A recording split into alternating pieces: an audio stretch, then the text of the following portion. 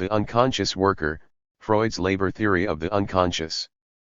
Paraphrasing Foucault's notion of power knowledge, one could say that psychoanalysis from the very outset circulated around the nexus of power enjoyment, and although Freud's early commentaries on the cultural conditions still unfold on the background of the opposition between nature and culture, he soon came to the Psychoanalysis 983 insight that relations of power and libidinal bonds form a continuum. 7. As Lacan occasionally remarked, the only discourse there is the discourse of enjoyment. In other words, production of enjoyment cannot be eliminated from any symbolic system, speech act, or social link. Abolishing this problematic surplus would ultimately require dissolving language altogether. For this reason, too, psychoanalysis cannot subscribe to political ideals such as liberation of sexuality or abolition of alienation, which are often associated with the popularist versions of Freudo-Marxism. Capitalism itself seems to have introduced its own version of such liberation through universal commodification, which, to repeat Marcuse's and Lacan's framing of the problem, gave rise to the regime of repressive desublimation and imposed enjoyment. No need to recall that this development had anything but delineating or liberating consequences for the subject. It may in turn have demonstrated the incompatibility of enjoyment and emancipation. Freud's etiology of neuroses comes with a reminder that socio-economic orders play a significant role in the genesis of mental illnesses. In writings such as Beyond the Pleasure Principle and Civilization and its Discontent, Freud most openly insists that the proliferation of traumatic neuroses is an inevitable collateral damage of capitalism. On the one hand, there is the evident etiological link between traumatic neurosis and two crucial aspects of capitalism, war and crisis. On the other hand, there is another aspect, which concerns the problematic capitalist organization of labor and enjoyment around the insatiable systemic imperative of production of surplus value and around the superego injunction to enjoy. 8. Seen in this light, traumatized organ-damaged subjectivity indeed stands for a social symptom. 9. Of course it would be wrong to envisage in traumatic neurosis an invention of capitalism, but its technological and economic development seems to enforce rather than reduce cultural traumatism. Recall the grotesque figure of prosthetic God that Freud introduces in his discussion of the modern cultural malaise. 10. In contrast to Homo economicus, this strong, greedy and self-loving subject propagated by economic liberalism and neoliberalism, psychoanalysis accentuates the weakness of the human subject, whose artificial organs barely camouflage its incomplete and alienated nature. Lacan went further in this critical direction, recalling that the ultimate point of alienation remains anchored in the abstract and virtually endless character of labor. It is true, then, that work gets rid of thinking, calculating and even judging. It knows what it must do. This is its definition. It presupposes a subject that is der Arbeiter. Lacan evokes here the controversial German conservative Ernst Jünger and his 1932 volume The Worker, but he equally targets the ideal worker, the one Marx made the flower of capitalist economy.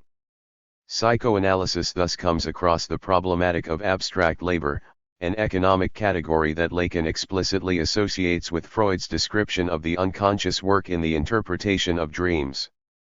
As structural being, that is, as personification of an economic. 984.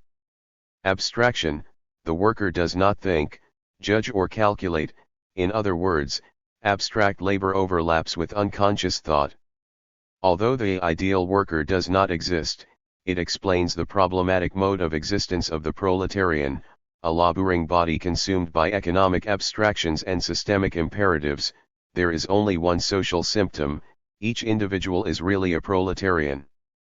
The proletarian overlaps with the subject of the unconscious, or, to be more precise, with the subject of the capitalist unconscious, since Freud and Lacan do not postulate the existence of a transhistoric or transcultural unconscious.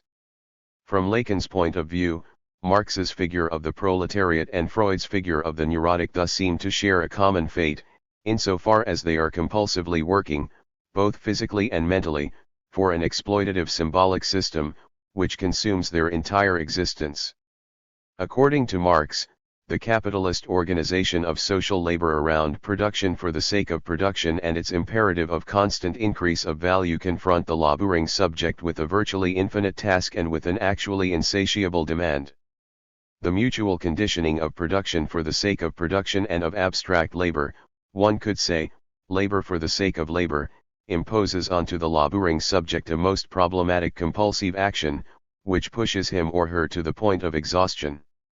In his analysis of production, Marx indeed came across a parasitism of the infinite on the finite. 11 In Freud, a homological problematic is at stake, but in order to evaluate the scope of this homology, it is necessary to give full weight to the notion of Arbeit. The latter is indeed an underestimated concept in Freud, overshadowed by more evident fundamental concepts such as unconscious, drive or pleasure. However, by adopting the notion of labor, Freud amounts to a double philosophical thesis, which resonates well with Marx. First, the equation of thought and labor. In the interpretation of dreams and other founding works, intellectual operations such as condensation and displacement or visualization of thought material are described as productive labor. The aim of these processes consists in producing pleasure for the sake of pleasure. This implies that at a certain level thinking no longer pursues the intellectual ideals formulated by philosophy throughout history. Thinking involves an activity, which serves no purpose. Our mental activities pursue either a useful aim or a direct gain in pleasure. In the former case, what we are dealing with are intellectual judgments, preparations for action or the conveyance of information to other people. In the latter case, we describe these activities as play or fantasy. What is useful is itself only a circuitous path to pleasurable satisfaction. 12. The psychoanalytic aim is not to delimit useful intellectual activities from useless fantasy, but to show the wide-reaching consequences of their intertwining or indistinction, the mobilization of thought, that is, of mental work, and more generally of discourse for producing surplus enjoyment.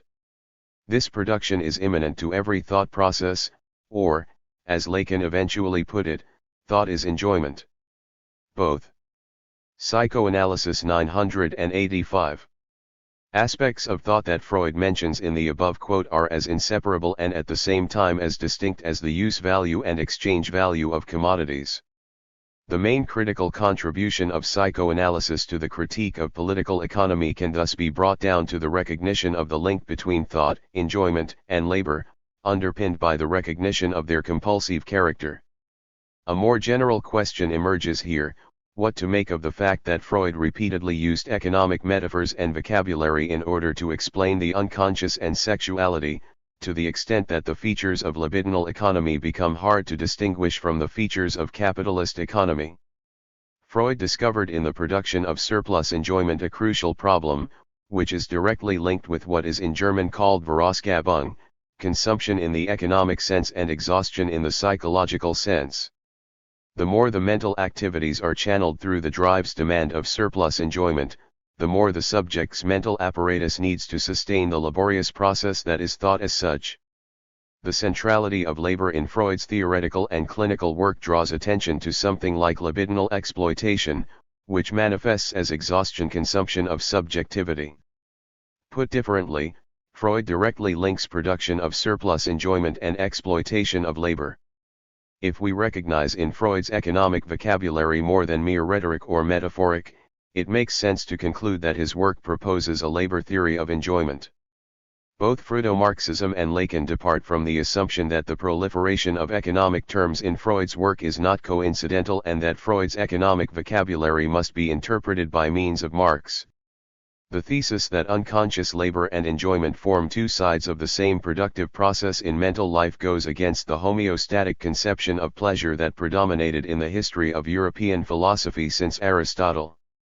In Nicomachean Ethics 13, Aristotle famously equated pleasure with the state of rest, in which presumably no bodily or mental excitation takes place, hence a state of homeostasis, conceived as an ideal, to which human beings must aspire and conduct their actions accordingly. Aristotle depicts the divine immovable mover as the ultimate example of such a pleasurable state without any need that would imply a lack and require satisfaction. Human pleasure too presumably tends toward this ideal homeostasis, when humans act in accordance with the right measure. In Aristotle's ethical scenario, pleasure is understood as an affect accompanying the satisfaction of needs and signals the renewal of homeostasis, the decrease of tension caused by the manifestation of a physiological need or a symbolic demand. The problematic of surplus enjoyment and the compulsive character of unconscious labor clearly have no place in this scenario. Freud focused on two tendencies in the mental apparatus, desire and drive, which directly contradict the Aristotelian assumption of right measure and which explain constant tension in the mental apparatus, the uninterrupted process of unconscious labor and the striving of mental activities toward production, not simply of pleasure, but of increase of pleasure. The movement of desire is sustained by the metonymy of lack, here every object comes as disappointment and 986. Failure and cannot live up to the task of fulfilling desire. The movement of the drive, on the other hand, is sustained by the metaphor of surplus, here an object fixation is at stake, the object of satisfaction has been found and the drive cannot get enough of it, always demanding more, but in an entirely different way from desire. For desire every object comes with a lack, which directs desire to another object, whereas for the drive there is only one surplus object, which stands for the ultimate materialization of enjoyment. Desire and drive each demonstrates in its own way the impossibility and the fictitious status of ideal homeostasis, and, moreover, in contrast to the Aristotelian right measure, each outlines two scenarios, which demonstrate the unmeasure of pleasure. The capitalist vicissitude of the drive. A return to Marx. In contrast to a supposedly natural instinct such as hunger, the satisfaction of which is rhythmic rather than constant, and whose demand appears and vanishes, the drive never ceases to demand pleasurable satisfaction. An instinct comes as one-time impulse, while the drive is a constant force. The former pursues goals that can be described in terms of self-preservation of individual or organism, and therefore assumes the appearance of an entirely natural force.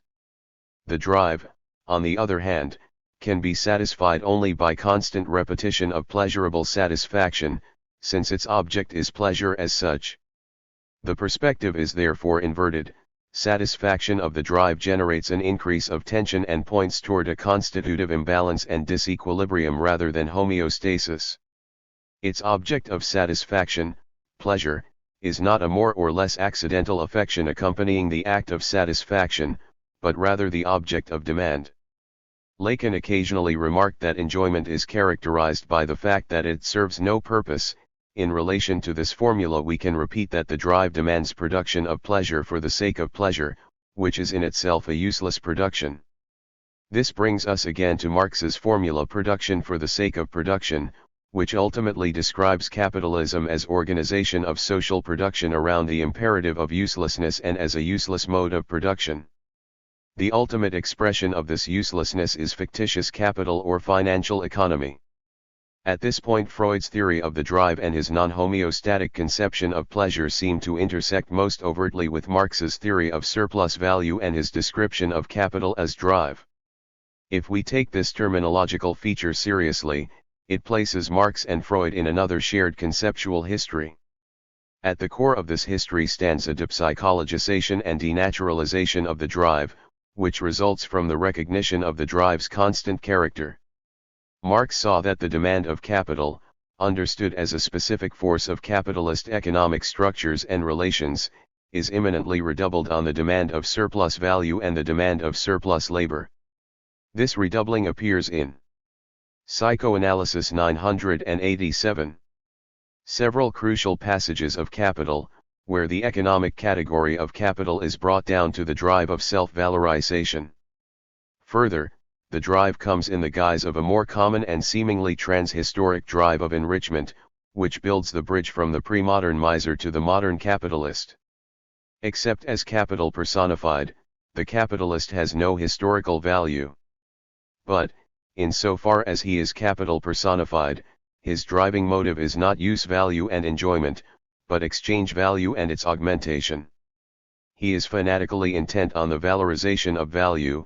Consequently he ruthlessly forces the human race to produce for the sake of production.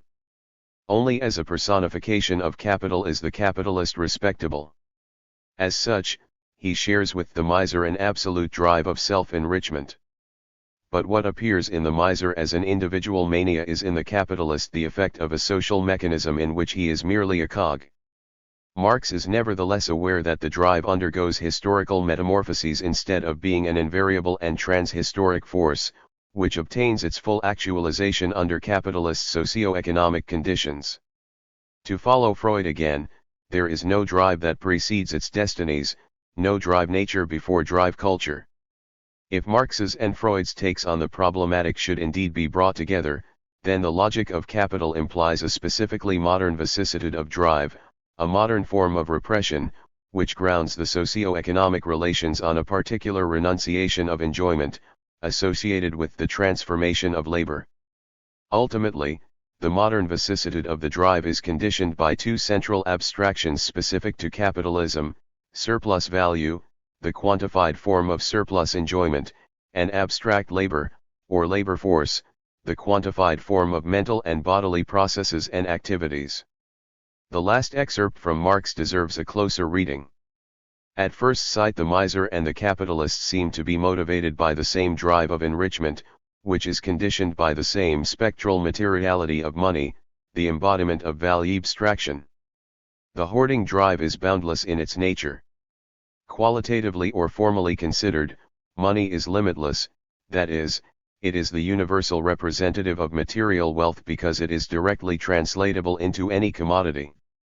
But Marx exposes a fundamental difference in both logics of the drive, even though they depend on the same monetary abstraction. This absolute drive of enrichment, this passionate chase after value, is common to the capitalist and the miser, but while the miser is merely a mad capitalist, the capitalist is a rational miser. The restless augmentation of value, which the miser seeks to attain by saving money from circulation, is achieved by the more acute capitalist by means of throwing money again and again into circulation. From the modern, capitalist perspective, avarice appears as madness, while in the pre-modern, non-capitalist modes of production it follows an economic rationality. In the closed world of pre-capitalist modes of production, which knows no surplus value, the restless augmentation of value can economically only be 988. Achieved by means of evacuating money from circulation.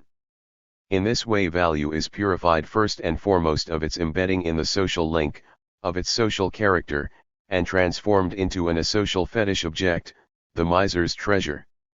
In the infinite universe of capitalism, in contrast, the question is no longer how to liberate money but how to set free its creative potentials. 15 Hence, Marx's talk of Vermehren, procreation, in relation to money, once transformed into capital, money finally obtains its procreative force, Zugangskraft. The image of self-engendering value, the appearance of value as an automatic subject, is what finally characterizes the three stages of economic fetishism: commodity fetish, money fetish, and capital fetish.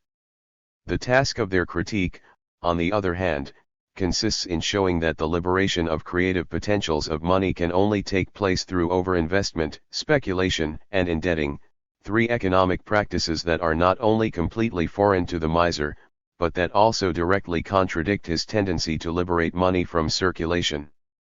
The miser can therefore never become a capitalist, and his treasure can never transform into capital no matter how much wealth he accumulates. The drive is here internalist, restricted to the body and the mind of the miser, and therefore appears as purely psychological force. The virtual infinity of the drive is restricted by finitude also in the sense that the miser is driven by a concrete object fixation. Money may be an abstraction, but in avarice it still anchors the drive in some kind of empiricism, which motivates the miser to evacuate money and valuable metals from circulation, to save them from bad exchange. Again, the infinity is finalized, restricted to the miserable finitude of miser. The latter may be a hostage of his treasure and subjected to the fanaticism of his drive of enrichment, but one could equally say that the treasure and the drive of enrichment are hostages of the miser's finitude. A double parasitism is at work, that of infinity on finitude and of finitude on infinity. The capitalist, on the other hand, stands entirely on the side of speculation. Value is here finally freed from its empirical anchoring and appears to become an automatic subject, which can generate more value without the mediation of social labor or other forms of organized exploitation. The capitalist's drive is no longer fixated exclusively on money and other objects of value, but rather takes value, more precisely the surplus of value in all its abstraction, as the exclusive object of its insatiable demand. The economic sphere is no longer destabilized through withdrawal of money, as in the case of the miser, but through the imperative of overproduction, the ultimate expression of which is again financial economy. Production for the sake of production or overproduction is the main modern economic invention. There is no capitalism without this immeasurable and useless production and, consequently, without the transformation of treasure into capital and the accompanying metamorphosis of the drive of enrichment into the drive of self-valorization.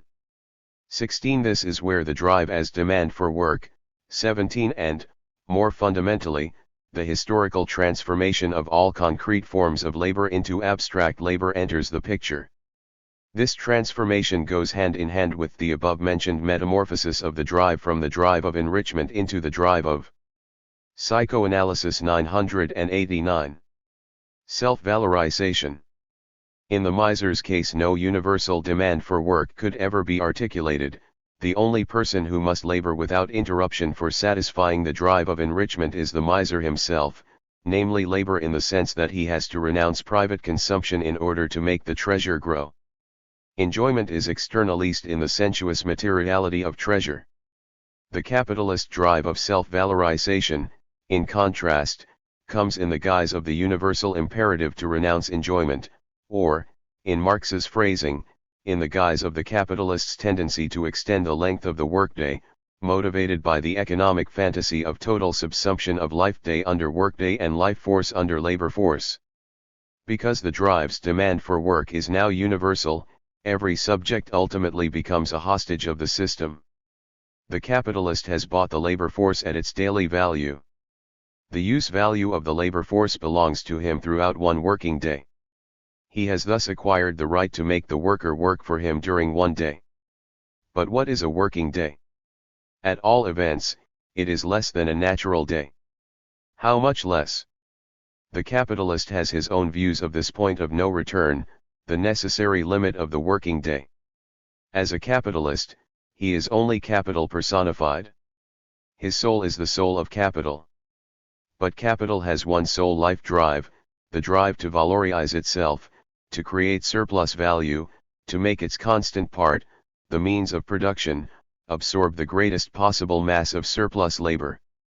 The capitalist cannot be considered a subject, because the latter is defined by the fact that, by entering the economic act of exchange, that is, by selling his labor force, he is transformed into an object, the capitalist's private property. If the worker consumes his disposable time for himself, he robs the capitalist. The selling of labor force follows a compulsive law, which places every subject in the position of debtor toward the capitalist system as a whole. By selling their labor force, the laborers owe their existence to capital. Behind the ideological quadrivium of freedom, equality, property, and Bentham, Marx reveals a radical asymmetry, which ultimately blurs the difference between commodity exchange and exploitation. Moreover, when Marx compares capital with the life drive, one cannot but think of Freud's eros, or the drive of self-preservation, which in Marx's framework openly assumes the destructive features of thanatos, or the death drive. The survival of capital as drive of self-preservation inevitably implies the death of the subject, its consumption exhaustion.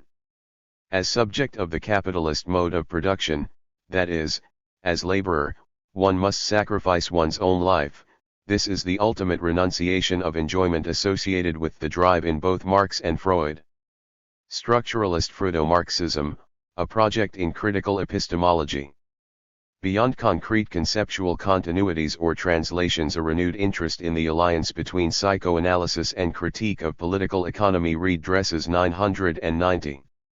The more general question of whether Marx's critique and Freud's clinic have a shared epistemological framework. Lacan's response to this question was affirmative. His thesis on the homology of surplus value and surplus enjoyment questions the usual division of labor between psychoanalysis and critique of political economy in accordance with dichotomies such as individual, society, mental, social and personal, political. Lacan's epistemological take envisages beyond these oppositions a structural problematic that the psychoanalytic hermeneutic of social phenomena or the Marxist hermeneutic of mental phenomena failed to address. Lacan is interested less in the manifold of analogies, similarities, and parallels, as well as the differences between individual and society than in the structural continuum, which precedes and sustains the two registers in question. Hence, for instance, the double meaning of the term discourse in Lacan, which designates both the structure of speech and the formal matrix of social links 18 by focusing on the structural gray zone in between the individual and the social.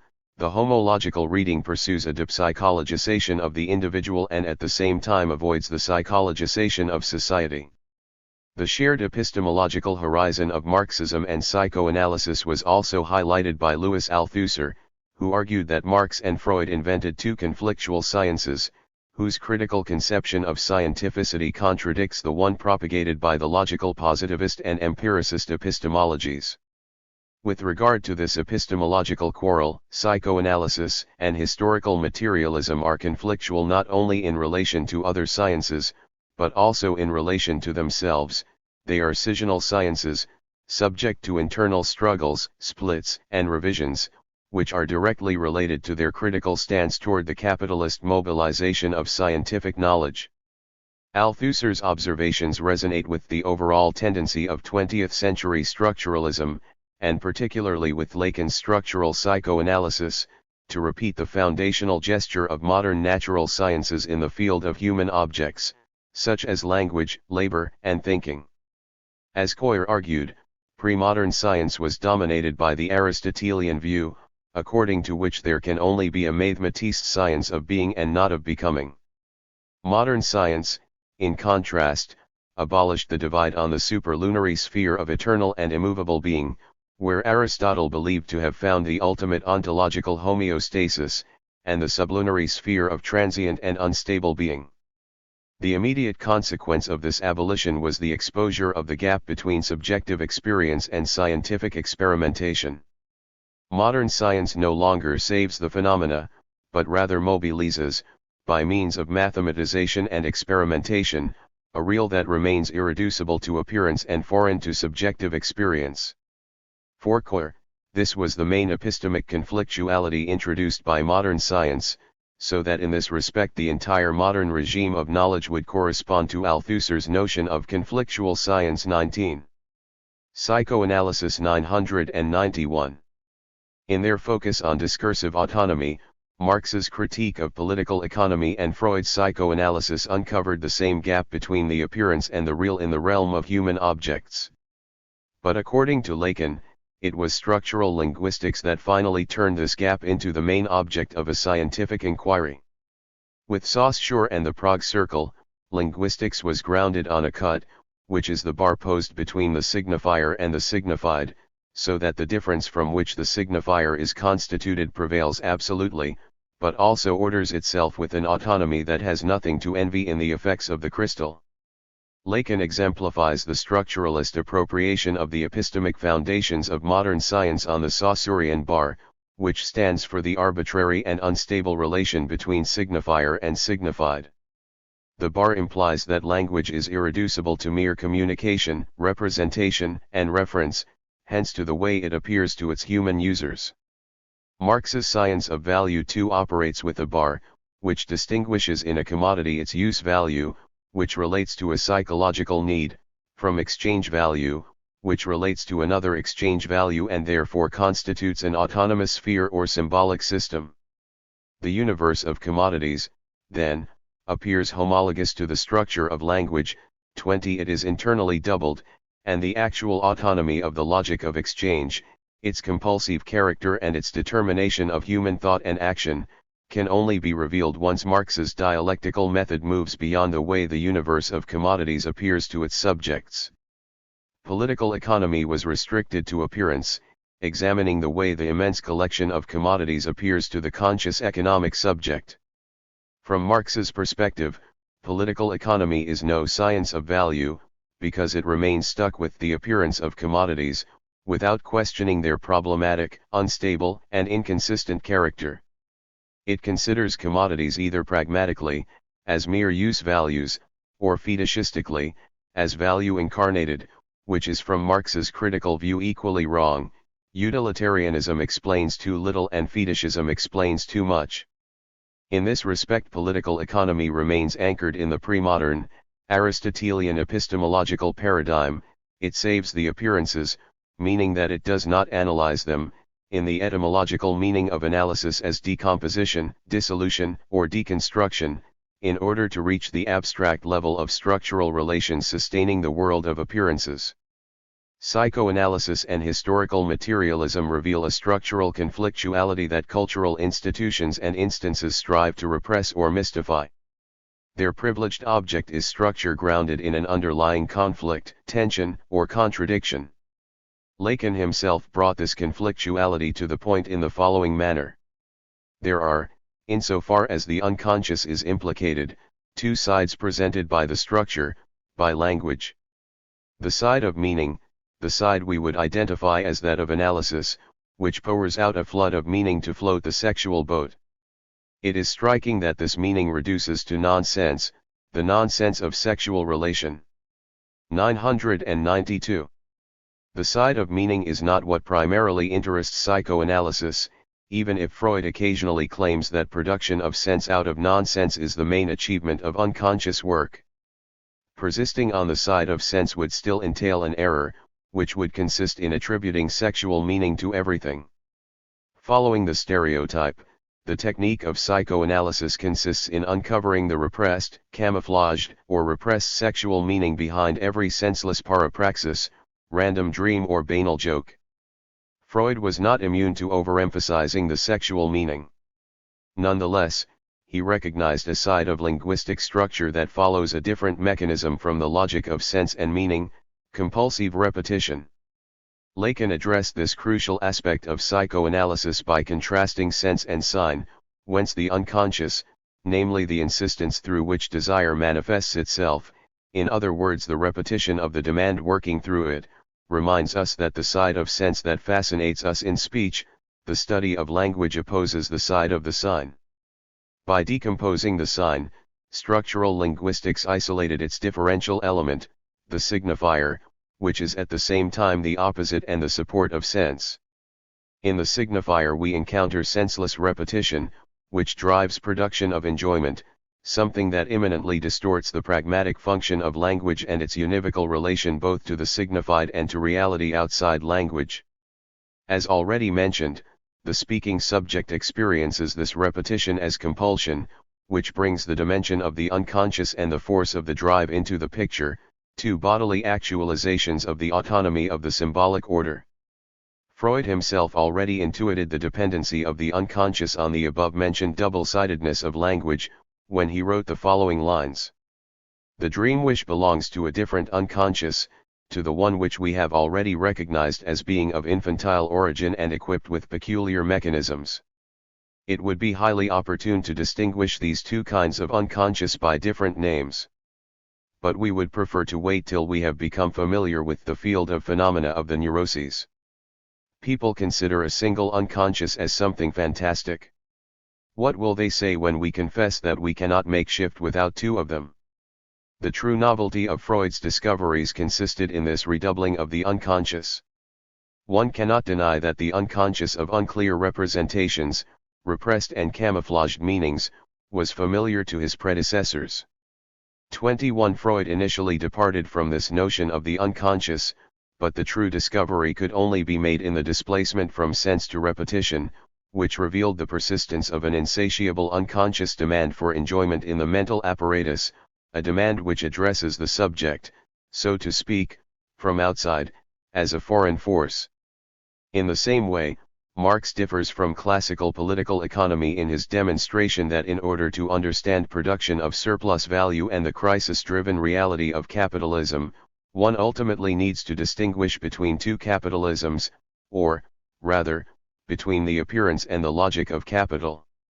As already discussed, the point of departure for this differentiation is the gap between use value and value, which stands at the very beginning of the first volume of Capital and Psychoanalysis 993. Which shows that Marx indeed grounded his critique on a structural problematic that would become omnipresent in the 20th century humanities. In addition, Marx's mobilization of the problematic of the drive is the ultimate expression of this distinction between two inseparable yet entirely distinct faces of capitalism. To return to Adorno's comment on psychoanalysis, in Marx, too, nothing is true except the exaggerations. Instead of a conclusion, analysis as cultural work. In his later years, Freud extensively focused on the theoretical and clinical deadlocks of psychoanalysis.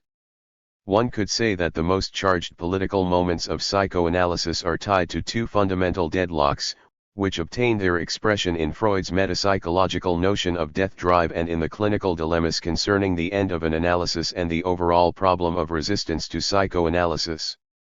In a famous passage, Freud spelled out the clinical task of psychoanalysis in the following manner: where ID was, there the ego shall be. It is cultural work, not unlike the draining of the Zuiderzee. 22. Freud's comparison of psychoanalysis with the Dutch reclamation of land is only partially successful, for what is at stake in analysis is not a taming of natural instincts or cultivation of some aggressive libidinal nature, but a transformation within culture. The analytic work first and foremost transforms the psychic conflict that forced a person to undergo analysis into a new conflict, which consists in the effort of analysis to work on the resistance to change of established libidinal structures and modes of enjoyment. One could argue that what takes place during the analytic process is indeed organization, an ongoing effort in mobilizing the analysand's mental work, hitherto consumed to sustain an exploitative libidinal economy, the mechanism of repression and the consumption of being that this logic of enjoyment inevitably entails. According to Freud and Lacan, psychoanalysis as clinical practice must orientate the analysand to work on structure, and in this respect its goals indeed stand in conflict with the various popularized psychotherapies, such as cognitive behavioral therapy, which begins with a thorough privatization of symptoms without addressing their broader socio-economic conditioning. In its theoretical aspects, Freudo-Lacanian psychoanalysis can be understood and mobilized as a crucial chapter in the broader history of critical thought, since it openly confronts culture with its imminent deadlocks. In this respect, psychoanalysis can participate in establishing the conditions of emancipatory cultural work. Psychoanalysis addresses the analysand with its own demand for work. Freud named this work imperative working through, understood as work on resistance to the progress of the cure. 23. In this framework, the crucial psychoanalytic problem concerns the fact that resistance is not simply psychological, localized in the analysand, but also constitutive of social structures and institutions. In a way, Freud understands culture as organized resistance, and what psychoanalysis ultimately confronts in its clinical practice is resistance, or primary resistance, which precedes every counterforce and which manifests as structural inertia and as libidinal fixation of the drive. As cultural work, hence as organized mental work on structures that condition the analysand's illness and whose character is always already social, analysis must become more than mere opposition to resistance against the exploitative libidinal economy imposed by capitalism, hence more than resistance to resistance.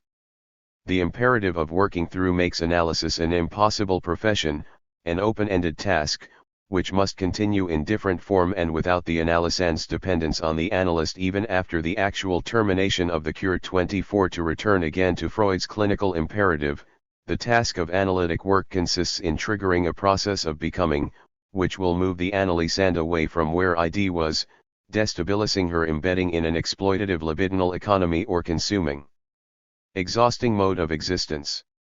Rather than proposing a ready-made therapeutic solution, psychoanalysis contaminates the analysand's life with a new conflict, where the existing psychic conflict consumed the entirety of the analysand's mental work.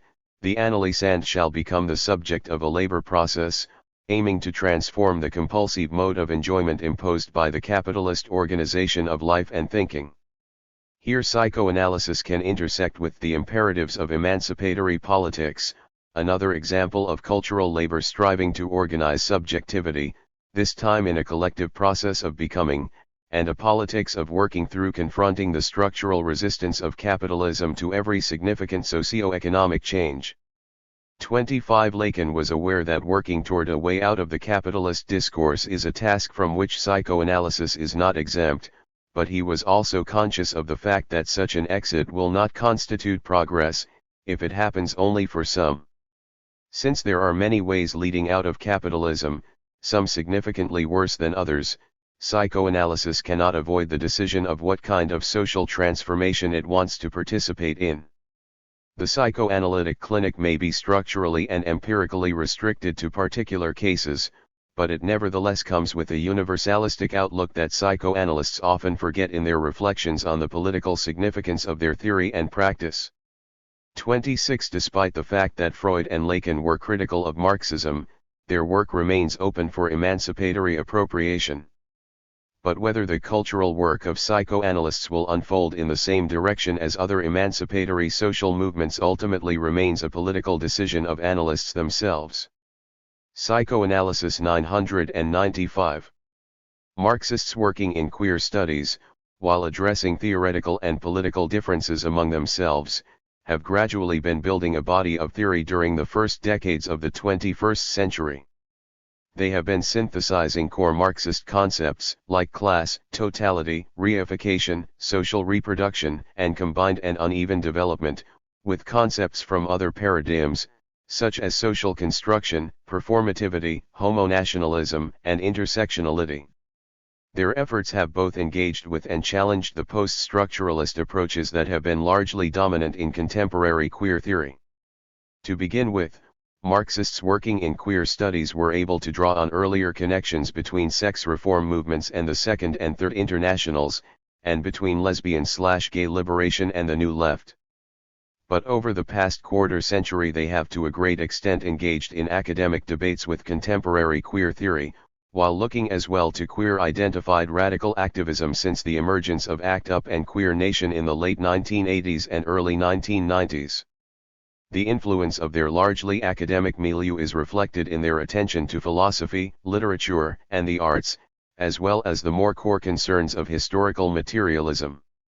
They generally share a broad social constructionist approach to sexuality and an aversion to economic reductionism.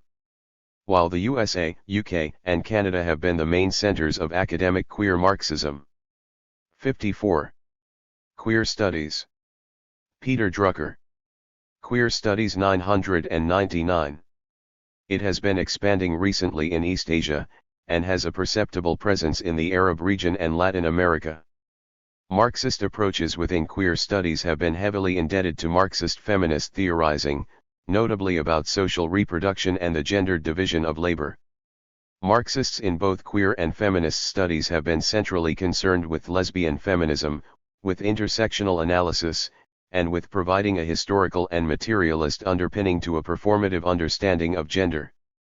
Queer Marxist understandings of gender have been increasingly inflected by a focus on transgender, intersex, and genderqueer lives and struggles.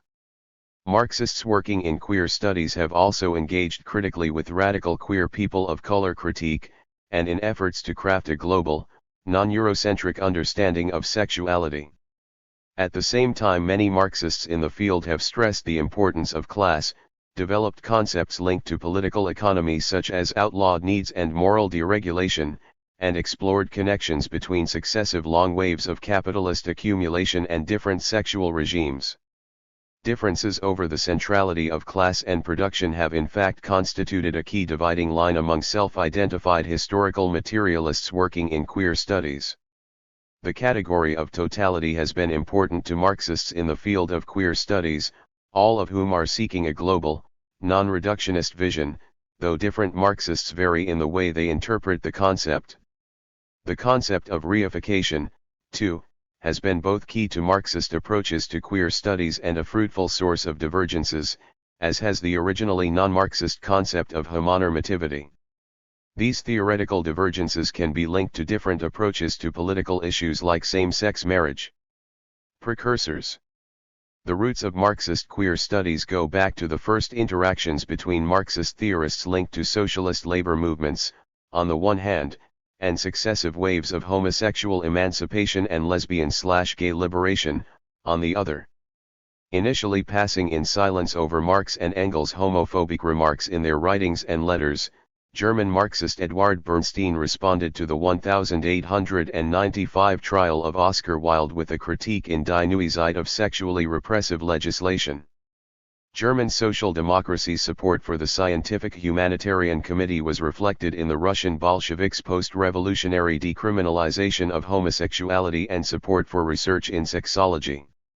In the absence of an autonomous homosexual movement, Russian Marxists devoted little sustained theoretical attention to homosexuality, but the pioneering theorist of sexuality Alexandra Kollontai largely set the tone for international Marxism in the 1920s with her rejection of anti-homosexual repression and prejudice 1000. The Stalinized communist movement made a sharp turn towards anti-homosexual attitudes in the 1930s.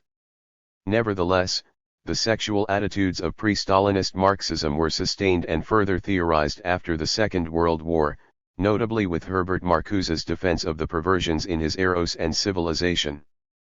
By far the outstanding work produced by the Freudian left, this book coined the concepts of the performance principle, surplus as opposed to socially necessary repression, and repressive desublimation. It not only was an inspiring text for lesbian/gay liberation during the period of the New Left, but has also continued to influence some of the Marxists working in queer studies today. The near-simultaneous rise of New Left Marxism and of lesbian/gay liberation in the 1960s and 1970s resulted in a new flowering of lesbian/gay Marxist theory. This was as notable in Latin America, where Marxism had a strong presence and lesbian/gay liberation took off in several countries, as in imperialist countries. Round ups of gender and sexual dissidence in Cuba's UMAP camps and other forms of discrimination provoked soul-searching among lesbian/gay Marxists, but lesbian/gay interactions with the Nicaraguan Sandinista Liberation Front, the Brazilian Workers' Party and the much smaller but disproportionately influential Mexican Revolutionary Workers' Party were more positive. These led to significant theoretical results, often published in English by North Americans campaigning in solidarity with Latin American struggles. In Nicaragua, for example, activists challenged the FSLN's early intolerance both internationally and from within, with a significant measure of success. In Brazil, the anti-lesbian/gay attitudes of Guevarist guerrilla groups in the 1970s gave way to more positive approaches in the PT. These experiences fostered further Marxist theorizing on sexuality in both the Americas and Western Europe. However, greater resources and less severe repression gave an advantage to lesbian/gay Marxists in imperialist countries, such as Third World Gay Revolution in New York and Chicago. The London Gay Liberation Front and the journal Gay Left were particularly stimulating for theorizing. In the 1980s they yielded such work as David Fernbach's account of the uniqueness of lesbian/gay identity under capitalism, which laid out a Maoist-influenced National Front strategy for social, sexual, and ecological transformation. Italian Mario Mili produced a pioneering and idiosyncratic book, remarkable for its championing of transavistism and its psychoanalytically inspired defense of schizophrenia, which drew both on the strength and theoretical originality at the time of the Italian far left and on Mili's activism in the London GLF. Later, Jamie Goff and Mike McNair's central focus on sexual fetishism anticipated 21st-century queer Marxist work. In the USA, John D'Amelio's seminal essay Capitalism and Gay Identity, linking free labor under capitalism to identity formation, was widely and lastingly influential. D'Amelio's article dovetailed with the work of other Queer Studies 1001 historians in showing that modern gay identity, as opposed to other forms of same-sex desire and practices, originated only in the 19th century. It used this argument to challenge the strategies of the emerging lesbian/gay rights mainstream and to link lesbian/gay liberation to anti-capitalism. David Evans, while recognizing the importance of D'Amelio's focus on the labor market, emphasized the role of commodities in the material construction of sexuality through consumerism, and the especially objectifying character of masculine sexualities. As the field of lesbian/gay history began to establish a solid infrastructure in the course of the 1980s, explicitly historical materialist contributions had a respected place within it. The still significant influence of Marxism was also manifest in several studies of the sociology of class within lesbian/gay communities. Geoffrey Escoffier gave a perceptive account of how the expansion of gay commercial scenes had segmented LGBT communities by class, race, and gender, while Steve Valecki showed how the emergence of gay identity and the rise of lesbian/gay movements were inflected along class lines. The transnational turn in LGBTQ studies towards the end of the 20th century prompted Marxists to move beyond the focus on imperialist countries that had characterized much of their work in the 1970s and 1980s. My own introduction and conclusion to the anthology Different Rainbows, for example, provided an early exposition of the combined and uneven social construction of sexuality and of an anti-Eurocentrist, anti-imperialist sexual politics. As queer theory spread and became increasingly hegemonic in lesbian/gay studies in the course of the 1990s, some Marxists responded with skepticism or outright hostility. Teresa Ebert and Donald Morton, for example, were scathing in their dismissal of queer theory's contributions. Their articles had a keen eye for its idealist failings and for its roots in the changing political economy of neoliberal capitalism. A later Marxist work like Wolf, too, made a stern critique of queer theory as well as of queer-identified activism. By the early years of the new century, however, dismissal increasingly gave way among Marxists to efforts to forge a new queer Marxism, engaging more deeply with queer theory while trying to avoid its idealist and postmodernist pitfalls. Marxists working in queer studies cannot escape the reality that historical materialism became an embattled minority paradigm in the field. Many felt compelled to engage and dialogue with queer theory that is rooted in more post-structuralist approaches, even as they dissent from its post-structuralist assumptions. Queer Marxism. Marxist queer studies, strictly speaking, is a 21st-century phenomenon. It is not a product of the strength of Marxism in politics or social movements. Marxist theorists in the field are in fact strongly critical of the current course and leadership of the largest LGBT organizations, almost without exception. Rather, 1002.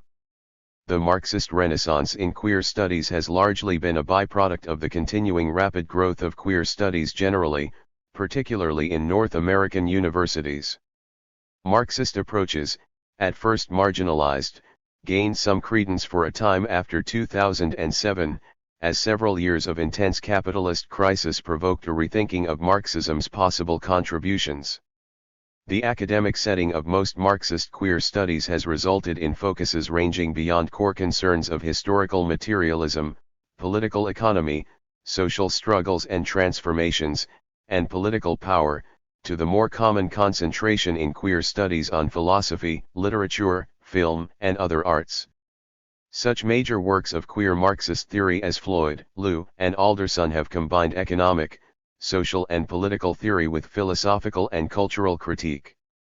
Other works have focused entirely on cultural criticism, introducing Marxist concepts more or less in passing and among others. Matthew Tinkham, for example, has used Marxist concepts to analyze camp films as a mode of intellectual production that allowed gay men to design their own relationship to labor. Elissa Glick has used Marxism to explore queer dandyism from Oscar Wilde to Andy Warhol.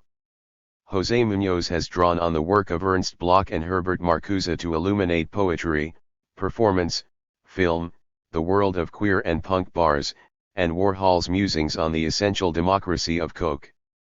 He explained his interest in Marxism as a search for new thought images for queer critique, different paths to queerness. The academic foundations of Marxist queer studies may also help explain its geographical concentration in the USA and other English-speaking imperialist countries, despite queer Marxist solidarity and dialogues with activists in other parts of the world. Canadian historian Gary Kinsman's work pioneered a specifically queer historical materialism that drew on Antonio Gramsci for the concept of heterosexual hegemony. Rosemary Hennessy's Profit and Pleasure was a key early text of queer Marxism, though somewhat atypical because of its particularly strong critique of the queer theory of the 1990s. Later in the 21st century, Alan Sears, Kevin Floyd, Holly Lewis, David Alderson, and I produced significant queer Marxist works.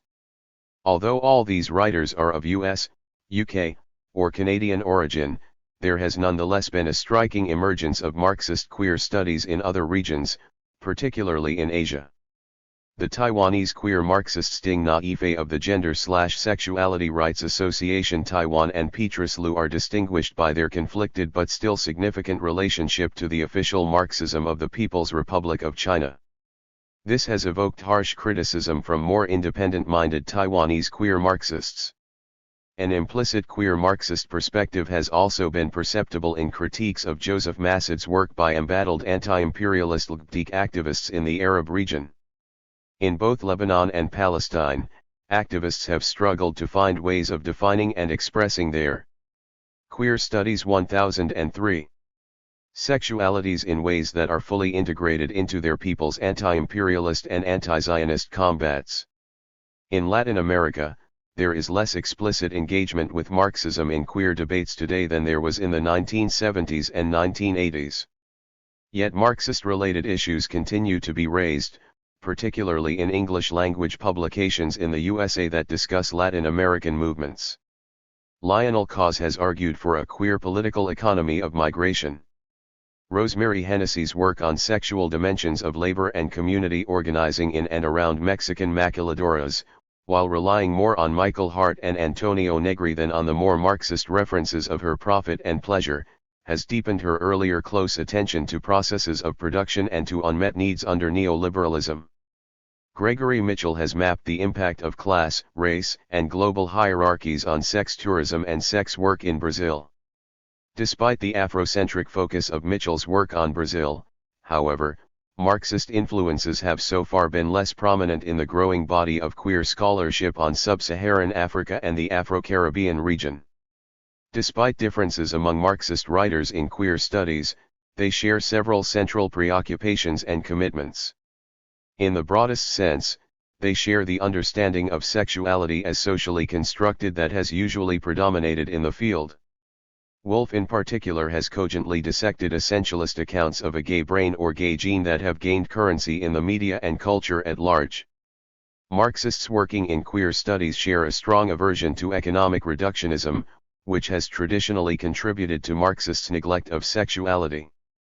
Hennessy has drawn on both E. P. Thompson and on Louis Althusser's concept of overdetermination, evidence of a broad openness to different Marxist schools characteristic of other Marxists in the field, in exploring the ways in which sexuality permeates and is in constant interaction with a complex and contradictory social totality. Some Marxists in queer studies, conceiving of sexuality as part of culture and ideology, have questioned Marxism's traditional consignment of culture and ideology to the superstructure. My work, by contrast, has drawn on Michel Foucault's argument that the very concept of sexuality is a historically recent and unique amalgam of biological reproduction, social reproduction, kinship, eroticism, and romance, contending that some of these elements are integral components of social relations of production and reproduction. Gender. Marxists in queer studies all acknowledge their indebtedness to Marxist feminist theorists who since the 1970s have been 1004. Emphasizing the conjoined centrality of class and gender. Attention to Marxist feminism in queer studies has been reciprocated by Marxists' growing interest in queer approaches within feminist studies. Cinzia Arruza, for example, is one recent exploration of Marxism and feminism that pays particular critical attention to the contributions of queer theory. Hennessy has provided a far-reaching synthesis of lesbian feminism with Marxism, following in the path Charlotte Bunch sketched out when she called in a speech to a 1975 socialist feminist conference for a commitment to class struggle. In keeping with Gail Rubin's classic Marxist-influenced essay The Traffic in Women, Hennessy highlighted lesbians' special stake in resisting rape, sexual harassment, and male trafficking in women in the broadest sense. Drawing on Miranda Joseph's discussion of the performative as a dimension of production and consumption, Floyd showed how Judith Butler's concept of performative gender should be historicized, as a form of gender that emerged due to changes in early 20th century capitalism. Shifting from the earlier, 19th century emphasis on manhood and womanhood, performative constructions of gender have been defined more by patterns of consumption, dress, and everyday behavior, linked to engineered production and engineered desire inducement. Different Marxists in queer studies rely on different feminist founding mothers, however. I, for example, have relied more on Iris Young and Johanna Brenner's emphasis on the gendered division of labor. I have argued that the gendered division of labor has combined with the growing emphasis since the late 19th century on desire and romance to lay the foundation of the pervasive heteronormativity now central to the capitalist order. The gay normality that has grown up since the 1970s, I have contended, has integrated a layer of gay men and lesbians into the heteronormative order while at the same time reinforcing their structural subordination within it. Holly Lewis has built more on Lisa Vogel's work on social reproduction theory. Lewis' queer, trans-inclusive reading of social reproduction helps in particular to explain many men's rage at lesbians and trans people, open lesbians, together with trans people who transition away from their originally assigned female gender, are the people who most flagrantly rebel against women's assigned task of caring for men. Marxists in queer studies have generally welcomed the rise of the intersectional analysis pioneered by African American feminists Kimberly Crenshaw and Patricia Collins. Marxists have however been more enthusiastic about intersectionality in some cases than in others.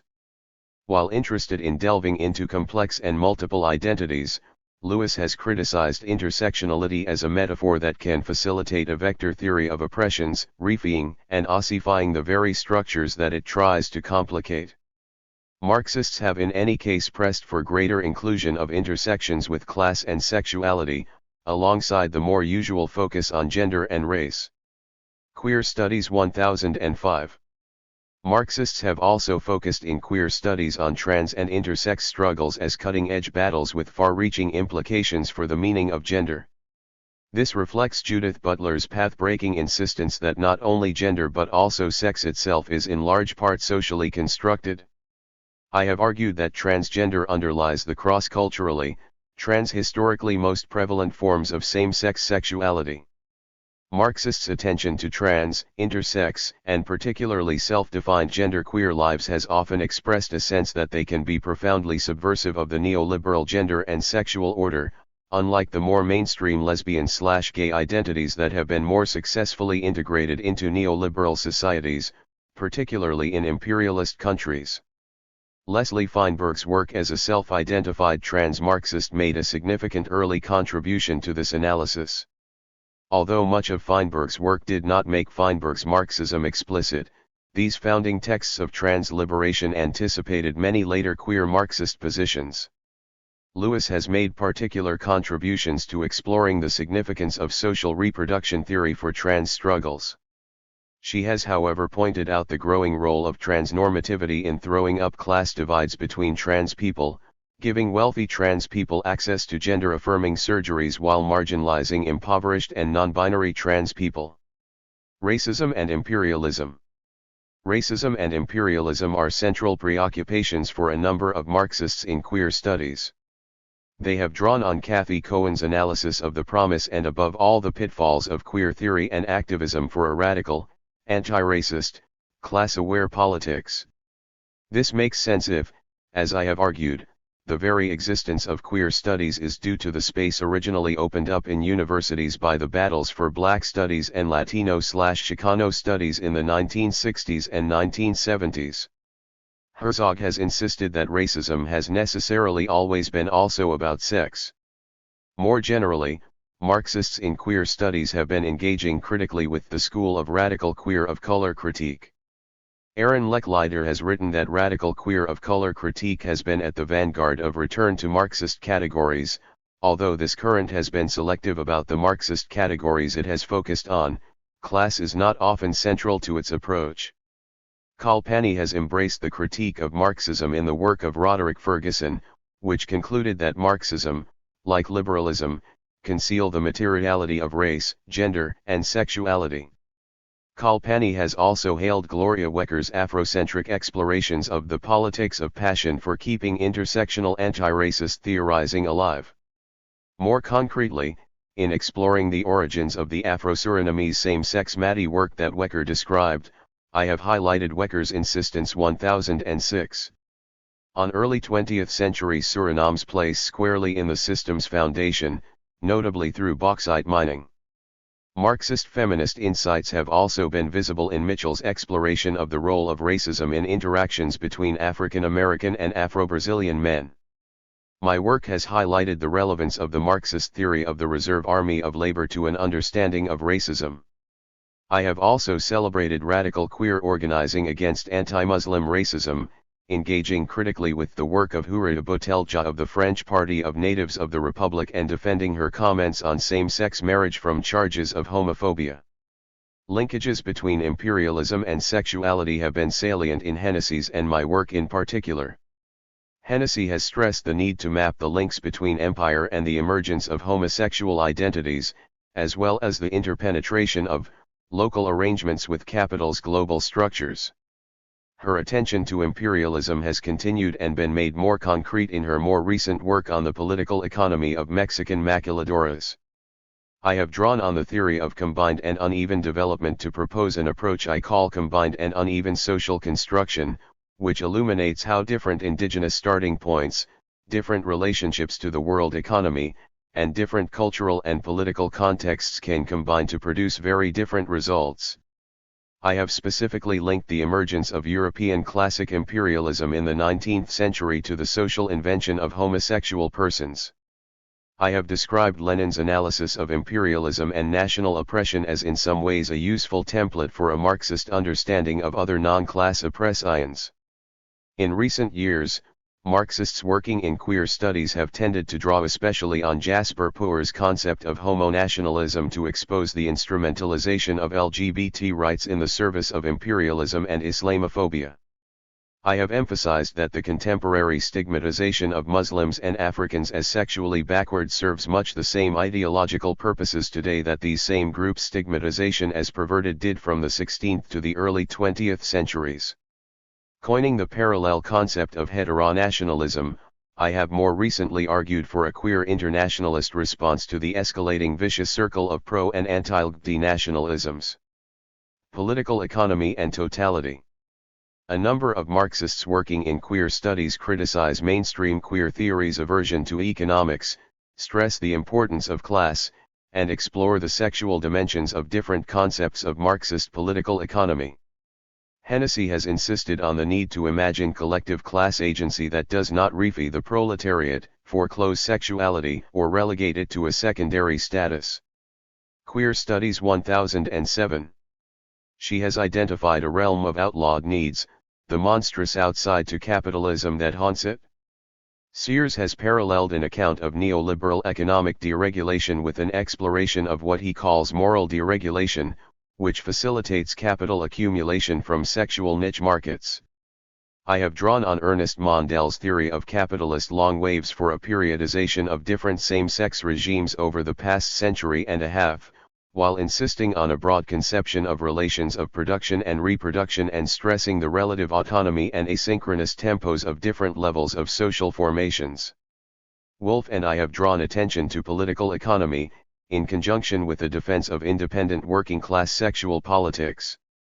Both books are attempts at primers of radical sexual politics. I have advocated both bringing a working-class, feminist, anti-racist perspective to sexual issues and queering class-based and other mass social movements, not only trade unions but also campaigns for housing and healthcare, as well as the political left. People who identify as Marxists are of course strongly critical of capitalism and neoliberalism. Strikingly, however, a Marxist frame of reference appeals to some people in queer studies who shy away from an emphasis on production and reproduction. Instead they insist on the primacy of culture and ideology in the study of sexuality. Critiques of Hennessy, Floyd, and my work. Matthew Tinkham has probably gone the furthest in this direction, by insisting that his book is not a Marxist treatment of Camp, since for him Marxism and Camp are simply two philosophical practices of modernity. Other Marxists are suspicious of what they see as an overemphasis on structural explanations, preferring to showcase the role of human agency. Kinsman, for example, has criticized my periodization of same-sex regimes as ultimately succumbing to economic determinism. Even in GLQ's special issue on the crisis, a high point of recent queer theory's attempts to engage with Marxism, many contributors seem to shrink from a full theoretical embrace of totality or a political commitment to a project of global transformation. To avoid any narrow economic determinism, Marxists in queer studies have deployed Georgy Lukács' category of totality to explore how sexuality is embedded in broader social power dynamics. Floyd in particular made a vital contribution to showing the relevance of the category to the study of sexuality. However, different Marxists have used different concepts of totality, perhaps reflecting the general suspicion of, or even hostility towards, the concept that Glick notes in contemporary theory. Hennessy and I have insisted on a vision of gendered capitalism as a coherent if deeply contradictory mode of production and reproduction. Floyd tended to warn particularly against the dangers of a conception of totality that would relegate sexuality to the superstructure.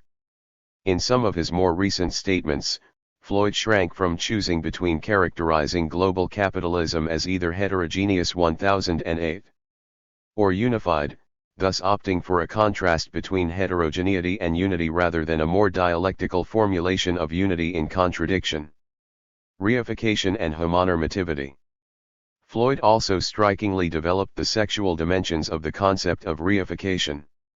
Drawing on historical analyses of the late 19th century invention of heterosexual and homosexual persons, he has pointed out the particular reification of gender manifest in these supposedly scientific sexual categories. Today, Marxists note, male and female bodies are reduced to things to be obtained, like so many other fetishized commodities. Yet Marxists in queer studies have drawn out different implications from the concept of reification. Hennessy has deployed the Marxist theory of reification to critique queer theory, arguing that queer theory often reifies sexual identities by removing them from the material social relations in which they are grounded. She described these reified identities as increasingly functional to capital in an era of growing market segmentation. She called for a critical examination of all sexual identities, including the unlearning of our own identities. I have defended Marcuse's vision of sexual liberation as ultimately transcending identities, linking this vision with the general queer suspicion of fixed sexual and gender molds. Floyd initially dwelled on Lukács' late self-criticism for failing to distinguish adequately between objectification and reification. Yet in his desire to emphasize the political importance of the use of the body as a pleasurable means, Floyd ended up emphasizing reification's positive role in opening certain conjunctural, historically specific conditions of possibility for liberation. Alderson too has argued that capitalism is progressive for queers inasmuch as it renders sex profane, even if it is characterized under the conditions of the neoliberal diversified dominant by repressive incitement. Like Floyd, Alderson is attuned to what he considers the upside of reification. Marxists in queer studies seem united in embracing the queer critique of heteronormativity, homonationalism, cisnormativity, and transnormativity. I have treated Lisa Duggan's critique of homonormativity as a logical correlate of these other critiques, while insisting that an anti-homonormative politics should not judge people's personal choices. I have portrayed queer-identified lives as often implicitly if not explicitly in opposition to homonormativity. Citing New York Queers for Economic Justice as one example, I have suggested that queer radical activism is increasingly in opposition to the neoliberal order that underpins homonormativity. Lewis has disagreed, tending to see Duggan's concept as providing a theoretical rationale. Queer Studies 1009. For a moralistic, petty bourgeois queer normativity, politically useless and in no way intrinsically superior to the homonormativity it critiques. She has criticized queer milieus and groups whose organizational forms and tactics cut them off from masses of potentially anti-neoliberal working class and poor LGBT people. Different attitudes towards the concept of homonormativity are often linked to different political stances towards same-sex marriage. While critical of neoliberal arguments for marriage equality used by the U.S. Human Rights Campaign, Marxists in queer studies in general support marriage equality as long as the institution of marriage exists, and do not advocate abstaining from the political fight for the right to same-sex marriage. As Floyd argued, same-sex marriage is not inherently conservative or assimilationalist. However, Marxists in the field vary significantly in the degree of criticism that informs their support. Laura Kipnis has even drawn on Marx's analysis of the working day to portray adultery as a rebellion against the routinized, unfulfilling, dead reality of marriage as work and against the toxic levels of everyday unhappiness or grinding boredom in working-class lives under neoliberalism. I too have been strongly critical of marriage, highlighting pressures on same-sex couples to comply with norms for household stability, self-sufficiency, and respectability in the interests of neoliberal austerity. I have argued for a transitional approach to the issue that combines advocacy of equality with demands pointing towards the abolition of marriage. Lewis, by contrast, has argued for an analysis of the different functions of marriage among different classes, specifically opposing the notion that queer sex is inherently radical and anti-capitalist while working-class same-sex marriages are somehow counter-revolutionary. Wolf has been especially positive about same-sex marriage overall, stating that its legalization creates an obvious confrontation with the very idea that there is anything natural about the heterosexual nuclear family. Linkages between the critique of marriage and Marxist and feminist theoretical approaches to the state largely remain to be explored, since even the more critical Marxist discussions of marriage within queer studies rarely stress the ways that marriage as an institution is embedded in the state. Marxists will doubtless continue in the coming years to share key concerns of queer theorists and of others working in queer studies. They will be in harmony with other radicals in queer studies in rejecting the neoliberal present as, in José Muñoz's words, impoverished and toxic for queers. In particular, Marxists' engagement with anti-racist and anti-imperialist theory will doubtless continue, dovetailing with a widespread concern in queer studies.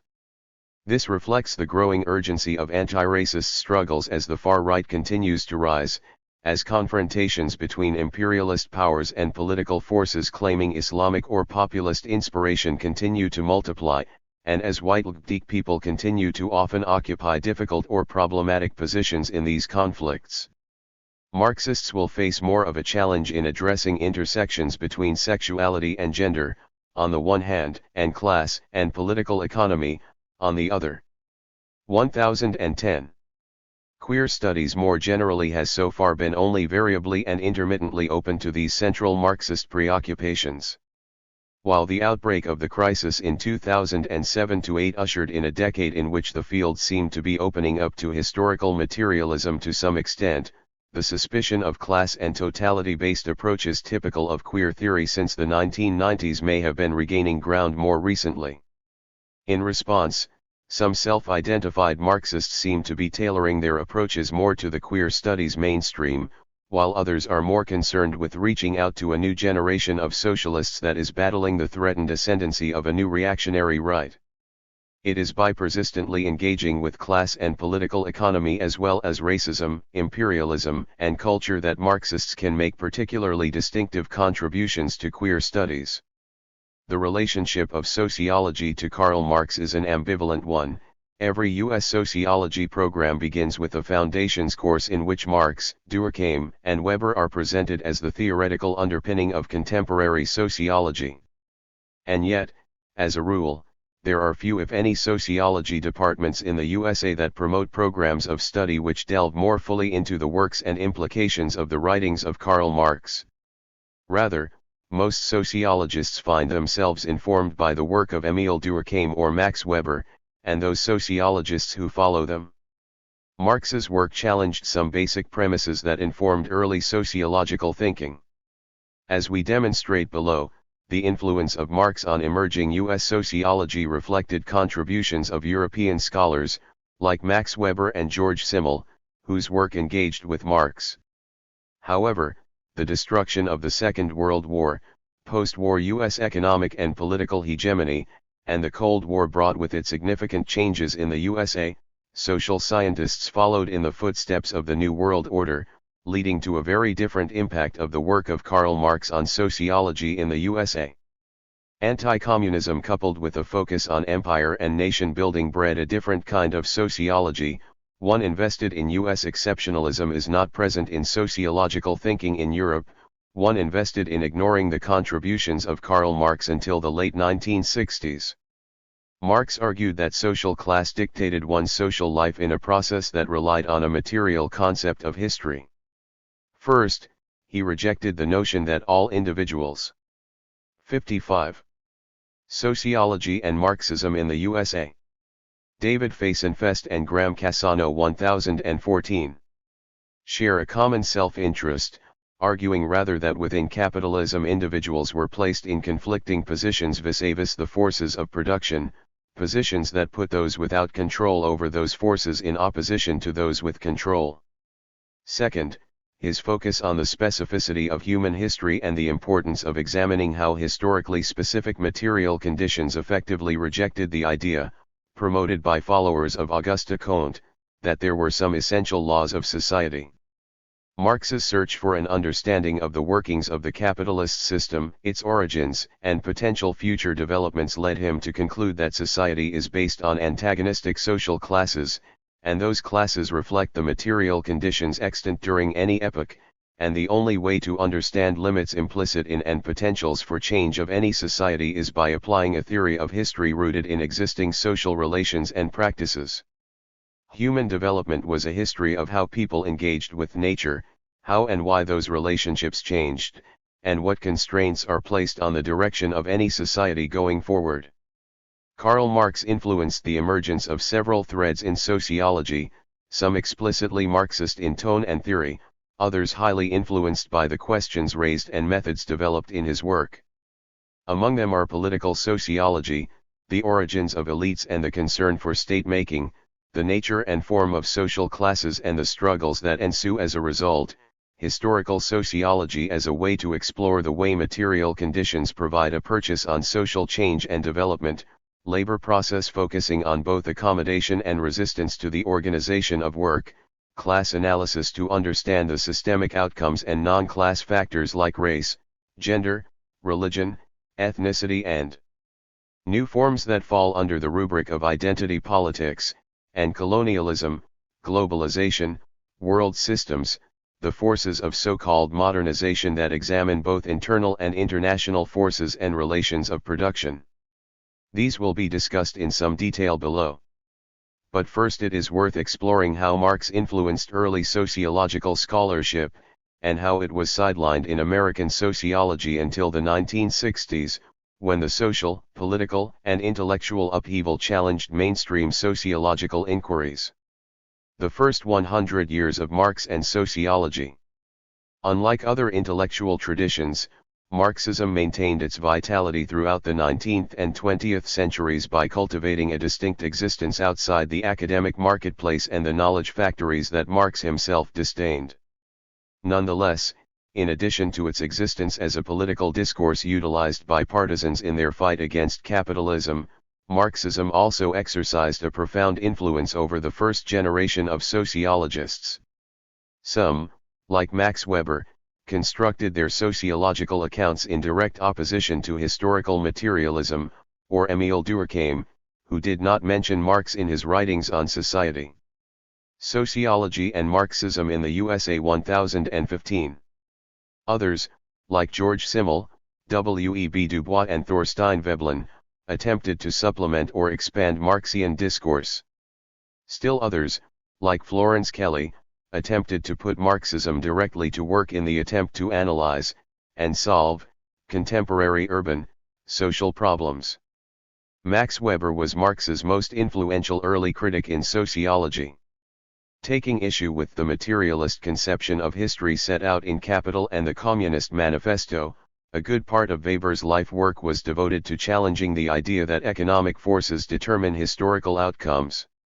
In particular, the Protestant ethic and the spirit of capitalism sets out to demonstrate that capitalism emerged as the product of symbols/ideals, and through material processes. As Weber saw social development, it was a contribution to the understanding of the manner in which ideas become effective forces in history. However, by underscoring the role of ideas in history, and thereby critiquing Marx's materialism, Weber attempted to steer clear of philosophical idealism as well. Ideas were no more determinative than material forces. Rather, Weber attempted to outline an interaction in which ideal forces become switchmen who merely determine the tracks along which action has been pushed by the dynamic of interest. In a sense, Weber's project can be seen as a corrective to certain interpretations of Marx's work, rather than an outright rejection of Marxism itself. As can Weber's revision of the Marxian notion of economic class as determinative. Weber takes direct aim at the Marxian idea that classes have common, scientifically determinable interests. Instead, he argues that such interests are shaped by social and communal relations, and by status processes, that are relatively independent from economic processes. According to our terminology, the factor that creates class is unambiguously economic interest, and indeed, only those interests involved in the existence of the market. Nevertheless, the concept of class interest is an ambiguous one.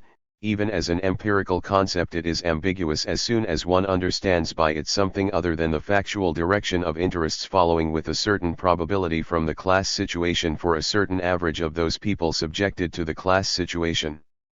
Anticipating the work of later Marxist labor historians, like E. P. Thompson, Weber argues that class interests depend upon the prior existence of a class community.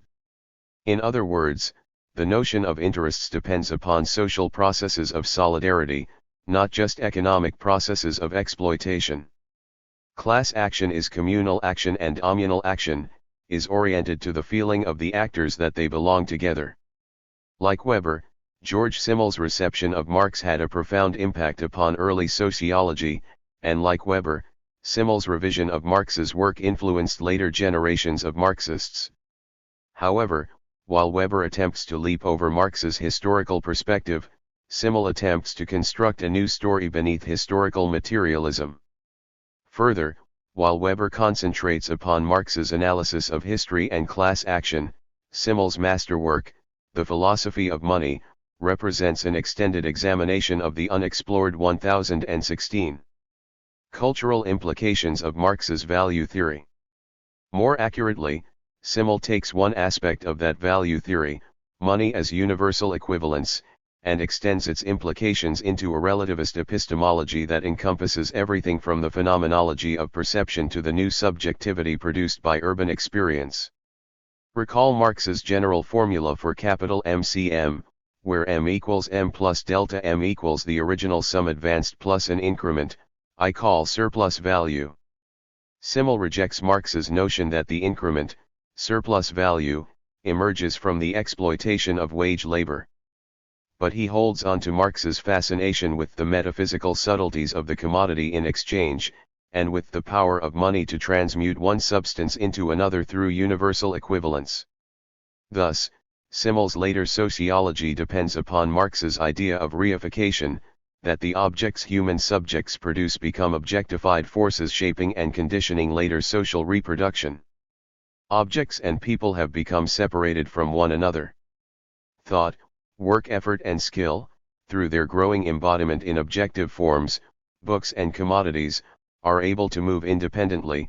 Recent progress in the means of transportation is only the realization or expression of this. By their independent, impersonal mobility, objects complete the final stage of their separation from people. The slot machine is the ultimate example of the mechanical character of the modern economy, since by means of the vending machine the human relationship is completely eliminated even in the retail trade where, for so long, the exchange of commodities was carried out between one person and another. While Simmel shared Marx's perception of the alienation that necessarily arises as the consequence of capitalist commodity exchange through money, he did not share Marx's perspective on the possibility of revolutionary change. For Simmel, the increasing objectivity of social life was as inevitable as bureaucratization was for Weber, but Simmel offered no possibility of charismatic revolution. Despite the fact that both rejected fundamental axioms within Marxist thought, Simmel and Weber had an important impact on the future of Marxian theory, and, thus, Marxian sociology. In particular, the first major attempt to synthesize Simmel, Weber, and Marx emerged from the hand of their student, George Lukács. In History and Class Consciousness, Lukács returns to Marx via Hegel, but his dialectics are decisively shaped by Simmel's relativistic sociology, and by Weber's historical sociology. In part because of Lukács, Simmel and Weber influenced nearly the entire Frankfurt School, with Simmel's hand most evident in the work of Walter Benjamin, and Weber's in the work of Theodor Adorno, Herbert Marcuse, and Erich Fromm. Lukács, Benjamin, and the Frankfurt School rejected the simplistic economic determinism of early Marxist thought, and replaced it with a nuanced sociology that attempted to account for the relative autonomy of ideas in the development of historical forces. As Weber and Simmel confronted the implications of Marxian theory in Germany, Florence Kelley was instrumental in bringing Marxian political economy into American sociology. She believed that a strong state has important sociology and Marxism in the USA 1017. Uses for the implementation of progressive social, economic and public policy. Because of her gender, she found educational opportunities in the USA limited, and thus studied the social sciences in Europe, discovering socialism through the work of Marx and Engels, leading her to translate Engels' The Condition of the Working Class in England for an American audience. During her years as a resident at Hull House, Kelley was an intellectual force and the political force leading the struggle in Chicago and in Illinois for new factory and wage legislation.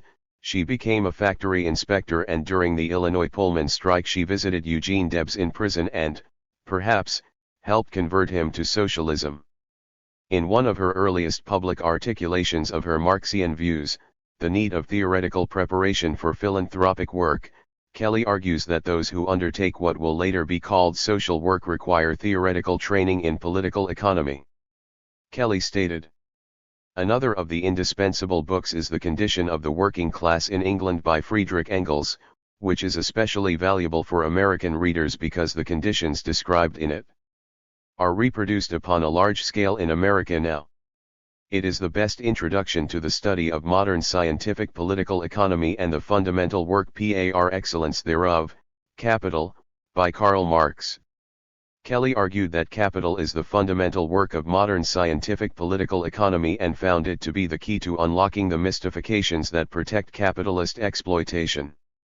Her description of the conditions of manufacturing echoes Marx's argument in Capital, but with a new inflection. She argues that under conditions of mass immigration, worker organizations and trade unions do not necessarily have the capacity to organize, which further undercuts the power of trade unions.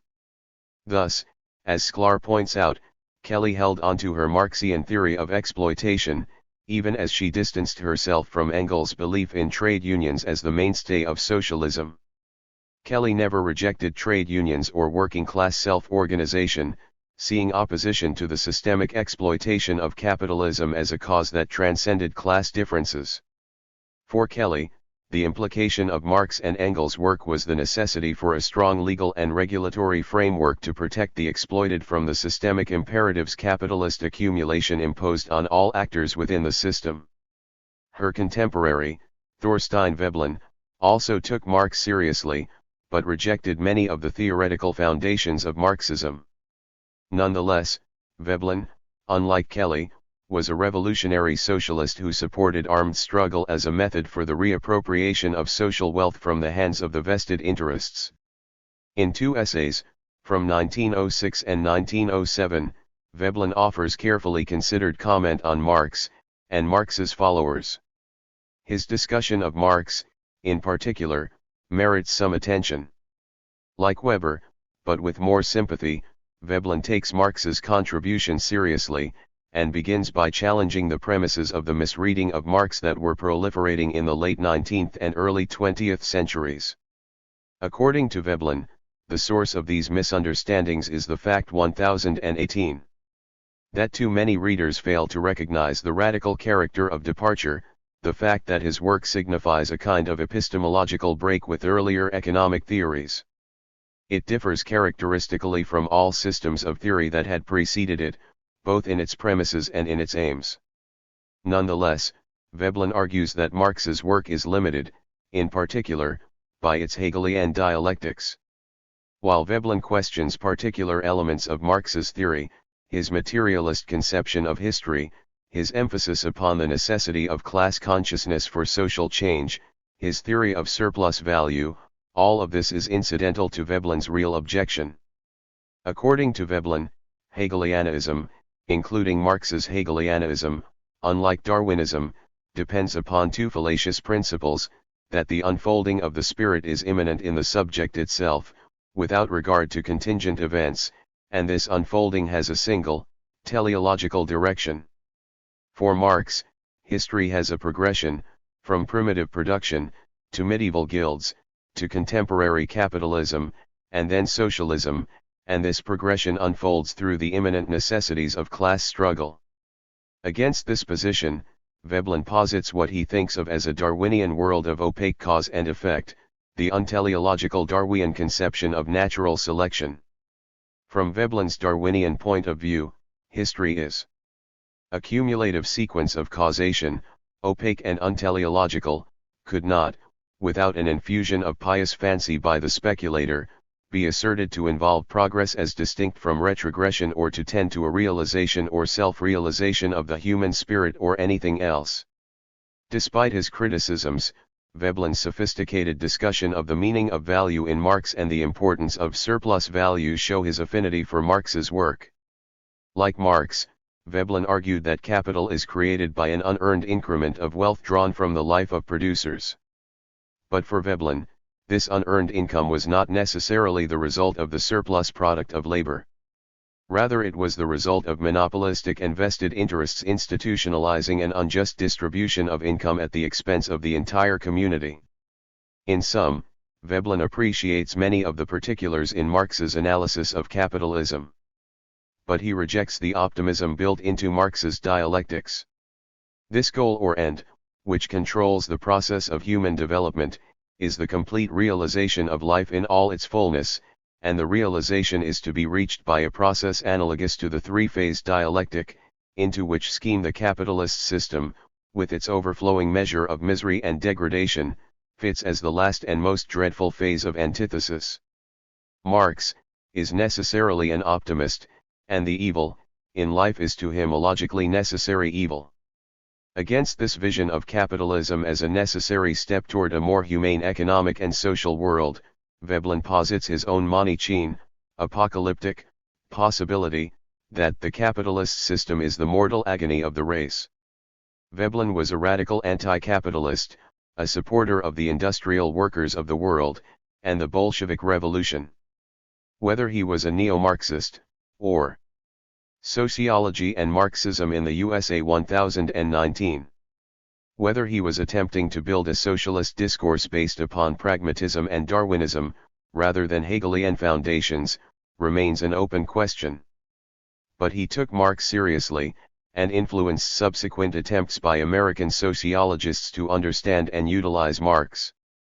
For much of his early career, W.E.B. Du Bois showed in works like The Philadelphia Negro and The Souls of Black Folk serious, non-Marxist, attempts to understand and explain both the political economy and the social psychology of a racialized society. But Du Bois lived longer than other first-generation American sociologists, and throughout his lifetime remained engaged in activist, as well as scholarly, networks. Thus, during the Great Depression, Du Bois began to utilize the tools of Marxian political economy. The resulting work, Black Reconstruction, synthesized Du Bois' early social psychological insights with a new emphasis upon class struggle and capitalist imperatives. With a method that seems to have influenced later historians, Du Bois carefully examines the class conditions that define the North and the South, before, during and after the war. He demonstrates that Northern victory in the Civil War depended, at least in part, on the general strike of the slaves, as black workers withdrew their labor by running away, or by simply slowing down production.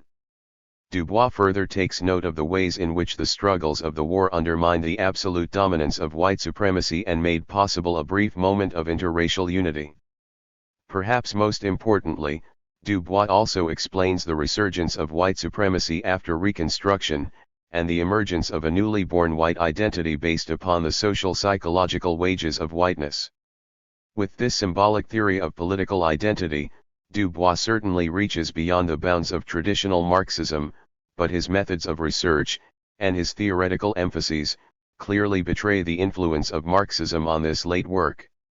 A decade after the publication of Black Reconstruction, the re-emergence of virulent anti-communism in the USA coincided with the synthesis of grand theory offered by Talcott Parsons and his collaborators. While Marxism continued to survive among German émigré sociologists like Marcuse and Fromm, Parsonian adherents attempted to stigmatize Marxian discourse in sociology. During this period, C. Wright Mills was one of the leaders of the anti-Parsonian left. His work contested Parsonian functionalism and offered complex portraits of an American society divided by multiple contradictions and at war with itself. Yet Mill's influences were Weber and Veblen, and he consciously distanced himself from Marx and the Marxists. Mill's attitude toward Marx did much to define the new left in U.S. sociology. While Mill's critique of Marx and Marxism appears in various of his central texts, near the end of his life he wrote a full-length polemic, The Marxists. While he finds some value in Marx and his later followers, Mills rejects most of Marx's central tenets. Mills critiques Marx based upon the prior critiques by Max Weber and Thorstein Veblen. For instance, like Weber, Mills is dissatisfied with Marx's emphasis upon class and consequent blindness to the significance of status. Marx's model stripped away all status remnants, 1020. Defining the position of men within capitalist society solely in terms of their relation to the means of production. As a method, it is a fruitful simplification only if class is then used as one dimension of stratification. Like Veblen, Mills rejects Marx's dialectical view of history, as well as the idea that class struggle and material relations of production determine social relations and ideologies. Most importantly, Mills rejects the labor metaphysic at the heart of Marx and Marxism, the twin propositions that class struggles determine social relations, and that the proletariat is the agent of historical and social transformation. While Mills finds value in Marx's method, as a signal and lasting contribution to the best sociological ways of reflection and inquiry available, he finds Marx's model of society inadequate. From Mills' perspective, in terms of his model of society, Marx is an important 19th-century precursor to science, but authentic, scientific sociology begins somewhere beyond Marx. The first 100 years of American sociology with respect to Marx must close with Alvin Goldner, and his ultimate rejection of Marx. In his The Coming Crisis of Western Sociology, Goldner notes that a version of an academic sociology like that in the USA has emerged in the Soviet Union. He concludes, "This development has been intellectually troublesome to those radicals who, out of a rote Marxism, have concluded that American academic sociology is an instrument of American corporate capitalism. For clearly the conservative character of American sociology cannot be attributed to its subservience to corporate capitalism if an essentially similar sociology has emerged where, as in the Soviet Union, there is no corporate capitalism. Where were academic Marxists?" He points out that Marxism was born by unattached intelligentsia, by political groups and parties oriented to lower strata groups who were in rebellion against an emerging bourgeois society that excluded them. Academic sociology was developed in the United States by university academicians who were oriented to the established middle class, and who sought pragmatically to reform rather than systematically to rebel against the status quo. Throughout, Goldner speaks of academic sociology and Marxism as if they are distinct forms of scholarship, in which the latter has no real place in the former. In the spirit of the Cold War, American sociology is for all practical purposes, the model of academic sociology throughout the world, while Marxism is the product of the Soviet Union. Anticipating his conclusions later, Goldner states that world sociology underwent a binary fission, one half of it became academic sociology, in which the functionalist tradition finally became the dominant theoretical synthesis, while the other half of world sociology became Marxist. In the end, Goldner envisioned two Marxisms, critical and scientific, the first represented by the Frankfurt School with the potential for understanding society able to avoid the pitfall of the second, a devolution to what he considered sociology and Marxism in the USA 1021 to be Soviet socialism. He argued that the ideological commitment to Marxism, juxtaposed to the so-called objective sociology, avoided confronting the two nightmares of Marxism. What, then, are Marxism's nightmares? There are at least two. Implicit in its repression of idealism and utopianism, as well as in its sublimation of millenarianism into scientism, there is the lurking fear that it is not a truly scientific socialism, not a theory about society or of the objective conditions that will change it, but only another disguise of the political will, an old utopian project masquerading as new science. In other words, one nightmare of Marxism is that it is another religion of the oppressed, a revolutionary messianism, as George Lukács once described his own Marxism. This nightmare broke into the theorizing of critical Marxism, which is nucleated with utopianism, and, at the political level, emerged openly in Maoism. Yet there is another Marxist nightmare, an even deeper dragon of the mind that stirs fitfully within it. It is, most basically, this: Marxism emerged in a society whose middle classes had proudly insisted that private property and those having it were the foundation of civilization itself. At the end of the day, however, Goldner served an important role in the development of a more critical sociology. His analysis of sociology to that point, with its reliance on a Parsonian structural functionalism, had come to an end and opened the doors to a more critical assault on mainstream sociology in America. Alvin Goldner, who correctly diagnosed the coming crisis of Western sociology, had prefigured the Marxist assault.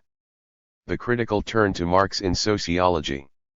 The social radicalism of the 1960s gave voice to opposition scholarship.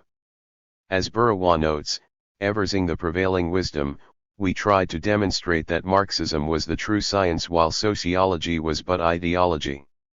The political movements of the era, civil rights, women's movements, anti-Vietnam War movements, anti-colonial struggles, student movements, farm worker movements, energized young academics who rejected conventional wisdom as exemplified by academic sociology and sought ways to understand the world in order to transform rather than apologize for its institutions and processes. These movements put conventional and consensus sociology in a position to have to defend its illusionary and somewhat fabricated views of society.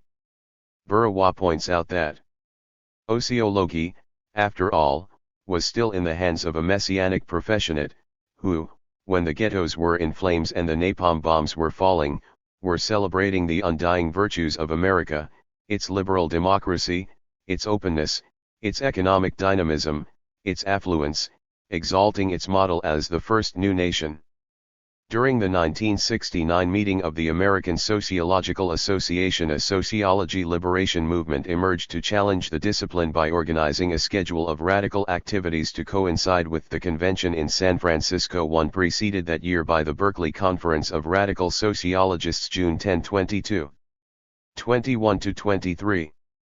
Organizing themselves into several collectives, they began publishing the journal Insurgent Sociologist, later becoming Critical Sociology.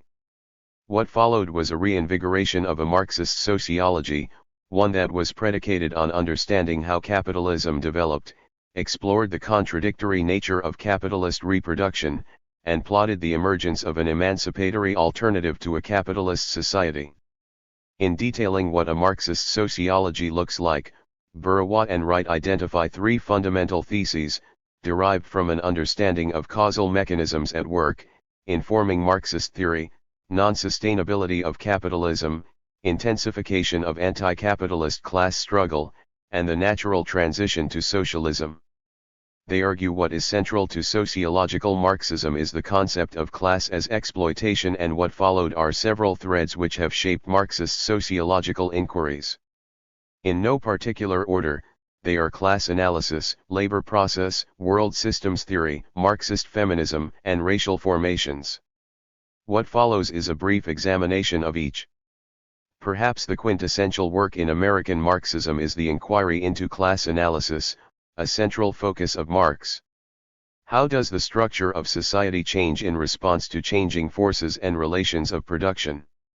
Central to this question are aspects of exploitation, legitimation, the potential for and failure of meaningful social change, and in general the class structure in advanced capitalism. Rejecting Marx, Weber rejected the general thesis of class struggle and class contradictions in society and history. Weber's distinction between class and strata has produced a rich literature on social stratification, for example. The result was a tradition of research in U.S. sociology that at best ignored and at worst dismissed class conflict by focusing on consumption-based models of status attainment.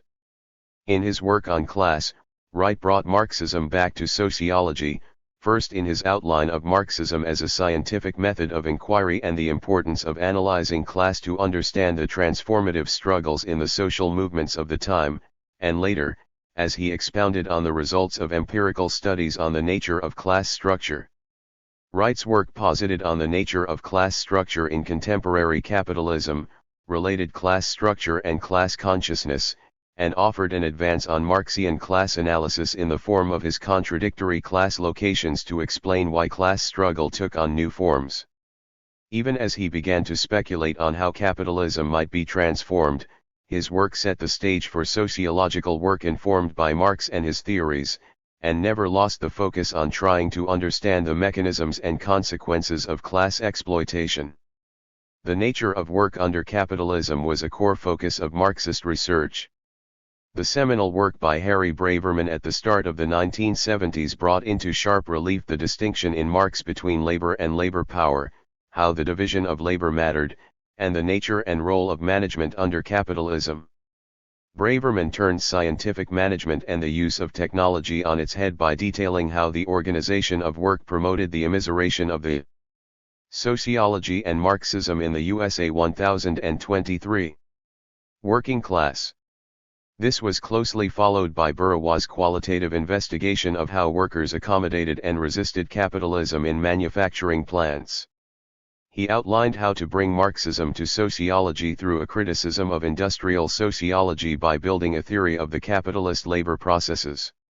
As his title anticipates, Bourgeois argued for the relative autonomy of the labor process to explain both accommodation and struggle in the manufacturing plant. As the form of capitalist production changed, so too did the contours of class consciousness and class struggle. Marx stated that colonial expansion was the underpinning of capitalist development.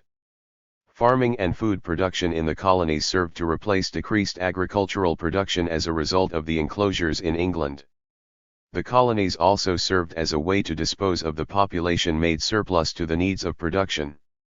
Without the cotton grown in India, Egypt, and the US South replacing wool, textile manufacturing in the UK and Northern Europe could not develop. The pioneering work of Wallerstein and Frank introduced world systems and dependency research to push sociological inquiry, informed by Marx's notions of class structure and the state, beyond the normal confines of the 19th and 20th centuries. The four-volume work by Emanuel Wallerstein charted a course that showed capitalism was not simply the product of late 19th century Europe but rather a system that encompassed the entire world economy originating in the 16th century. Wallerstein focuses on the emerging division of labor starting in 1450, the rise of the nation-state and the growth of empire, and the creation of a colonial periphery serving the needs of modern capitalist development. He outlines the importance of mercantile expansion and competition among the economies within the European core. This work was taken up by scholars like Chase Dunn, Arrighi, and Silver and Arrighi, who used world system theories to explain current changes in Western capitalism, how capitalist competition created hegemonic powers, and the nature of governance and the reproduction of the corporiferi hierarchy. Arrighi uses this framework to place the newly emerging global dominance of Asia into an historical, world system context. Frank's work explored the relationship of advanced capitalism to the underdevelopment of the rest of the world, providing an analysis of international exploitation that called upon Marx. Countries that at the time were labeled less developed were struggling precisely because of the nature of international economic relationships rooted in the working of capitalism. The upshot was the development of underdevelopment. Others, like Evans, expanded on these ideas to explore the nature of national elites and their association with national and international capital.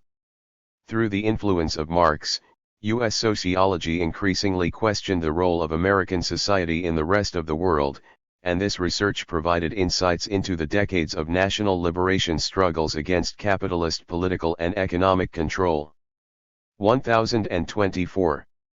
The social unrest of the 1960s included a feminist challenge to patriarchy, and the effort to theorize gender and class. As Gottfried points out, many feminists called for the rethinking of what patriarchy is and how it operates. Hartman initiates this focus in her reflections on both the importance and inadequacies of Marxism to understand patriarchy. Calling it an unhappy marriage, Hartman seeks to find the material conditions which might explain gender relations yet rejects a class essentialist analysis. This prompted a wider discussion on the limitations of Marxism for understanding patriarchy. Seeking to apply notions of gender to the organization of work, Acker posits that gender is implicit in social organization and patriarchy is reproduced alongside rather than as a product of capitalist social relations. Marx is generally silent with regard to gender, and Marxist feminist sociologists have worked to fill that gap. Gimenez seeks to recenter feminist analysis on Marxism, arguing that the women's movement produced four main currents: liberal, radical, socialist and Marxist. In the end, Gimenez brings the focus of feminist analysis back to Marxism by stressing the connection between capitalism, on one hand, and the oppression of women, on the other.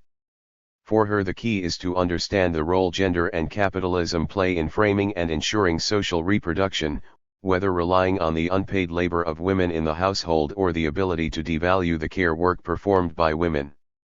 This connection between capitalism and gender is further explored by Brewer, who analyzes black feminist interventions, especially black revolutionary nationalism of the 1960s and 1970s. She seeks to articulate a class/gender/race analysis. The early inquiry by feminists often ignored race, and Brewer sought to connect capitalism and class analysis within a complex relationship that intersected race, gender, and sexuality as correlates of class oppression. To Brewer, the development of class antagonism under capitalism emerges together with, rather than results in, racism and patriarchy. In this way, Brewer also rejects a class essentialist orientation as she unpacks the role race, gender, and sexuality play alongside class conflict in political moments central to emancipatory efforts. As noted above, Du Bois turned to a Marxist analysis of work in the post-Civil War period, explaining the differences in how the white worker and black worker experienced the period of Reconstruction. Merging a Marxist class analysis with the importance of race outside of the capitalist frame, Du Bois set the stage for what followed. For instance, Marable rejected the Weberian frame of race-based poverty, one that argued the problem was the failure of Black America to create a middle class to lead the economic ascendance of the urban poor, and rejected the social, psychological and sociological tropes of a culture of poverty that condemned the black community from one generation. Sociology and Marxism in the USA 1025. To the next. It was not the failure to succeed under capitalism that was to blame, Marable argued, but rather that capitalism actively perpetuates the second-class status of black Americans. Implicitly borrowing from the world system's language of corporiferi, he outlined how the black majority represented a domestic periphery while the small black elite occupied the core. Marable was informed by a Marxist analysis of class exploitation and the growing literature on patriarchy, enabling him to expound on the exploitation of black women at home and in the workplace. Black poverty was the byproduct of capitalism with an overlay of racism, in short, as the title of his 1983 book, How Capitalism Underdeveloped Black America, proclaims. To escape the biological and physical anthropological explanations of different racial outcomes, Omi and Winant developed a racial formation theory which took sociology in a new direction, one which focused on the lived experience of the black community. The theory posits that race cannot be defined with any clarity or consistency, rather, it is fluid depending on who is under discussion and when those discussions take place. Because there are differences in what is meant by race, social policy and programs are inconsistent and at times ineffective. The disparity of racial constructions is reflected institutionally, interpersonally, and globally. To tackle the problem, Omi and Winant explored how concepts of race changed over time to create different forms of racial stratification. Theirs is a socio-historical examination to explore how society's racial categories are created, transformed, and in some cases destroyed. Ultimately, they situate racial representation within social structures and, echoing Marx's understanding of social forces, identify race as a process connected to how society is organized and ruled. These projects informed by the work of Marx also inform each other. World systems development of corporifery makes its way into discussions of racism and capitalism in the USA. Class analysis enters into efforts to understand how capitalism intersects with patriarchy as systems for the oppression of women. Labor process informs research on the conditions of work in early developments of the global economy. The overlap of race, gender, migration, and class is reflected in Glenn, who sees social reproduction as dependent upon the labor activities essential for maintaining individuals, families, and communities. She focuses on the work of racial ethnic women performing domestic service in the homes of white women, implicitly a resource that enables white women to engage in gender politics. Both Glenn and Romero demonstrate how women migrating from the global south perform low-paid care work for rich white women in the global north. The Marxism of Gimenez and Hartman resonates with the expropriation of the labor of ethnic migrants needed to ensure social reproduction. The importance of Marx to U.S. sociology despite Gittins' dismissal of renewed efforts by sociologists to engage with Marx, especially during the second half of the 20th century, is twofold. First, by returning to Marx 1026. Sociologists challenged the hegemonic view of society informed by the work of Durkheim and Weber and disrupted the narrow describing American society. The discipline was forced to respond, as witnessed by the emergence of a range of sections within the American Sociological Association, Marxist sociology, labor and labor movements, racial and ethnic minorities, political economy of the world system, race, gender and class, sociology of sexualities, to name the most obvious. Clearly, the range of concerns introduced or supported by the work of Marx led to a profound reorientation within the discipline. As Burawa points out, stratification gave way to class analysis and later more broadly to the study of inequality, conditions of liberal democracy gave way to studies of states and revolution, social psychological adaptation to work gave way to theories of alienation and the transformation of work, sex roles gave way to gender domination, value consensus turned into the diffusion of ruling ideologies through school and media, irrational collective behavior became the politics of social movements. Second, the changes continue. As Burawa notes, all of these different uses of Marx were efforts at transforming a closed institution, the academy, and so, as he puts it, this reflected a narrow agenda seeking to replace mainstream sociology with Marxism. He now advocates a turn to public sociology, one that works to change society and not the discipline. Anticipating Wright's work, he strives for a real utopia, that is a utopia based on the existing world. In the introduction to their 2000 anthology 8,000 Flowers, Social Struggles Against Structural Adjustment in African Universities, Sylvia Federici, George Kafantzis, and Asina Aladu argue, we believe that despite its present limits, the right to study is still one of the most important commons we have. It is certainly one that many generations have fought for, as demonstrated by the struggles of students and teachers in Africa today. We might use the author's remarks to frame the history of Marxist engagements with the university as a field of study and as an institution situated within and responding to the larger political economic environment. Federici et al.'s assertion provides an appropriate opening for examining the various ways in which the university has been approached as a site of social struggle that implicates state and capital. In doing so, this entry attempts to show how the terms of social struggles for the academy as well as the definition of political economy have been contested matters, especially among critics of the university and its role in society. In general, Marxist frameworks have addressed the university as an institution not disconnected from but intimately connected to the dynamics of political economy and to social struggles within and outside its walls.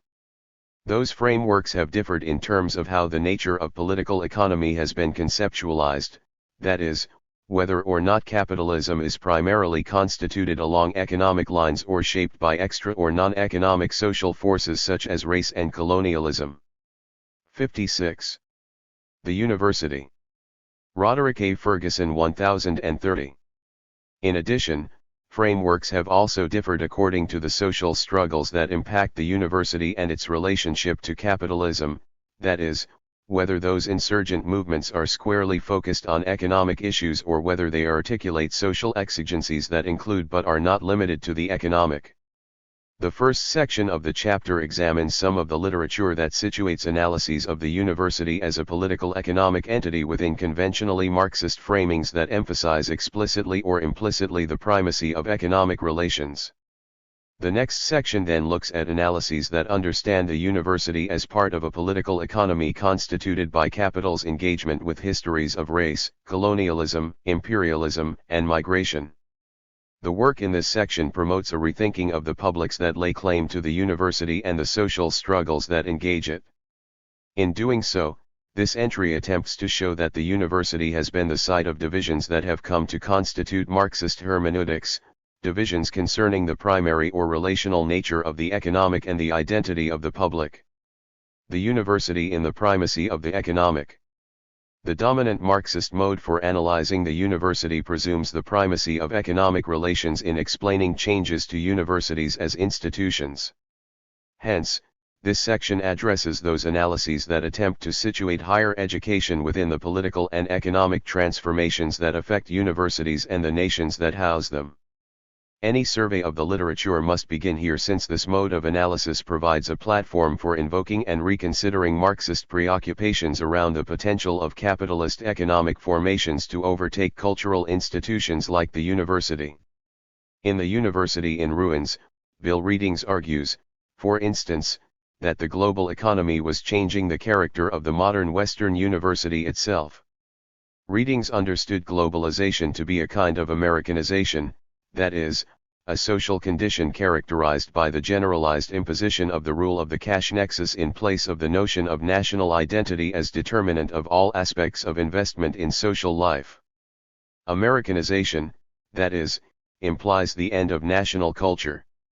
Rather than defining Americanization as the imposition of American national culture on the rest of the world, Readings uses the category to argue that the ideologies of contemporary global capital were displacing the authority of national culture in those institutions that were designed to promote the authority of national culture, universities.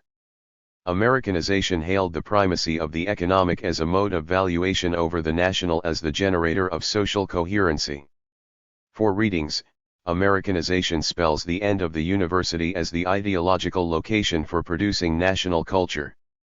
For many scholars, such as Dominic Lacapra, Readings' emphasis on capital's power to disembed the Western.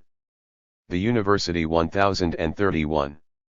University from its national moorings was a sign of the book's indebtedness to what Lacapra addresses as a certain version of Marxism. Lacapra argued, for instance, one may of course, see a more openly dialectical Marx in the idea of dereferentialization, like capitalism that destroys older relations, simultaneously opens up new spaces. Invoking a narrative of the destruction of the old, Readings argues, The current shift in the role of the university is, above all, determined by the decline of the national cultural mission that has up to now provided its raison d'être.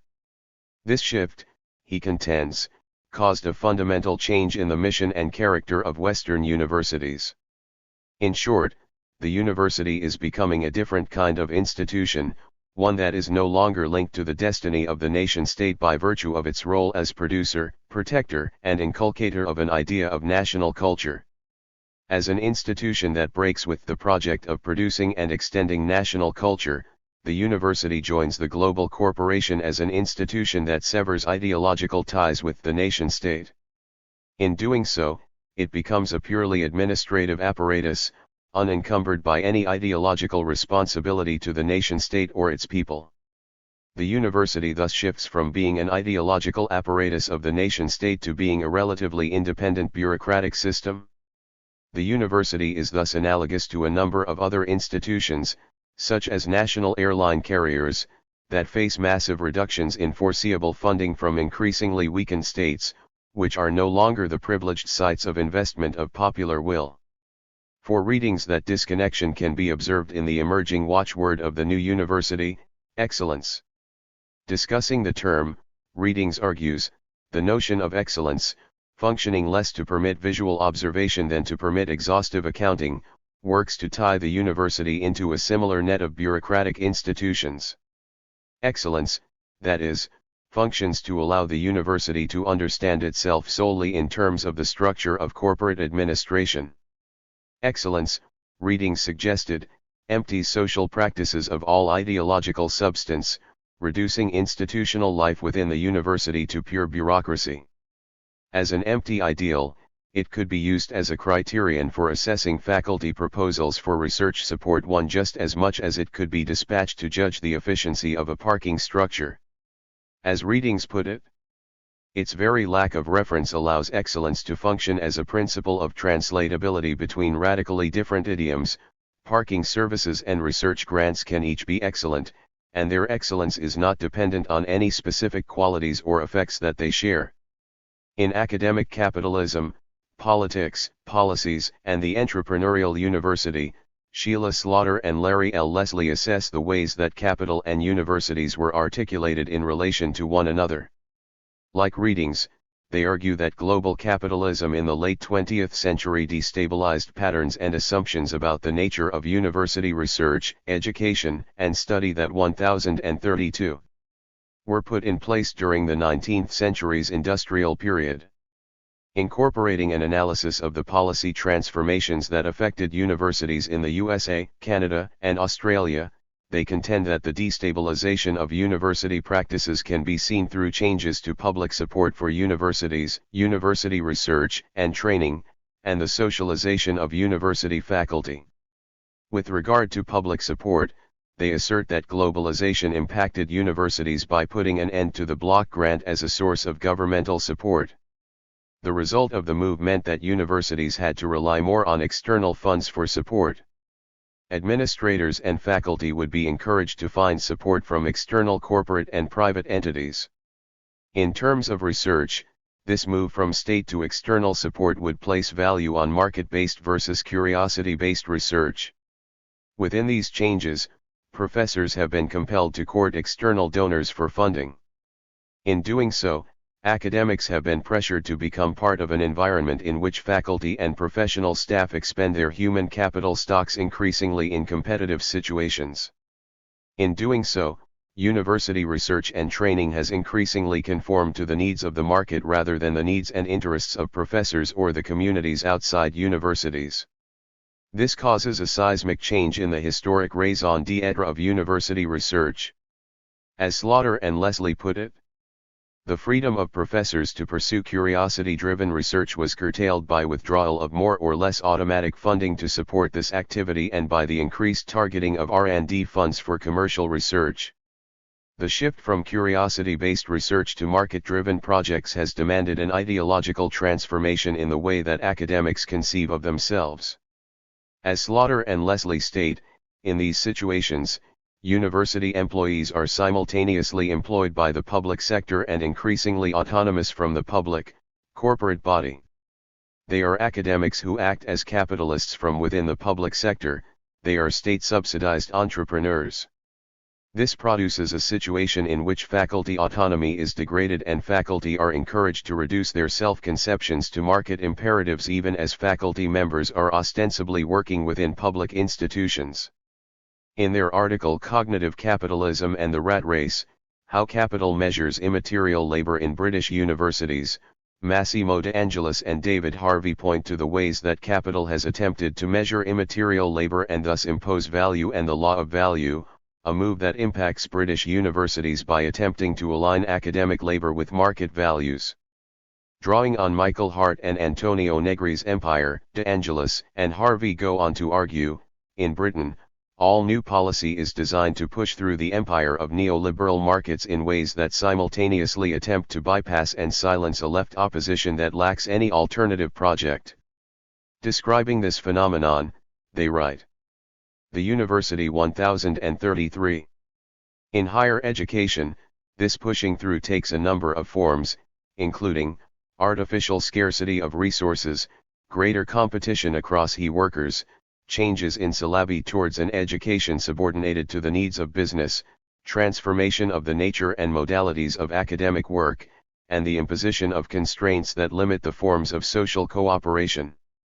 As the article demonstrates, shaping the public university into an institution beholden to market forces turns it into a site of profound contradictions between the espousal of public ideals and the pursuit of market values.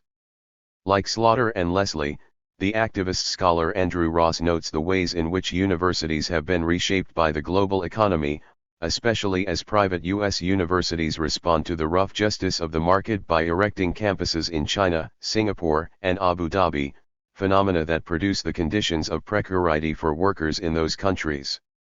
As Ross argues, few examples illustrate this better than the rush, in recent years, to establish overseas programs and branch campuses.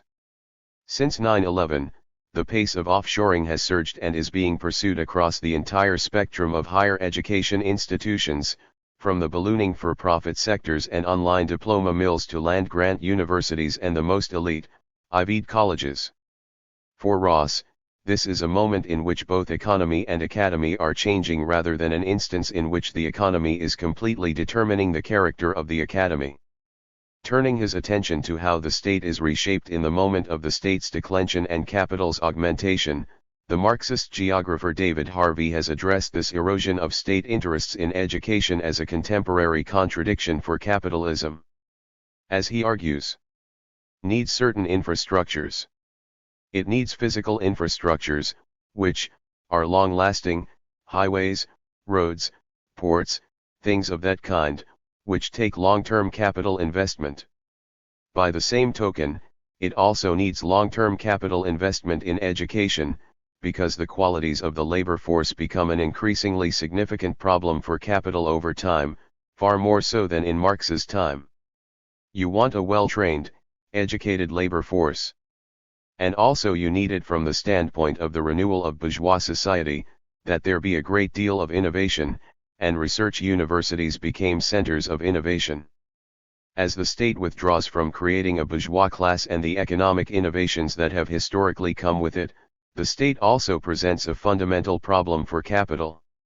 Harvey argues.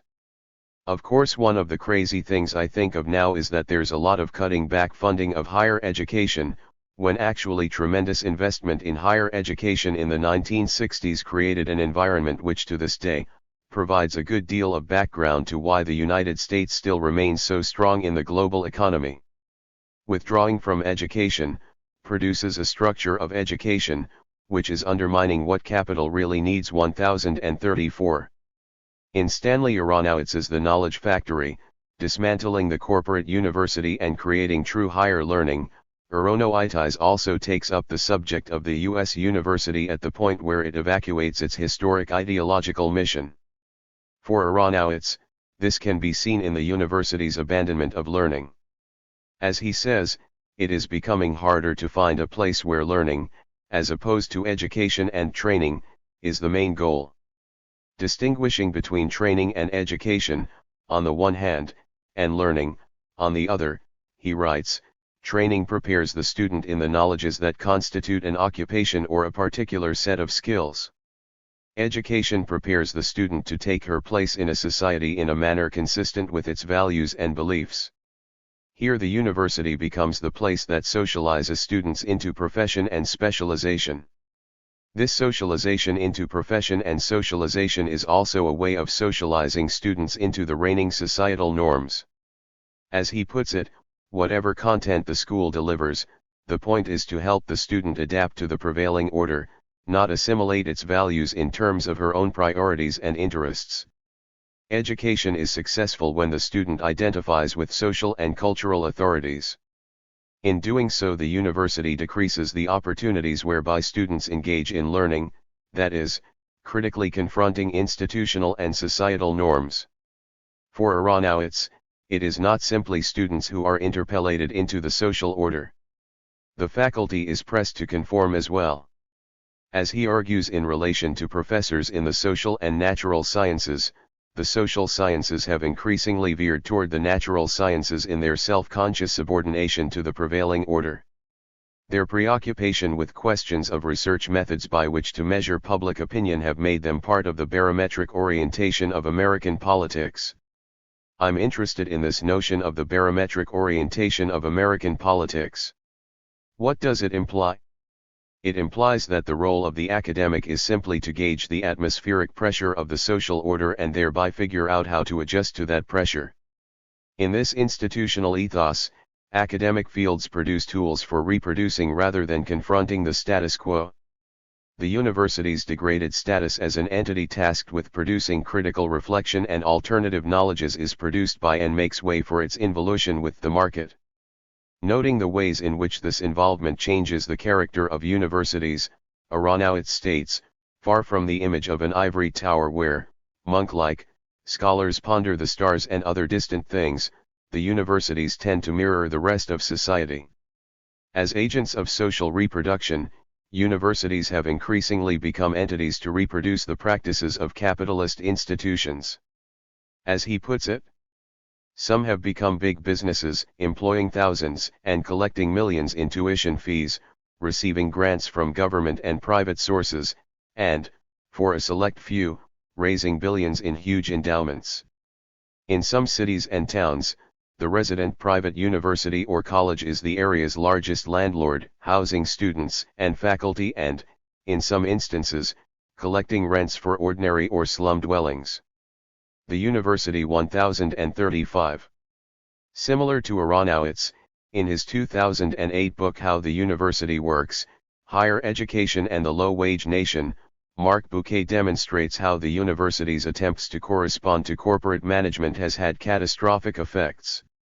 As he argues, campus administrations have steadily diverged from the ideals of faculty governance, collegiality, and professional self-determination. Instead, they have embraced the values and practices of corporate management. Embracing corporate management has resulted in the hyper-exploitation of contingent academic labor, making the degradation of ideals and practices of faculty governance, collegiality, and professional self-determination the condition for the universities corresponding with corporate management. This correspondence has produced conditions of unprecedented precariousness for contingent academic labor. As Bouquet states, like Walmart employees, the majority female contingent academic workforce relies on a patchwork of other sources of income, including such forms of public assistance as food stamps and unemployment compensation. In terms of students, the Academy's convergence with corporations produces a situation in which the costs of education in terms of tuition dollars continues to rise, despite the tens of billions saved on faculty wages by substituting a throwaway workforce.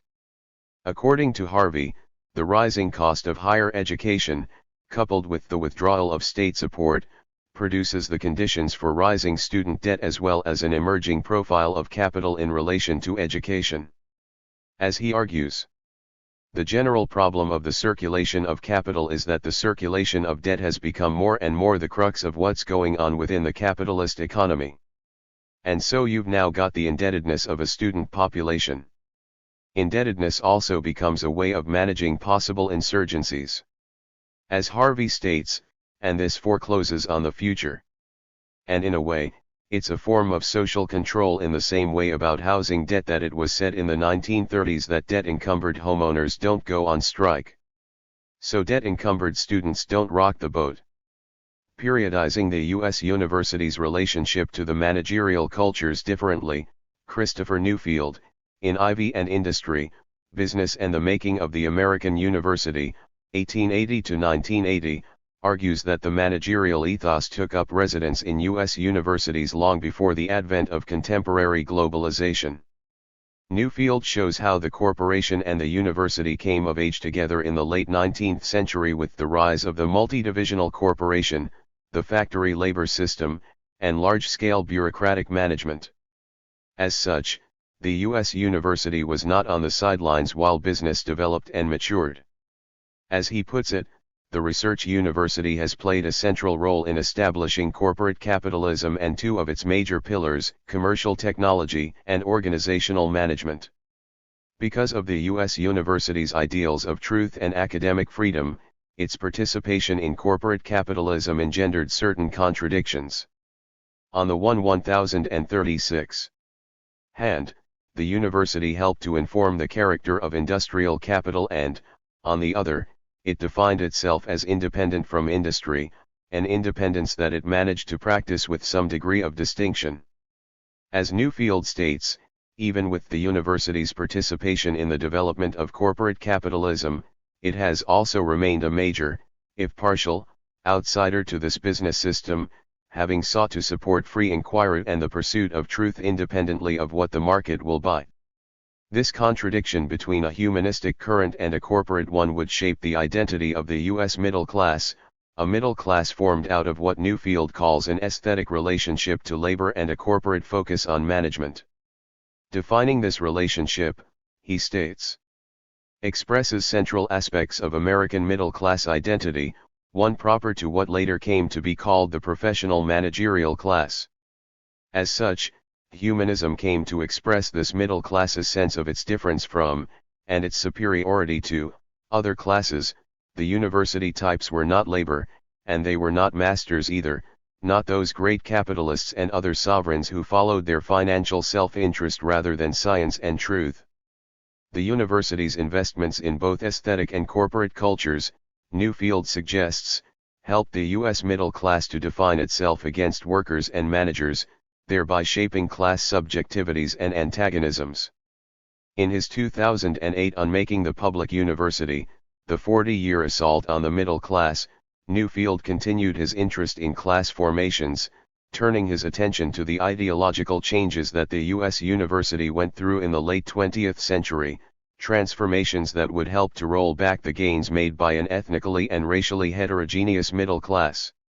Defining that middle class, he emphasizes the racial, ethnic, and class heterogeneity of that class, which is made up of Chicano hunger strikers, the children of blue-collar and service workers, of low-income shopkeepers, the full range of socio-economic positions and family incomes who have had contact with higher education because of the public university system that was built throughout the 20th century.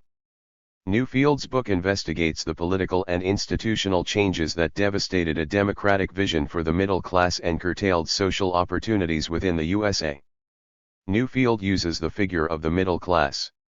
Refer to the numerical majority of the population whose contact with college was interwoven with the mainstream and politically powerful idea that this majority was to have interesting work, economic security, and the ability to lead satisfying and insightful lives in which personal and collective social development advanced side by side. In Unmaking the Public University, Newfield applies the argument about the middle class's humanism in Ivy and Industry to a socially diverse U.S. middle class that would be the culmination of the university's humanistic ideals. The withdrawal of local and federal support from colleges universities necessarily. The University 1037 devastates, Newfield argues, the vitality of those ideals and the socially diverse middle class that embodied that vitality. Turning the tide against public support for colleges and universities and consequently against the U.S. middle class was not produced by economic means alone. Indeed, in the U.S. context, it required an ideological assault in the form of the U.S. culture wars. As Newfield states, the culture wars have coincided with the majority's economic decline for the simple reason that these wars propelled the decline by reducing the public importance and economic claims of the American university and its graduates. Refuting those arguments, Newfield argued that the culture wars were economic wars and that imagining them as separate obscured the changed nature of the U.S. middle class. In addition, separating the cultural from the economic had dire effects on a revived middle class that had come of age through diversities of race, gender, and sexuality. As he states, the culture war strategy was a kind of intellectual neutron bomb, eroding the social and cultural foundations of a growing, politically powerful, economically entitled, and racially diversifying middle class, while leaving its technical capacities intact. The culture wars were therefore efforts to both discredit intellectual engagements with race, colonialism, feminism, sexuality, etc., and invalidate the class formations that those engagements helped usher into visibility. We might see Newfield's argument here as an engagement with and extension of Gramscian engagements with culture.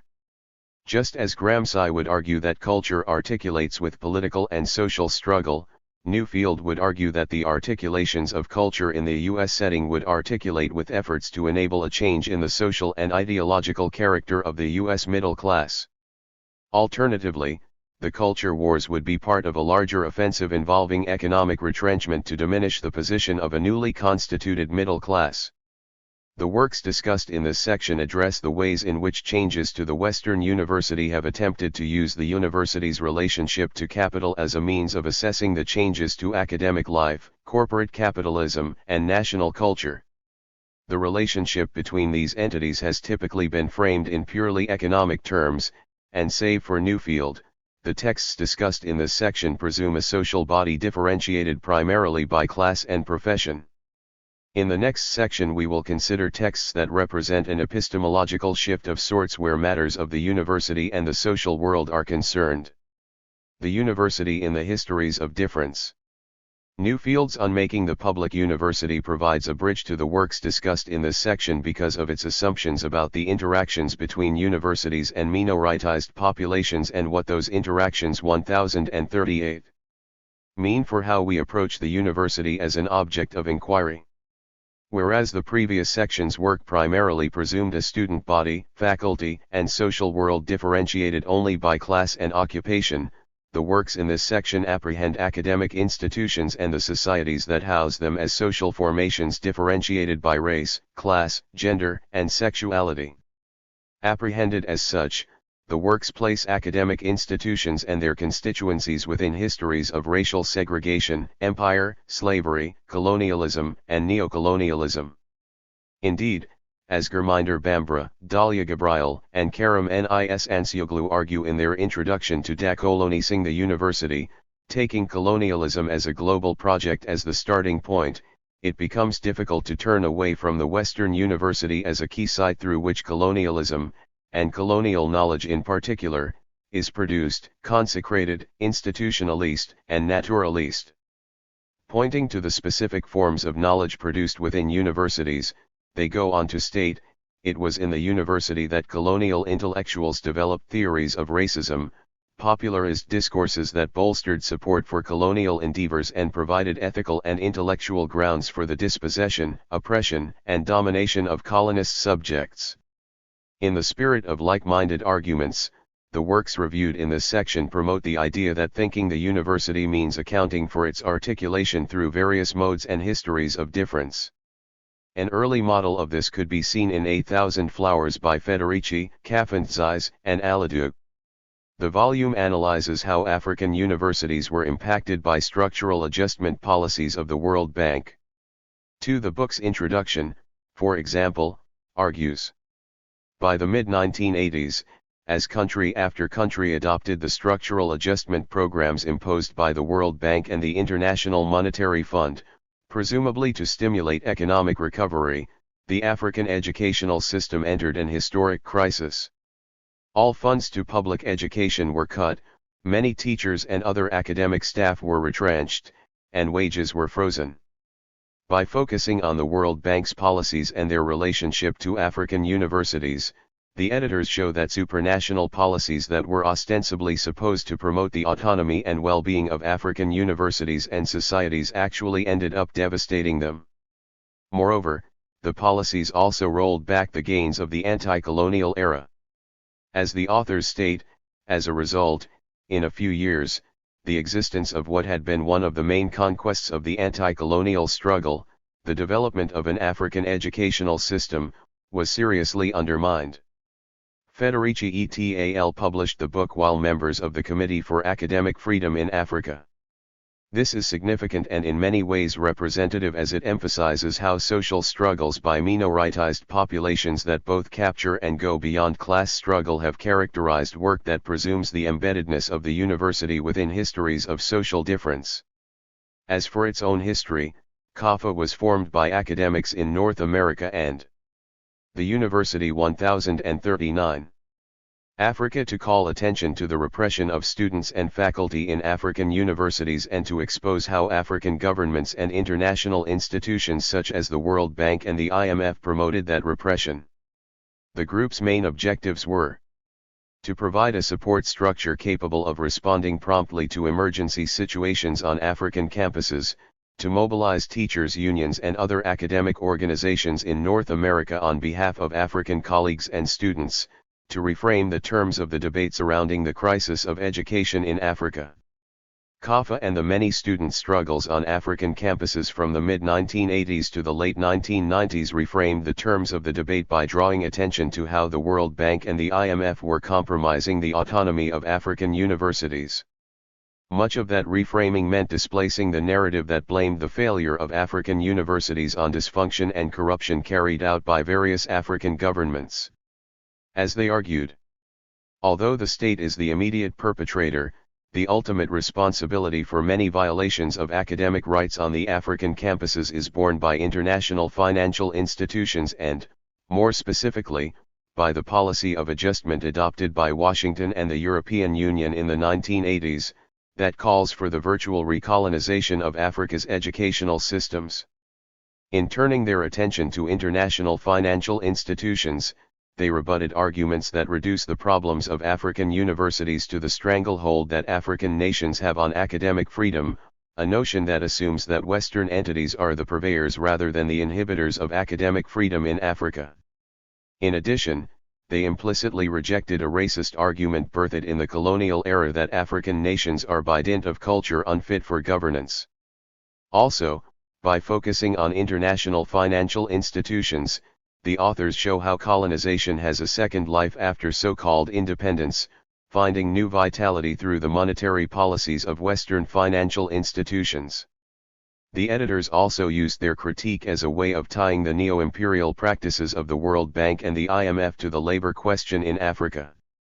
As they said, the attack on the universities is part of a broader attack on the place of Africa in the international division of labor, on the value of African workers, and on the capacity of Africans to achieve self-determination, the still unrealized goal of the anti-colonial struggle.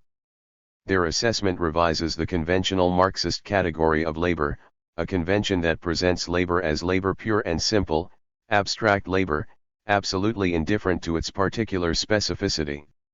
The authors revise that notion by considering the specificities of African labor and its relationship to African universities. For instance, describing the circumstances of African faculty members in the 1980s and 1990s because of the ways that SAP had deteriorated working conditions in universities, Federici wrote, 1040.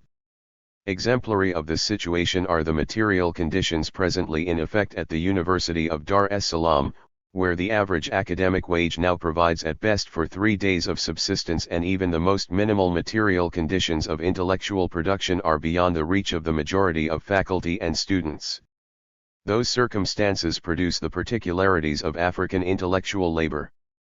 Noting the particular response to the devastations wrought by IMF and World Bank policies, Federici argued, as a result thousands of African teachers have been forced to either migrate to America or Europe, abandon their jobs in search of alternatives to academic starvation. The alternatives to migrating were for faculty to rely on low-wage labor in the regions such as bartering and marketing. Rather than the circumstances of African intellectual labor resembling that of all other intellectual labor, it was shaped by the particular economies and exigencies that shaped life on the continent. The specificity of those urgencies also arose from the histories of colonization on the continent. As Federici notes, the introduction of SAPs produced the conditions for the recolonization of Africa, one achieved through the demonetarization of the continent and the defunding of African academic institutions. This is instrumental to their takeover by international agencies, who can thus organize and reshape Africa's academic life for their own purposes. According to Asina Aladu, this defunding, at least in the context of the Republic of Niger, is a strategy of neoliberal globalization that promotes practical training and the suppression of arts and sciences. This has produced a hierarchy of knowledge formations in that country, one in which students in medicine and agronomy have received financial support while students from disciplines deemed less practical by the World Bank and the IMF have been left by the wayside. Students and faculty did not simply stand by in the face of the SAPs adopted by their governments and academic institutions, but consistently mounted protests against the efforts to recolonize the continent and its educational systems. These protests were consistently met with violence by university administrations and national governments. As Federici and George Kafantzai state, in country after country, demonstration after demonstration, in its slogans, flyers, and position papers, the African student movement has shown a remarkable homogeneity of demands. No to starving and studying, no to tuition fees, no to cuts in books and stationery, no to the elimination of grants and allowances, no to structural adjustment, to corrupt leaders, and the recolonization of Africa. The protests demonstrated the ways in which knowledge formations on the continent were caught up in the economic agendas of the IMF and the World Bank. Moreover, the protests revealed the ways that student movements pointed to the links between those economic agendas and their effects on academic life. In her assessment of the importance of student movements to struggles against SAPs, Federici wrote, while still a numerical minority, African students have undergone a process of proletarianization, in the wake of structural adjustment, that places their concerns and struggles on a continuum with those of other workers. The University 1041. Federici would also note the central role that student struggles were playing in challenging the recolonization of the continent, arguing African student struggles against SAP are an essential part of the resistance to the World Bank's takeover of African resources and decision-making. Federici pointed to the international significance of African student movements for the accessibility of university education globally, writing, African student struggles are also an integral part of the international movement against the escalating cost of education, that is putting schooling, almost at any level, out of reach for the majority of the people worldwide.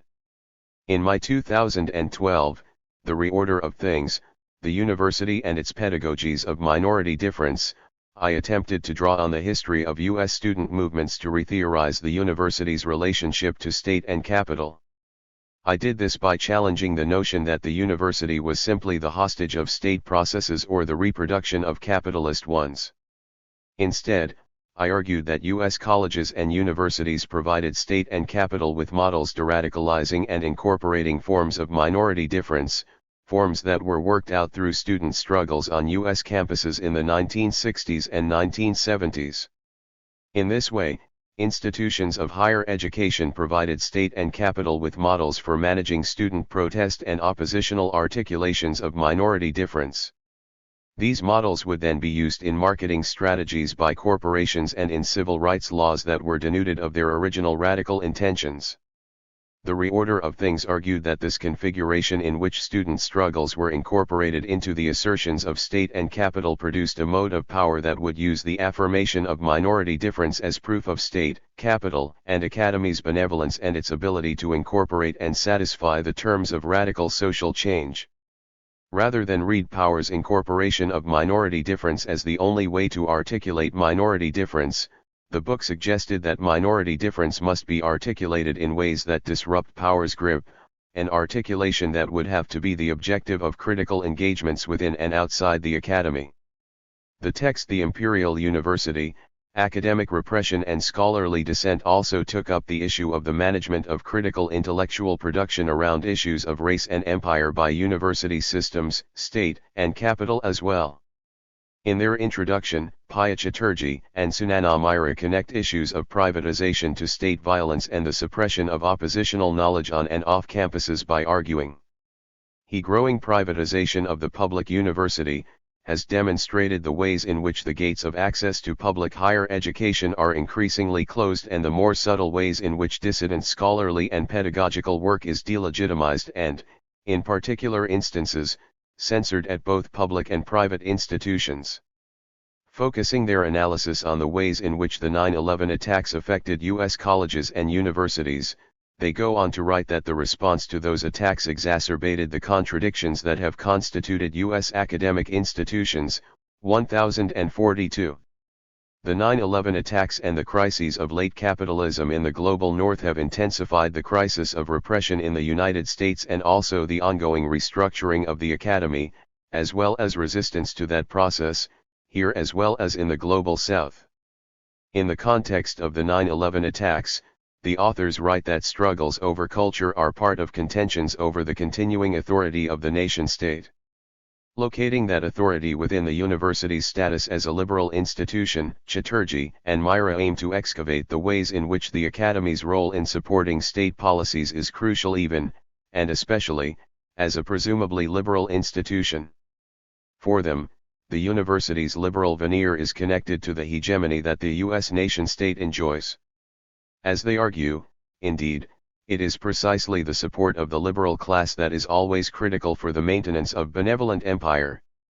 Liberal ideology, produced and promoted within the U.S. Academy, becomes a key component of the U.S. military complex, as U.S. military and overseas interventions are increasingly framed as humanitarian wars, to save oppressed others and rescue victimized women. It is liberal ideologies of gender, sexuality, religion, pluralism, and democracy that are key to uphold. The volume thus uses the university to demonstrate that the struggle over culture is a struggle over how the state is represented. As Chatterjee and Mehra contend, the university is a key battleground in these culture wars and in producing as well as contesting knowledges about the state of the nation. The work in this section engages the university as a means of observing academic labor as a socially and geographically heterogeneous formation and to observe the university as an institution shaped by histories of colonialism, slavery, and migration as well as discourses of race, sexuality, and gender.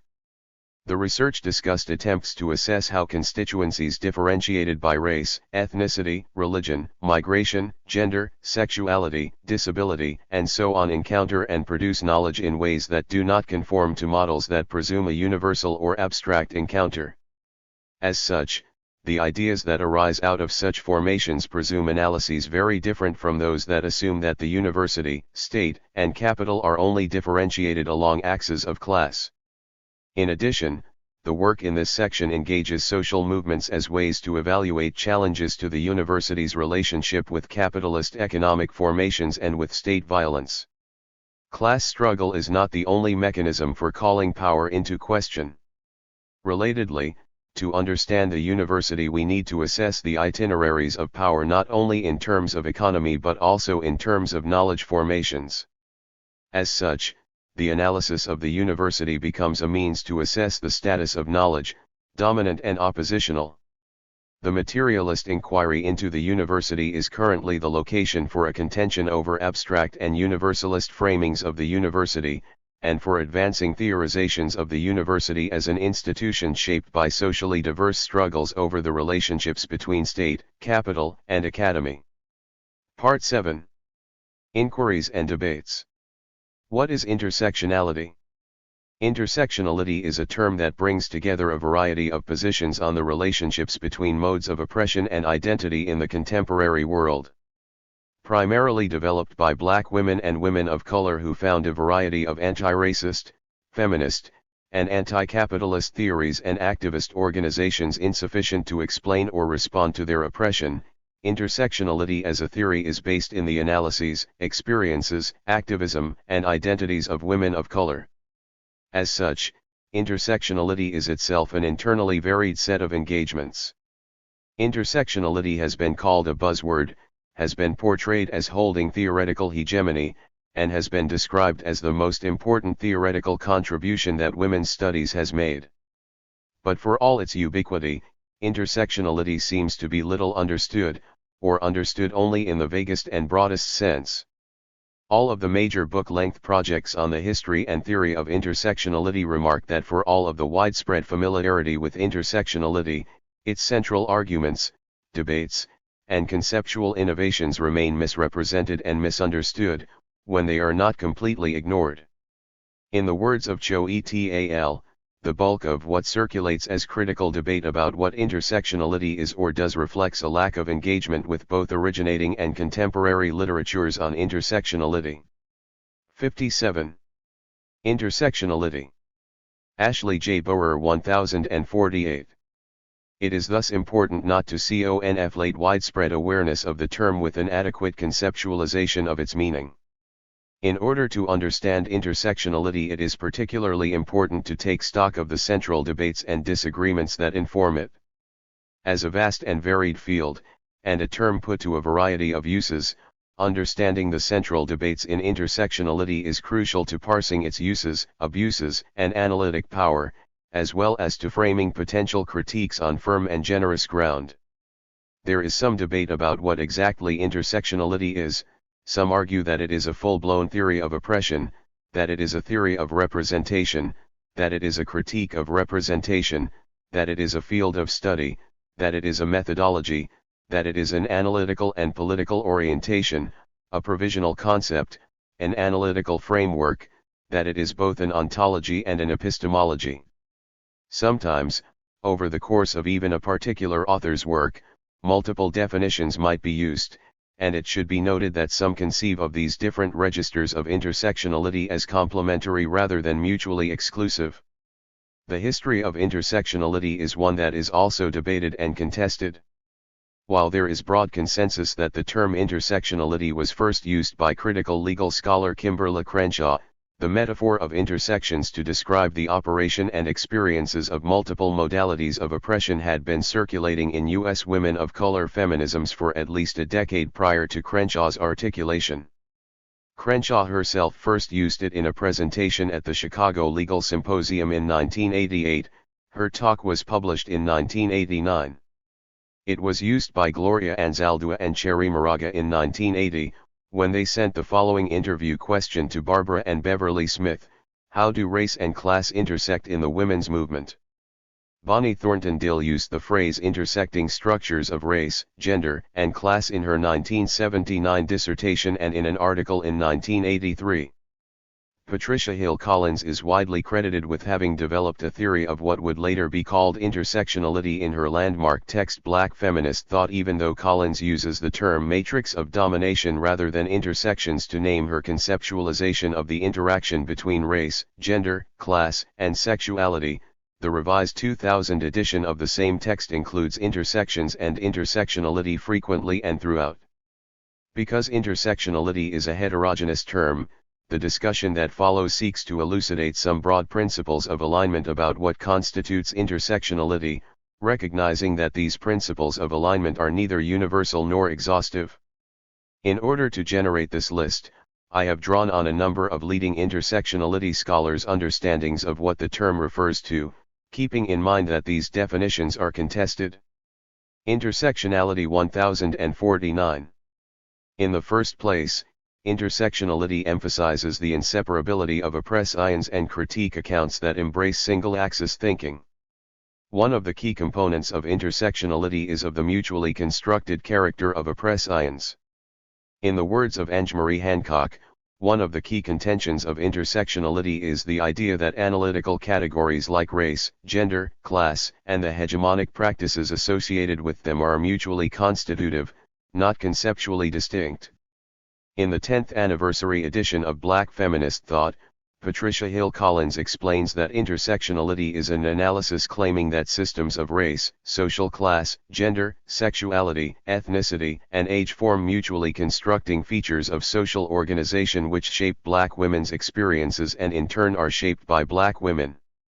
According to Alison Bailey, race and gender should be conceptualized not as race plus gender, instead they should be thought of in terms of gendered racism or how gender is racialized. It makes sense to talk about capitalist patriarchies rather than capitalism and patriarchy. Vivian May argues that intersectionality also is not a cumulative or arithmetical identity formula. According to Neera Yuval Davis, from an intersectional perspective, social divisions constituted by each other in concrete ways, enmeshed in each other, although they are also irreducible to each other. Crenshaw explains that by tracing categories to their intersections, I hope to suggest a methodology that will ultimately disrupt the tendency to see race and gender as exclusive or separable. This means that intersectionality is distinct from a triple or multiple jeopardy approach.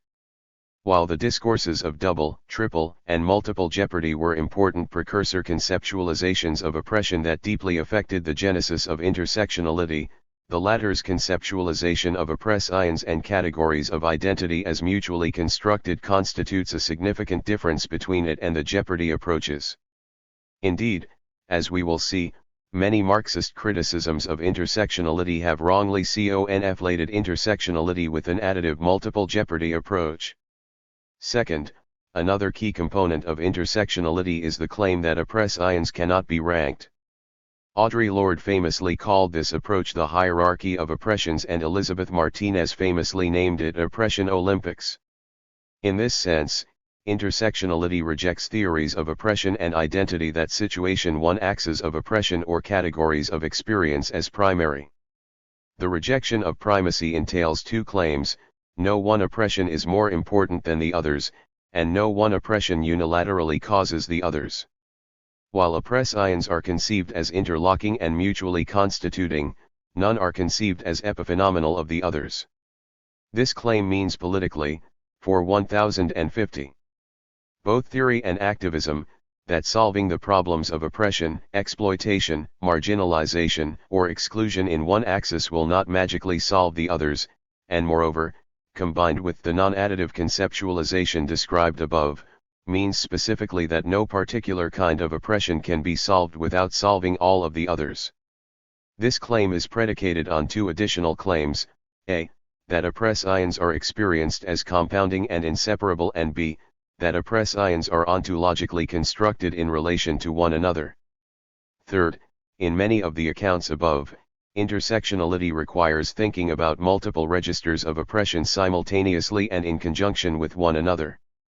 While intersectionality is often portrayed as an analysis located exclusively or primarily at the level of individual identity, theorists of intersectionality argue that it is important to conceptualize oppression not only at the individual level, but also at the structural, representational, and discursive levels as well. It is interesting that Crenshaw specifically argues that intersectionality is not some new, totalizing theory of identity. Highlighting this aspect of intersectionality scholarship, Hancock explains intersectionality thus: intersectionality identifies the hegemonic, structural, disciplinary, and interpersonal playing fields upon which race, gender, class, and other categories or traditions of difference interact to produce society. In particular, intersectionality is interested in thinking intersections not only in each of these domains, but in thinking about the ways in which these levels or domains themselves influence, constitute, and interact with one another in producing the social field. Fourth, intersectionality takes identity as an important aspect in political organizing and theorizing. While many have caricatured identity politics, intersectionality theorists conceive of identity as multi-pronged, group-based, historically constituted, and heterogeneous. Nicole Alexander Floyd explains that, in intersectionality, identity politics centered on complex, negotiated understandings of group interests rather than on individual identities. These negotiated conceptions of group-based identity politics signify the shifting, historically situated nature of oppressians, precisely the opposite of the ahistoricism and naturalization of identity of which intersectionality theorists are accused. As Vivian May argues, this gross misreading of intersectionality is itself embroiled in a politics of knowledge production, one that ignores the theoretical sensitivity and nuance that these theories elaborate. Pitting context versus identity ignores how intersectionality posits identity as located within, navigating across, and shaped by social structures.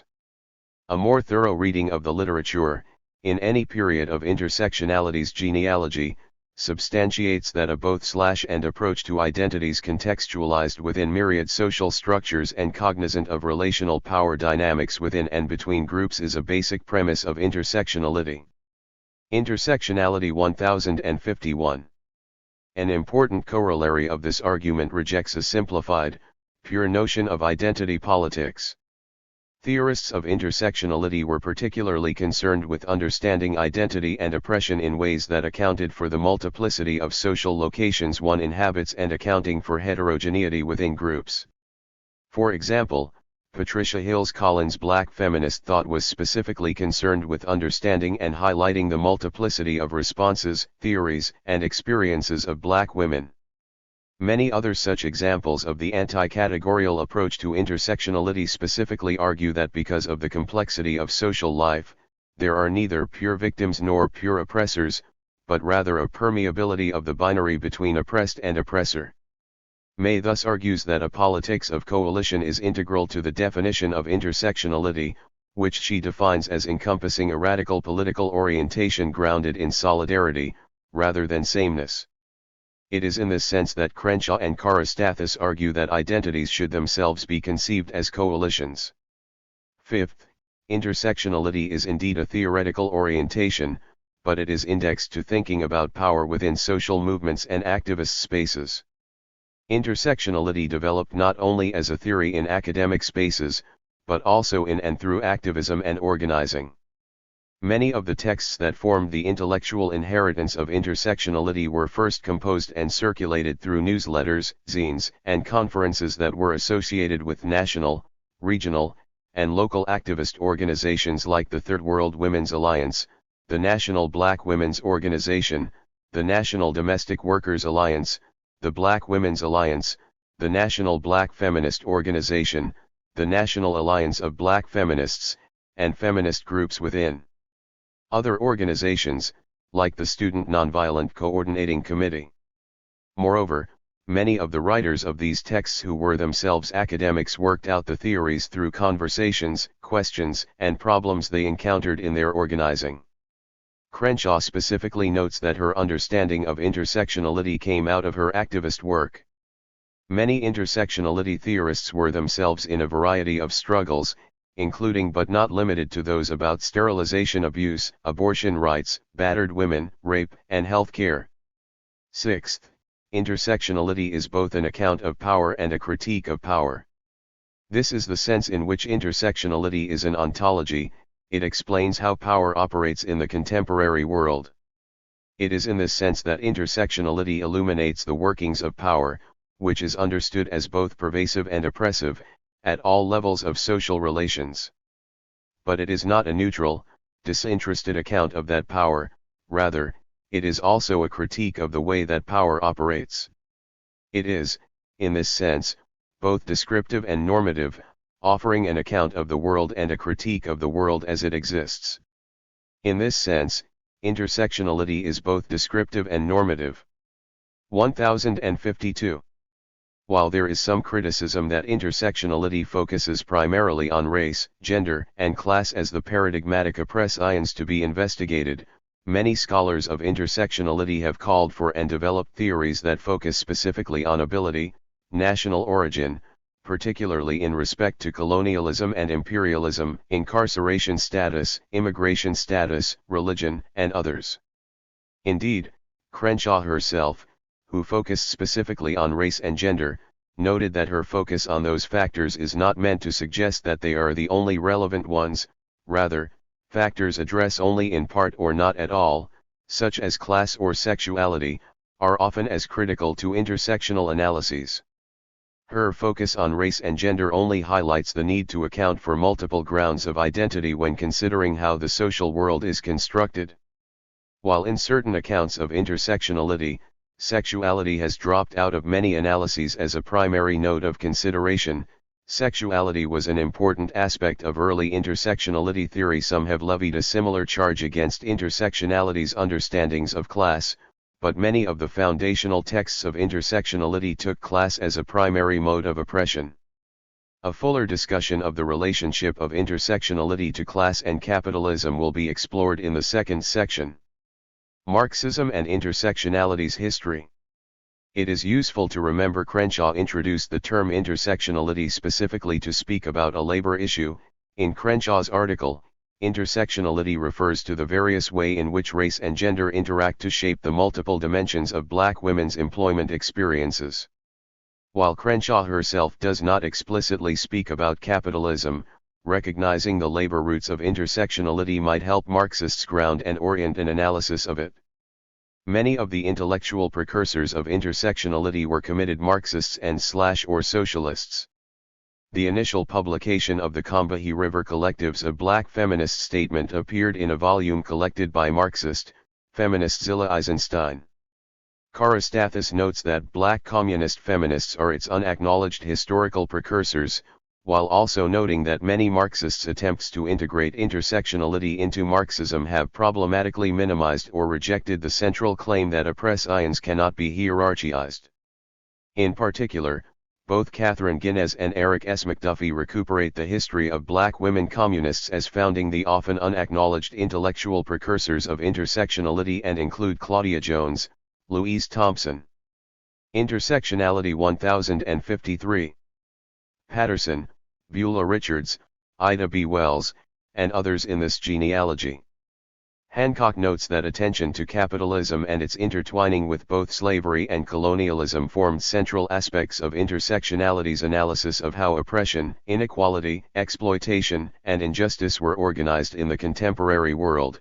She notes that while more recent intersectionality scholarship has been criticized for neglecting class, the more complicated history of intersectionality suggests that it has instead fallen out of the discussion of intersectionality among the interpretive community, a different dilemma worth wrangling with on its own terms.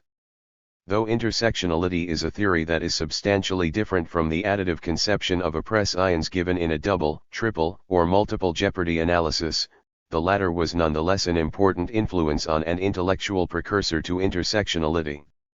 Francis Beale, the author of the influential Double Jeopardy, specifically attributes the intensity and specificity of black women's oppression to the super-exploitation of the capitalist system. Beale was a member of the Third World Women's Alliance, a women of color activist organization specifically aimed at eliminating the intertwined systems of capitalism, imperialism, and the oppression of women of color. The newspaper of the TWWA was called Triple Jeopardy to reflect these concerns and this anti-capitalist orientation. Deborah King's article on multiple jeopardy also argued that capitalism and class-based exploitation were primary nodes in the construction of oppression. In addition to these texts, which form a significant basis of intersectional thinking, many theorists of intersectionality are specifically concerned with capitalism as a substantive system that causes, structures, and forms the matrix of domination that intersectionality seeks to critique. In order to illustrate this, what follows in the rest of this section is a brief survey of intersectional engagements with class and capitalism. Perhaps the most famous and often cited example of anti-capitalist intersectionality is the Combahee River Collective's A Black Feminist Statement. They write, "The most general statement of our politics at the present time would be that we are actively committed to struggling against racial, sexual, heterosexual, and class oppression and see as our particular task the development of integrated analysis and practice based upon the fact that the major systems of oppression are interlocking. The synthesis of these oppressions creates the conditions of our lives." They specifically articulate an analysis of oppression that understands the ways that race, gender, class, and sexuality can neither be separated in experience nor in structure, arguing that there is racial sexual oppression which is neither solely racial nor solely sexual. In order to 1054. combat this matrix of domination, the Combahee River Collective specifically embraces a form of socialism that takes not only class, but race, gender, and sexuality as structuring aspects of exploitation and oppression.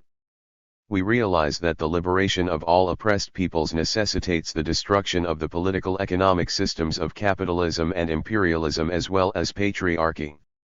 We are socialists because we believe that work must be organized for the collective benefit of those who do the work and create the products, and not for the profit of the bosses. Material resources must be equally distributed among those who create these resources. We are not convinced, however, that a socialist revolution that is not also a feminist and anti-racist revolution will guarantee our liberation. We have arrived at the necessity for developing an understanding of class relationships that takes into account the specific class position of black women who are generally marginal in the labor force, while at this particular time some of us are temporarily viewed as doubly desirable tokens at white-collar and professional levels. We need to articulate the real class situation of persons who are not merely raceless, sexless workers, but for whom racial and sexual oppression are significant determinants in their working/economic lives. Although we are in essential agreement with Marx's theory as it applied to the very specific economic relationships he analyzed, we know that his analysis must be extended further in order for us to understand our specific economic situation as black women. In this articulation, the Combahee River Collective explains that traditional Marxist analyses that have ignored, marginalized, or misunderstood the central importance of race, gender, and sexuality to the system of capitalism are insufficient, but they conceive of socialism as a project that can be extended in order to adequately conceptualize them. In particular, race, gender, and sexuality cannot be simply added to class in this extension as mere epiphenomena of class relations that will be magically solved through thinking about class. Collective member and one of the authors of the Black Feminist Statement, Beverly Smith specifically argued against a Marxism that conceives of class as ontologically primary in this sense, critiquing Marxists who say, well, when class oppression and racism end, definitely the oppression of women and lesbians will end. What is needed, then, is not just a mere conservation of already existing Marxism with the additions of other forces of oppression, but a full extension of the foundational concepts of Marxism to think about the ways in which race, gender, and sexuality permeate all moments of capitalist exploitation. In this sense, the Combahee River Collective Statement should be read both as a contribution to Marxism and as a critique of many dominant trends of Marxism. While Patricia Hill Collins' focus has not exclusively been on capitalism or class, it is important to remember that her analysis is completely suffused with an analysis of both. In Black feminist thought, Collins continually refers to economic exploitation and black women's status as economically exploited workers as essential to the creation and perpetuation of capitalist class relations. While the object of her analysis is not only capitalism, Black feminist thought is so suffused with a structural critique of capitalism at every turn that it should be rightly read as an anti-capitalist text in its own right. Intersectionality 1055. Angela Davis, author of over a dozen books and countless articles, is another thinker who is foundational to both Marxism and intersectionality. While much of Davis' early work does not use the term intersectionality, she has more recently explained that she views her own work as being intersectional, and as contributing to the tradition of intersectionality. She specifically highlights the TWWA and its newspaper Triple Jeopardy as one of the theoretical anchors in her conceptualization of intersectionality and of her own work. In speaking about the history of her own work, Davis comments, "I think that the whole notion of intersectionality that has characterized the kind of feminisms we're talking about, that we cannot simply look at gender in isolation from race, from class, from sexuality, from nationality, from ability, from a whole range of other issues." While many of Davis' seminal texts, like Women, Race, and Class, are Prison's Obsolete, and Blue's Legacies and Black Feminism, do not use the term intersectionality, and thus have been often left out of many genealogies of intersectionality, Davis comments here, and her constant attention to the interwoven dynamics of race, gender, class, and sexuality reveal her work to be touchstones of both intersectional and Marxist traditions. Bell Hooks, another foundationally important intersectionality theorist, explicitly names the matrix of domination white supremacist capitalist patriarchy throughout her work. Hooks argues that a gender analysis is crucial to ending capitalism, just as an anti-capitalist orientation is central to ending gender oppression. I think that what we see globally is that there have been incredible struggles to combat capitalism that haven't resulted in an end to patriarchy at all. In responding to a question about whether a specifically Marxist critique of capitalism was central to her work, Hooks replies, "Absolutely. I think Marxist thought is very crucial to educating ourselves for political consciousness. A class-rooted analysis is where I begin in all my work." Audre Lorde, in her seminal article Age, Race, Class, and Sex, Women Redefining Difference, specifically draws attention to the white male heterosexual capitalist structure of the world. She explains that part of the way in which age, race, and sex are connected to capitalism is by using the language of surplus population, a term that Marx used and many contemporary Marxists have used in order to describe how race and gender organize and are organized by capitalism on a structural level. In a society where the good is defined in terms of profit rather than in terms of human need, there must always be some group of people who, through systematized oppression, can be made to feel surplus, to occupy the place of the dehumanized inferior. She continues, "Institutionalized rejection of difference is an absolute necessity in a profit economy which needs outsiders as surplus people." She once described herself as a black lesbian feminist socialist mother warrior poet. Some have argued that it makes the most sense to describe Lorde's project as a queer black Marxism 1056. What this brief and partial survey demonstrates is that, far from intersectionality theorists conceiving of themselves as universally opposed to Marxism, many of the key thinkers of intersectionality have themselves identified as Marxists, socialists, and anti-capitalists, arguing for the centrality of class and capitalism in intersectionality. Marxist engagements with intersectionality. Despite the shared genealogy of Marxism and intersectionality, much of the scholarship of both traditions has positioned these bodies of work as opposed to one another, rather than as sharing vital commitments, textual bases, and critical analyses. This section focuses on a series of frequent criticisms of intersectionality in Marxist circles, that intersectionality is postmodern, that it is essentially reformist and/or liberal, that it misunderstands the fundamental nature of class, that it lacks a causal explanation of oppression, and that it fundamentally impedes political attempts at solidarity. I turn to intersectionality's responses to each criticism. Identity politics. In a widely read and distributed pamphlet, Eve Mitchell alleges that the focus of intersectionality on identity politics constitutes a reinforcement of specifically capitalist ideas of individuality. Responding specifically to Bell Hooks' iteration of the critique of the homogeneity of experience so frequent in non-intersectional analyses, Mitchell writes, "Hooks is correct to say that basing an entire politics on one particular experience, or a set of particular differences, under capitalism is problematic. However, intersectionality theory replicates this problem by simply adding particular moments, or determinant points." Hooks goes on to argue for race and class inclusion in a feminist analysis. Similarly, theories of an interlocking matrix of oppressians simply create a list of naturalized identities, abstracted from their material and historical context. This methodology is just as ahistorical and antisocial as Betty Friedan's. This selection highlights two related but slightly different criticisms. In the first place, Mitchell's critique is representative of a frequent criticism of what we might call mathematical intersectionality theory. These are the theories that conceive of the multiple axes of oppression as additive or multiplicative, using concepts like triple jeopardy to explain the position of working-class women of color who experience class, gender, and race-based oppressions. While there are certainly some intersectional theorists who deploy this framework, many intersectional theorists themselves have argued against additive and multiplicative models for their failure to highlight the mutual constitution of the structures of domination.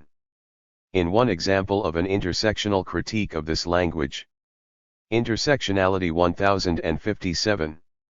Deborah King decries what she terms the pop beat approach, where oppress ions are considered separate and then added together, arguing that by considering these systems as wholly distinct, these frameworks revive the tendency to hierarchize oppress ions. As this same intervention is made by many other intersectionality theorists, Mitchell's identification of intersectionality with these mathematical models constitutes a straw man argument, one that refuses to seriously engage with the vast intersectional literature critiquing the very position Mitchell attributes to this framework. The second but related criticism Mitchell levies concerns the nature of identity as it is discussed by intersectionality.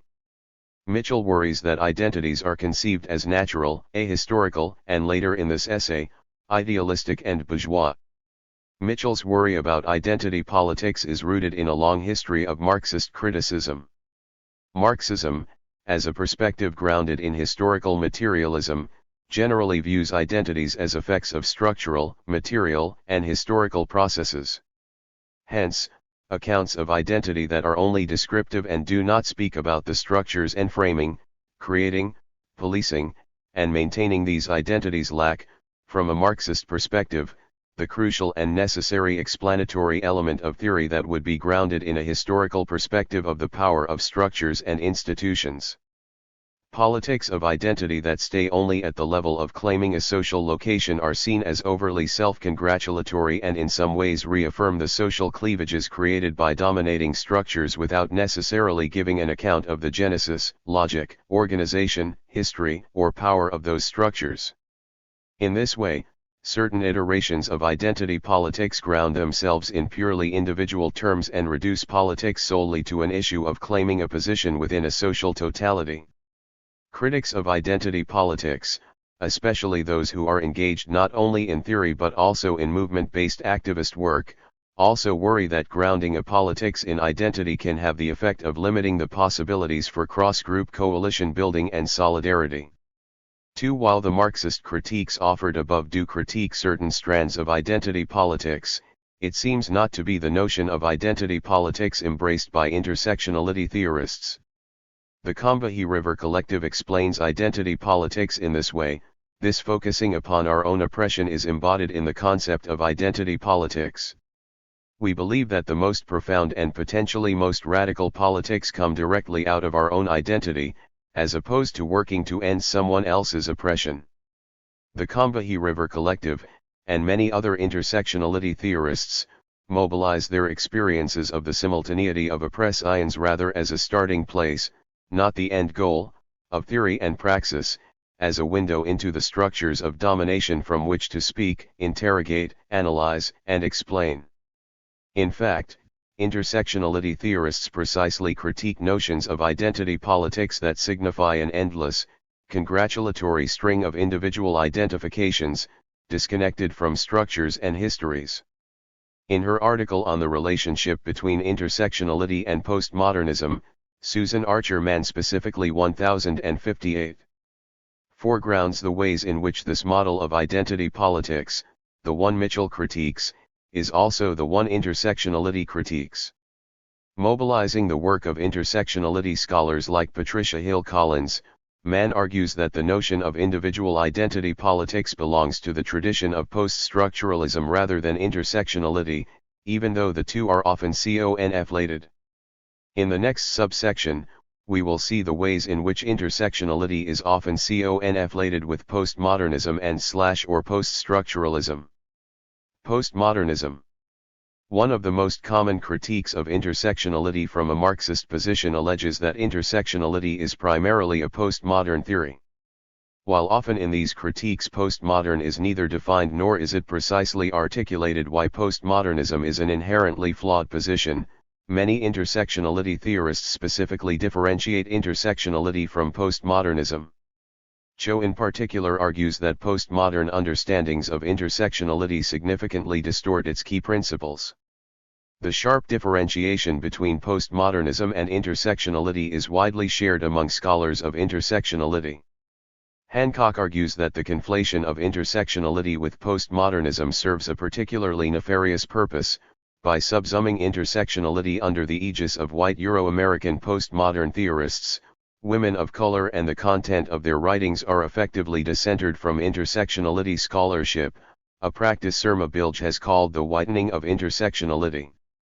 The genealogy of intersectionality derives much more from women of color feminisms than from the theories of Foucault, Butler, or other post-structuralist theories. 3. In particular, the charge of postmodernism seems levied at intersectionality's supposed focus only on the individual and experiential elements of oppression and its alleged neglect of structures and institutions.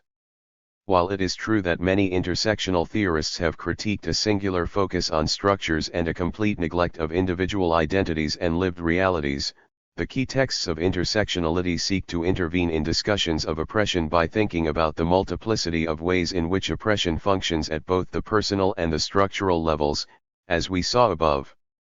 Reformist/liberalism. One trenchant critique of intersectionality is the ways in which it has been mobilized in service of a reformist project of inclusion under the aegis of multicultural liberalism. In particular, Jasper Poor has been an outspoken critic of intersectionality as merely a way to manage difference in ways that reinforce liberal. Intersectionality 1059. Multiculturalism. While it is certainly true that intersectionality has been used as a tool of reforming institutions rather than subverting them, it is important to note that intersectionality theorists both insist on the radical, revolutionary potential of intersectionality and critique its use and appropriation when it is not aimed at a total reordering of society. In 1989, Crenshaw clearly argued that problems of exclusion cannot be solved simply by including black women within an already established analytical structure precisely because the structures and institutions of modern life are precisely predicated on the exclusion and oppression of black women in particular and women of color in general.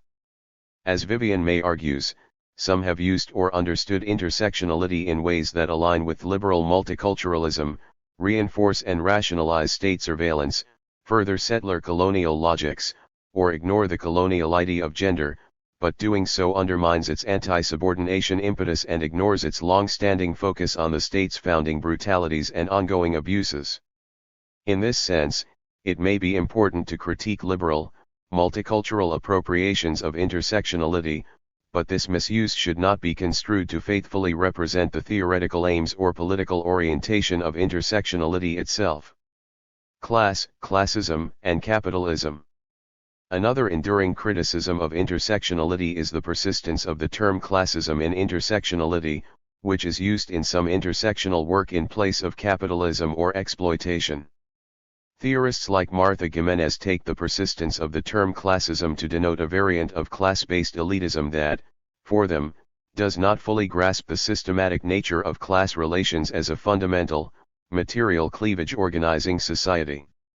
She writes, "Class is not simply another ideology legitimating oppression, it denotes exploitative relations between people mediated by their relations to the means of production."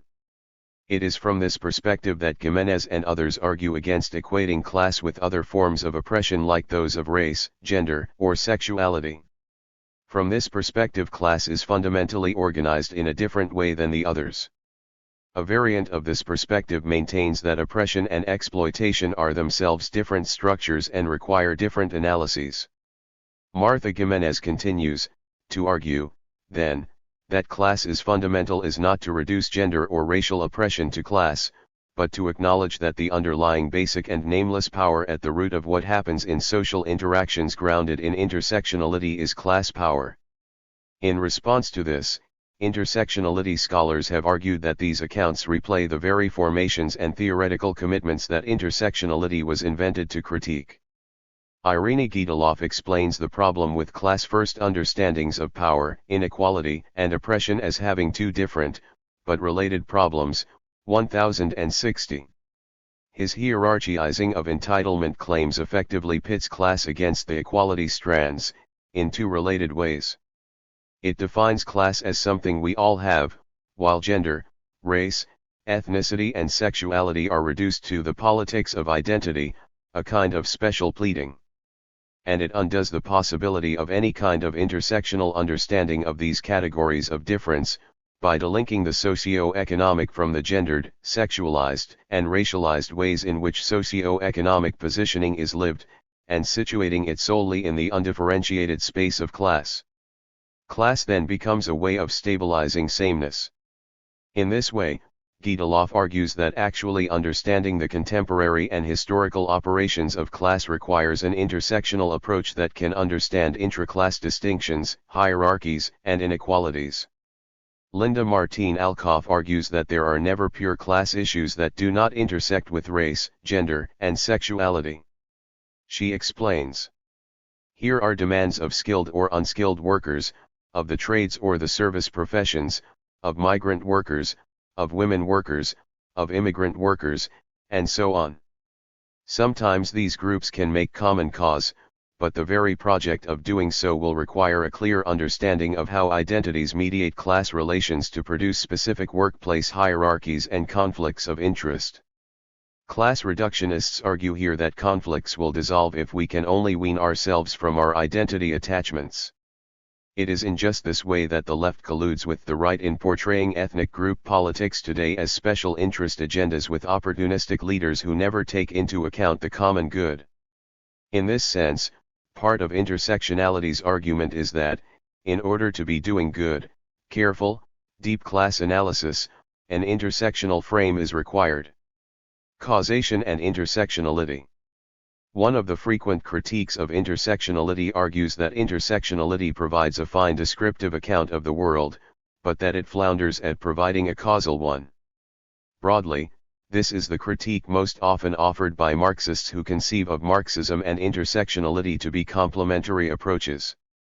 Sharon Smith argues that because intersectionality has no account of exploitation or the genesis of oppression, it needs Marxism, for it is inadequate on its own to ground this account of how and why oppression and exploitation happen. 5. A similar criticism is levied by Martha Gimenez, who argues that intersectionality has taken for granted categories of analysis whose meaning apparently remains invariant in all theoretical frameworks and contexts rather than providing a causal, structural, or historical account of these categories. McNally and Ferguson expand this critique, arguing that intersectionality lacks any coherent explanation of how and why intersections are organized in some ways rather than others.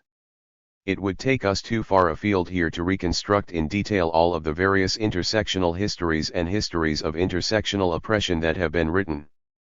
However, it is important to note that intersectionality is not merely a theory of the contemporary, but is also a perspective that has produced its own historical scholarship, looking to answer precisely the Intersectionality 1061 question of how intersectional oppression has been produced.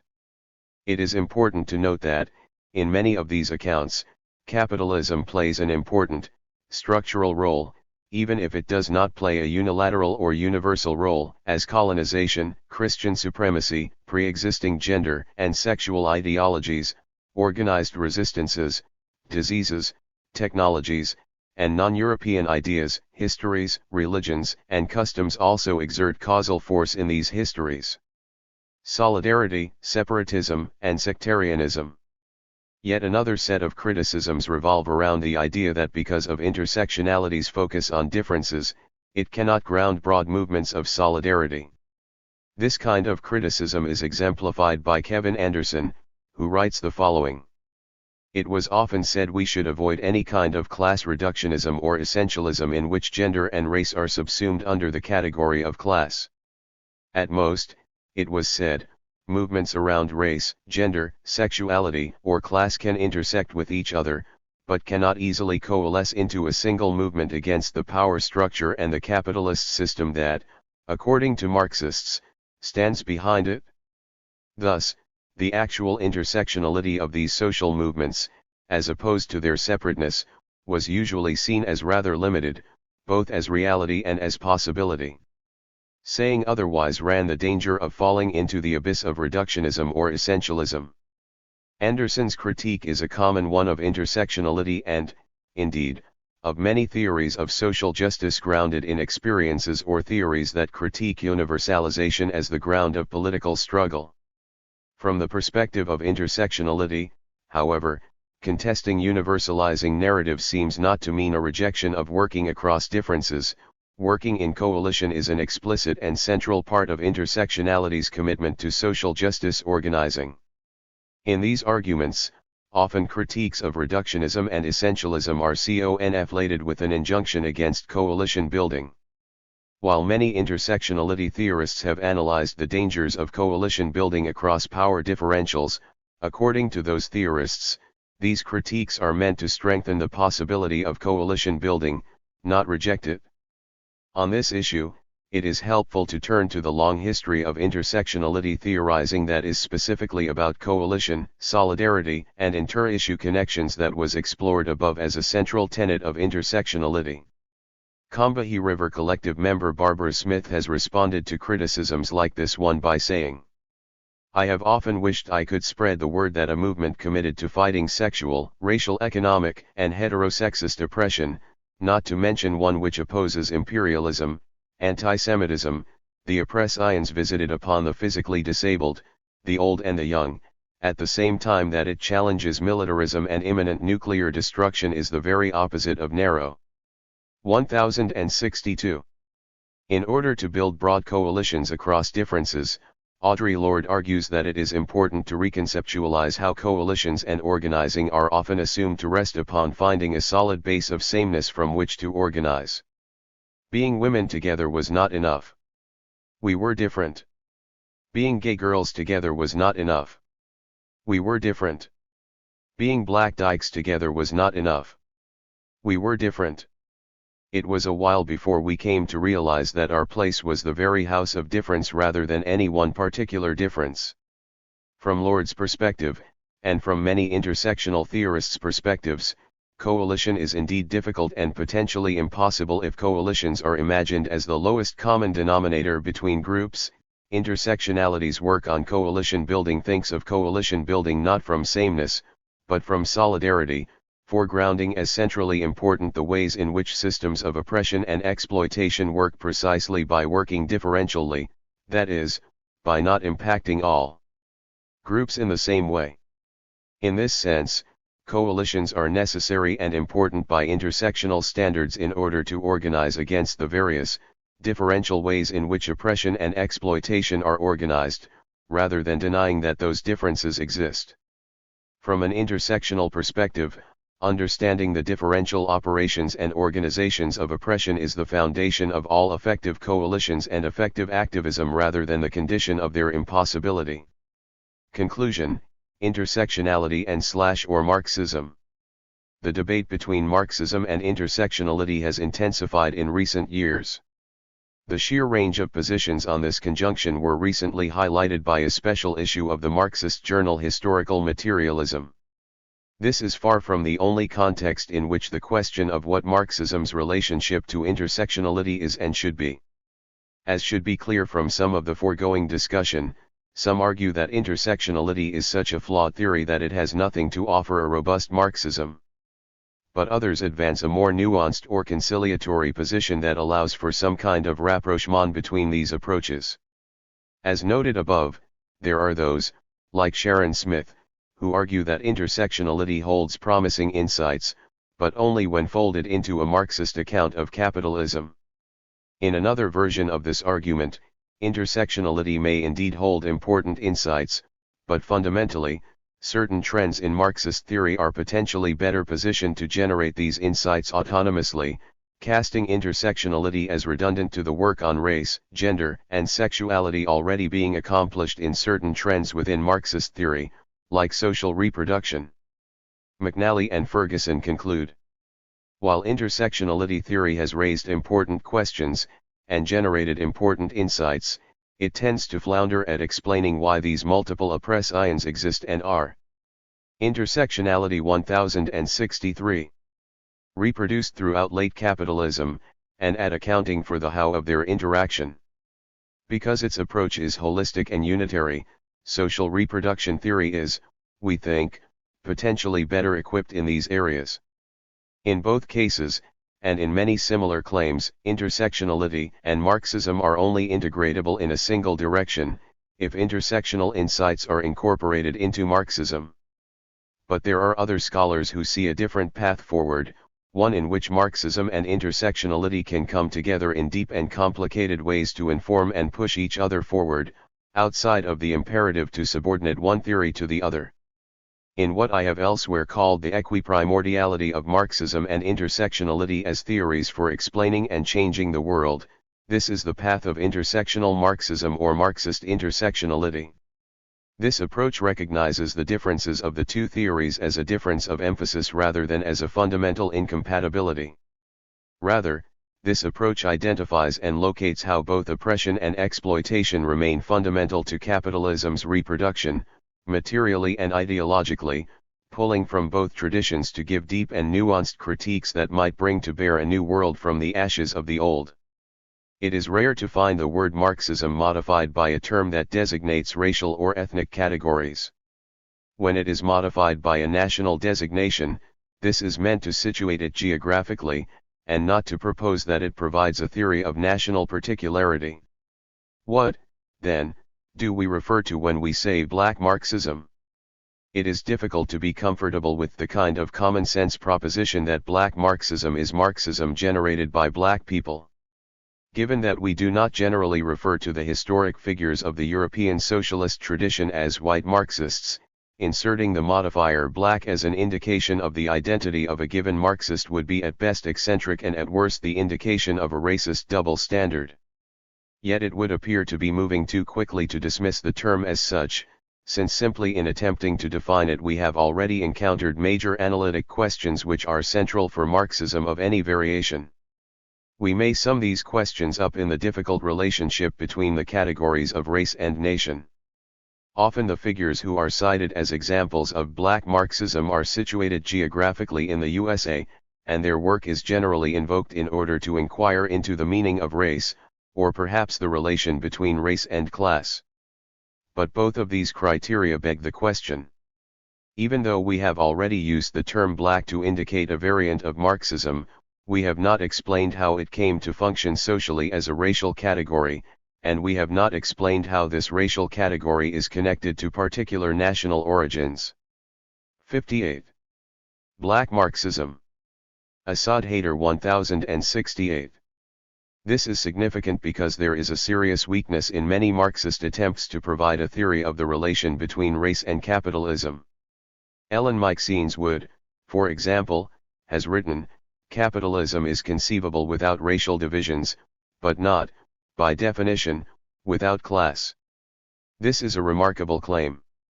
It proposes that we can conceive of a capitalism which is entirely separate from its actual history, and formulate a definition against which reality can be measured. For Wood, since the essence of capitalism is obscured by the sheer multiplicity of cases in which it appears, it becomes necessary to carve away all the contingent historical excess and construct an ideal model in the mind. According to this epistemological procedure, the relation of capitalism to race is to be determined at the level of the model, and at this level it turns out that race is of secondary importance to class. The Black radical tradition. Faced with this simultaneously idealist and economistic discourse, it is clear that it is vitally necessary to recover a Black Marxism. Given the difficulties of definition, Cedric Robinson's book Black Marxism is an indispensable point of reference. But Robinson's book poses new challenges, because it does not actually present us with Black Marxism. In fact, it could even be read as proposing the impossibility of such a category, in favor of what Robinson calls the Black radical tradition. In order to define the Black radical tradition, Robinson has to trace an astonishing sweep of world history. He proposes that the Black radical tradition has its roots in the collective resistance of New World slaves, a resistance which, according to Robinson, was based on an epistemology that granted supremacy to metaphysics, not the material. This epistemology is central to the Black radical tradition, because it was a revolutionary consciousness that proceeded from the whole historical experience of black people and not merely from the social formations of capitalist slavery or the relations of production of colonialism. Therefore the starting point of the investigation has to be the forms of thought through which a self-consciousness of this historical experience could be constituted. This logical structure is one also described by Hegel, in which the standpoint of investigation appears as the result, in which it reaches its beginning again and returns into itself. The beginning is only a beginning for the subject who thinks, while thinking is a circle that goes back into itself. In other words, world history has to be interpreted on the basis of the epistemology of the Black radical tradition, but it is also the self-consciousness of this history which generates that epistemology. This is possible because the Black radical tradition is also a philosophy of history. It has a telos towards which, Robinson argues, it still tends, the continuing development of a collective consciousness informed by the historical struggles. 1069. For liberation and motivated by the shared sense of obligation to preserve the collective being, the ontological totality. History matters because it is the shared past of a people and thus the basis of consciousness, of knowing, of being.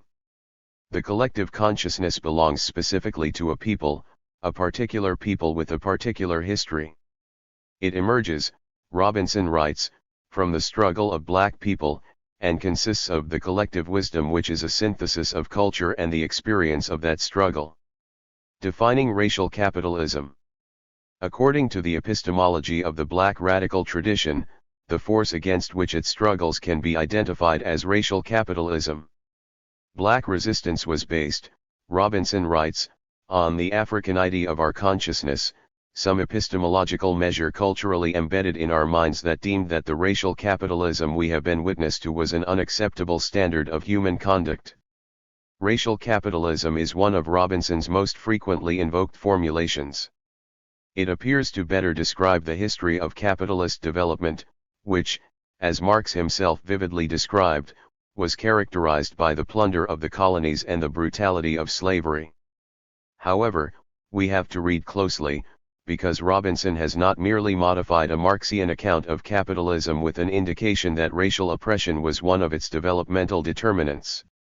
His argument is far more original. Racial capitalism is a category that is specifically advanced within the epistemology of the Black radical tradition. From this vantage point, one which privileges the cultural and metaphysical, the confrontation of an African consciousness with racial capitalism is a kind of clash of civilizations, since racial capitalism expresses the character of Western civilization itself. What, then, characterizes Western civilization, and how can its expression as racial capitalism be explained by cultural and metaphysical causes rather than material ones? Robinson explains this in terms of a system of racialism which precedes capitalism and categorizes the diverse populations of Europe, distinguished by regional, cultural, and linguistic differences. The nation is an illusory category. It confuses the structure of the bureaucratic state with the real history of particular identities and social structures that constituted European society. With the emergence of capitalism, Robinson argues, there is a deepening of racialism. The tendency of European civilization through capitalism was thus not to homogenize but to differentiate, to exaggerate regional, subcultural, and dialectical differences into racial ones. Thus, as capitalism developed, racialism and its permutations persisted, rooted not in a particular era but in the civilization itself. As an enduring principle of European social order, the effects of racialism were 1070. Bound to appear in the social expression of every strata of every European society no matter the structures upon which they were formed. There is a continuity of racialism across particular historical epochs. Racialism fundamentally affects social, political, and economic forms specific to a given historical period. It cannot be said to have been determined by them. Against the reduction of historical explanation to material factors, Robinson argues. Racialism insinuated not only medieval, feudal, and capitalist social structures, forms of property, and modes of production, but as well the very values and traditions of consciousness through which the peoples of these ages came to understand their worlds and their experiences. Western culture, constituting the structure from which European consciousness was appropriated, the structure in which social identities and perceptions were grounded in the past, transmitted a racialism that adapted to the political and material exigencies of the moment. Capitalism is then only one moment in the development of European racialism, which starts at the very beginnings of European civilization, according to Robinson, literally the reappearance of urban life at the end of the first Christian millennium.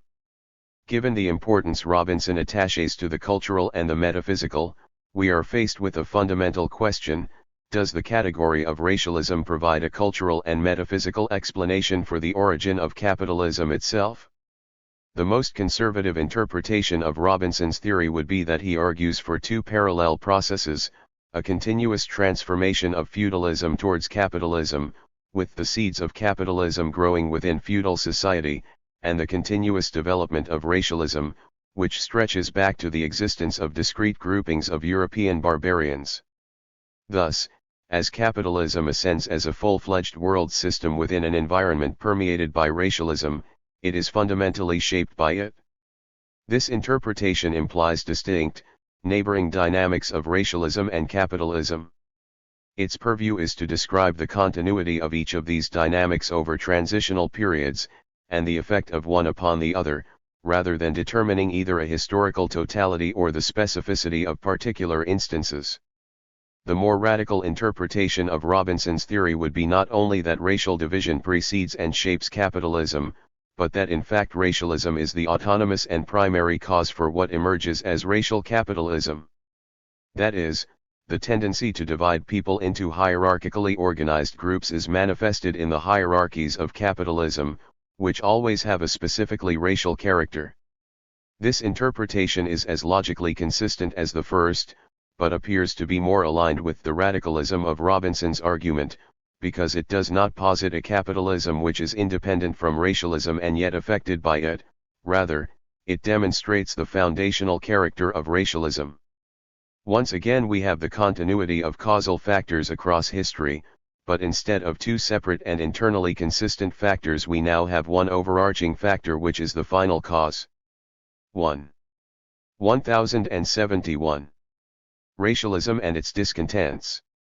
From the outset, Robinson argues, European society is based on an internal racial ordering which extends into the medieval and feudal periods, and develops an external ordering with the Mediterranean encounter with Islam. This tendency forms the basis of a capitalist world system when it incorporates African, Asian, and indigenous people into the world market, and culminates with the dialectic of colonialism, plantocratic slavery, and resistance from the 16th century forward, and the formations of industrial labor and labor reserves. But Robinson also insists on a non-dialectical logic of contradiction. Despite offering us an epistemology that can be used to understand Western civilization, the black radical tradition cannot be seen as that civilization's self-understanding. Robinson writes, Black radicalism is a negation of Western civilization, but not in the direct sense of a simple dialectical negation. It is a specifically African response to an oppression emergent from the immediate determinants of European development in the modern era and framed by orders of human exploitation woven into the interstices of European social life from the inception of Western civilization. In other words, history for Robinson is not the externalization and alienation of a single originary spiritual principle, but rather the clash of opposing principles, and their antagonistic development on the basis of their self-contained origins. Hegel explains world history as the succession of particular national spirits, the spirit of a people as it is built up objectively in the state, and which depends on the cultural formation of its self-consciousness. It is the concrete spirit of a people which we have distinctly to recognize, and since it is spirit it can only be comprehended spiritually, that is, by thought. But for spirit, the highest attainment is self-knowledge. This it must and is also destined to accomplish, but the accomplishment is at the same time its dissolution, and the rise of another spirit, another world historical people, another epoch of universal history. So, while for Hegel the particularity of a culture and its national expression join the development of a universal history, Robinson's philosophy of history provides a relative comparison of the different spiritual principles of different peoples, whose relations to one another are not progressive. 2. Capitalism is the product of European civilization, the expression of the unified spiritual principle of the plurality of European races. Paradoxically, this unitary spiritual principle is itself racial differentiation, and racial capitalism is its manifestation. Robinson shows us the racial character of Hegel's absolute spirit, which is ultimately the constitution of the history of Europe as a spiritual unity.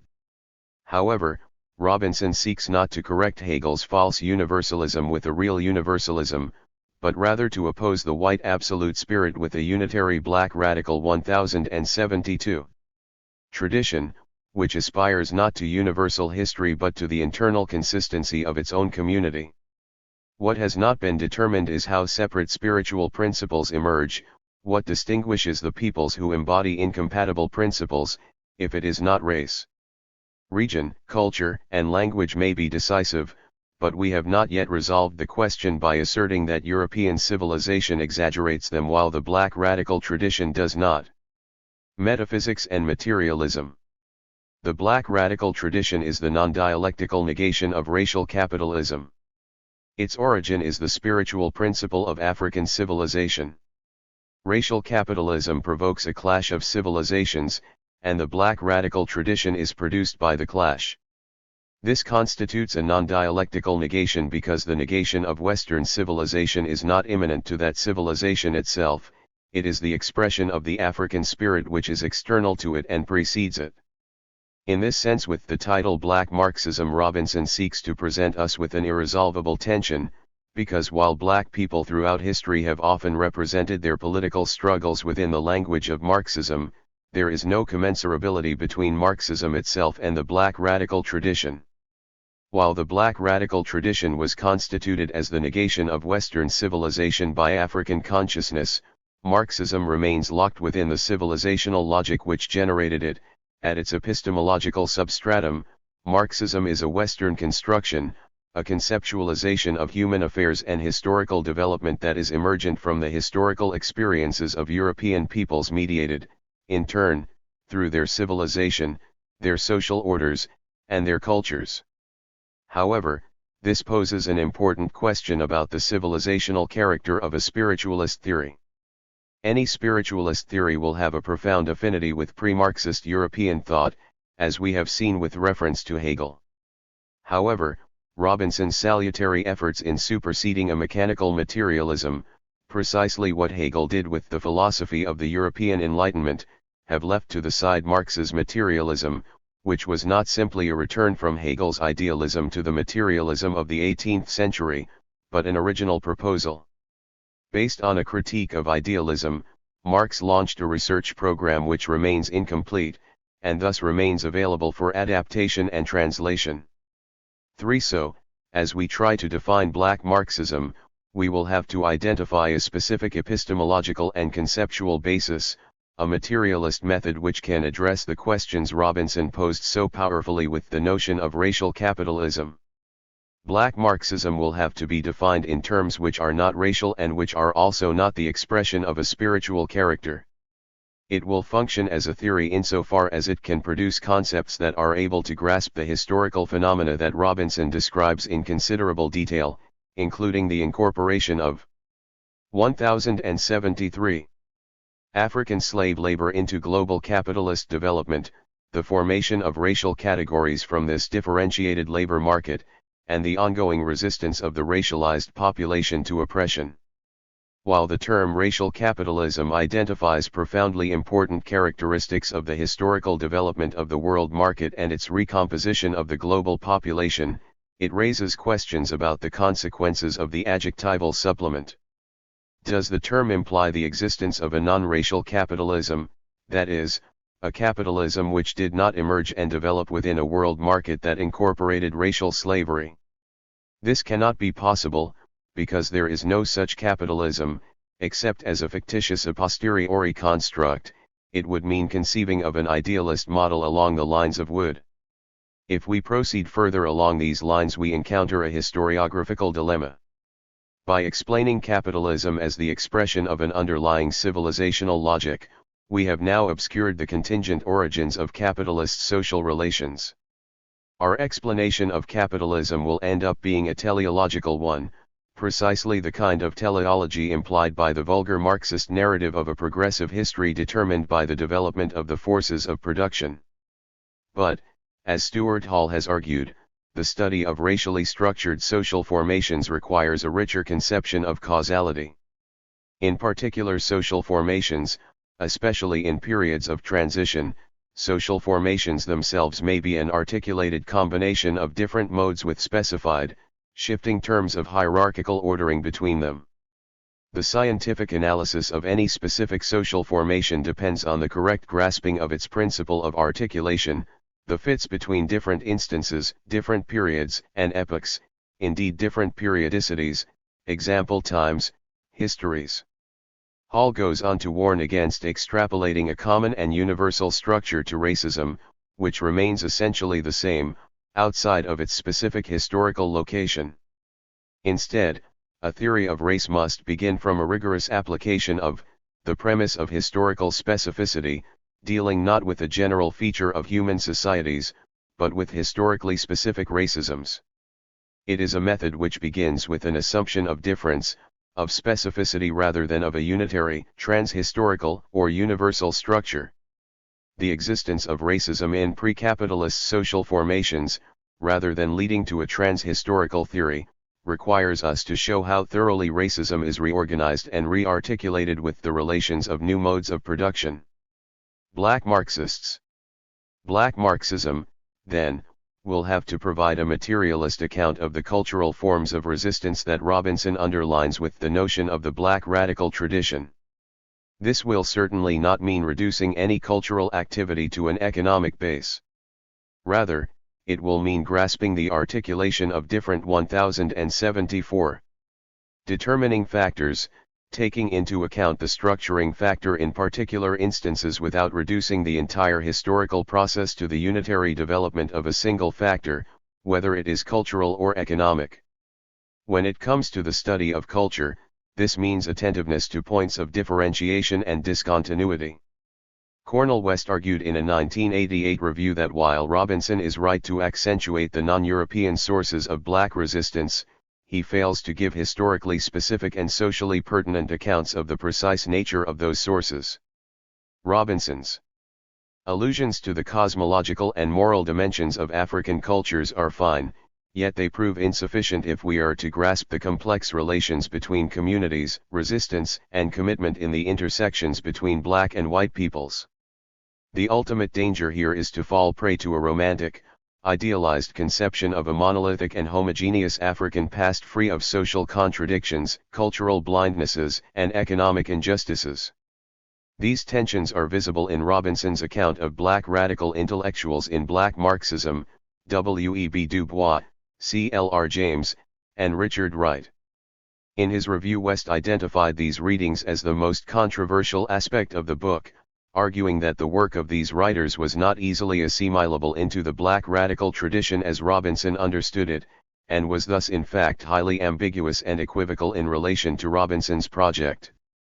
Robinson sets out to establish with his close readings how these figures reoriented themselves from within Marxism towards the black radical tradition. In the case of Du Bois and James, this makes the crucial point that over the course of their lives, they drew fundamental lessons from black mass movements. However, they also grew more and more resolute in their commitment to Marxism, in alignment with other Marxists on an international level who also sought to assert the primacy of mass movements. Wright, given his fraught relationship to communism, is a different case, but like the others, he displays a complex relation to both Marxism and the black radical tradition. As Paul Gilroy put it in the Black Atlantic, Wright was neither an affiliate of Western metaphysics who just happened to be black nor an ethnic African American whose essential African identity asserted itself to animate his comprehensive critique of Western radicalism, for indeed, part of what fundamentally characterizes these figures is their hybrid association with European culture.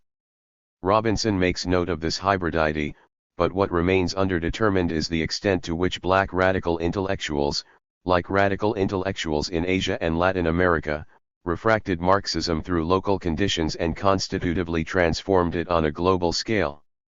In order to locate Black Marxism, we have to shift our concepts and reopen the archives, beginning with specific cases rather than general philosophies of history. Here we will focus on a highly specific phenomenon which results from the encounter between the communist revolutionary project and the aftermath of racial slavery. What we can discern in this specific phenomenon is not a general 1075 opposition between a cohesive European Marxism and an equally cohesive black radical tradition, each representing an alternate mode of politics.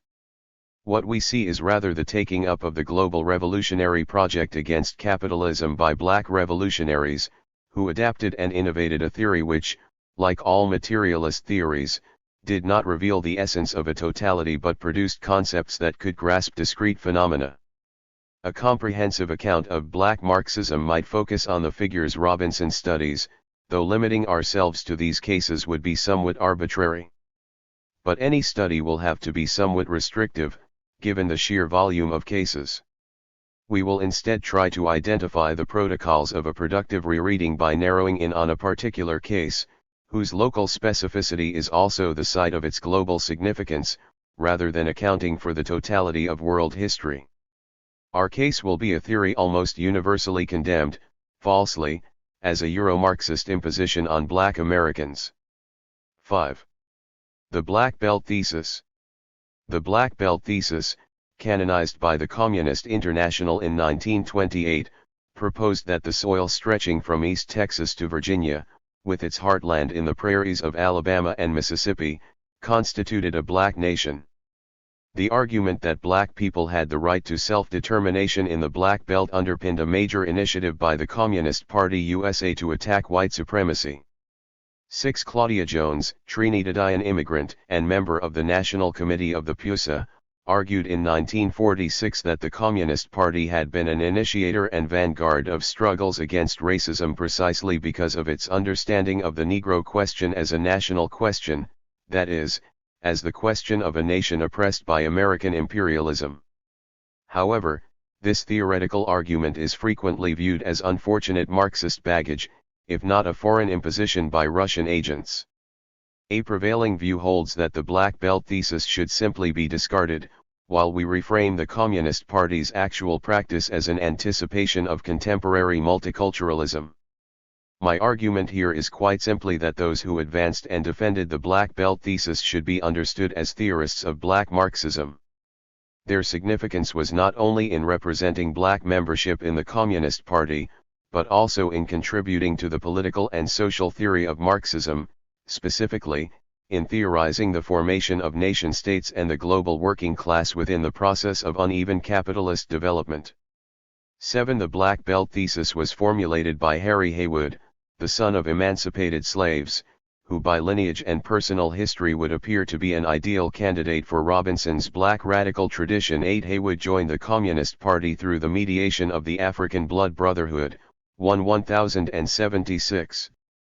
Of the first organizations to advance a socialist conception of black nationalism.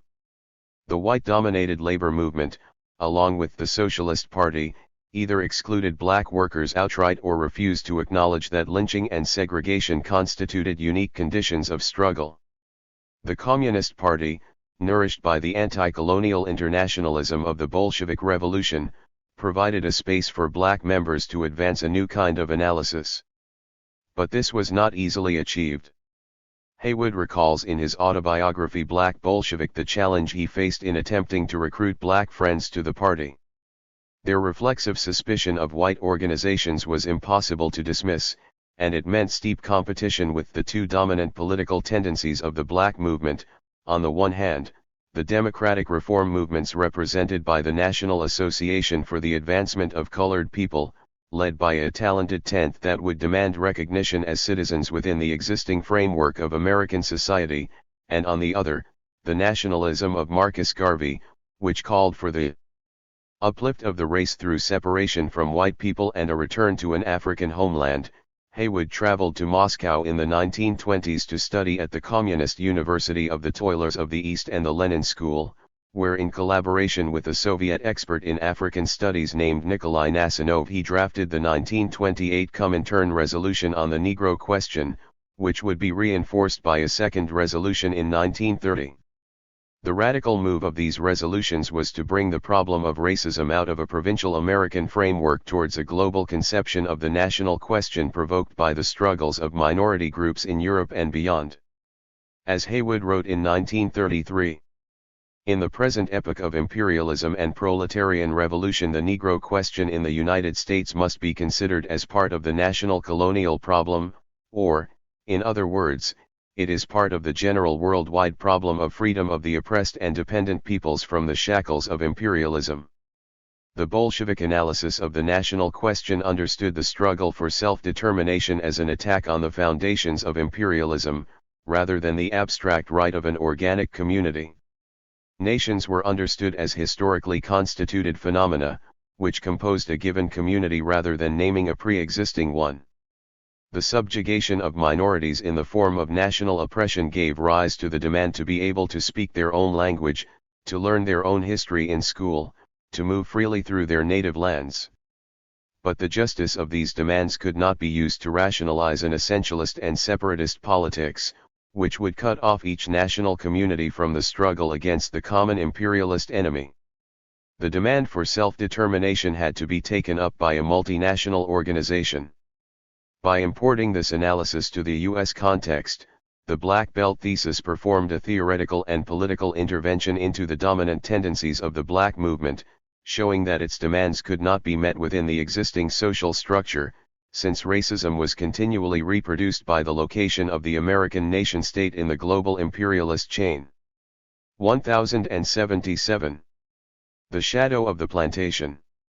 The Black Belt thesis argued that the history of racism and the struggle against it was territorially grounded in the American South. A certain optimistic and Eurocentric analysis of capitalism centers it on the category of free wage labor, the juridically free and mobile worker who enters into a voluntary contract with the owner of the means of production on the marketplace. Marx showed that even this exemplary figure of liberalism concealed relations of force and exploitation. But, as Heidi Gerstenberger puts it, the actual history of capitalism does not support the assumption that the full legal and political autonomy of laborers is a fundamental requirement for capitalist forms of exploitation. The Black Belt thesis set out from the recognition that, during the period of capitalism's emergence and initial rapid growth, free wage labor only encompassed a marginal portion of the populations incorporated into the capitalist world market. Various forms of forced labor were widespread throughout the colonial world, meeting the demand for cotton, coffee, and sugar in Industrial Revolution England. In the American economy of the early 19th century, the slave plantation was the core of the economic dynamism of the South. The American plantation, Haywood wrote in his book Negro Liberation, was a hybrid of two systems, classic slave economy and modern capitalism, combining the worst features of both.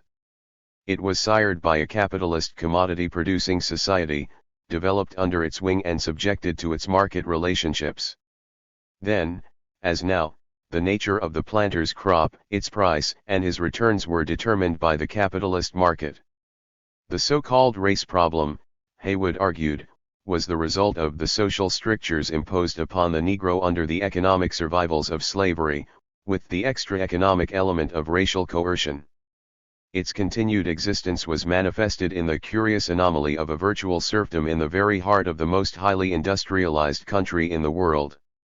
That is, black sharecropping was a hybrid form, combining the most primitive features of capitalism with survivals of chattel slavery in the exploitation of the soil cultivator. The capitalist features of this form were expressed in the contract between tenant and the landowner, in which they confront one another ostensibly as legal equals. But, ultimately, what determines the real character of the relation between the sharecropper and the planter, is the fact that these relations rest upon an elaborate system of Negro subjugation already inherent in the historical origin of the sharecropping form. Jim Crow, lynching, clan terror, sharecropping, and debt peonage allowed the former slaveholders to maintain the old slave relations under the new conditions of legal emancipation. 1078. The Great Migration, which tipped the balance of the black population towards cities and the North, was a form of resistance to these survivals of slavery, a line of flight which deprived capital of an artificially cheapened labor force. Haywood wrote, "Let us not forget that outmigrations from the Deep South area of historic Negro concentration have been a result of the sharpest forms of oppression which dominate this area. The great outmigrations coincide with periods of industrial boom, and register the flight of those elements of the population who are able to break away from a backward, depressed agricultural area in response to the needs of capitalist industrialist expansion, and were drawn into urban centers of industry. 9. The conditions of the agricultural areas resulted from the presence in abundance of cheap and unfree labor in the plantation regions, which tended to make mechanization unprofitable. But it was precisely the presence of contemporary capitalist forms, which were capable of capturing and reactivating the seemingly residual forms of slavery, that accounted for the articulation of instances of the social formation in an uneven temporality. It must not be forgotten that in the South, mechanization proceeds within the framework of a semi-feudal agrarian setup, controlled by finance capital which, along with capitalistic forms, tends to promote and perpetuate the old and outmoded relics of slavery in the exploitation of the mass of the basic soil tillers. However, as its ability to use extra economic coercion to increase productivity declined, capital had no choice but to turn to the mechanization of agriculture, which in its turn dispossessed black sharecroppers, driving even greater populations to northern cities where they were followed by what Haywood called the shadow of the plantation.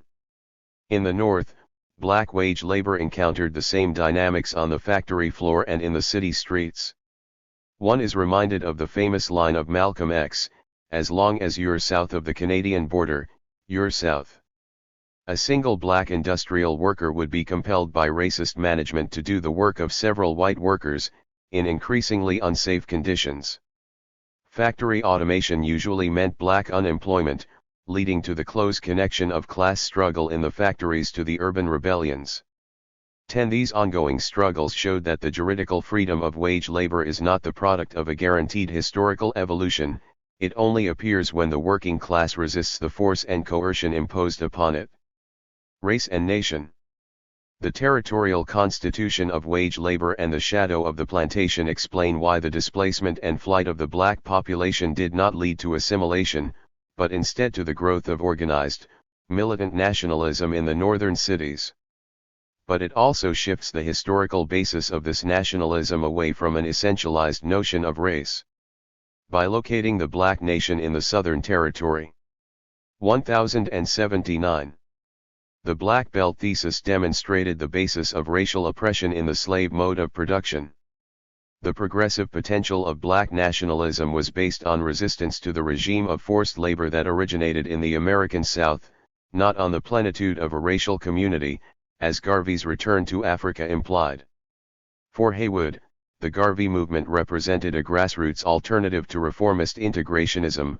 It resonated with the nationalist undercurrent of the black masses, which, according to Haywood, arose from the soil of black superexploitation and oppression in the United States. Because Garveyism opened the way to a rejection of white society as it existed, rather than inclusion within it, it attracted a rank and file from the submerged black peasantry that had recently migrated. 11 But it also attracted the businessmen of the ghetto, looking to protect their meager markets from the encroachments of predatory white corporate interests. Because this mass movement included various classes and social groupings with conflicting interests, tendencies, and motives, all gathered under the unifying banner of national liberation, it had a fundamentally contradictory character. While the rank and file saw the black nationalist state as the fulfillment of their yearnings for land and freedom, the elite leadership sought to establish a black-controlled economy within which they could exploit their own masses free from the overwhelming competition of dominant white capital. 12 Garveyism attempted to resolve these class contradictions with an ideology of race, and this ideology represented an organizational practice of separatism. The utopian projection of exodus to Africa gave separatism a basis in an imagined organic community that preceded American history. In this way, black separatism inverted the ideology of race that had accompanied white domination. The concept of national oppression was an attempt to break out of the quagmire, race could not be taken as a pre-given category, a real, substantial attribute which then became the object of racial prejudice. A theory of racial oppression had to explain the constitution of the very phenomenon of race, rather than assuming its existence. In a 1930 attempt to formulate such a theory, Haywood wrote, "Race, as a social question, exists only for the ideologists of the bourgeoisie and in the minds of those deluded by them." The basic move of this ideology was to imbue differences within the human species, such as color of skin, texture of hair, etc., with a social meaning, and on this basis claim the existence in nature of master and slave races. This did not mean, however, that race was simply an illusion. Race theories arose to provide a moral justification for colonial policies, and thereby took on real political forms which perpetuated the underlying relation of exploitation. By cultivating hatred and resentment between the populations of the oppressed and oppressor nations, the ideology of race prevented the emergence of a unified global challenge to imperialism. This ideology took a specific form in the history of the USA, due to two demographic factors. The first was migration. Recently arrived immigrants were subjected to special exploitation, while native-born American workers enjoyed greater privileges and were organized in exclusionary, chauvinist craft unions. But this 1080 differentiation tended to disappear as European immigrants were integrated over the course of generations. The second factor was African slavery, which made it possible to root labor market differentiation in visible physical difference. As Haywood wrote, "The peculiar historical development of American capitalism, bound up as it was with the development of cotton production and the necessary utilization of Negro slave labor, contributed to the early rise of racial theories. The moral sanctioning of the brutal system of slavery necessitated the exclusion of the Negro slave from the human category. Since black people and white people lived side by side in the USA, without the more rigid geographical, cultural, and linguistic divisions that characterized the relations of European colonialism, the race factor became a central pillar of the dominant ideology. The American nation came to be defined in terms of whiteness, with physical difference in skin color transcending intra-European hierarchies among immigrants, carried by oppressed nationalities from Ireland, southern Italy, and the Russian Empire. It was no surprise, then, that the black nationalist response would also root itself in racial ideology. Even reformist integrationism was susceptible to this trap. By viewing the problem of racism as a matter of prejudice, due to instinctive hatred on the part of whites, it reduced the entire economic and social structure of racism to its ideological representation.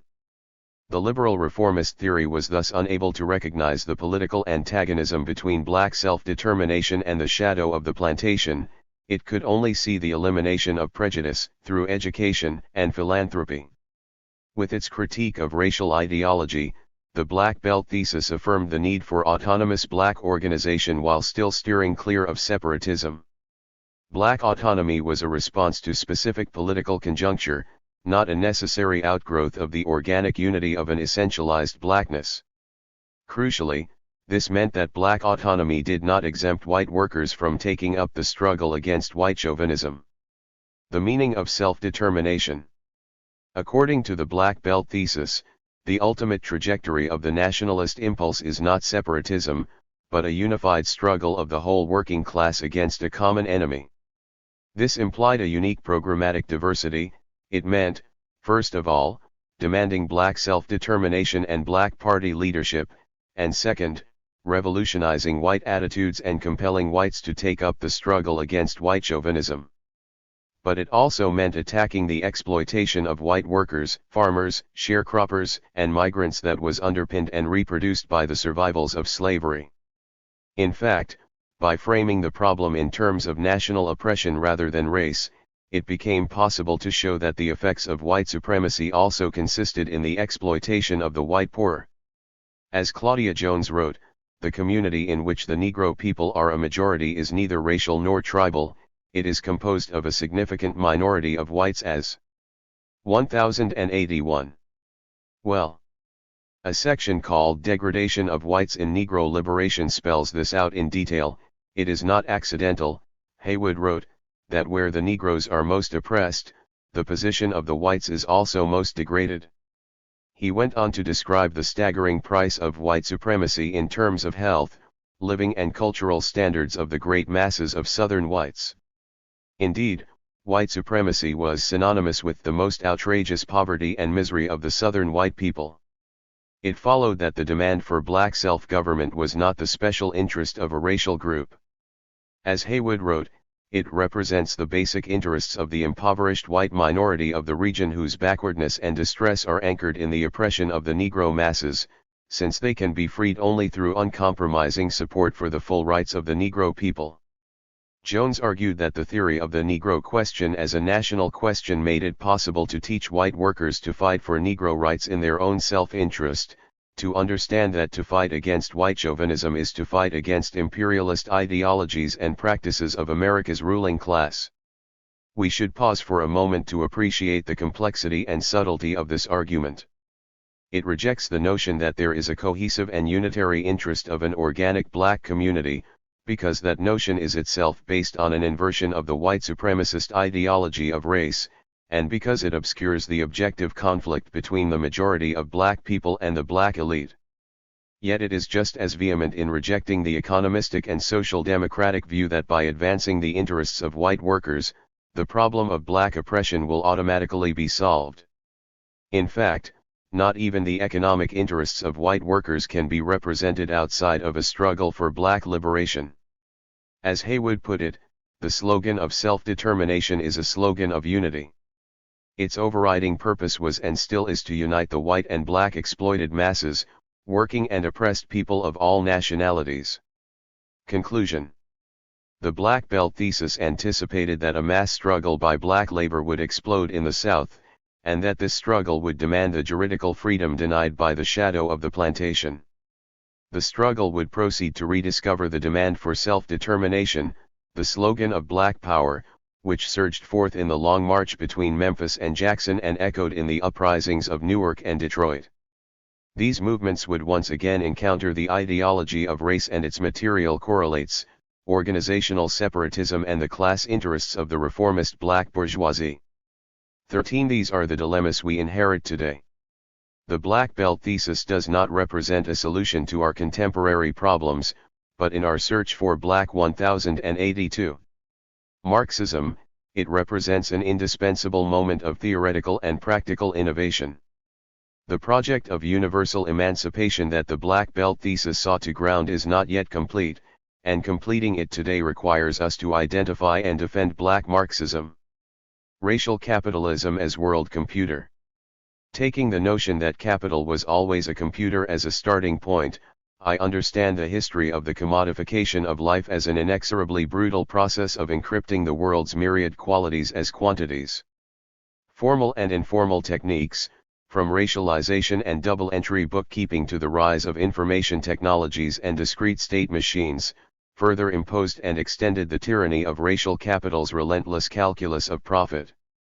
By means of the violent colonization of almost all social spaces, categories, and representations, where today language, image, music, and communication all pass through a computational substrate that is an outgrowth of fixed capital, all or nearly all expressivity has been captured in the dialectic of massive capital accumulation, on the one side, and radical dispossession, on the other.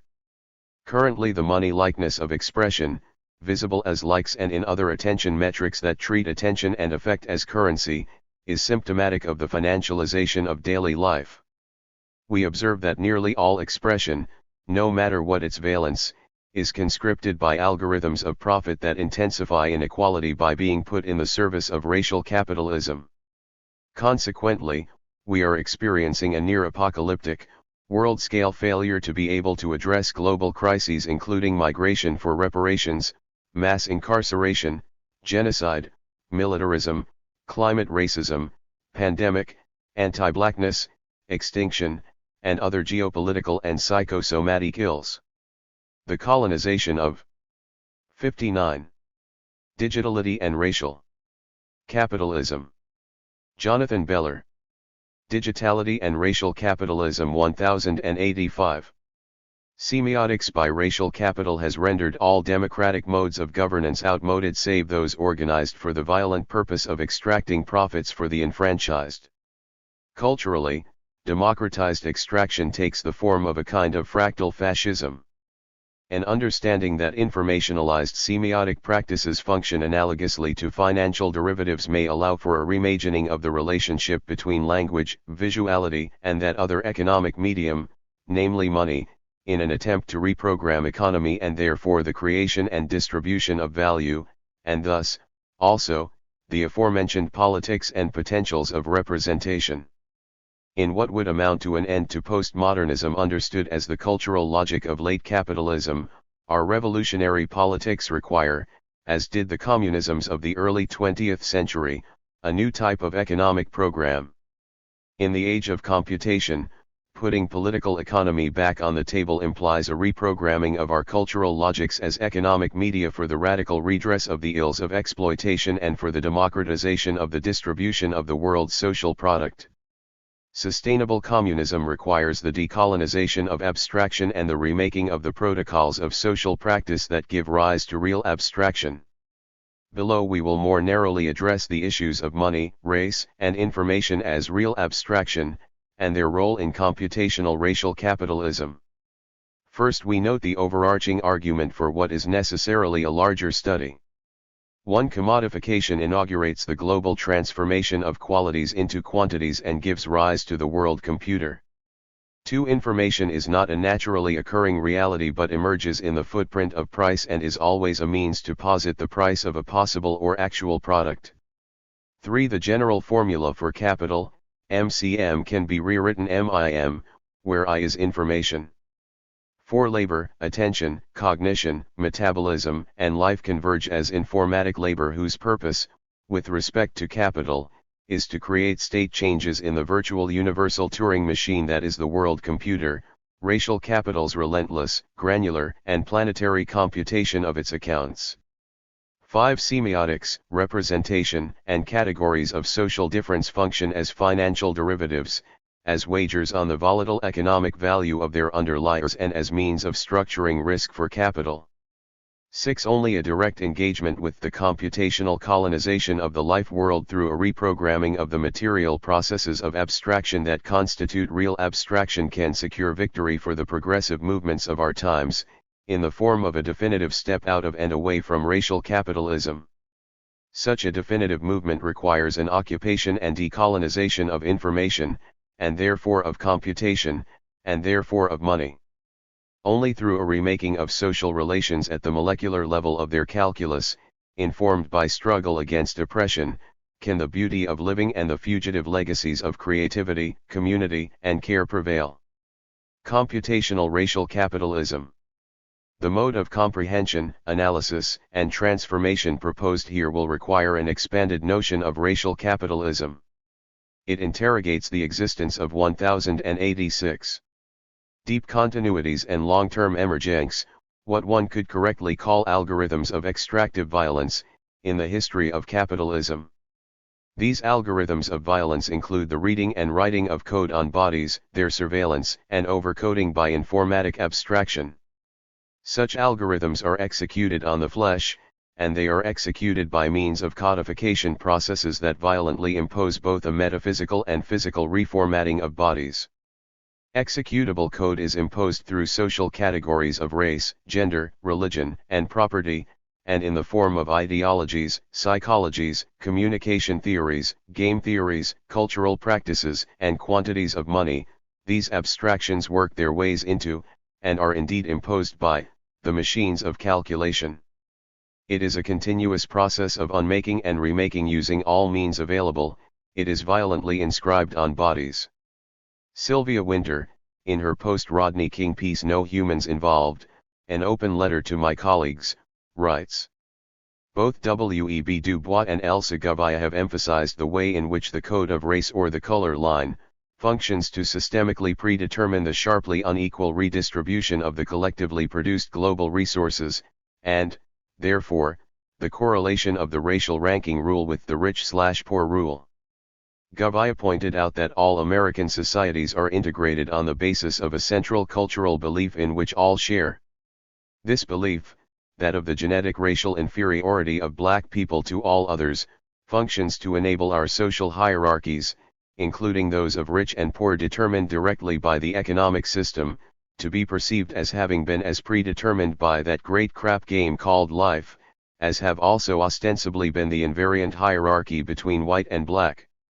Consequently, in the Caribbean and Latin America, within the terms of this socio-symbolic calculus, to be rich was also to be white, to be poor was also to be black. To be rich was also to be white, to be poor was to be black. The real abstraction imposed by executable code, the code of race that functions to systematically predetermine the structurally unequal redistribution of global resources, is beholden to mediating capitalist exchange while embarking on a radical reformatting of ontology. This reformatting, the supposed result of that great crap game called life, brutally correlates race and value, but not as a metaphor and not entirely by chance, while racial capitalism embarks on imposing this calculus globally. Racial abstraction is endemic to what we will further explore as real abstraction. The evacuation of quality by abstract categories is, as we shall see in more detail, a necessary correlate to a world overrun by the calculus of money. Such algorithms of violence encode social difference, and although they may begin as heuristics, they are none the less crucial to the calculated and calculating expansion of racial capital. Its processes and processing structures the meanings that can be ascribed to, and, as importantly, what can be done to, those of us whose data profiles constitute us as illegal, Mexican, black, gypsy, Jew, and a lexicon of thousands of other actionable signs. This codification process draws from the histories of slavery, colonialism, state formation, genocide, gender oppression, religious pogroms, and normativity, as well as from the militarization and policing and the apparatuses of calculation. Digitality and Racial Capitalism 1087. That have developed within states and parastates in their own biometric pursuit of capital power, their violent destruction and remaking of the world in accord with its protocol. The internalization of these codes, including the struggles with them and the ways in which they license and / or foreclose various actions, exists in a recursive relationship to their perilous refinement. Their analysis, a code breaking of sorts, will therefore demand some drastic modifications in many of the various anti-capitalist, anti-state warrior stances practiced to date, particularly in a large number of their European and US incarnations that until very recently remained blind to their own imperial violence and are too often complicit with hegemonic codes of masculine, unraced agency, imperialist nationalism, and default liberal assumptions in relation to questions of race, gender, sexuality, coloniality, and other forms of historically institutionalized oppression. The analytic, computational racial capital, would identify the field of operations that emerges around the embryonic form of the commodity and co-articulates with racial abstraction to formalize its code that serves as an operating system for the virtual machine here hypostasized as the world computer, by inscribing itself on bodies and everything else. The commodity, the analysis of which famously begins Volume 1 of Marx's Capital, express the dual being and indeed dual registration of the humanly informed object as both quality of matter and quantity of exchange value, along with the global generalization of this form. The wealth of societies in which the capitalist mode of production prevails appears as an immense collection of commodities. Commodities were humanly informed materials with a use value and an exchange value, humanly informed material qualities indexed by abstract quantities.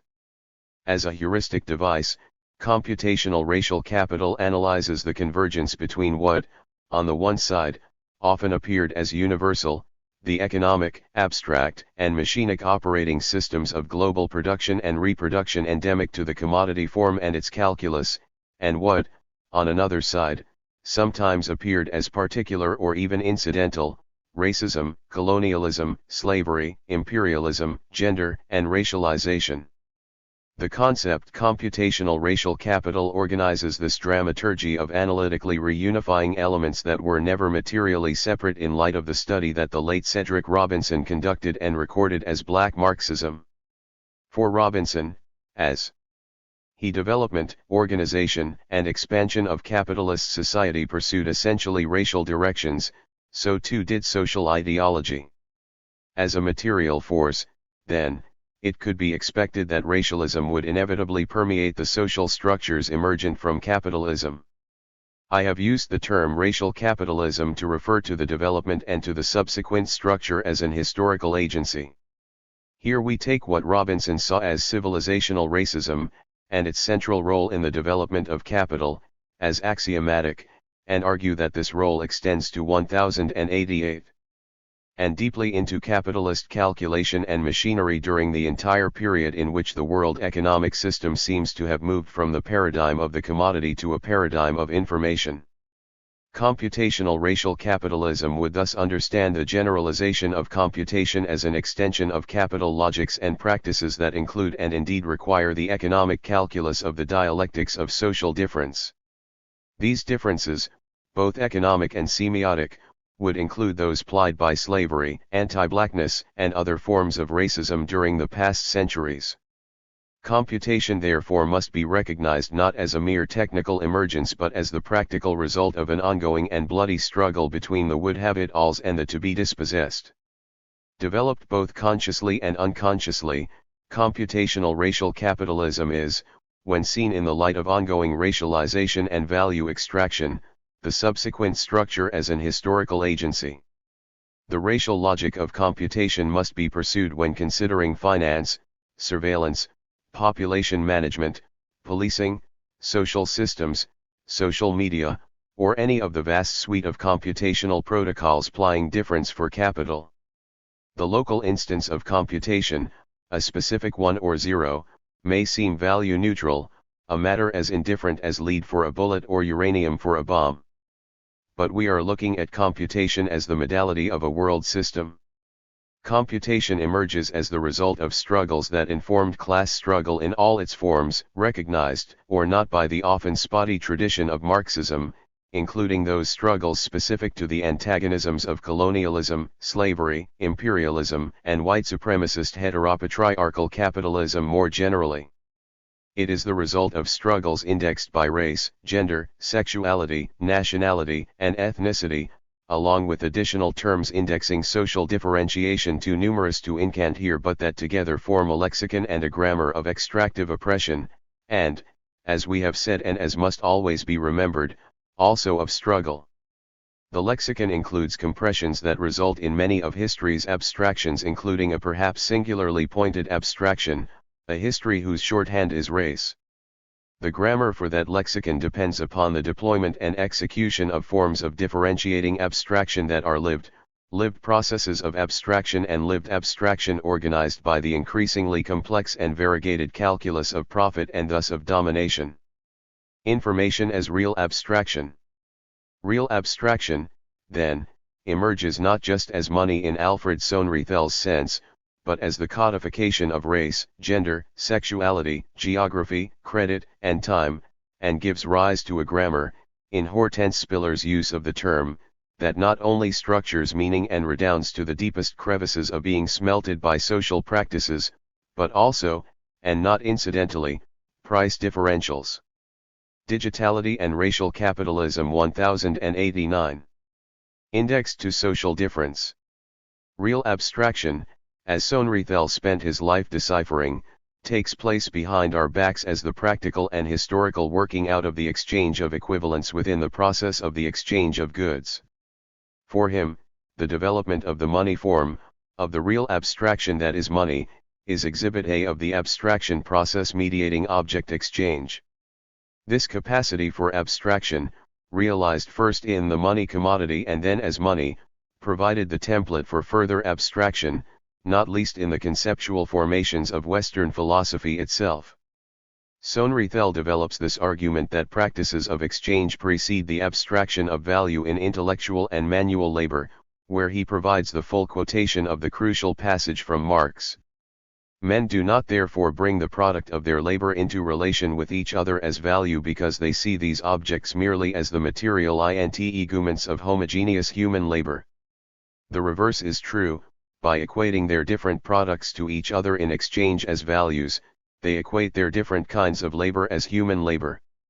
They do this without being aware of it. Here is Soenrethel's commentary. People become aware of the exchange abstraction only when they come face to face with the result which their own actions have engendered behind their backs, as Marx says. In money the exchange abstraction achieves concentrated representation, but a mere functional one, embodied in a coin. It is not recognizable in its true identity as abstract form, but disguised as a thing one carries about in one's pocket, hands out to others, or receives from them. Marx says explicitly that the value abstraction never assumes a representation as such, since the only expression it ever finds is the equation of one commodity with the use value of another.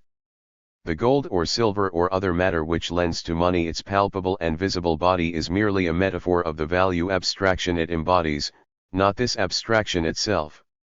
Exchange value is in our heads but is not the creation of any individual. Alongside use value it is the other, abstract component of the double being of the commodity form. Like Norbert Wiener's definition of information, but, strictly speaking, emerging long before the idea of information proper, real abstraction is neither matter nor energy. There is not an atom of matter in exchange value, or, as Marx puts it, not an atom of matter enters into the objectivity of commodities as values. In this it is the direct opposite of the coarsely sensuous objectivity of commodities as physical objects. And a bit further on, so far no chemist has ever discovered exchange value in a pearl or diamond. But unlike in Wiener's naturalist definition of information, exchange value is an index of a social relation, an historical outcome. Indeed, exchange value is something purely social. It indexes abstract universal labor time, a third term that forms, first in practice and then as money, the basis of comparison between two ostensibly incomparable and therefore incommensurable commodities, and, because common to both, renders them quantitatively 1090. Commensurable. This distinction between the social basis of exchange value and the ostensibly universal character of information should give us pause. As we shall have occasion to observe, information, as it is today understood, is thought to be a naturally occurring additional property of things, neither matter nor energy, rather than a domain of expression constituted by means of a technological and economic repression of its social dimension. Notably, Soenrethel set out to argue that the abstractness operating in exchange and reflected in value does nevertheless find an identical expression, namely the abstract intellect, or the so-called pure understanding, the cognitive source of scientific knowledge. For him, it gives rise to the abstract capacities of the subject of philosophy as well as the quantitative capacities of the subject of science and mathematics, which in the 20th century moved toward a paradigm of information. Echoing Soenrethel, we could say then that information is in our machines but not the creation of any individual machine. Not an atom of matter enters into information, though, like value, it is platformed on matter and requires energy for creation. This thesis will take on particular importance as we consider social differences whose descriptors, it turns out, are executable in a computational sense, at least from the point of view of financial calculus, but platformed on matter, and indeed, on living matter, on life. Beyond the intention of any individual, abstraction as exchange value in money occurs in and as the process and processing of exchange in accord with an emerging standard. This standard, which economists call exchange value, is based in Marx on abstract universal labor time. It persists alongside and within the specific qualities of the commodity and creates the commodity's dual being. Though without chemical or material basis, this standard, exchange value, is a social relation as an abstraction, that inheres in the commodity form itself and is formalized with the rise of the money commodity.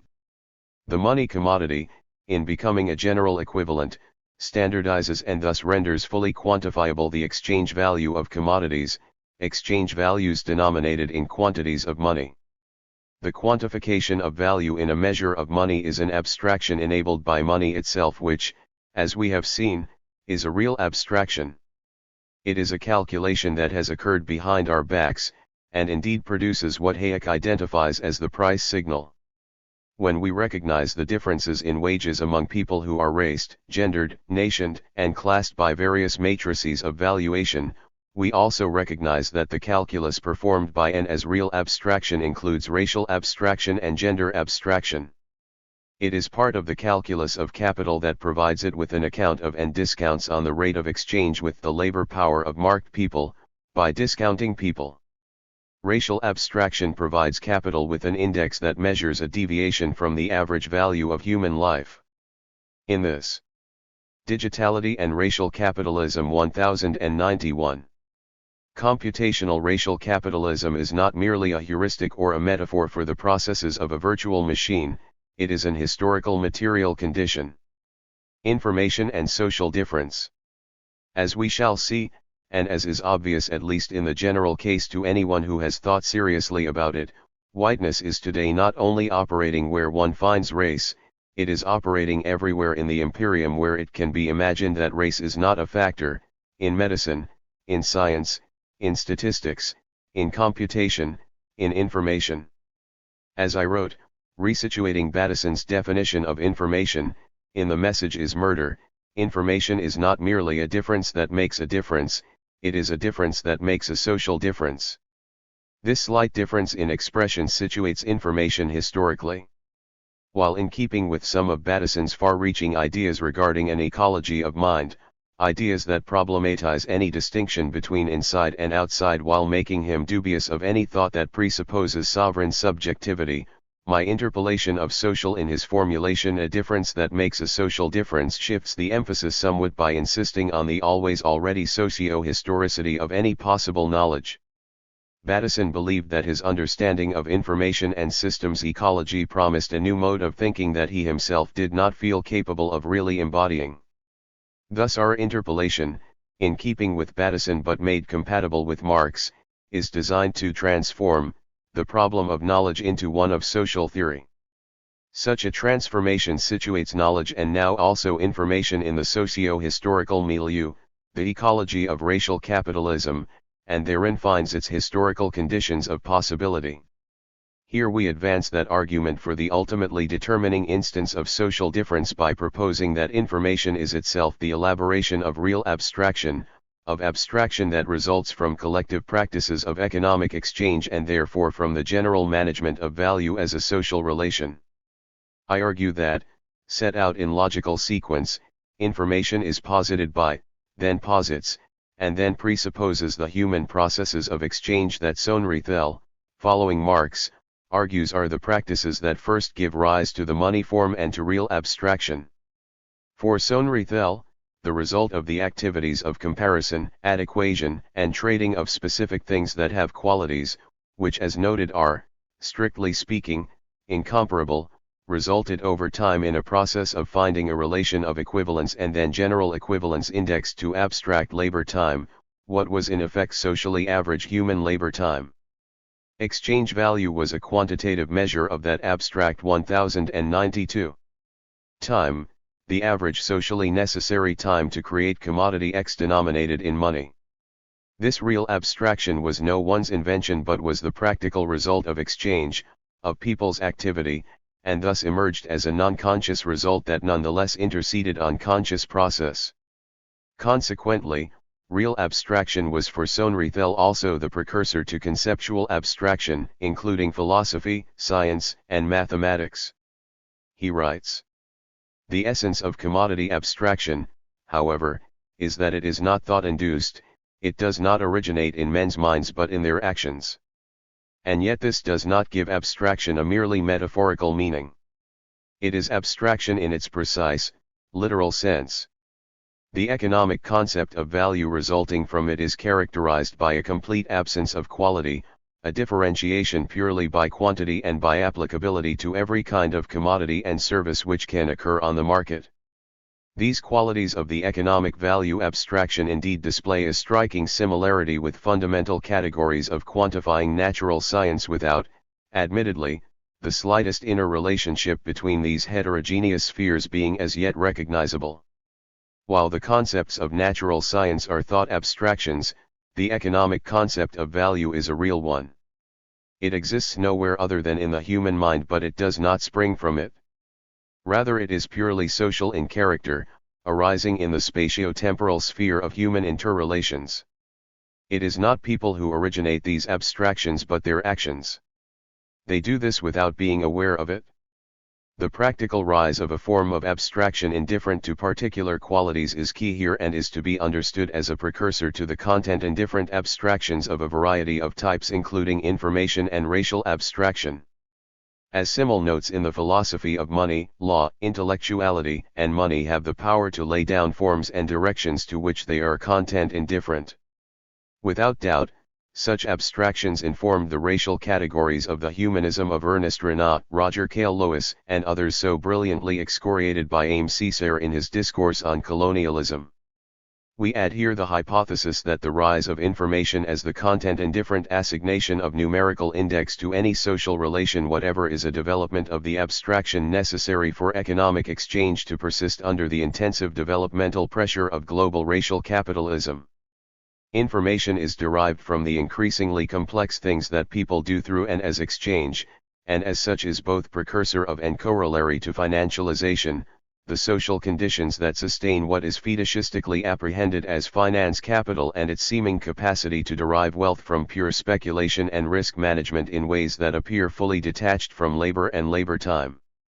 In this light, information reveals itself as neither naturally occurring nor the creation of anyone in particular but, in keeping with Sohnrethel's Marxian formulation of real abstraction, is invented behind our backs as a result of man's practical activity.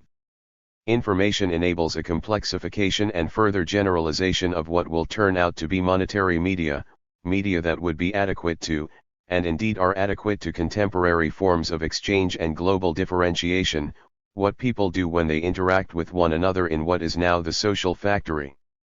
In brief, information is the extension of Digitality and Racial Capitalism 1093.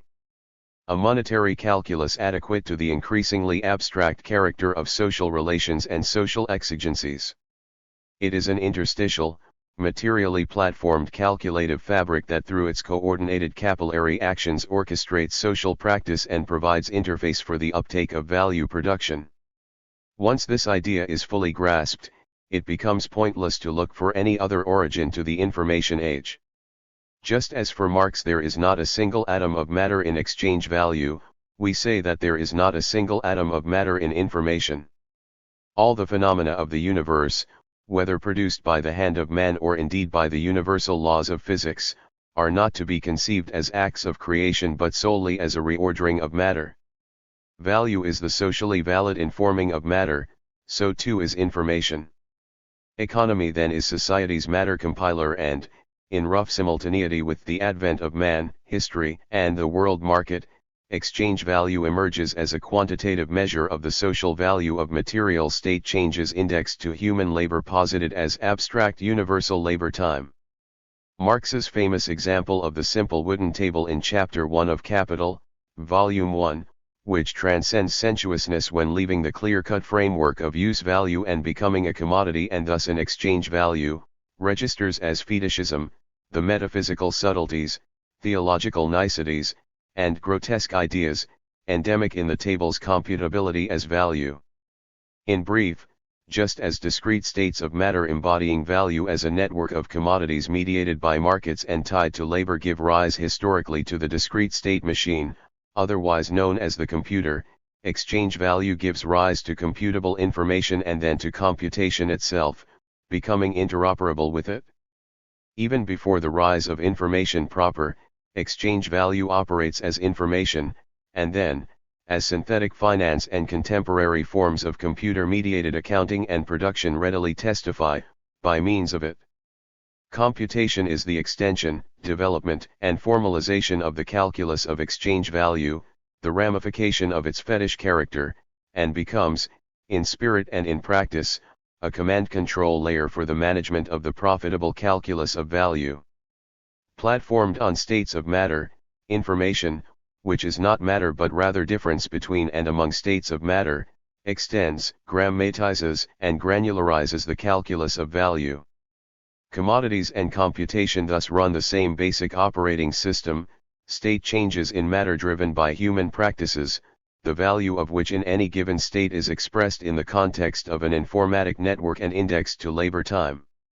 As such, information is the processing power of money itself and is inexorably beholden to abstract labor time and thus to racial capitalism. It is, in brief, an outgrowth of the money form.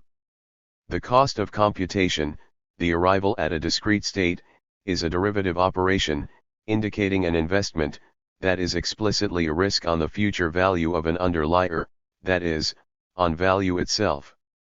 This argument for understanding the social as the ultimate referent and ground for any and all information is not content to serve as a mere heuristic for cultural 1094. Theorists to express a modicum of suspicion with respect to truth claims backed by statistics and information. It is a thoroughgoing indictment of information as a technique of value extraction, racialization, and instrumental social differentiation. As a first approximation, actually existing information, like actually existing money, can indeed be said to be the root of all evil, inasmuch as the fact of its existence is a symptom of a far more complex historical process. The fatal problem, of course, is that your metabolism can no longer easily extend into the future without access to both.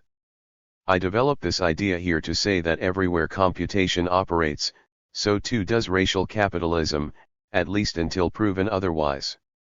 The repressive apparatus of capital clearly assumes this role for information, even if it does so at a level that most often exceeds ordinary default human understanding.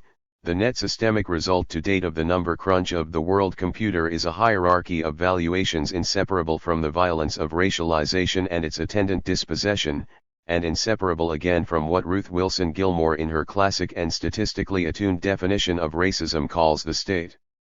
Sanctioned or extra-legal production and exploitation of group-differentiated vulnerability to premature death. Today, we argue, no calculation, networked as it is with the world computer, is fully separable from informatics and its basis in racial capitalism, the results of which include climate racism, the planet of slums and so many other structural failures. We will argue for this logical and also horrific history of abstraction in more detail below as we explore the interoperability of digital systems and their colonization of the semiotic, corporeal, and material domains. The global learning curve of revolutionary praxis must attend to this modal innovation of systemic oppression, an oppression which is at once beyond all calculation and one with it. Commodification and digital culture. The fundamental premise of this discussion is that what we today call digitization began more than 7 centuries ago with commodification, that is, with wage labor and the rise of private property along with money of account. Private property was not the cause but the result of alienated labor.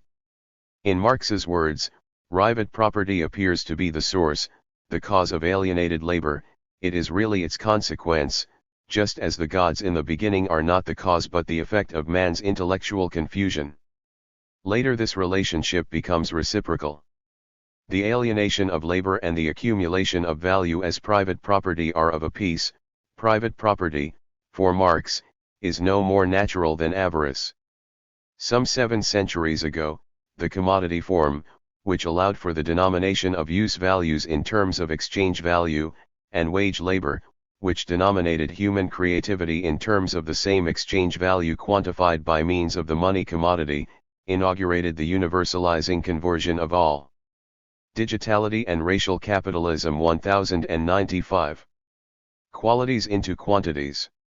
This emergence, indexing quantities of money to amounts of abstract universal labor time, like that of private property itself, was a result of man's practical activity.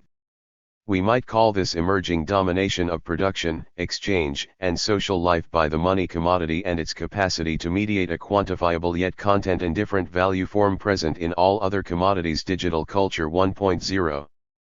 As materials and persons recursively passed through the expanding production cycles of capital and were increasingly caught in the warp of private accumulation enabled by the institution of capital's unequal exchange with labor by means of the wage, and of private property's systems of accounts, so began an incipient digitization of the life world through the generalized inscription of all existing use values and of all imaginable use values in terms of quantities of exchange value.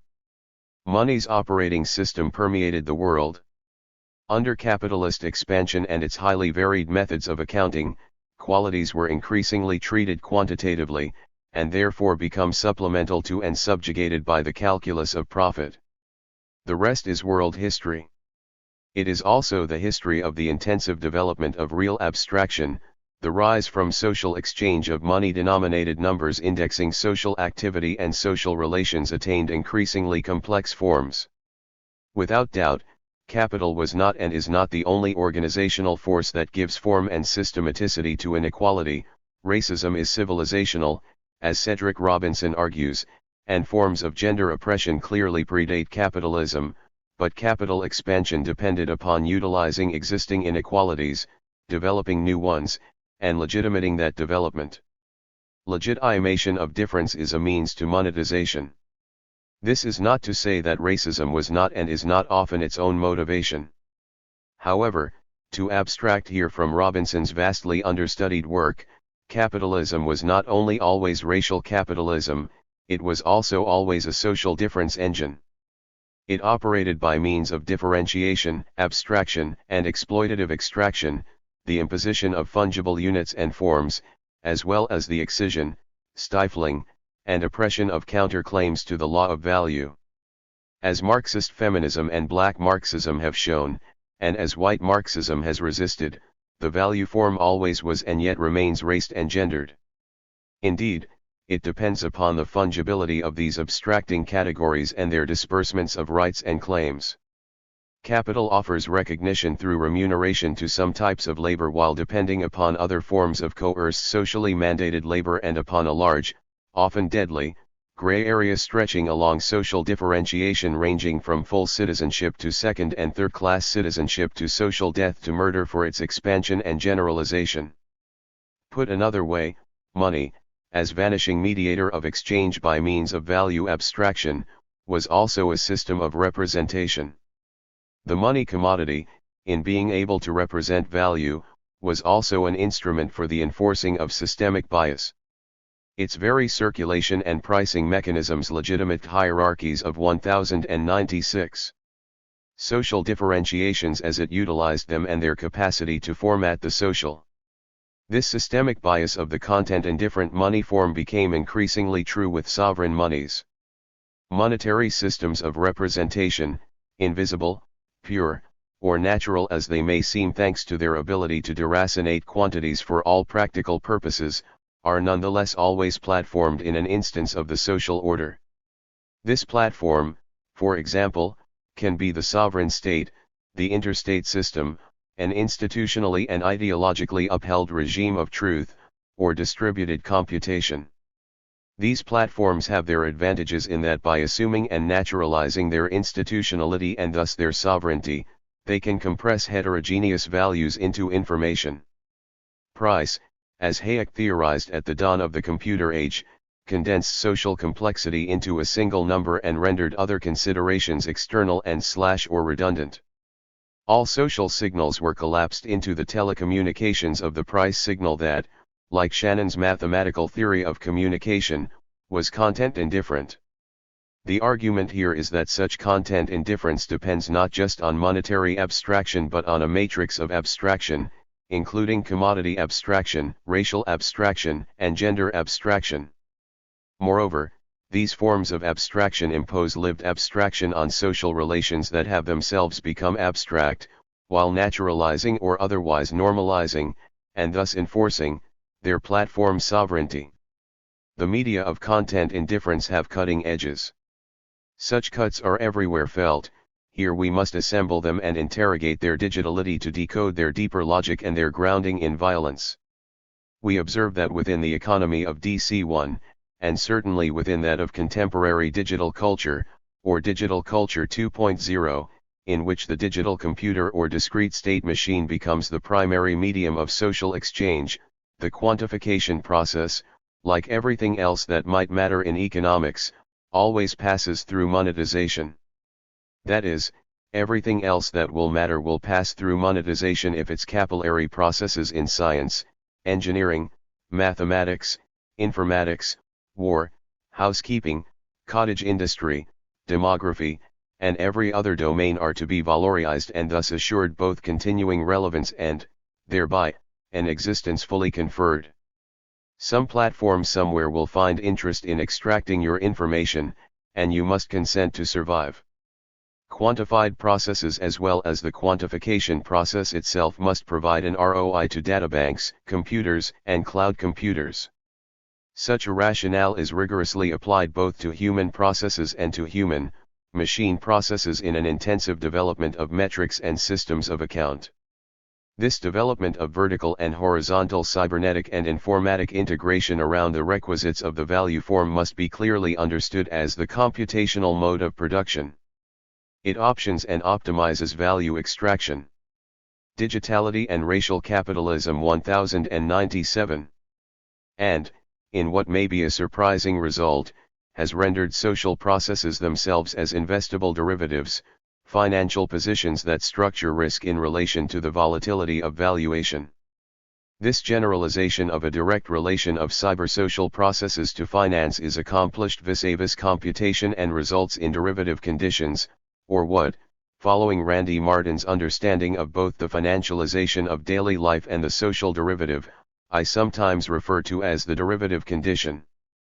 Human capital and the derivative condition. Nowhere perhaps is this general and thoroughgoing recasting of the character and calculus of interactive nodes by capital more clearly stated, at least early on, than in Foucault's analysis of human capital, in his lectures on neoliberalism, the birth of biopolitics. There, recapitulating Irving Fisher, Foucault asks, "What is a wage?" and replies, "It is an income." He continues, "How can we define an income? An income is quite simply the product or return on a capital. Conversely, we will call capital everything that in one way or another can be a source of future income." From this brilliant and devastating treatment of the wage, which becomes merely, that is, generically, an earnings stream, Foucault remarks upon the shift of economics from an analysis of process to the analysis of activity. Economics should not consist in the study of these mechanisms, but in the nature and consequences of what they call substitutable choices. And, quoting Lionel Robbins, economics is the science of human behavior as a relationship between ends and scarce means which have mutually exclusive uses. Thus, the worker becomes an entrepreneur of the self who manages his human capital, being for himself his own capital, being for himself his own producer, being for himself the source of earnings. The wage becomes an income stream derived from the risk taken with one's own human capital. As a structured form of risk management, the wage becomes a derivative position on the activity of a network. So we arrive at the idea that the wage is nothing other than the remuneration, the income allocated to a certain capital in as much as the ability machine of which the income cannot be separated from the human individual who is the bearer. How is this capital made up? It is at this point that the reintroduction of labor or work into the field of economic analysis will make it possible, through a sort of acceleration or extension, to move on to the economic analysis of elements which had previously totally escaped it. This reintroduction of labor or work allows Foucault to take the formerly social elements, education, healthcare, parenting, genetic makeup, as variables in the composability of human capital that can then be submitted to cost-benefit analysis. What type of stimuli, form of life, and relationship with parents, 1098. Adults, and others can be crystallized into human capital? Migration is an investment, the migrant is an investor. He is an entrepreneur of himself who incurs expense by investing to obtain some kind of improvement. Foucault thus identifies in the rise of neoliberalism and the shift to the analysis of human capital the internal rationality, the strategic programming of individuals' activities. Here we may observe the generalization of a computational economic calculus to the neoliberal subject, an internal rationality, a strategic programming bent on ROI. This optimization strategy is of course not the sole province of the individual and is, even in Foucault's analysis, transposed from an understanding of the corporation and the firm. Indeed, just as with corporate or investment bank management, social and now digital composability allows for multiple strategic programs to compete for the processing power of the ability machine under the worker's charge, making the worker the entrepreneur of the self, a portfolio manager engaging in relationships that are always posited as contractual or informal forms of risk. For reasons that will become apparent later on, we could say that the worker manages a portfolio of derivatives and is themselves a derivative in as much as they derive an income stream from a composable financial architecture designed for the timely management of contingent claims. Here we glimpse an element of the social processes that will be formalized as a credit system acutely attuned to social difference, aspects of which are rigorously explored in Yvonne Asher's Portfolio Society, and also as forms of derivative finance that allow for exposure to the volatility of underliers by means of structured obligation and the offloading of risk rather than traditional forms of ownership. We understand these ramifications of the price system and its emerging complexity in and as synthetic finance in terms of the further development of a banking, credit, and financial system by informatics which seeks the capability of representing anything whatever and of assessing risk on the modes of accounting in the form of credit scores, interest rates, liquidity premiums, or other predictors of ROI. These informatic and computational assessments indexed to race, gender, area code, age, and a million other data points formalize contracts referring to such risk indices in the content and different systems language not only of digital computation but of money. As we shall see, in these terms at least, any representation as information is a capital investment, and information is a form of money, indeed a development of money. Its operations by means of quantification, shot through sociality and through what we understand as computation, continue to ramify every and all appreciable appearance with ever greater resolution and granularity to this day. Foucault casts the neoliberal insight as a response to both Marx and classical economics which, because of their theoretical standpoints, only perceive labor as abstract rather than in its specification, its qualitative modulations and the economic effects of these modulations. With this corrective to what, for Digitality and Racial Capitalism 1099. Is Marxism's course optic, Foucault seems to embrace neoliberal rationality as the price of rendering his analysis, and of describing the economic approach elevated to the high level of discernment involved in and necessary to making substitutable choices. It is as if the scribe of power, as Edward Said once called Foucault, did not register contradiction, ontology, or a teleology in neoliberalization, and was agnostic at best on metaphysics, ethics, and the revolutionary goals of social movements. His mode of analysis, his sublime comprehension, which looks at the world synchronically and lucidly tells it like it is, demurs and indeed refuses the production of an outside, of a space of appeal, of an alternative to history, and registers only what can be represented in the representational terms that an episteme, here that of neoliberalism, provides. This is the great power but also the political failing of Foucault, the writer, who will not deign to work in the name of anything but, in telling it like it is, would rather put on the mantle of an episteme and be the master of names. In this, Foucault seems tacitly but fully to accept the subjugation of competing traditions, alternate analytic strategies, and discrepant futures by the dominant discourses he so astutely mimes. Race, informatics, and the violence of abstraction. By contrast to Foucault's mimesis of neoliberalism, we wish to stress here the historically contested processes of social differentiation. The sublime of the cultural dominant cannot be allowed to stand, nor can criticism embrace the antiseptic aesthetics of fascism. We understand real abstraction as a result of the practical and practiced computation of social difference begun in the exchange of distinct objects possessing incommensurable qualities and developing over time into money, finance, mathematics, statistics, communication, and computation. In other words, we understand that the status quo, elaborated by this abstraction process, everywhere testifies to the dominion of the avatars of capitals AI, the alienated processing power of what has been called our species.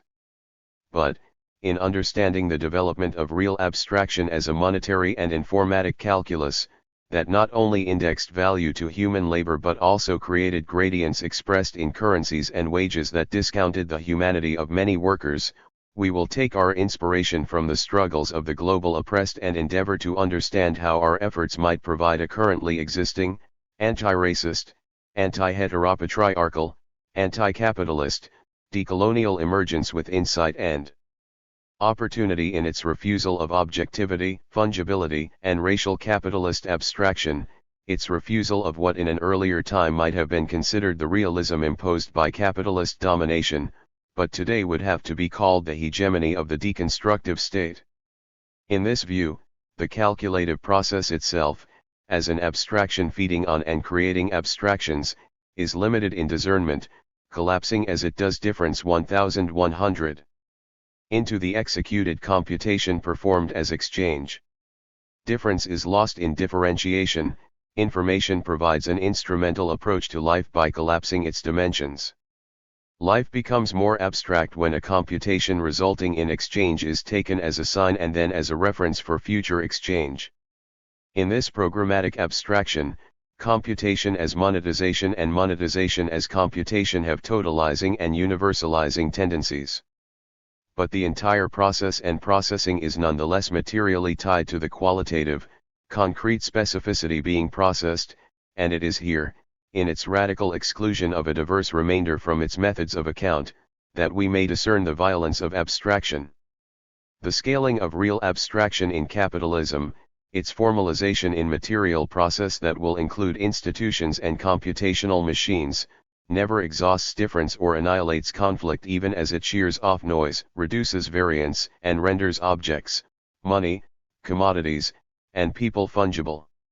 Such contradictions are endemic, unresolved, and, under racial capitalism, irresolvable. Private property, Marx taught us, is not the cause but the effect of alienated labor, and, as with private property, so too with digitality, race, and information. Of course, the properties of private property, as well as the ways in which matter is informed by what was called labor, are in a process of transformation.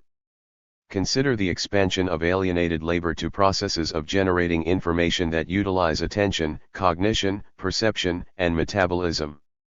The collapse of the product of all such alienated activities into information, information's monoculture, is the general elaboration of real abstraction and wages, and as such implies the shift in the mode of production that we call computational.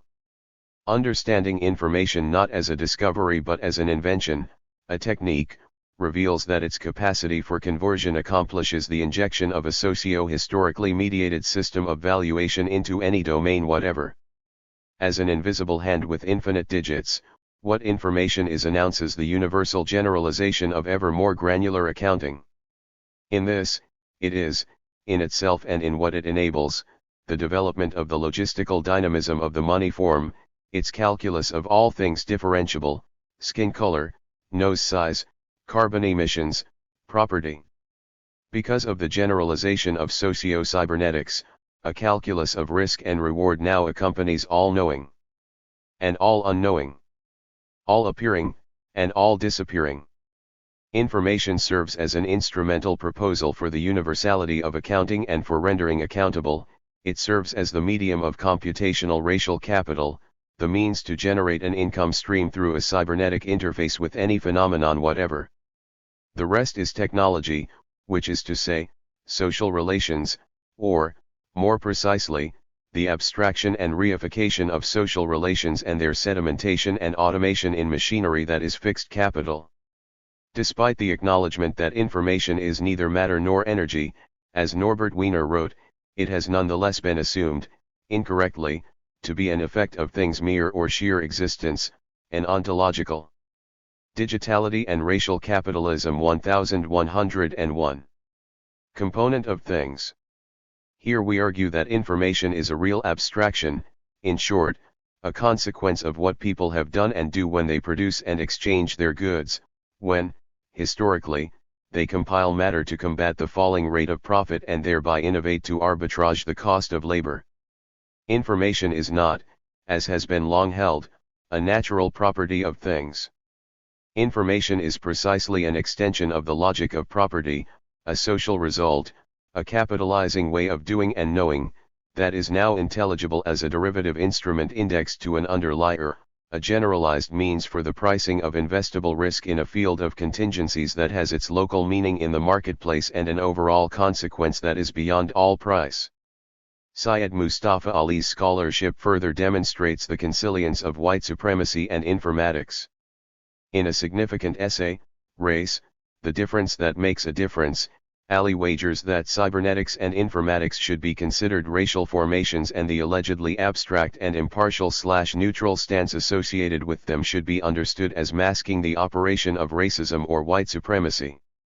Turning to the work of Charles Mills on the systemic and contractual aspects of racism allows Ali to consider both the conscious and non- or unconscious aspect of the racism endemic to the function of information. While sympathetic to cognitive accounts of racism, Mills insists that racism can, and does, exist in a purely structural capacity, that is, in terms of differentially embedded power relations that are at least not explicitly intentional, that is, dependent on consciousness for their continued existence. On Mills's view, racism, more precisely, global white supremacy, is a political system, a particular power structure of formal or informal rule, socio-economic privilege, and norms for the differential distribution of material wealth and opportunities, benefits and burdens, rights and duties.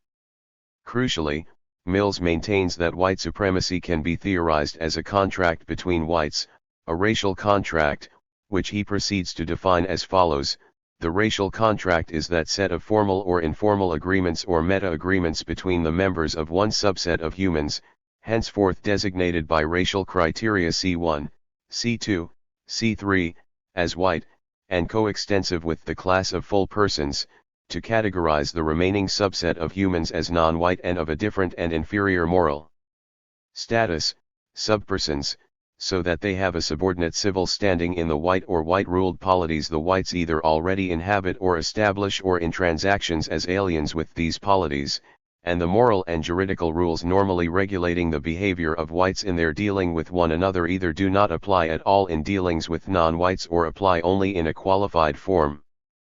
But in any case the general purpose of the contract is always the differential privileging of the whites as a group with respect to the non-whites as a group, the exploitation of their bodies, land, and resources, and the denial of equal socio-economic opportunities to them. All whites are beneficiaries of the contract, though some whites are not signatories. Ali concludes, to the extent that information is concerned with differences that make a difference and involves a process of informing, that is, transmission of meaning, which can turn out to be a process of mis/disinforming, it might be argued that the signing and subsequent re-signing of the racial contract of white supremacy constitute informational processes. We have argued this here and something more. The global institutionalization and formalization of white supremacist programming in racial capitalism, wherein the racial contract of white supremacy is written, signed, and re-signed, is not an incidental outcome of informatics, rather, it constitutes the material history of the rise of information and its foundation in social difference and in profitable social differentiation. Ali's critical information theory of race deepens our exploration of the co-evolution of racial abstraction and information. Indeed, the consilience of information and race as real abstractions can be even more powerfully observed when racialization, the signing and re-signing of the racial contract inherent in the ongoing development of code, is considered in the context of both labor and financialization.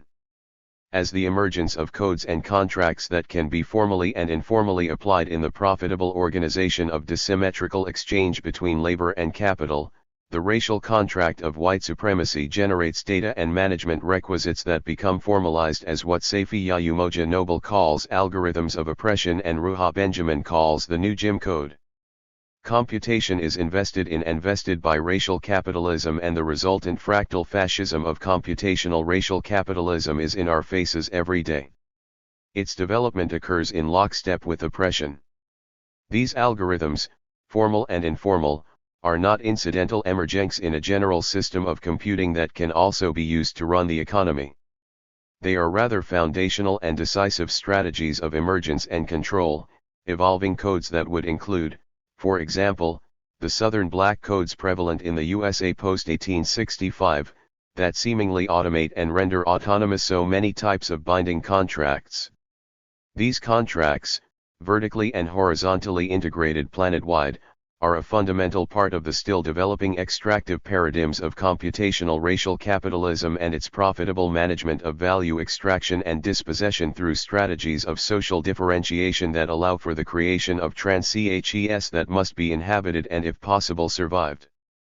Additionally, information processing has become the paradigmatic uptake for what elsewhere I have called informatic labor and the programmable image, in which denizens of racial capitalism provide additional information to platforms for capital accumulation in exchange for currencies that allow us to survive. This computational colonization of the semiotic domain further renders semiosis productive for capital, while demanding the resigning of its code, minimally, a utilization of and participation in the logistical capacities of racial capitalism. These contracts, and all the others expressed as information and platformed on the virtual machine of the world computer, function through the build-out of real abstractions by means of informationalization. Digitality and Racial Capitalism 1103. Turning money into finance, value into risk, and bodies into races and genders to the point where, in the bloodless halls of Google, everything appears in a content-indifferent common denominator, information. A result toward which we, who inhabit the bloodied world, cannot remain indifferent. References: Ali, Syed Mustafa. 2013. Race, The Difference That Makes a Difference. Triplicate, Volume 11, Number 1, 93-106. Asher, Yvonne. 2018. Portfolio Society, on the Capitalist Mode of Prediction. Cambridge, Mott, MIT Press. Battison, Gregory. 1972. Steps to an Ecology of Mind. New York, Ballantine Books. Beller, Jonathan. 2017. The Message is Murder, Substrates of Computational Capital. London, Pluto Press. Beller, Jonathan. 2021. The Word Computer, Derivative Conditions of Racial Capitalism. Durham, Duke University Press. Benjamin, Ruha. 2019. Race After Technology. London, Polity. Bandar, Brenna, and Alberto Toscano. 2015. Race, Real Estate, Real Abstraction. Radical Philosophy, Volume 194, 8-17. Cesar, Aim. 1972. Discourse on Colonialism. New York, Monthly Review Press. Foucault, Michel. 2008. The Birth of Biopolitics, Lectures at the Collège de France, 1978-1979. Edited by Michel Senellard, trans. Graham Birchall. New York, Palgrave Macmillan. Gilmore, Ruth Wilson. 2007. Golden Gulag. Berkeley and Los Angeles, University of California Press. Hayek, Friedrich August von. 1945. The Use of Knowledge in Society. American Economic Review, Volume 35, Number 4, 519-30. Martin, Randy. 2015. Knowledge Limited, Towards a Social Logic of the Derivative. Philadelphia, Temple University Press. Marx, Karl. 1990. Capital, A Critique of Political Economy, Volume I, trans. Ben Fowkes. New York, Penguin. Marx, Karl, and Engels, Friedrich. 1978. The Marx-Engels Reader. 2nd ed. Edited by Robert C. Tucker. New York, Norton. Mills, Charles. 1997. The Racial Contract. Ithaca, Cornell University Press. Noble, Safiya Umoja. 2018. Algorithms of Oppression, How Search Engines Reinforce Racism. New York, New York University Press. Postone, Moishi. 2003. Time, Labor, and Social Domination. Cambridge, Cambridge University Press. Robinson, Cedric J. 1983. Black Marxism, The Making of the Black Radical Tradition. London, Zed Press. Shannon, Claude. 1948. A Mathematical Theory of Communication. The Bell System Technical Journal, Volume 27, NOS 3-4, 379-423, 623-56. Simmel, George. 1986. The Philosophy of Money, Trans. David Frisby. London, Routledge. Sonrethel, Alfred. 1978. Intellectual and Manual Labor, A Critique of Epistemology, Trans. Martin Sonrethel. London, Macmillan. Spillers, Hortense. 1987. Mama's Baby, Papa's Maybe, An American Grammar Book. Diacritics, Volume 17, Number 2, 64-81. Stoyer, Daniel. 2019. Prolegomena to Any Future Attempt at Understanding Our Emerging World of War, in War, and Algorithm, edited by Max Liljefors, Gregor Knoll, and Daniel Stoyer. pp 9-51. London, Rowman and Littlefield. Wiener, Norbert. 1989. The Human Use of Human Beings, Cybernetics and Society. London, Free Association Books. Winter, Sylvia. 1994. No Humans Involved, An Open Letter to My Colleagues. Forum NHI, Knowledge for the 21st Century, Volume 1, Number 1, pages 42-71. South San Francisco, Giant Horse. Re-engaging with Marxism as a Methodology of the Global South. Imperialism, the Root Cause of Racialism.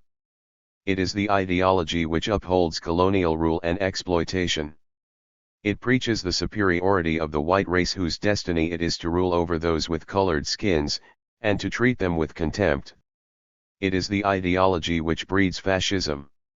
Many of those engaged in the debate present the debate as though Marxism is a European phenomenon and black people who are responding to it must of necessity be alienated because the alienation of race must enter into the discussion. They seem not to take into account that already that methodology and ideology have been utilized, internalized, domesticated, in large parts of the world that are not European.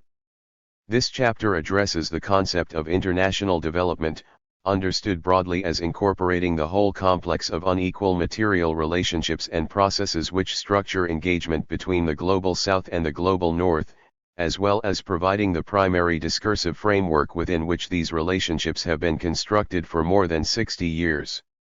Development is inextricable from the rapidly shifting and mutating operations of global capital, and should be understood in relation to concepts of imperialism, rather than, as in dominant development discourses, as an alternative which renders these concepts invisible.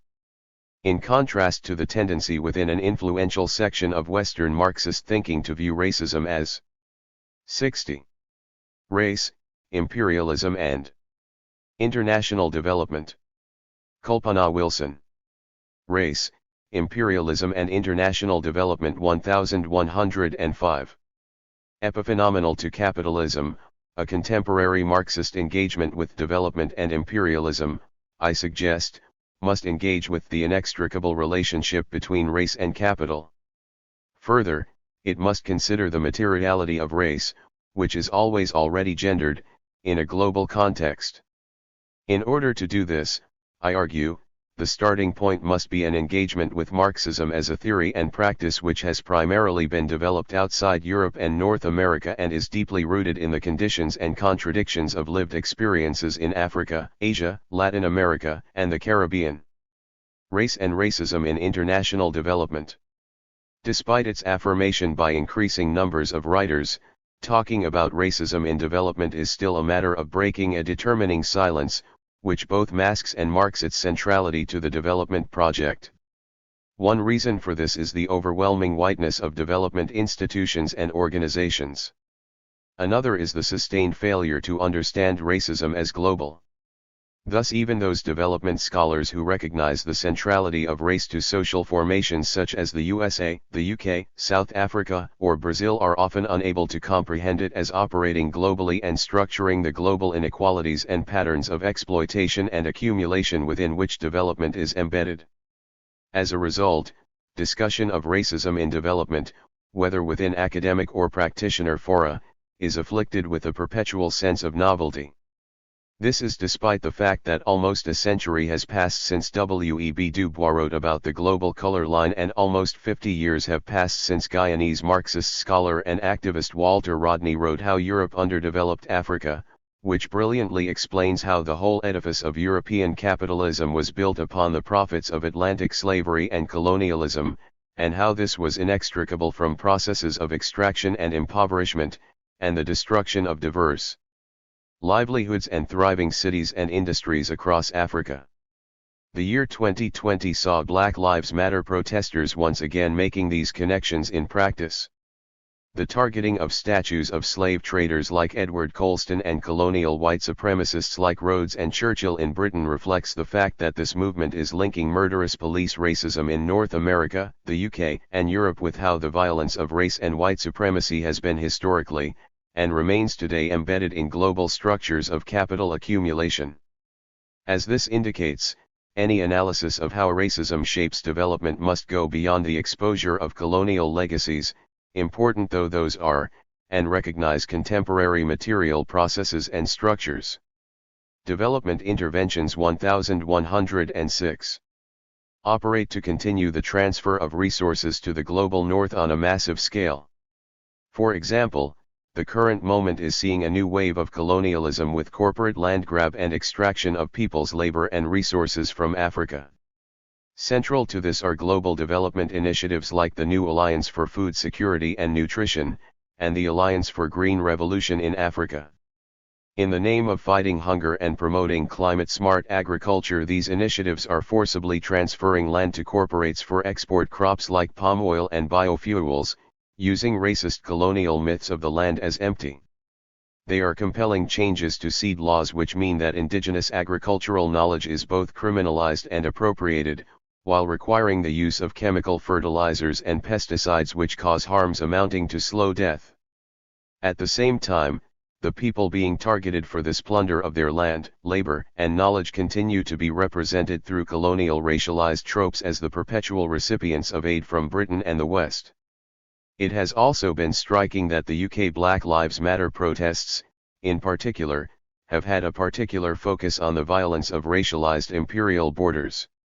Among those whose murders were remembered and grieved by the protesters were Joy Gardner, who was bound and suffocated to death by police and immigration officials in front of her 5-year-old son in 1993, Jimmy Mubenga, who was killed by G4S employees aboard a plane while being deported to Angola in 2010, and the many who have died as a result of the Windrush scandal.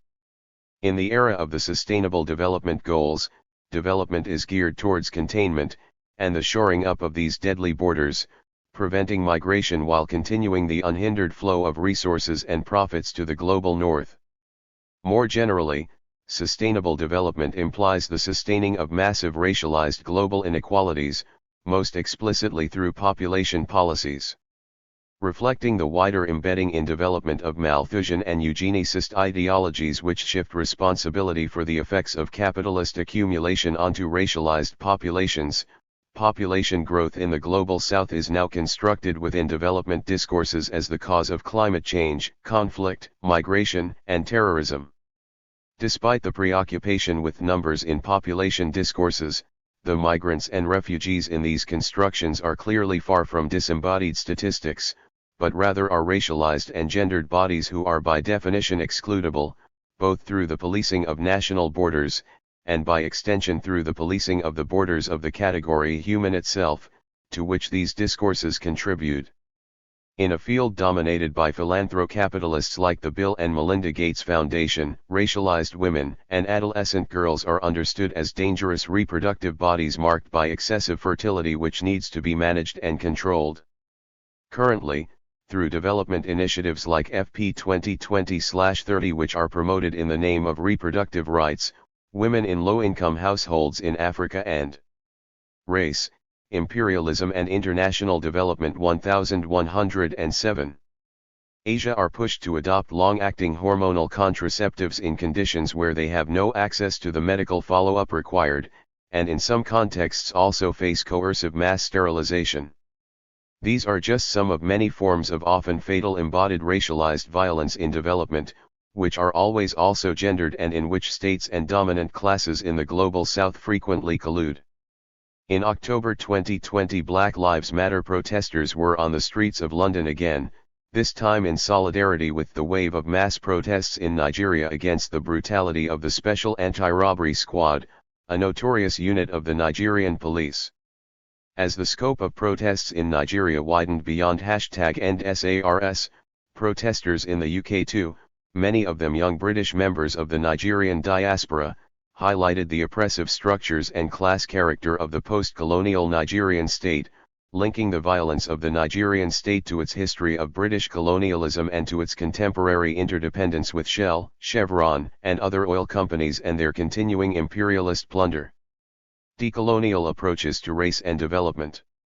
With a shift from post-colonial critiques of development to interventions influenced by decolonial thinking, which locates coloniality not only in discursive legacies, but in a material and ontological present, some aspects of these contemporary material processes are now being recognized in recent discussions of race and international development.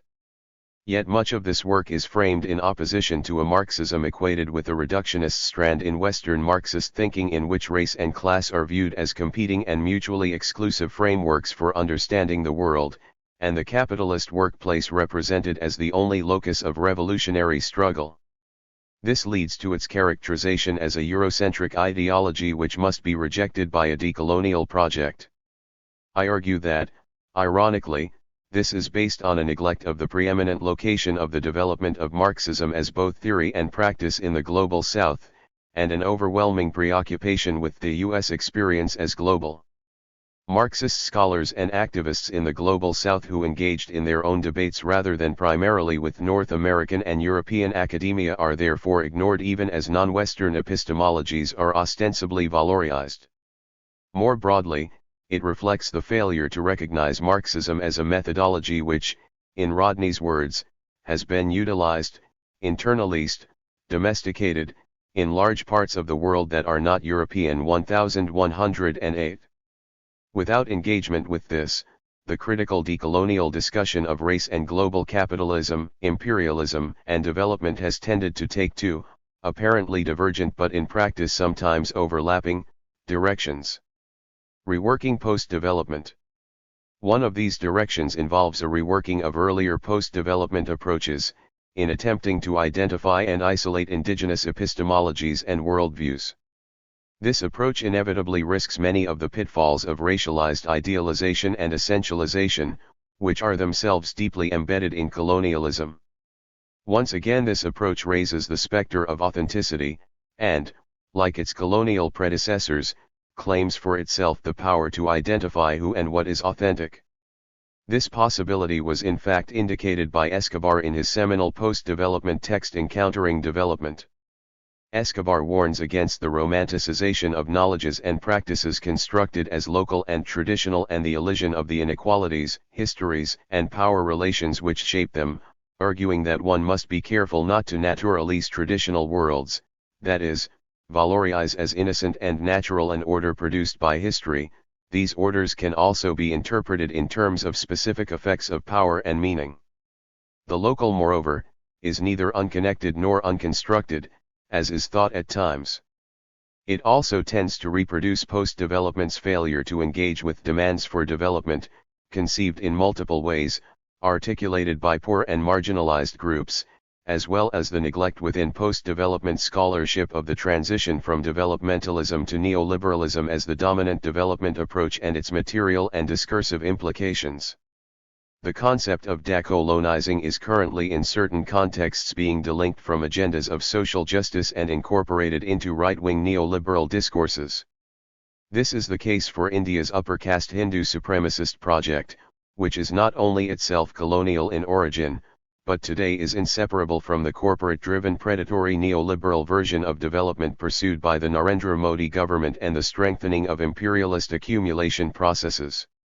In the Indian context, conservative forces have long mobilized notions of inauthenticity in attempts to discredit transformative politics such as those of Marxism and feminism as alien.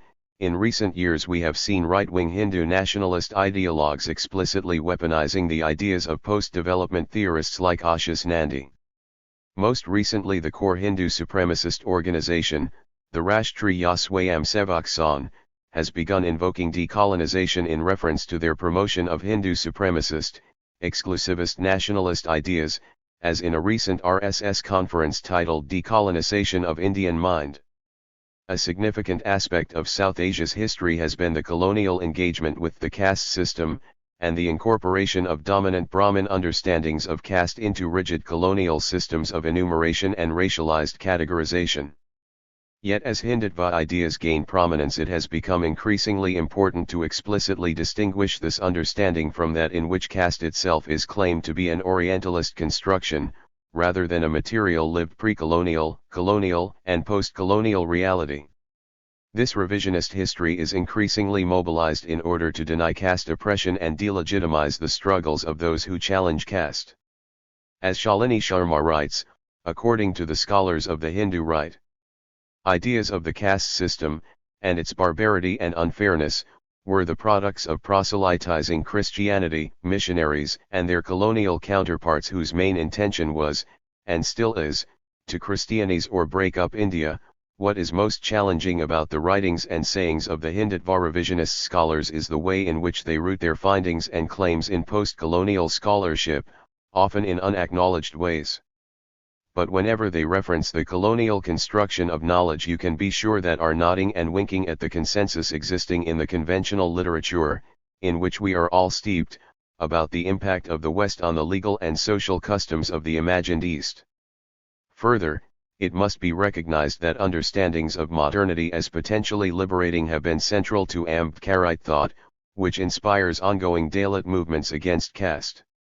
More broadly, this underlines one of the key challenges we need to negotiate in adopting decolonial approaches to development, that of the danger of potentially delegitimizing the demands of people's movements for equality, and indeed for development, albeit conceived and understood in multiple ways. Embracing the state in the global South.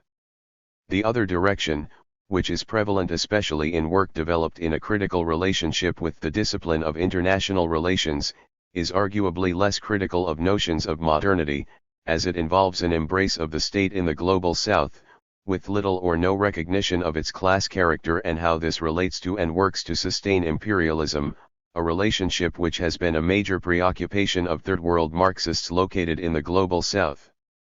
This celebratory approach to post-colonial states and leaderships often involves either eliding the presence of Marxist thinkers at the center of anti-colonial struggles, and therefore inevitably failing to engage with their ideas, or retrospectively minimizing the differences between the politics of national liberation and 1110. That of post-colonial nationalism and non-alignment. The latter can mean selectively excluding the actual ideas of Marxists. For example, in the case of Walter Rodney, A recent article in this vein barely acknowledges Rodney's Marxism and significantly plays down the sharp contradictions between his vision for national liberation and social transformation and that of leaders like Jamaica's Michael Manley and Tanzania's Julius Nyerere, who espoused the new international economic order, arguing that in retrospect, the distance between the NIEO and its Marxist critics narrows in comparison to the gulf that separates these visions from the dominant strands in international economic debate today. Yet these differences were not only, as suggested here, a matter of silence on class inequalities within the states of the decolonizing world among advocates of the former, but represented a significantly different understanding of imperialism. Critiques of good governance discourses. Scholars with a critical focus on interstate relations have powerfully delineated the racialized disavowal of African sovereignty in international relations. This has paved the way, for example, for significant critiques of the turn to good governance by the dominant development institutions which emerged in the 1990s. Good governance was understood to be constructed in opposition to a racialized trope of corruption assumed to be essentially and exceptionally African, which is reproduced and embedded in the discourses of the World Bank and other development institutions, in turn legitimizing ongoing resource extraction and appropriation. But this focus also inevitably neglects several key aspects of this conjuncture whose analysis has been undertaken primarily by African Marxists, in particular, the specific class character of states, the extent of popular resistance to policies benefiting global capital, and the shift from developmentalism to extractive neoliberalism as the dominant mode of development intervention. The turn to the good governance discourse in the 1990s was simultaneously a response to resistance to capital and racialized imperialism, in the form of widespread popular opposition to the structural adjustment policies of the 1980s, and a strategy to extend and deepen processes of capital accumulation. During the Cold War period from the 1950s to 1980s, systematic corruption and large-scale expropriation of resources by unelected rulers in states in Africa, as elsewhere in the Global South, was inseparable from the extensive military assistance and aid provided by Western donor governments to those regimes seen as strategic allies, and from the reproduction of colonial structures of extraction and accumulation.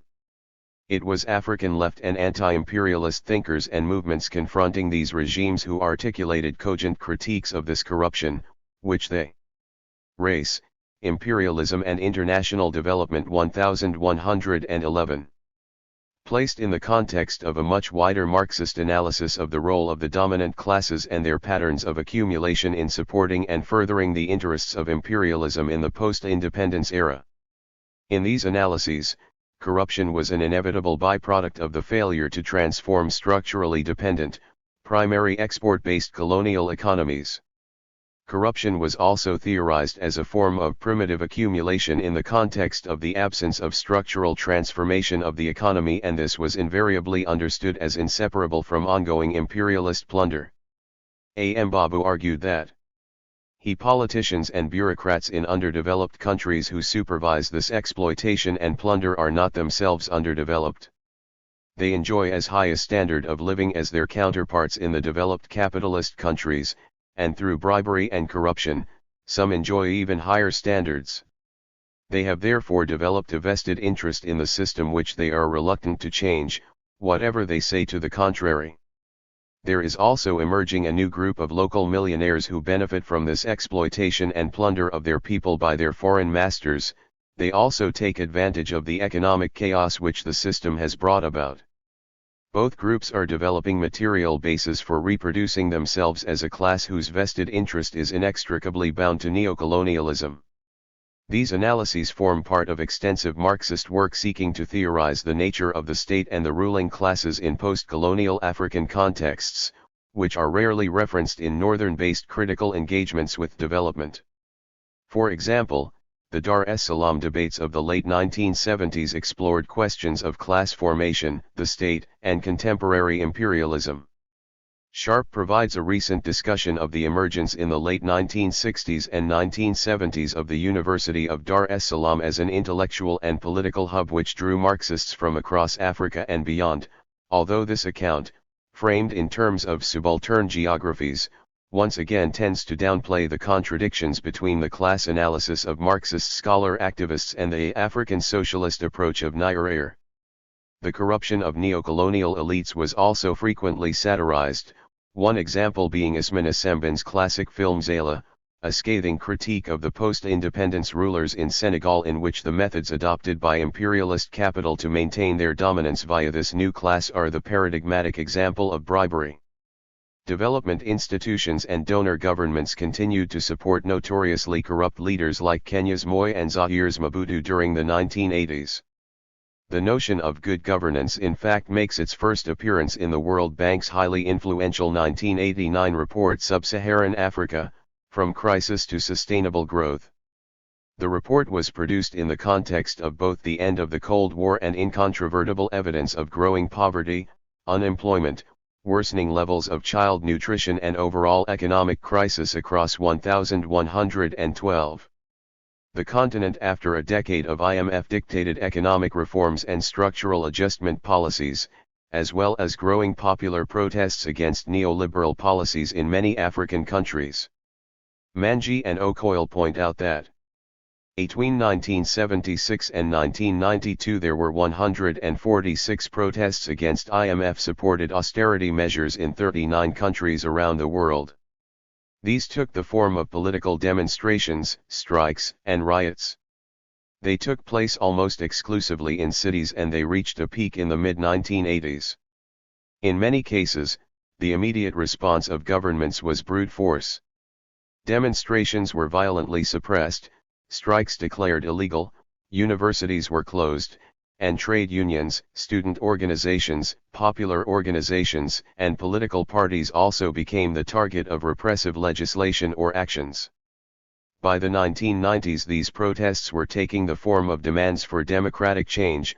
The decisive pressure came from within Africa, and this was very much precipitated by the economic crisis, the collapsing infrastructure, the deteriorating economic situations, the falling standard of living, and the absence of political space to express some of these concerns.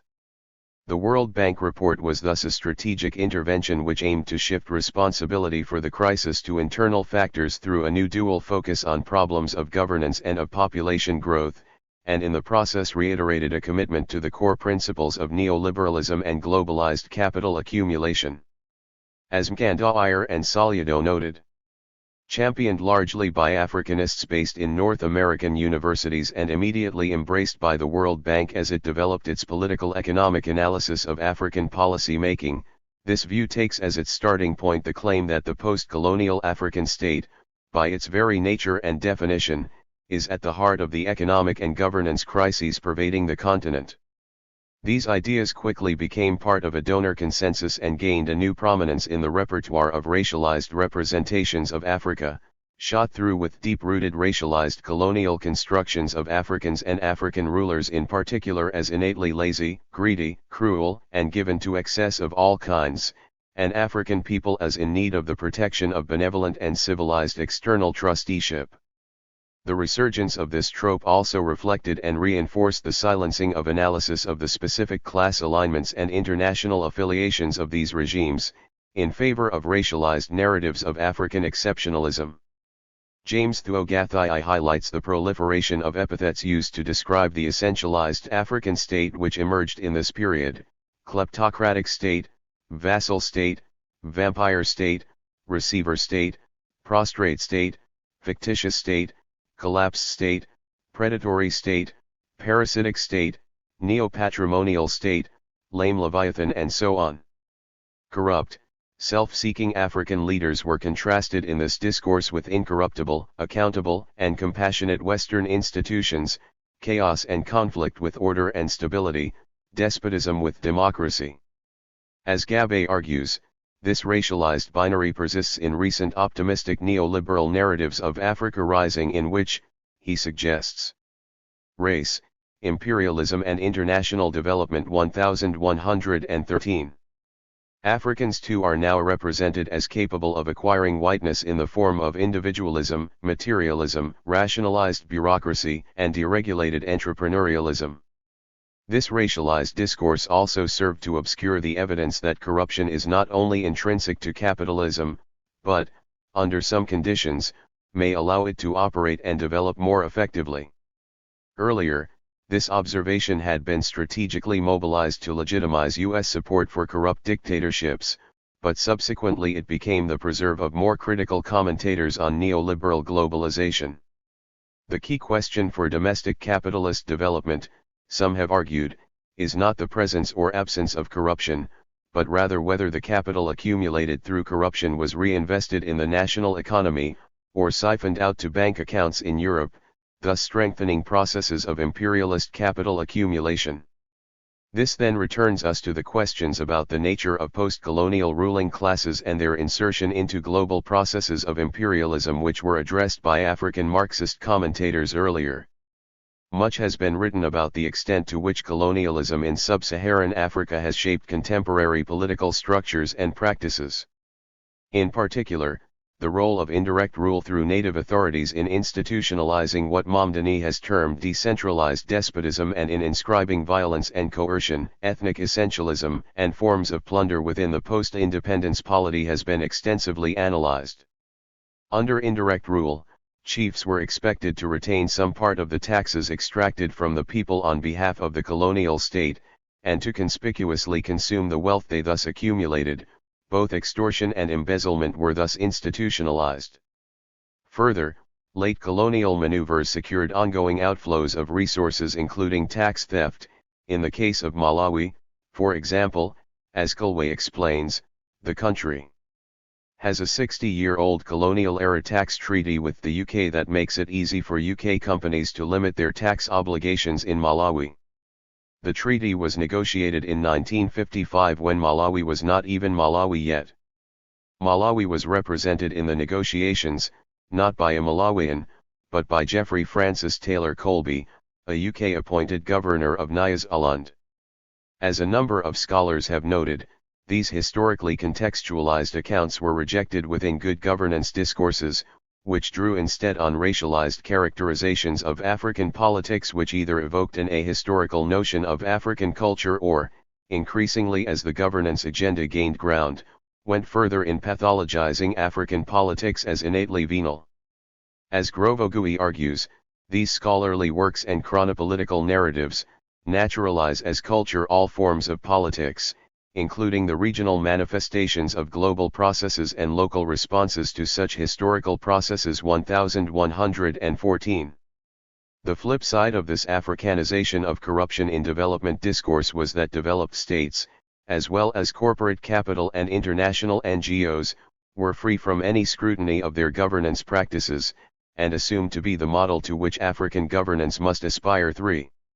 When Graff notes that a United Nations report from 2016 on governance and corruption in Africa acknowledges that anti-corruption projects and initiatives all focus on cleaning up corruption in the public sector, which is often regarded as incompetent, inefficient, and corrupt, while the private sector is portrayed as efficient, reliable, and less corrupt. This view has been influenced by neoliberal economic perspectives, which argue that the private sector is the main engine of economic growth and perceive governments as being obtrusive. She suggests that this narrative shift is likely a response to the staggeringly high levels of corruption and criminality by Western and other non-African firms. In a high-profile example, the oil services company Halliburton was convicted by a Nigerian court for corruption carried out while none other than former U.S. Vice President Dick Cheney was at the helm. In a report on cross-border corruption in Africa between 1995 and 2014, virtually all cases involved non-African firms. The externalization and racialization of the financial practices defined as corrupt has a long colonial history. Its genealogy can be traced to the early years of the East India Company. In 1787 the British House of Commons impeached Warren Hastings on charges of having engaged in corruption and bribery on a massive scale during his tenure as the Governor-General of Bengal from 1770 to 85. 8 years later, in 1795, the British House of Lords acquitted Warren Hastings of all charges. Hastings' defense centered upon the assumption that arbitrary power, corruption, and despotism were part of the Constitution of Asia and therefore as Governor-General he had been obliged to conform to these forms of governance. Edmund Burke, who led the prosecution, condemned this as the rule of geographical morality, but it was Hastings' view of Asiatic morality which informed subsequent moves undertaken by the new Governor-General Lord Cornwallis to curb corruption. In an early step towards the explicitly racialized hierarchies and racial segregation which were to increasingly characterize British colonial rule during the 19th century, these involved embarking on the Europeanization of the services in India and purging the administration of Indians, who were considered incapable of honesty. Cornwallis notoriously remarked, "Every native of India, I verily believe, is corrupt."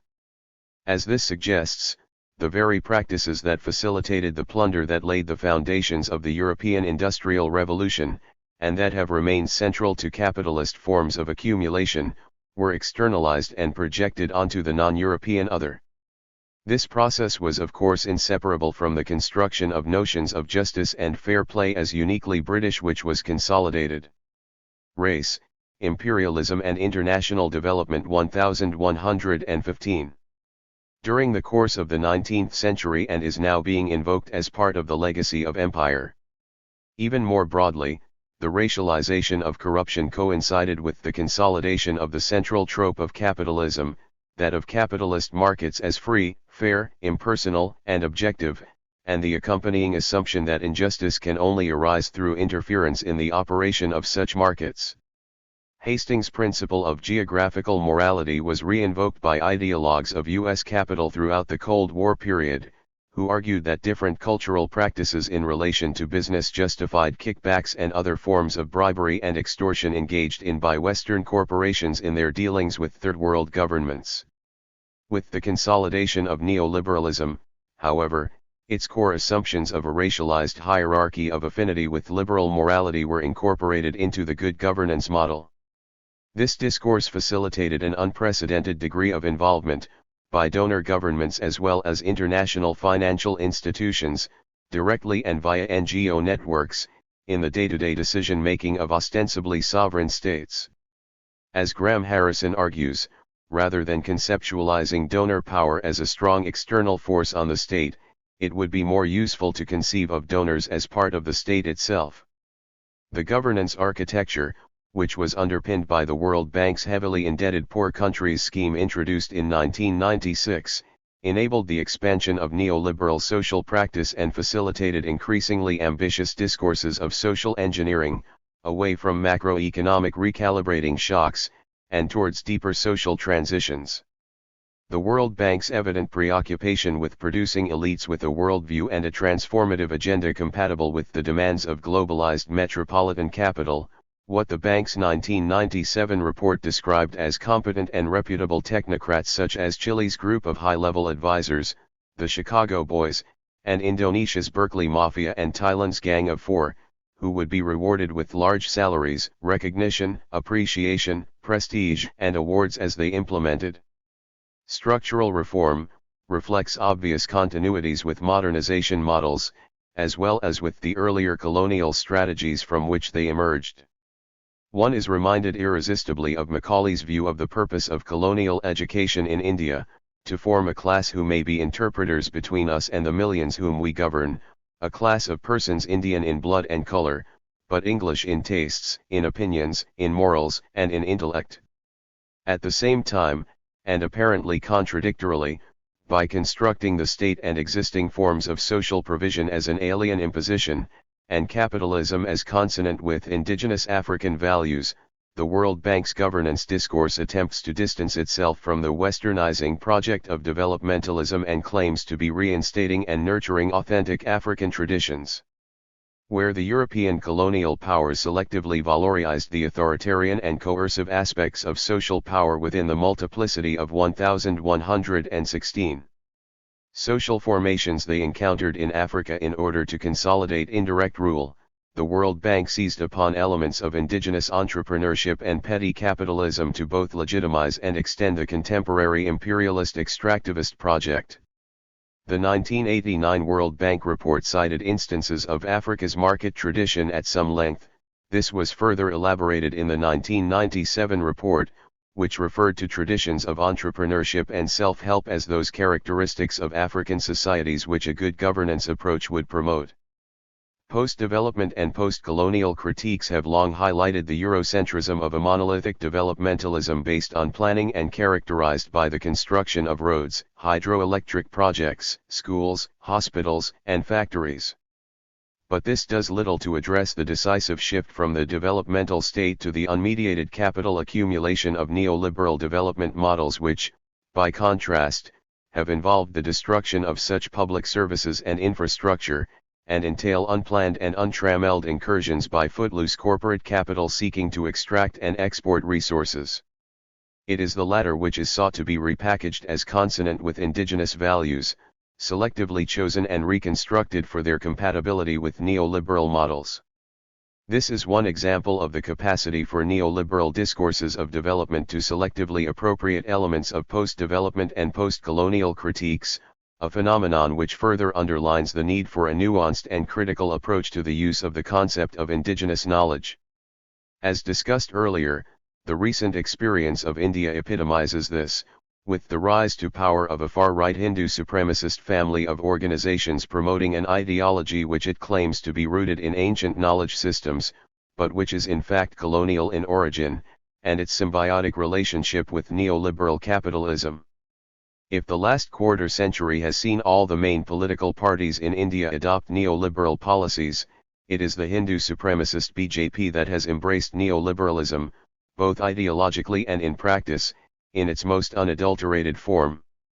Deregulation and privatization under the Modi regime, which has been in power nationally since 2014, has been inseparable from so-called crony capitalism, in which Indian billionaire corporate leaders close to the Prime Minister have benefited extensively.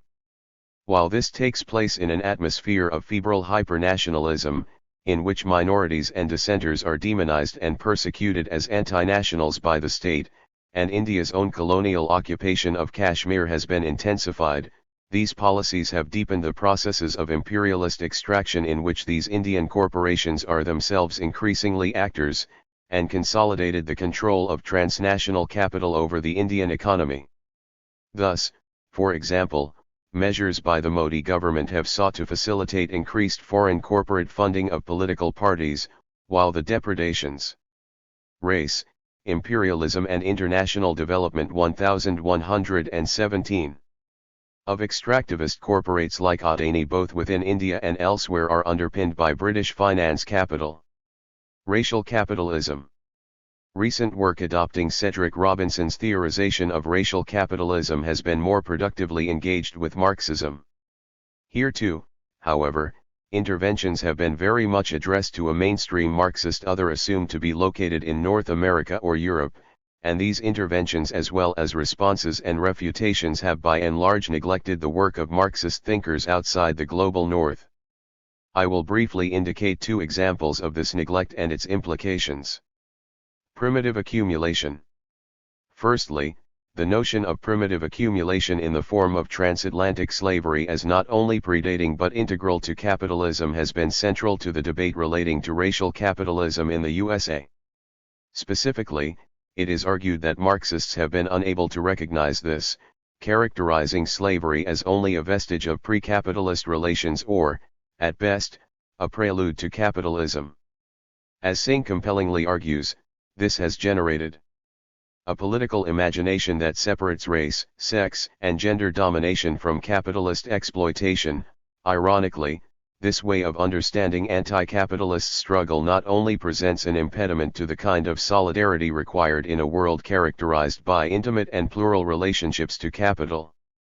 It also forfeits a powerful analytic discernible within Marx's over that conceives capitalism as a machine whose productive expansion also rests upon expanding fields of appropriation and dispossession.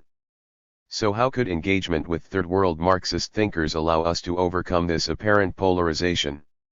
Needless to say, it was anti-imperialist Marxist political economists, predominantly located in the Global South, who actually established and mapped the central role of Atlantic slavery and early colonialism, and the huge transfer of resources to the Global North involved in these processes, in creating the conditions for the development of capitalism in Europe in a tradition stretching from the pioneering work of Eric Williams and Rajni Palmatu to Walter Rodney's seminal How Europe Underdeveloped Africa to the continuing work of the Indian economist Utsa Patnaik. Through analyzing the impact of the enslavement and transportation of millions of people, the direct appropriation of resources, the extraction of surpluses through taxation, exploitation, and unequal trade, and the shift of resources away from productive 1118 activities and enforced deindustrialization which accompanied European incursions, these writers have also demonstrated the inseparable economic relation between the development of capitalism in the global north and the structures and conditions associated with what are now called developing countries in the global south. For but the sustenance of expanded reproduction of capital by forms of so-called primitive accumulation was also considered to be ongoing under post-colonial imperialism by Third World Marxists. This evidently extends beyond a generic dependency theory usually cited in histories of development thought. For some the focus was on fundamentally unequal global relations of exchange which extended and reproduced colonial structures of extraction and accumulation by metropolitan capital. A key example is the extensive work of Samir Emin, which advocated delinking from these processes. Significantly, it was Amin who pioneered the term Eurocentrism both to refer to a contemporary extractive corporifery world system, as well as later to elaborate a historical materialist approach which critiques European imperialist claims that its culture forms the universal grounds for modernity. For other Marxist thinkers like the Zanzibari revolutionary and economist A. M. Babu, however, it was important to establish that this imperialist extraction or looting was located primarily at the level of production and labor, but, crucially, the analysis of this highlighted the capitalist production of global racialized difference among laborers and the role of imperialist finance capital. Cheap labor in neo-colonies helps to create a colossal return to the capital invested. For instance, in developed capitalist countries the average return to capital is about 5% while in our countries it ranges from 40% to 200% as in gold mining and petroleum.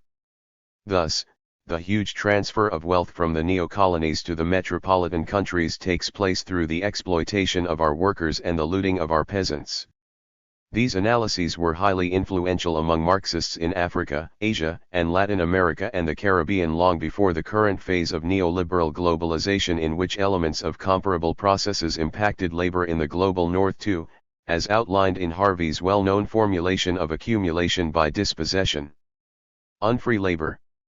Further, it has been argued that, at the level of production relations, Marxism has limited its analysis of capitalism to the struggle between the bourgeoisie and free laborers, arguing that capitalism and unfree labor are incompatible. Again, while this does characterize the reductionist tendencies of much Western Marxist thinking, Marxists located in the global South have from the outset of necessity engaged in depth with multiple forms of unfree labor. Their work, Race, Imperialism and International Development 1119, predates by several decades the refocusing on forms of unfree labor under capitalism by Marxists whose work and research is located in the global north, in response to the emergence of phenomena such as so-called modern slavery under neoliberal capitalism. An example of this is India's mode of production debate and its extended aftermath, a debate which took place in large part though not exclusively in the pages of the renowned Indian journal Economic and Political Weekly. Some participants in the debate identified the persistence of semi-feudalism in the relationship between sharecropping tenants and landlords, whose power had been transformed and reinforced by colonialism, while others, focusing on regions of agrarian transformation under the Uzbek so-called Green Revolution, observed initially that forms of labor previously regarded as pre-capitalist had persisted or been reinforced in a wide variety of regions witnessing technological change and expanded reproduction in agriculture, and later that employers in these regions were developing new strategies of control over labor, such as new forms of debt and formal contracts for laborers lasting unprecedentedly long periods of up to 5 years. Caste oppression and violence which shaped these relations, and the mutating but ever-present relationships between caste and class, are inescapable but also notably under-theorized in these debates. Forms of struggle beyond capital, labor relations. Secondly and relatedly, Marxism is critiqued for not providing the scope for recognizing the significance and potential of sources of resistance to capital which transcend the strict capital, labor relation and the capitalist workplace. This, it is argued, makes a meaningful Marxist anti-racist politics impossible.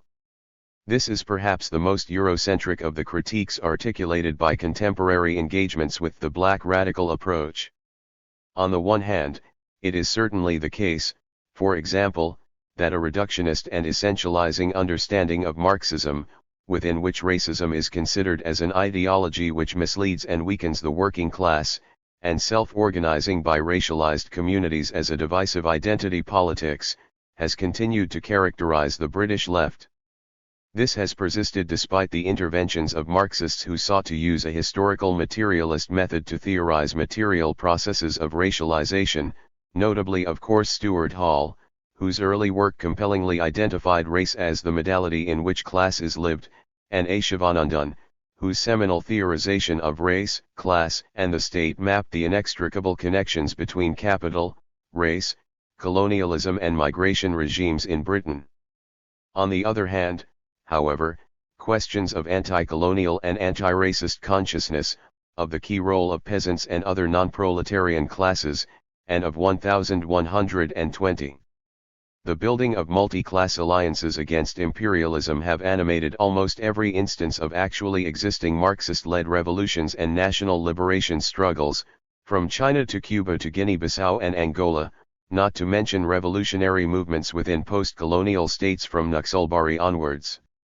The lack of engagement with the work of Amilcar Cabral, for example, or the perpetual disavowal of Fanon's self-identification as a Marxist ironically reinscribe the dominance of worldviews shaped by their location in Western, Anglophone academia, within which U.S. experiences are increasingly universalized. Imperialism and race. This becomes even more marked when we consider the many explicit engagements by Third World Marxist scholar activists with racism and racialization, for example in debates concerning African identities and Pan-Africanism. Kenyan writer Ngugi Thiong Os classic Decolonising the Mind refers to the beginning in 1968 of the Great Nairobi Literature Debate on the teaching of literature in universities and schools, where the central question posed was, why can't African literatures be at the center so we can look at other cultures in relation to it? Underlying this was the question of what would be the center, and what would be the periphery. While Decolonising the Mind puts forward many of the ideas that shape today's decolonial politics, it is framed in explicitly Marxist terms, noting the significance of the national and class base and highlighting the class aspect of the focus on oral tradition, its peasant and worker heritage. Ngugi puts forward a vision of Pan-Africanism consistent with the political nationalist anti-imperialist strand of Pan-Africanism identified by Babu. Pan-African literature for Ngugi included North African literature and links with the African diaspora and the wider Third World including Asia and Latin America. Among Marxist anti-colonial leaders and intellectuals, it was in the writings and speeches of Amilcar Cabral that new approaches to culture and identity, developed collectively in the course of anti-colonial struggle, were most fully elaborated. Directly challenging racialized constructions of Africa as outside history, Cabral defined culture as the vigorous manifestation, on the ideological or idealist level, of the material and historical reality of the society that is dominated. Arguing that colonial violence was always in part an attempt to destroy culture and the historical memories and seed of opposition it contains, he asserted that or as long as part of that people have a cultural life, foreign domination cannot be assured of its perpetuation. At the same time, critiquing Senghor's negritude, Cabral put forward Race, Imperialism and International Development 1121. A dynamic understanding of the culture of the colonized as inextricable from struggle, while culture comprises many aspects, it grows deeper through the people's struggle, and not through songs, poems, or folklore. Gruffydd Jones further notes that Referring to Fanon's argument that the liberation struggle was in itself an expression of culture, Cabral and Andrade argued that the collective struggle of a people to regain control over historical development is therefore necessarily an act of culture, the organized political expression of the struggling people's culture.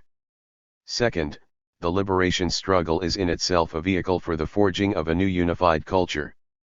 The contemporary tendency of selective engagement with Fanon's own seminal work on race, as Annie Olelo-Kutereba has argued, leads to an inability to recognize his location in, and contribution to, anti-imperialist Marxist thinking. Today, the prevalent engagement with, instead of, has produced readings which extract Fanon from the context of struggle which animated his work. This leads people to treat him as simply a theorist of race, rather than a revolutionary who saw race as a technology of imperialism. These understandings came to characterize wider thinking in this period.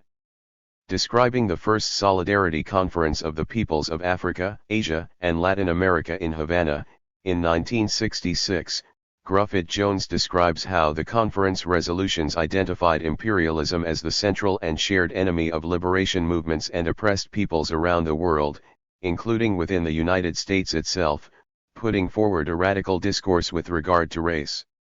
Mahler further argues that the Tricontinental articulates its critique of a global system of imperialism through a critique of racial inequality but simultaneously takes a radically inclusive stance that attempts to destabilize racial essentialisms. This highlights that what has come to be known as political blackness, referring to the collectivity based on shared experiences of racism and colonialism which people of African, Caribbean, and South Asian heritage historically used to organize against racism in Britain from the 1970s onwards, and currently understood as unique to the UK context, has a much longer genealogy embedded in anti-colonial and anti-imperialist struggles in the global South as well as the anti-racist struggles in the global North which saw them as inextricable from their own experiences. As a starting point for thinking about this, it is important to remember the Haitian revolutionary understanding of a black republic highlighted by Anthony Bogues. The Haitian Revolution proclaimed, "The Haitians shall henceforward be known only by the generic appellation of blacks." Haitian citizenship was thus equated with blackness, and only citizens could own property. Within this understanding, not only the colonial hierarchies of race, but the meaning of race itself was redefined. White people could be, and some were, naturaliste 1122 by the government, but this citizenship was linked to a positive identification with blackness.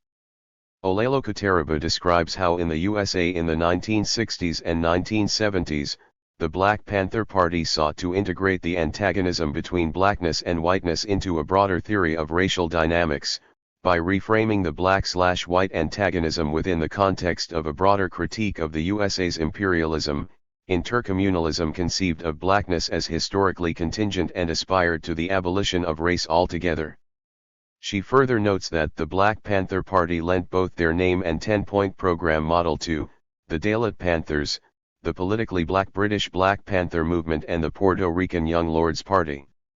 This current of thinking about racism and imperialism which has both utilized and developed Marxism as a method for understanding, and changing, the world, is however not a mere historical remnant, but continues, for example, in the anti-imperialist transnational solidarities embedded in abolition feminist work such as that of Angela Davis, Beth Ritchie, and Ruth Wilson Gilmore.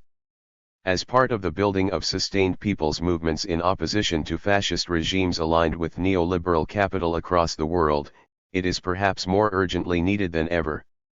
Notes 1. Although her work is increasingly recognized as highly influential in this body of work, Sylvia Rivera Cusicanqui in fact rejects the decolonial label. To a similar analysis of accumulation in Bihar, India was developed by A.N. Das 3. This was recently expertly satirized in a viral Twitter thread on the 2020 U.S. elections by Kenyan commentator Patrick Gathara. 4. This extensive literature includes Williams, Palmatude, Putnaik, Rodney, Ammon, Blackburn, Davis. Although it encompasses a range of theoretical positions and indeed debates, it has nearly all been elaborated within the broad framework of Marxist political economy. This essay will explore advertising as a cultural form, one that is intrinsically tied to capitalism in its imperialist phase and is driven by the search for both raw materials and the need to create new markets. Modern advertising, as Raymond Williams asserted, belongs to the system of market control which, at its full development, includes the growth of tariffs and privileged areas, cartel quotas, trade campaigns, price fixing by manufacturers, and that form of economic imperialism which assured certain markets overseas by political control of their territories. The political control of territories to which Williams refers was consolidated by racist thought and practice, which can be traced in advertising's cultural representations. A Marxist critique of advertising must therefore consider the racialized regime of representations that are presented in this cultural form. I focus here on Anglo-American advertising in English. The historical and contemporary relationship between race and capital can be traced through racialized slavery during which the black body was literally marked as a commodity. This process continued during European colonialism, by which the wealth of former colonist nations was extracted through taxation, exploitation, and unequal trade, processes of forced deindustrialization and the forcible integration. 61. Advertising and Race. Anandi Ramamurthy. Advertising and Race 1129. Of nations into global markets on unequal terms. It enabled the development of European industrial capital to create the structures and conditions in the global south that exist today. These structures of exploitation developed alongside the emergence of Enlightenment ideas of individual freedom and universal humanism, which were centered around a series of binaries that structured who and what was considered civilized and uncivilized, reason vs emotion, culture vs nature, science vs superstition.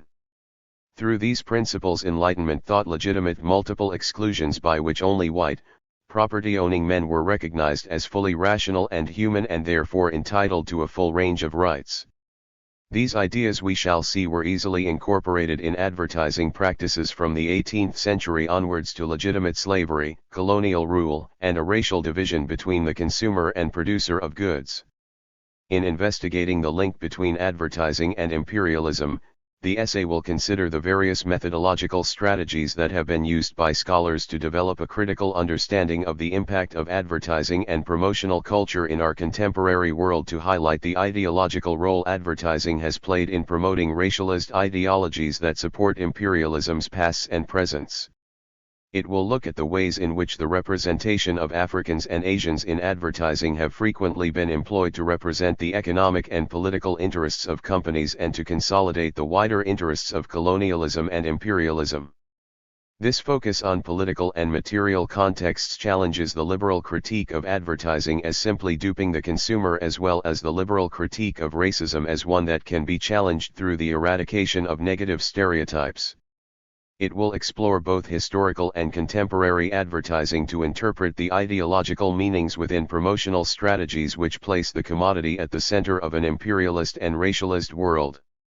While advertising is no longer discrete in the 21st century and film and popular culture are used to communicate commercial messages as well as consolidate ideas around race and commodity culture, I will focus here on advertisements as a distinct cultural form to frame the scope of the chapter.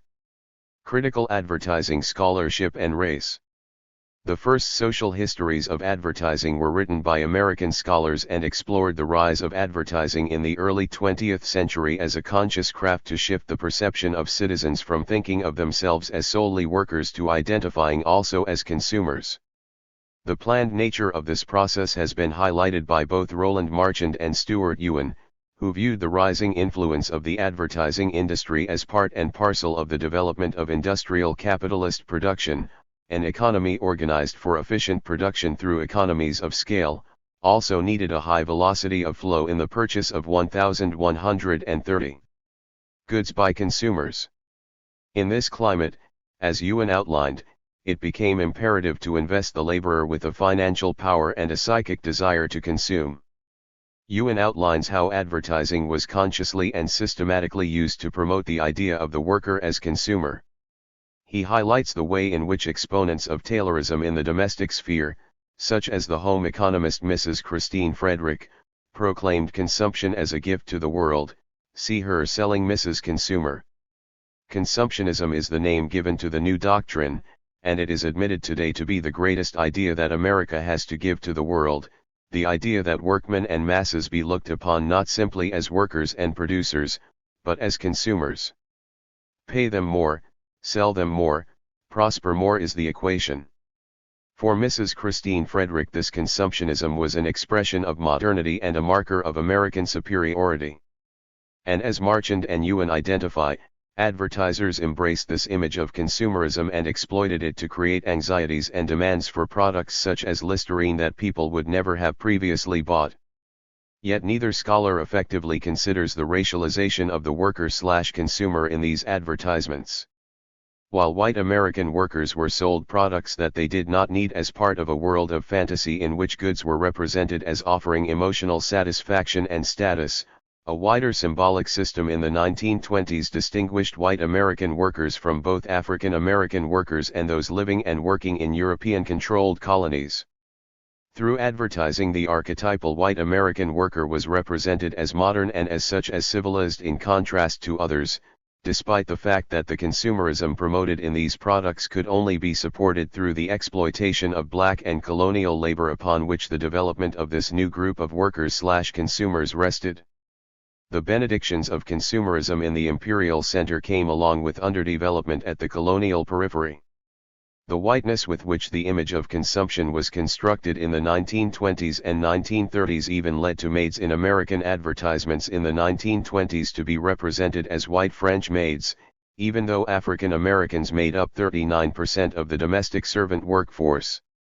While these social historians focus on the advertising industry, its social impact and its psychological strategies, a rising number of cultural critics in the 1970s set out not just to explore the psychological dimension of advertising's persuasion, but to evaluate its wider ideological power.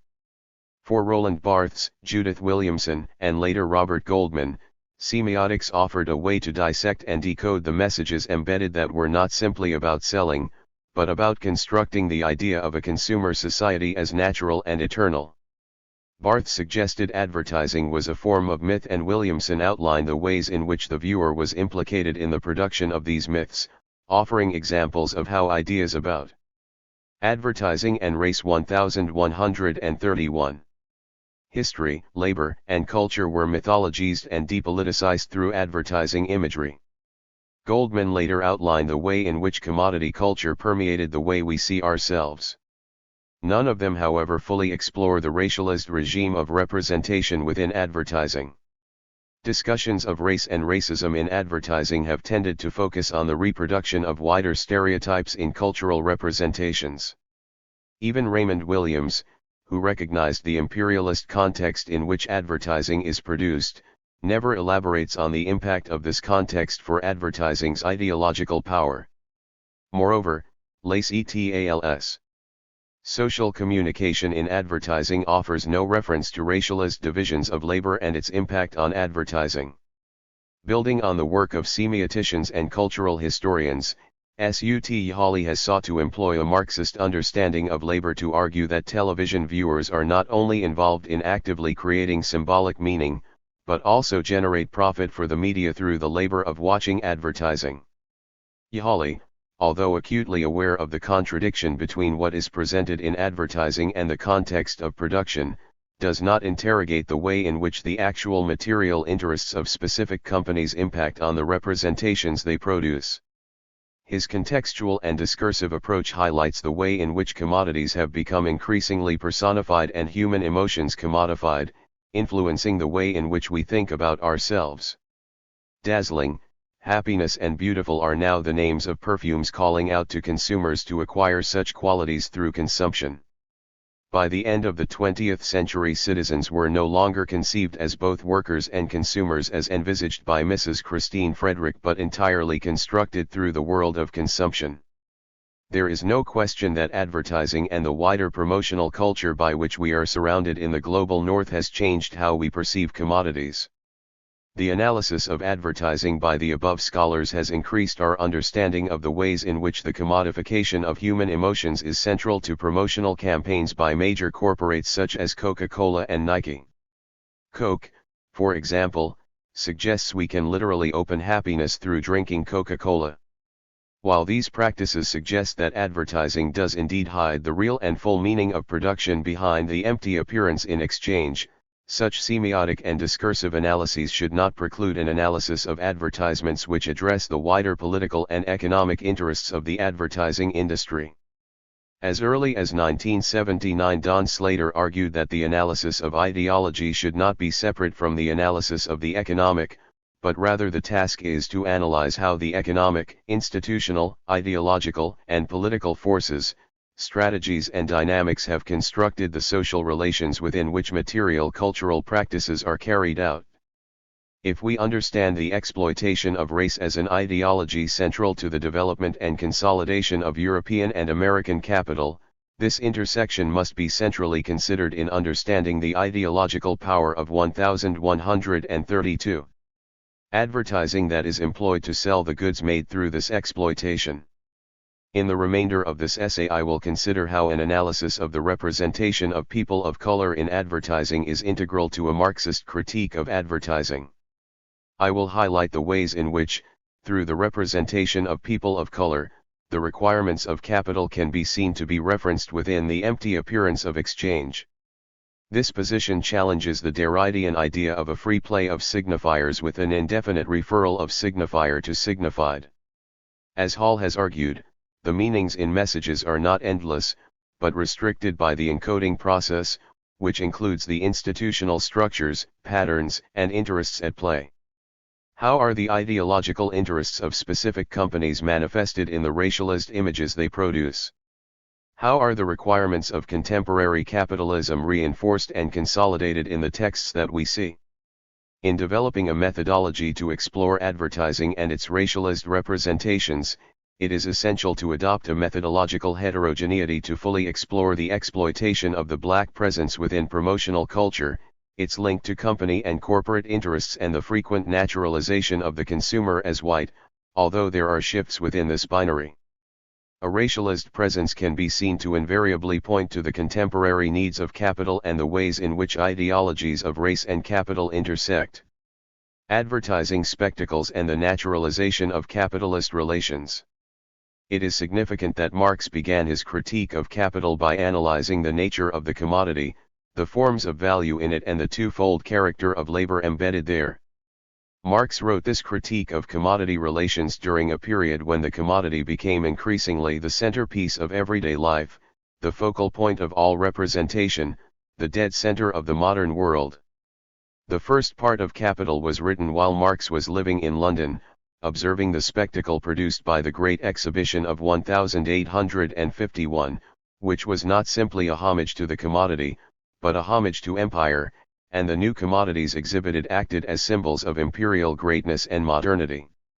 It transformed wide sections of the population into supporters of imperialism and allowed commodity holders and exhibition organizers to sell imperialism to the domestic public. Thus, when late 19th century advertisers began to develop their brands, it is not surprising that many made every effort to associate their products with the ideologies of empire. The rise of commodity culture in this sense was integrally related to the exploitation and annexation of former colonial territories. If the site of the exhibition, the Crystal Palace, radiated the light of an incipient consumer culture, it was because it was a cultural imperialism made manifest. Advertising and Race 1133. The colonial expansion of European powers not only sought control over raw materials essential for the commodities being produced in the factories of Europe, but by the late 19th century companies also employed the commodity as a signifier of their own superiority and a method to civilis in their promotional culture. From the earliest developments of branding, racial hierarchies were not only reinforced and naturalized, but were used to represent colonial ideologies with vigor. Developing during the colonial era, the image of Africa and Asia in advertising was employed at strategic moments in Victorian advertising to not only consolidate a generalist racial supremacy, but also to promote specific company interests as well as endorse government policy and specific forms of colonial administration.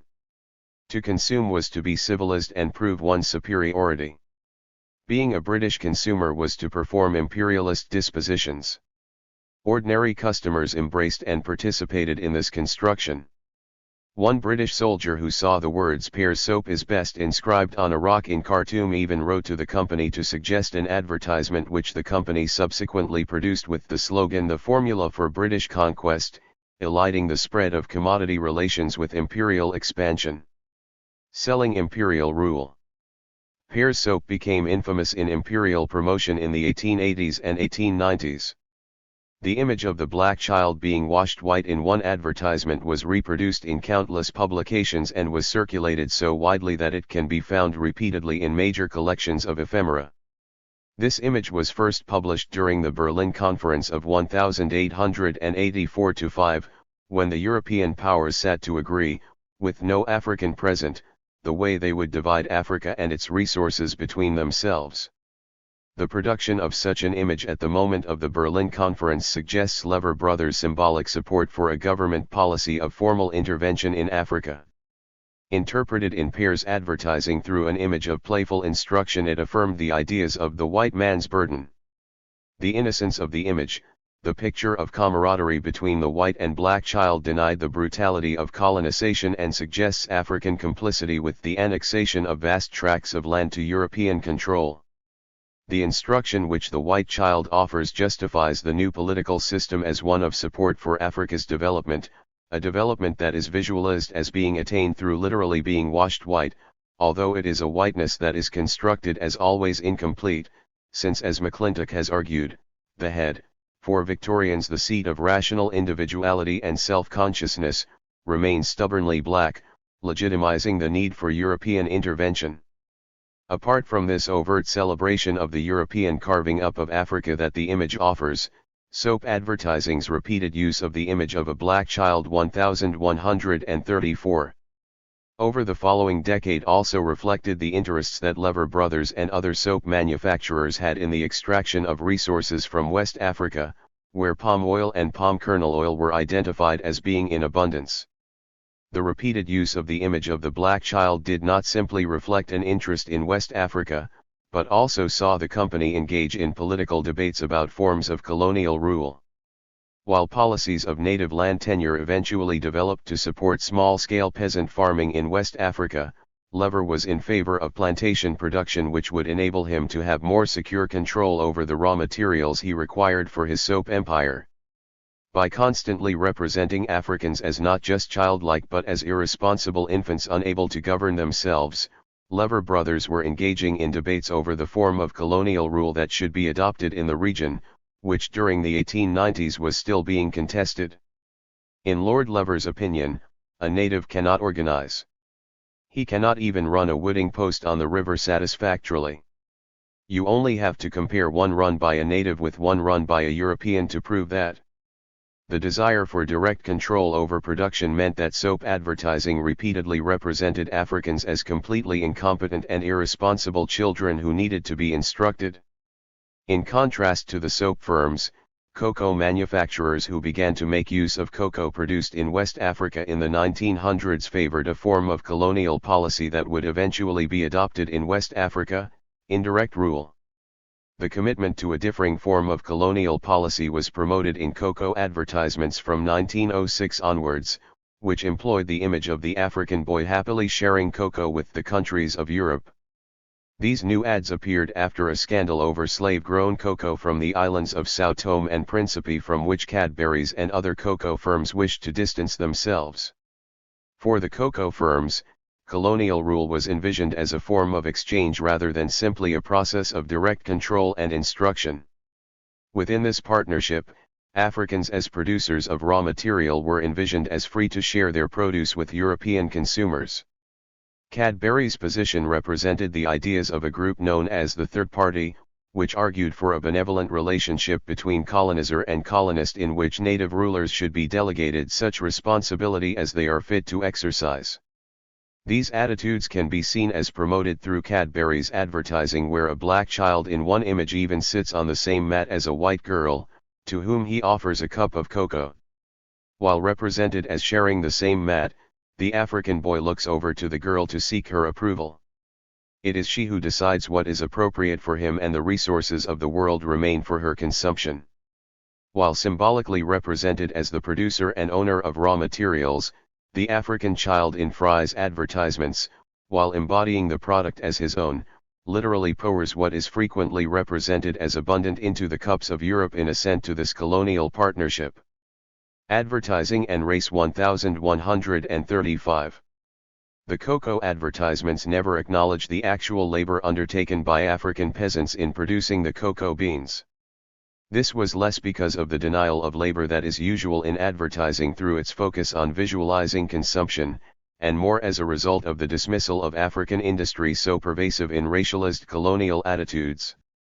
As one governor of the Gold Coast, Hugh Clifford, suggested, cocoa is notoriously one of the least exacting forms of permanent cultivation known to mankind. The natives, according to Clifford, would never have undertaken it otherwise, or any task of the sort that made a more severe demand on their physical energies.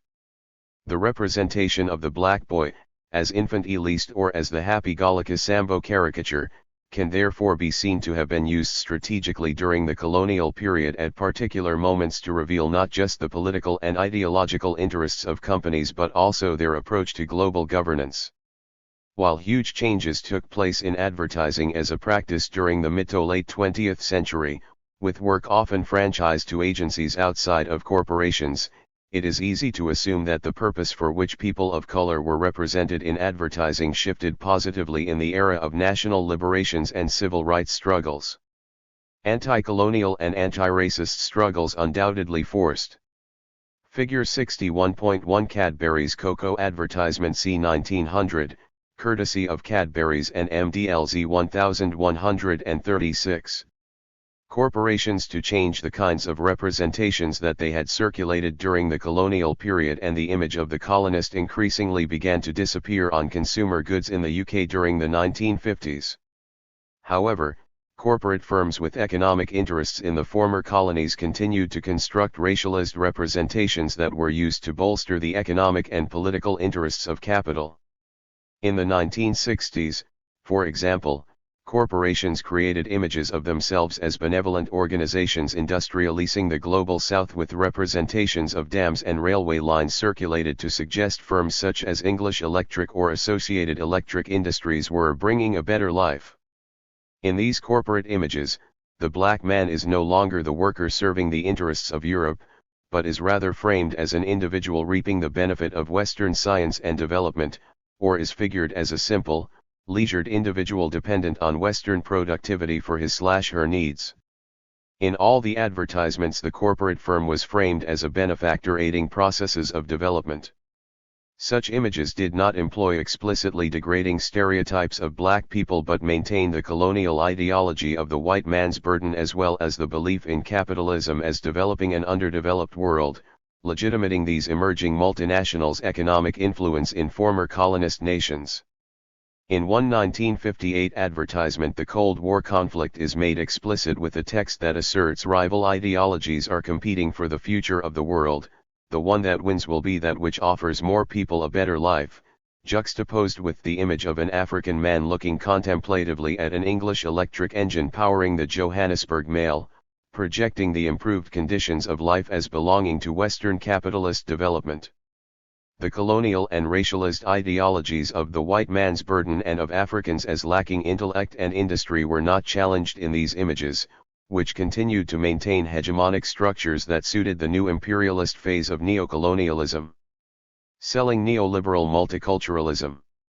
The parasitic ability to transform representations in the wake of dissent can be seen as advertising's ability to shore up hegemony and sustain imperialism through successive phases of Cold War decolonization and neoliberal globalization. The resistance to racism from both anti-imperialist struggles as well as the civil rights and anti-racist movements in the USA and Europe in the 1960s had a significant impact on representation, and advertisers were forced to address some of the core concerns of dehumanization and humiliation that previous advertisements had consolidated. In the USA, during the Cold War, Melamed has argued that the development of a liberal race paradigm recognized racial inequality as a problem and secured a liberal symbolic framework for race reform centered in abstract equality, market individualism, and inclusive civic nationalism, one that recognized race equality as advertising and race 1137. A nationally recognized social value in the USA. For African Americans, the Black is Beautiful campaign was a powerful force in challenging potential internalized racism and self-hate felt by the Black community as a consequence of the brutality of slavery. Malcolm X asked, "Who taught you to hate yourself?" to encourage a critique of the origins of internalized racism, in the struggle to be represented as human and not rendered invisible. Civil rights discourses in the USA during the 1960s often treated the question of media representations as separate from those of political and economic rights. What Negro consumers want now is recognition of their humanity and an industry-wide respect for the Negro image, argued the Congress for Racial Equality. In 1963 they even appealed directly to the Coca-Cola Company, for example, to include blacks in their advertisements, suggesting a boycott may be a possibility if no change was made. Coca-Cola, in fear of a boycott, responded. The civil rights movement's campaign for a wider range of imagery established a black presence within the American dream, but the racialist political economy of the production of goods remained unchallenged. While Core persuaded Coca-Cola to create images with black people drinking the product in the 1960s, the labor conditions for agricultural workers on its Minute Maid orange farms in Florida remained deplorable, with living spaces being described as slave quarters in the NBC documentary Migrants, screened in 1970. The ability of corporations to shore up hegemony and sustain imperialism can be seen in Coke's production of one of the most iconic multicultural advertisements of the 1970s. Coca-Cola's 1971 "I'd Like to Buy the World a Coke" ad, which was screened worldwide, has been described as one of the most successful global advertising campaigns. While the adoption of multicultural imagery can be seen as part of a general shift in cultural representations, the company's embracing of images of diversity also suited its economic development interests. By 1970, Coke's export sales exceeded domestic sales of the product, and the overseas opportunities appeared limitless, according to one researcher. In this context, we can read Coke's "I'd Like to Buy the World a Coke" as a visualization of the company's vision for global expansion rather than an innocent image of potential global harmony. The link between representation and commercial interests is also marked by the absence of Arabs in the ad, since the Arab boycott of Coca-Cola, as a result of its investments in Israel in 1966, had made the market in the Middle East impossible to develop. The peace-loving, hippie feel of the ad, therefore, not only hid the many conflicts Coke was having in various parts of the globe, from its brutal refusal to recognize unions in its Italian bottling plants to conflicts with the Federal Trade Commission in the USA, but also acted to serve a global expansionist vision. The use of multicultural imagery to represent a corporation's interest in hegemonic globalization was employed successfully again in Benetton's United Colors campaign, which flooded magazines and billboards during the late 1980s. 1138. Deliberately adopting the idea of a United Nations, with photographs of smiling young people from all over the world wearing colorful Benetton jumpers, Benetton's pervasive 1980s advertising circulated during the period when the firm shifted from being a predominantly Italian firm to one with increasing global sales. In 1983, Benetton's export sales exceeded its domestic market, and in 1984 the firm employed Olivero Toscani to transform its image. The result was the United Colors of Benetton campaign, which presented the firm as supposedly forward-looking through an image of multiculturalism. Benetton's advertising from this period has been accused of essentializing ethnic and racial difference, with African models deliberately chosen as very dark-skinned and European models as invariably blonde, constructing such differences as tropes for consumption. Celia Lurie has argued that the production of difference has become a means by which global companies such as Benetton can lay a proprietary claim to goodness itself. She highlights the adoption of difference, whether it be color, culture, geography or national identity in Benetton images, as embraced to represent the diverse splendor of the globe, but one in which all these categories are reduced to a choice in the marketplace. Taking the logic of multiculturalism in the context of global capitalism and its history of colonialism to its conclusion, Zizek argues, multiculturalism is a racism which empties its own position of all positive content, but nonetheless retains this position as the privileged empty point of universality from which one is able to appreciate properly other particular cultures. The multiculturalist respect for the other's specificity is the very form of asserting one's own superiority. Benetton's images of racial harmony, I would argue, can be seen as structured to maintain white supremacy, not only through the performance of difference, but by ignoring the dynamics of power within which the images operate and reinscribing colonial and racist tropes such as that of the white man's burden or the stereotype of black criminality. If we simply look at repeated images of white and black hands in Benetton marketing, we can witness the way in which the white hand is often framed as giver or as adult, in contrast to the black hand, which is frequently structured as receiver of white benevolence and goods or as child. When we consider Benetton's organizational structure, we can also understand their advertising and marketing strategy as a clear communication of the company's organizational form and as a consolidation of a neoliberal multiculturalism that rests on the exploitation of both labor in the global south as well as migrant labor in European metropolises, which relies on the normalization of racialized inequalities. Benetton's images should not be simply recognized as operating in a general context, but as working to directly preserve the interests of this newly launched global firm. In the 1980s, Benetton began to develop a advertising and race 1139 system they described as flexibility in manufacturing, which allowed the company to respond quickly to changing fashion trends and demands. The system encouraged a computerized technology that increased exploitative labor relations through systems of subcontracting, creating precarity for textile workers in the global south as well as for sweatshop workers living in the global north, many of which are immigrant women. Benetton's images also constructed ideological hegemonies to applaud capitalism as an ideal. The images that Lurie notes as representing diverse nationalisms did not just simply reduce nations to commodifiable and essentialist tropes but held clear ideological significations.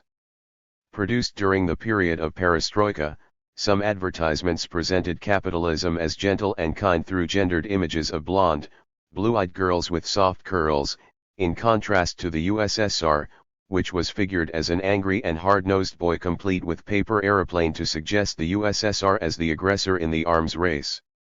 In another instance of Figure 61.2 hands 1140. Ideological signification: a young Chinese boy dressed in blue is carefully positioned with Mao's little red book upside down. As Giroux argues, these images should be read as containing a violence at their core. Post-racial racisms. Let us consider some recent advertisements in the USA which address issues of migration and multiculturalism to explore the continued potential for reflecting on the ways in which a company's employment of racialized representations may continue to intersect with their commercial and political interests. The year 2016 saw major political rifts emerge with the election of President Trump and a marked rise in national chauvinism and racisms in both the USA and Europe. Trump's declared desire to build a wall between Mexico and the USA was met with outrage by liberals but gained him support amongst conservatives eager to lay the blame for economic hardship on the most vulnerable. In this context, it is surprising that any company would engage with an issue so fraught with conflict in their advertising. Yet in the USA, Budweiser and 84 Lumber issued Super Bowl advertisements that referenced immigration in 2017. Budweiser reflected back on European immigration to America in the 19th century, linking such migration to the American dream's idea of success through perseverance. 84 Lumber focused on the arduous migration journey of a Mexican mother and her child to America. The visualization of Trump's wall at the end of the commercial, which opens up for the two with the tagline "The will to succeed is always welcome here," elides migration as a fundamental ingredient of the American dream, reinforced by the child who collects rubbish on the journey to make a dream catcher, a metaphoric nod to the Democrats' Dreamers program, which gives children of undocumented migrants the chance to apply for residency status. 84 Lumber's narrative of Hispanic migration elides with the commercial requirements of the U.S. construction industry, in which Hispanics make up 30% of blue-collar workers on U.S. construction sites, making the economic exploitation of undocumented workers a cornerstone of the non-union construction industry's low-wage business strategy. It has led to the high rate of deaths amongst migrant workers who carry out some of the most dangerous tasks while being paid the lowest wages.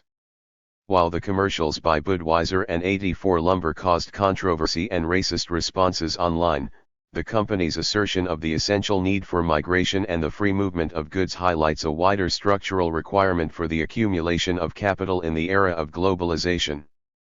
Such companies, while espousing a commitment to freedom of movement, rely precisely on migrant workers' undocumented status, which allows for their intensified exploitation.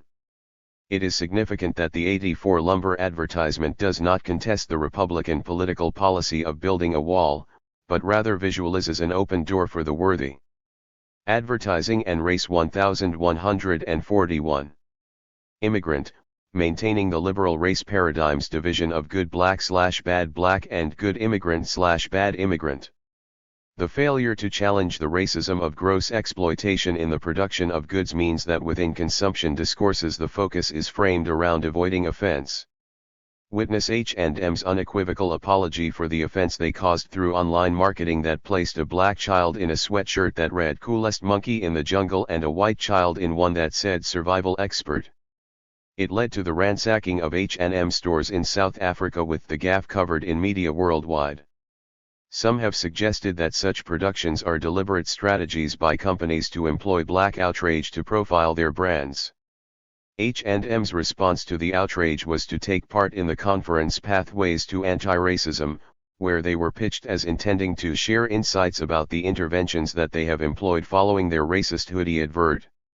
The neoliberal construction of racism as a psychological program of recovery for each individual ignores the racialized and structural inequalities upon which neoliberal capitalism flourishes. Anti-racism itself has been appropriated within diversity marketing commodity discourses. Without interpreting advertising imagery with reference to the production context of commodities, it is impossible to fully appreciate the absurdity of designs such as Nike's Equality range in 2017. Using sound visualizations of Martin Luther King's "I Have a Dream" speech, Nike produced graphics for shoes sold during Black History Month. 6 months previously, however, Nike ceased to allow the independent NGO Worker Rights Consortium access to factories to check on labor standards in factories globally. Their footwear continues to be produced in factories where labor rights are undermined, wages are desperately low, and health and safety conditions are disregarded. The absurdity of consuming one's way out of racism must be understood through the failure to challenge the exploitation of the global South by the global North, whose populations are largely white. Neoliberal discourses around race have been further consolidated since 2008 as right-wing post-racial society narratives have gained ground, cutting off discussion about structural inequalities, political and social inequity, and imperialist wars in favor of personal responsibilities. Representing black labor. I have focused so far on the use of people of color in advertising by corporations representing ideological support for imperialism's political policies and practices. In this final section I will return to focus on a core issue for advertising as a whole, the mystification of labor relations, to consider the ways in which the image of the non-white body contradicts simplistic arguments about ads as 1142. Simply hiding labor relations. The non-white body, framed as a laboring body through literature and the arts, during both slavery and colonialism, permitted the representation of labor in advertising without acknowledgement of exploitation. The naturalization of this image enabled the repeated and uncontested use of the image of the black slave and of colonist labor on tropical products throughout the colonial era and beyond, and enabled these workers to appear as exotic icons rather than as the visibility of exploitation. Advertising both during the colonial period and beyond provides a particularly strong example of the image of the colonial subject as born to labor, enabling the representation of labor without shattering the fetishized world of the commodity. In advertising we can also see the way in which the female laboring subject was often elided with romantic images of the plantation defined as garden, a space that has both been idealized and represented as a space of transgression in Western culture. The visualization of the worker as feminized enabled the reconstruction of the tea garden as a domestic space in Lipton's advertising, from the 1920s onwards. The frequent reorganization of the space of the plantation into a visual manifestation of a heterotopian space of garden/exotic landscape, along with the traditional invisibilization of women's domestic work, which enabled a conflation of the worker/planter with the consumer through images of the exotic belle, diminished the visibility of exploitation on the plantation. By evoking an image of domesticity and traditional femininity, these images turn the experience of plantation labor into a ghost-like one at the very moment that it is visualized. Although tea advertising retained the image of the female tea picker into the 1980s, the majority of images of plantation labor in the global South disappeared in commodity advertising during the 1960s, when anti-colonial struggles gained ground. The association of workers in the global South as natural laborers, however, re-emerged on fair trade advertising when their image could act as an affirmation of the ethical consciousness of the consumer in the global North. It has been argued that the appearance of workers on fair trade advertising during the 1990s was an act of defetishization, since fair trade aims to change market relations, to advertise the conditions of production explicitly, in order to make transparent the relations under which commodities are exchanged. Yet I would argue these images do not defetishize commodities, but act instead to fetishize the form of labor, to transform the unveiled concrete labor itself into a commodity. Kalpana Wilson has highlighted the way in which the visualization of third world workers in charity advertising has also affirmed the racialized and gendered hierarchies in neoliberal attitudes to development, where women are represented as positive and asserting agency despite the limitations of their lot. Wilson has noted how the use of the concept of agency in these texts frequently has the effect of reassuring us that women do in fact exercise choice in situations where structural advertising and race 1143 constraints mean that women are simply choosing survival. Wilson has commented on the way in which images in Oxfam Unwrapped and fair trade chocolate advertising represent the smiling subjects, usually women, as empowered by their own labor, as participating, hard-working, industrious, and self-determined subject, undermining our understanding of their exploitation. In much fair trade advertising and packaging, the smiling worker assents to our consumption. Affect is crucial in our reception of these images. Workers' smiles enable an effective bond between producer and consumer. Their smiles affirm their contentment with their conditions. Our pleasure, even hedonism, in consumption can be excused by a feeling that we are morally good in our fair trade choice. The Fair Trade Foundation's campaigning images in 2011-12, for example, depicted producers and consumers smiling together. Inequality is here reframed as difference. Both smile as broadly as each other, suggesting through juxtaposition their mutual contentment. Smiling, which has been discussed in literature on race, gender, and oppression, is often an important effective action, as Marilyn Fry has highlighted. It is often a requirement upon oppressed people that we smile and be cheerful. If we comply, we signal our docility and our acquiescence in our situation. We need not, then, be taken note of. We acquiesce in being made invisible, in our occupying no space. We participate in our own erasure. Fair trade advertising and publicity promoting trade on the basis of fairness requires workers to perform their contentment for our consumption, just as the colonial worker did. This performance of emotional labor, as Rothschild notes, Figure 61.3. The smiling worker 1144. Requires one to induce or suppress feeling in order to sustain the outward countenance that produces the proper state of mind in others.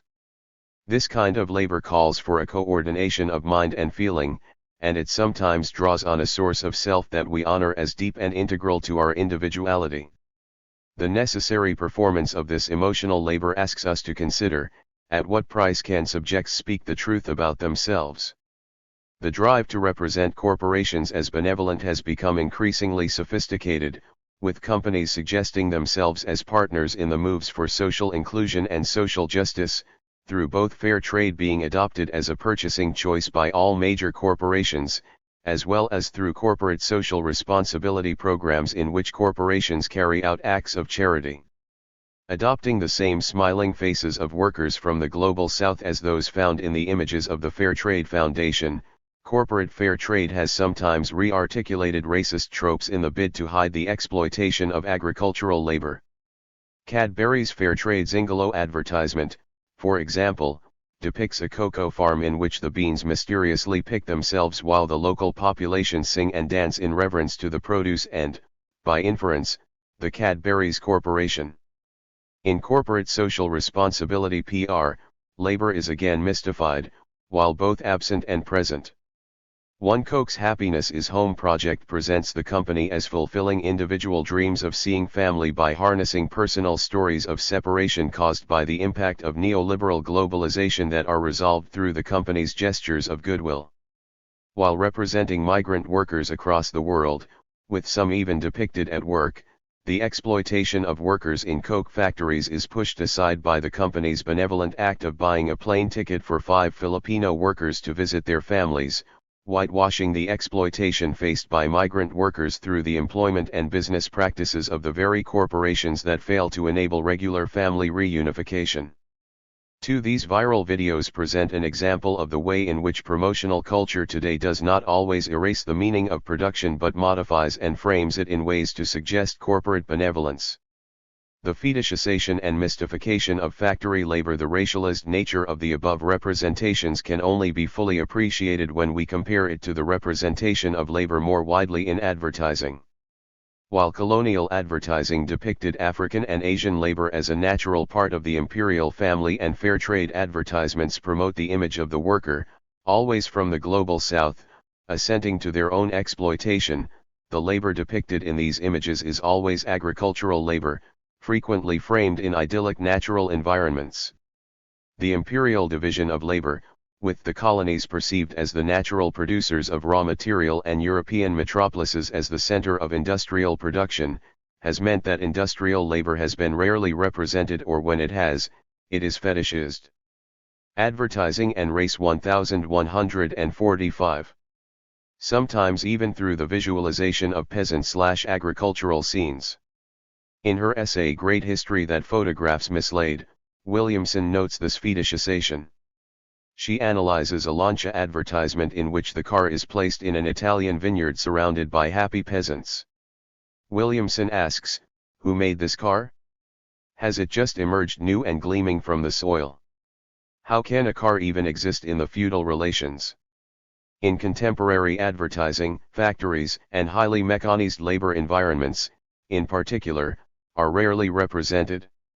When they are usually places of fantasy, such as in the McCain Oven Chips Chip Perfection TV commercial from 2011 or the Coke Happiness Factory commercial from 2006.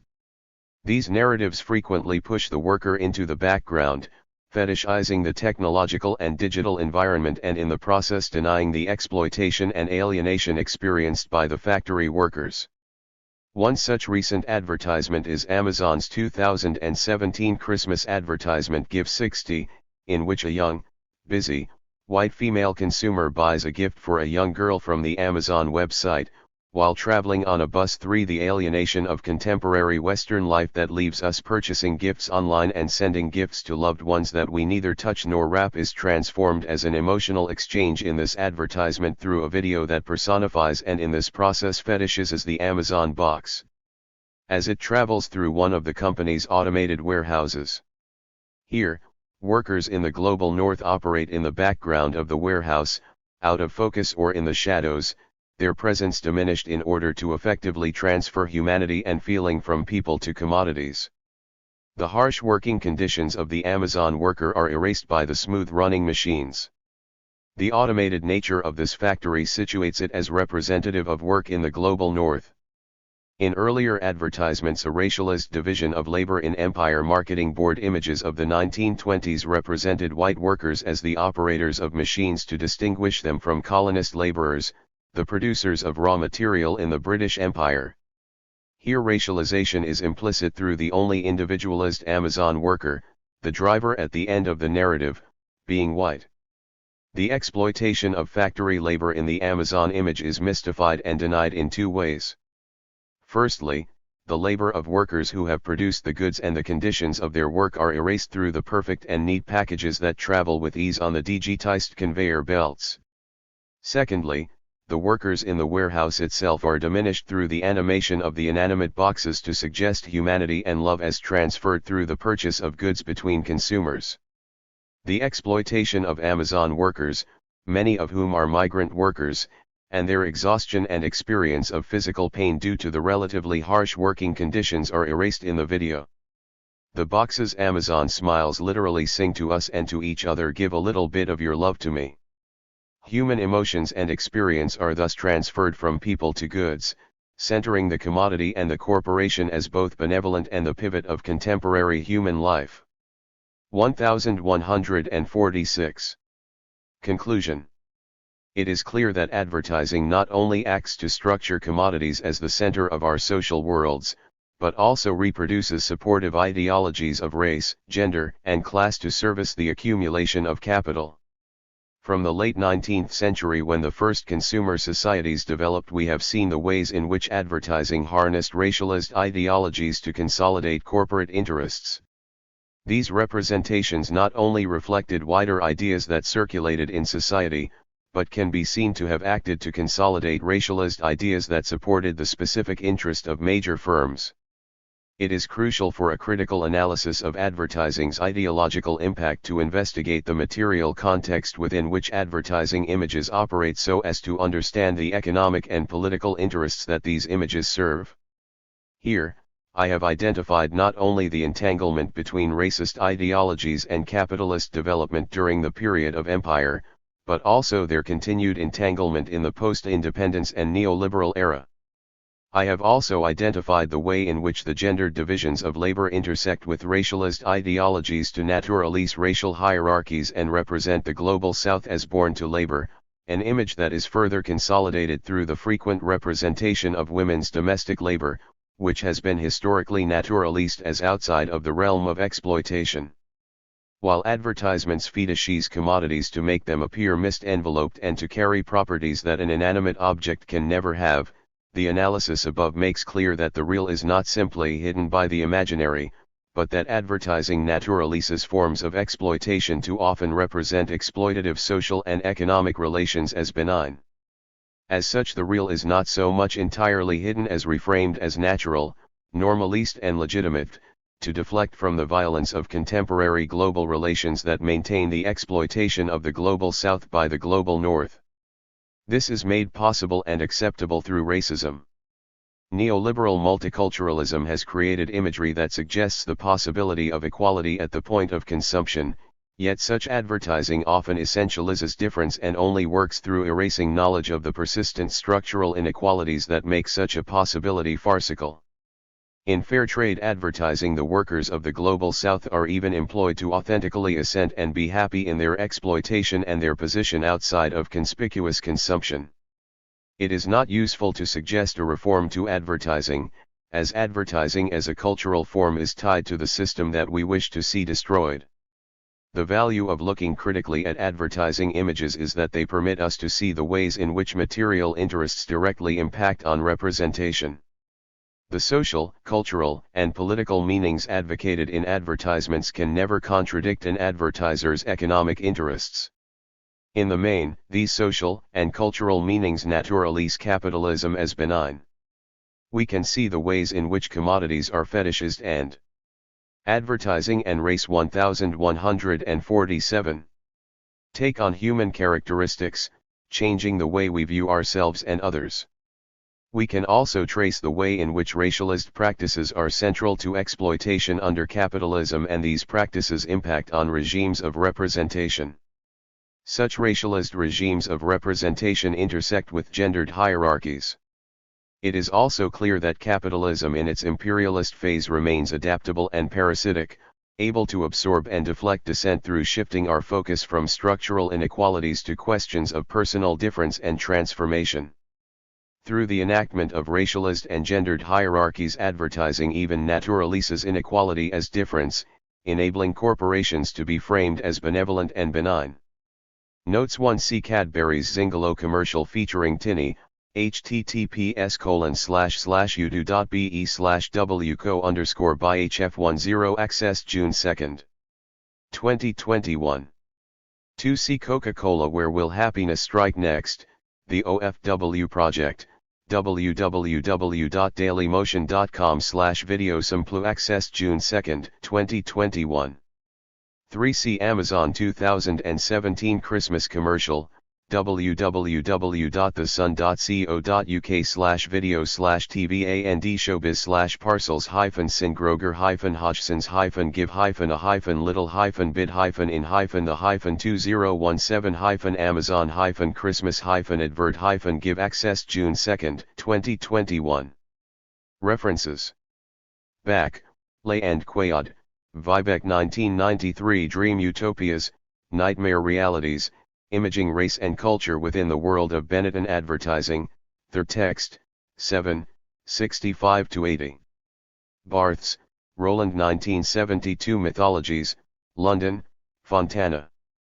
Barths, Roland 1977 The Rhetoric of the Image in Image Music Text translated by Stephen Heath, London, HarperCollins. Blackburn, Robin 1998 The Making of New World Slavery, From the Baroque to the Modern, 1492 to 1800, London, Verso. Center for Construction Research and Training 2010 Immigrant Workers in U.S. Construction, Sharing Lessons Learned in Our Unions, Labor Occupational Health Program, UC Berkeley www.cpwr.com site/default/files/immigrant_workers_construction_cpwr-lope_report.pdf access June 2, 2020. Chambers, Jason 2008 Madison Avenue and the Color Line, Philadelphia, University of Pennsylvania Press. Channel 4 1988 How to Survive Lifestyles. https://doi.org/10.2307/800538. Chong, Patricia 2009 Servitude with a Smile, An Anti-Oppression Analysis of Emotional Labor, Global Labor University Working Papers, No. 7 Berlin www.econster.eu/handle/10419/96387 access June 2, 2020.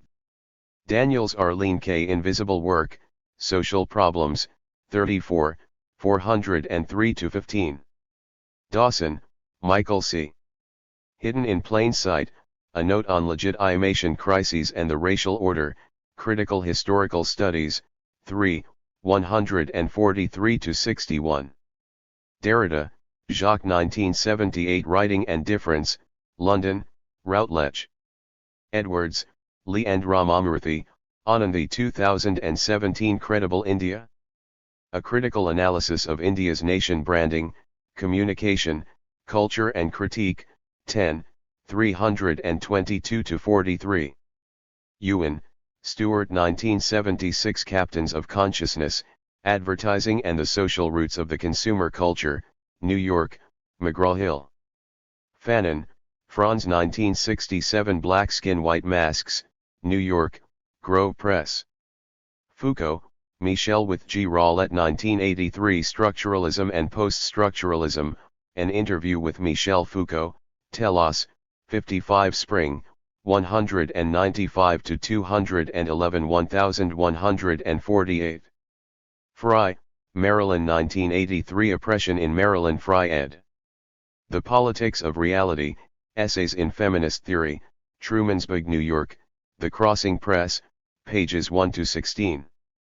Gearhart, Judy 2017. The Real March Madness, Nike Ditches University Commitments. Huffington Post. www.huffpost.com/entry/the-Nike-Ditches-Nike-March-Madness-B_Underscore B_4B0D8045-B_B_B72B7, Go counter equals 1 accessed June 2, 2021. Giroux, H. 1993. Consuming Social Change, The United Colors of Benetton, Cultural Critique, 26, 5-32.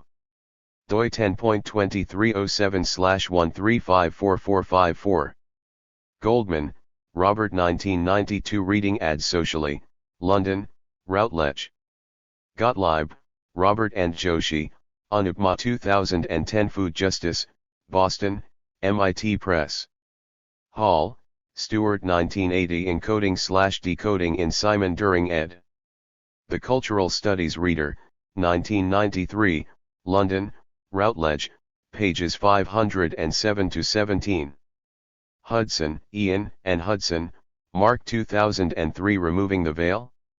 Commodity Fetishism, Fair Trade, and the Environment, Organization and Environment, 16, 413-430.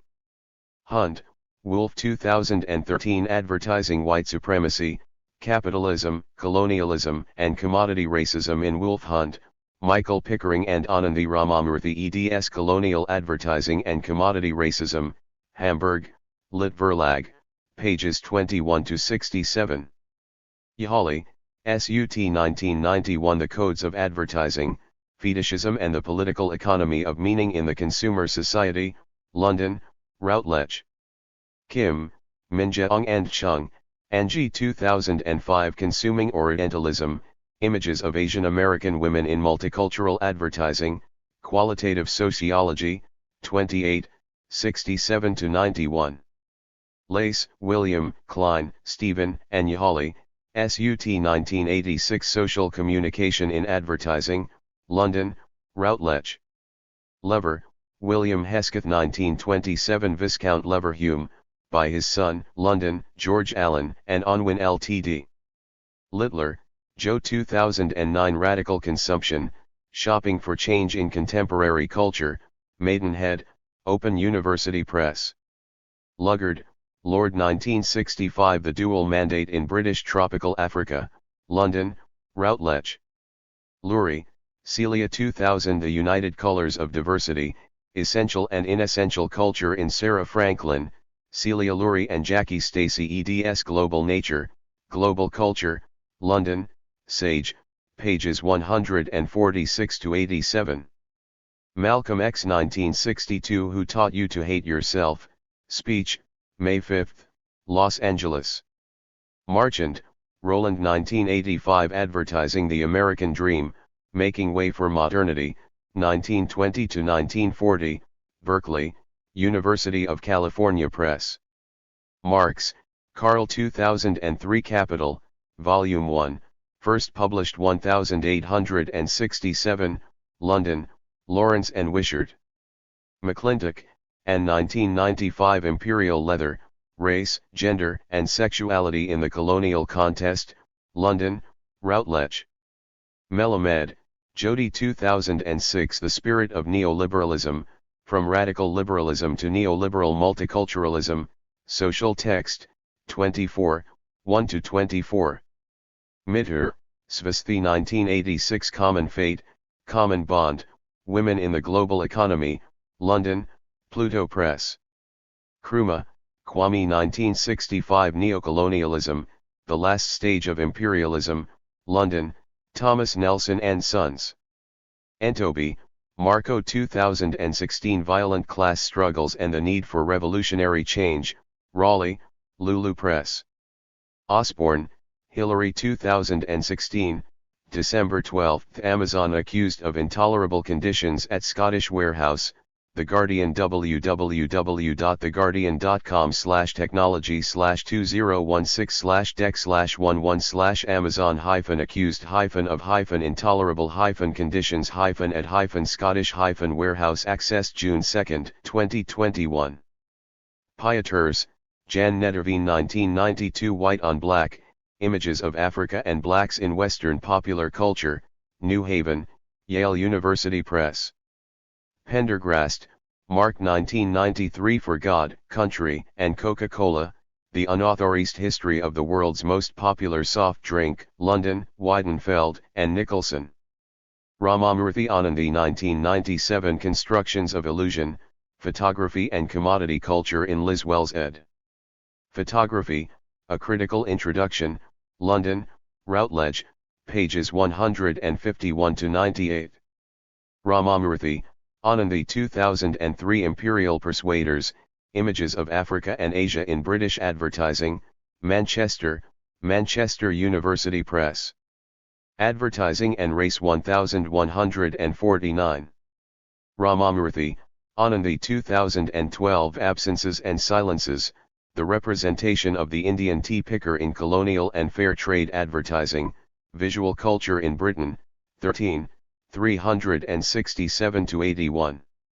Ramamurthy, Anandi, and Wilson, Kalpana 2013 Come and Join the Freedom Lovers, Racism, Appropriation and Resistance in Advertising in Racism in Wolf Hunt, Michael Pickering and Anandi Ramamurthy eds Colonial Advertising and Commodity Racism, Hamburg, Lit Verlag, pages 69-94. Ramamurthy, Anandi 2015 Spectacles and Illusions, Photography and Commodity Culture in Liswell's ed. Photography, A Critical Introduction, London, Routledge, pages 231-88. Richards, Thomas 1990 Commodity Culture in Victorian England, Stanford, Stanford University Press. Slater, Don Marketing Mass Photography in, Jessica Evans and Stuart Hall eds Visual Culture, The Reader. London, Sage and Open University. Slater, Don Marketing Mass Photography in, Jessica Evans and Stuart Hall, Visual Culture, TTHE Reader. London, Sage. Squires, Carol 2014 The Post-Racial Mystique, Media and Race in the 21st Century, New York, London, NYU Press. The Ruhr, Shashi 2017 Inglorious Empire, What the British Did to India, London, Hearst. Verrill, Matthias Zick 2008 Consuming the Campesino, Fair Trade Marketing Between Recognition and Romantic Commodification, Cultural Studies, 22, 654. White, Nadine 2019 Ethnic Diversity in Advertising is at an all-time high but racially offensive campaigns endure. Huffington Post www.huffington-post.co.uk/entry/ethnic-diversity-in-UK-at-all-time-high but-racially-offensive-campaigns-endure_5 CACA 1B4B01B34503BB8F9 access June 2, 2021. Williams, Eric Eustace 1945 Capitalism and Slavery, Chapel Hill, University of North Carolina Press. Williams, Raymond 1980 Advertising, The Magic System in Simon During ed. The Cultural Studies Reader 1993, London, Routledge, pages 410-23. Williamson, Judith 1979 Decoding Advertisements, London, Marion Boyars. Willis, Susan 1990 I Want the Black One, New Formations, 10, 77-97. Wilson, Kalpana 2011 Race, Gender, and Neoliberalism, Changing Visual Representations in Development, Third World Quarterly, 32, 315-31. Zizek, Slava 1997 Multiculturalism, or the Cultural Logic of Multinational Capitalism, New Left Review, 225, 28-52. When we think of Marxism in Indian country, we can't overlook dependency theory. For years, it was the critical framework that told the story of indigenous incorporation into practices and processes of global capitalism. This scholarship was contemporary and historical. It talked about tribal workers, government officials, and community activists. It described literal tons of coal flowing out for pennies flowing in. It highlighted how colonialism and capitalism moved and reshaped indigenous places as dependent on a core economy.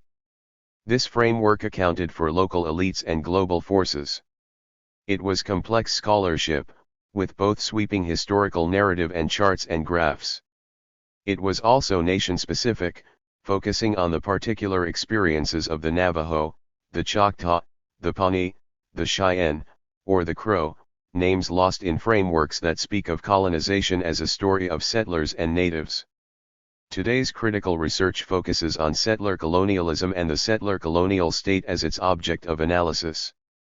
It is the colonial state to which we ascribe the project of native elimination. This is not indigenous-centered research, as native scholars are starting to point out. What is more, it reduces complex interactions into simple dichotomies, binaries with static logics. Ironically, this chapter focuses on dependency theory as a way forward in telling the history of indigenous peoples, to complement these other critical approaches with more emphasis on Marx's core concepts of political economy. 62. Dependency theory and indigenous politics. Andrew Curley. Dependency Theory and Indigenous Politics 1151.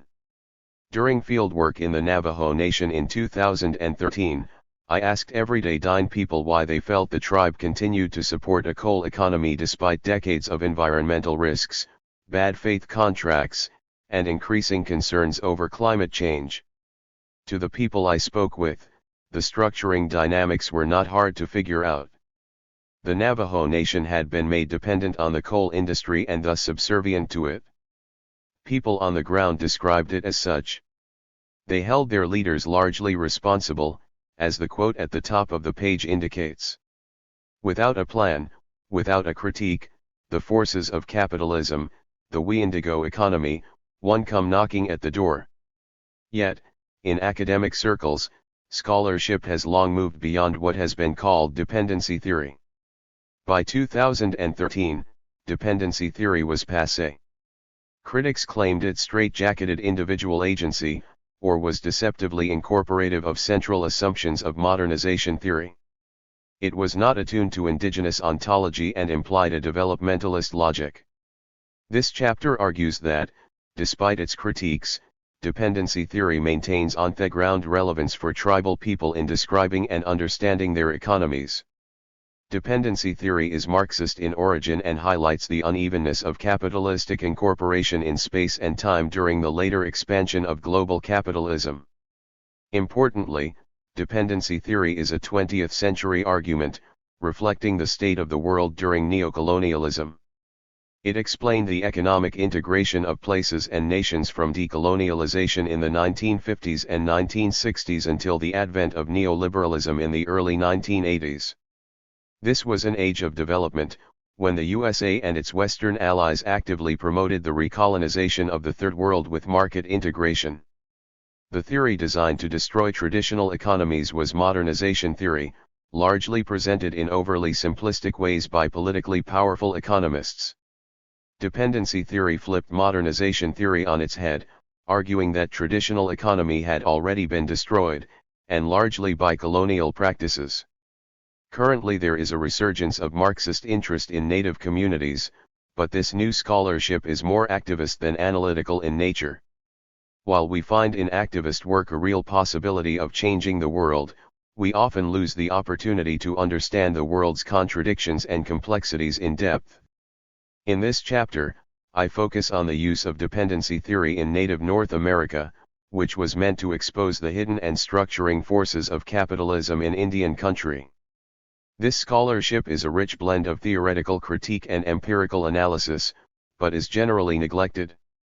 As we will see, the advantage of dependency theory in native North America is its ability to account for colonialism and political economy. Since dependency theory fell out of favor among academics in the 1980s, settler colonialism and settler colonial theory have largely replaced it as the critical interpretation of indigenous/colonial relations in North America. Settler colonial theory inherits critiques of the structuralism shared by dependency theory, but 1152 adds a few new problems of its own.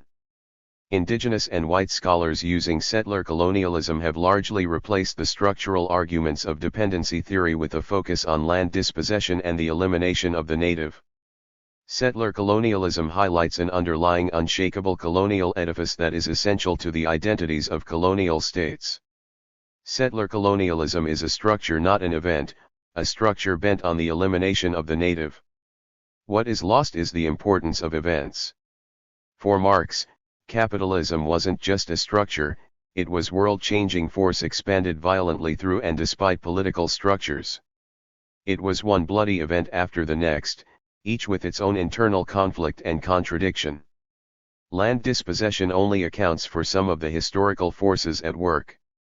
The incorporation of land, people, and places into global capitalism is the larger story. The elimination of the native was foundational for this project for a time, but the colonial state has moved on. In some unusual cases, indigenous nations have regained some land from those stolen in the past. Tribal nations have found selective forms of recognition, despite settler cunning. In the U.S. state of Arizona, for example, where I carry out my research, the two largest reservations in the country are to be found.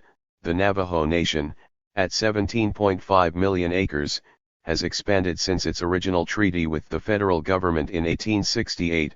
Similarly, the Tohono-O'odham Nation, along the U.S.-Mexico border, has only expanded in size along within the imperial nation of the USA while disappearing in Mexico. In other words, indigenous nations are not all the same. They are neither homogeneous externally nor uniform internally. The ways in which they are incorporated into capitalism are unique, particular, and serve different kinds of capitalistic purposes. Whereas the settler once sought to push indigenous peoples off the land, the colonial state now intends to recognize indigenous land claims in very narrow and often violently transformative ways. The goal is not simply the elimination of the native, but also the expansion of capitalism. Dependency theory is not the only thing. But it is a successful Marxist framework with a legacy in indigenous communities that we can revamp, retool, and repurpose. A brief history of dependency theory.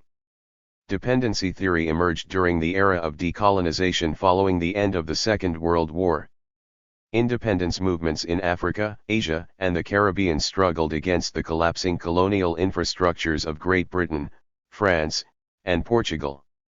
The USA quickly filled the void. The world polarized into the capitalist First World and the communist Second World. The Third World, newly independent nations in parts of Africa, Asia, and the Pacific, sought a different path. They formed the Dependency Theory and Indigenous Politics 1153 non-aligned movement and lean toward mixed economies, repurposing colonial political and physical infrastructure toward the welfare of the nation, sometimes calling these policies socialist.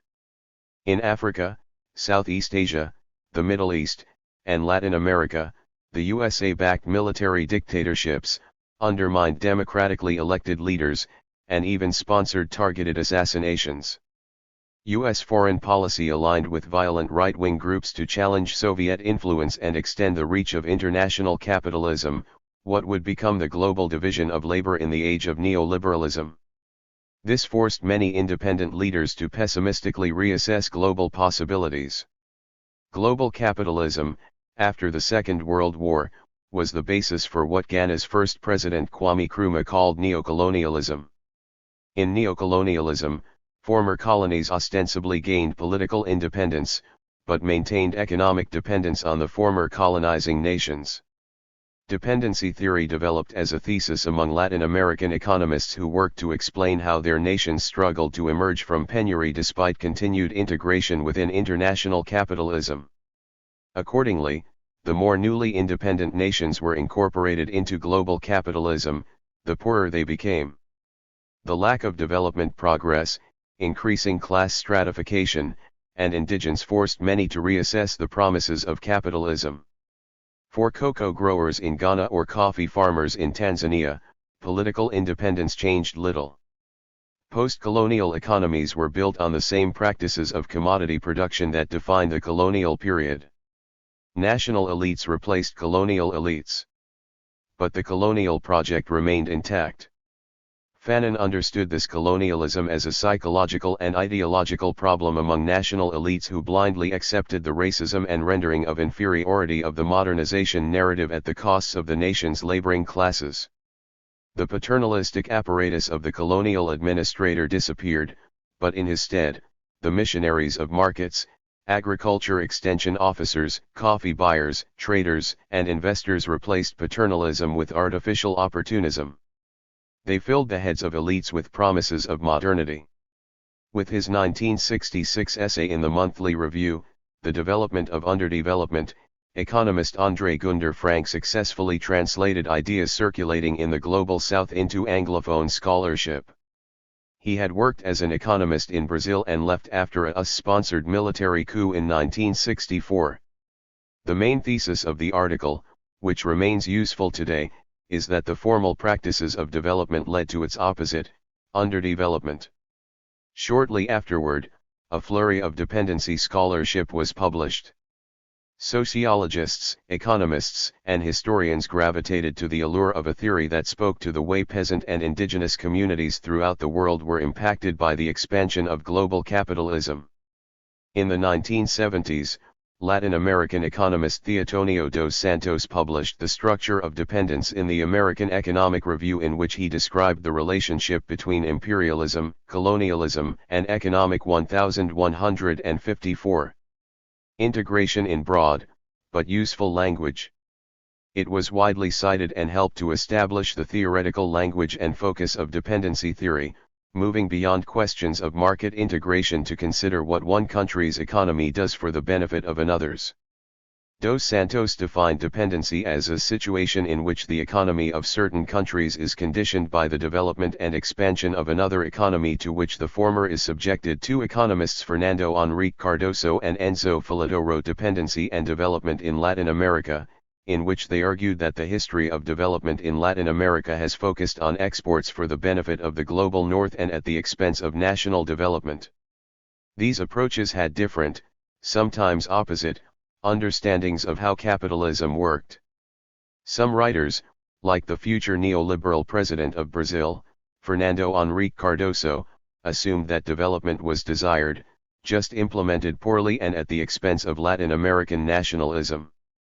This was an elite, settler vantage point. Cardoso and others preserved the project of state-driven development, but wanted it to support local elites and not foreign ones. This conservative rendition of dependency theory has echoes in Trump's America First and was preceded by Cardoso's conservative politics in later years. It is ultimately misleading to take dependency theory to refer to a unified theoretical framework.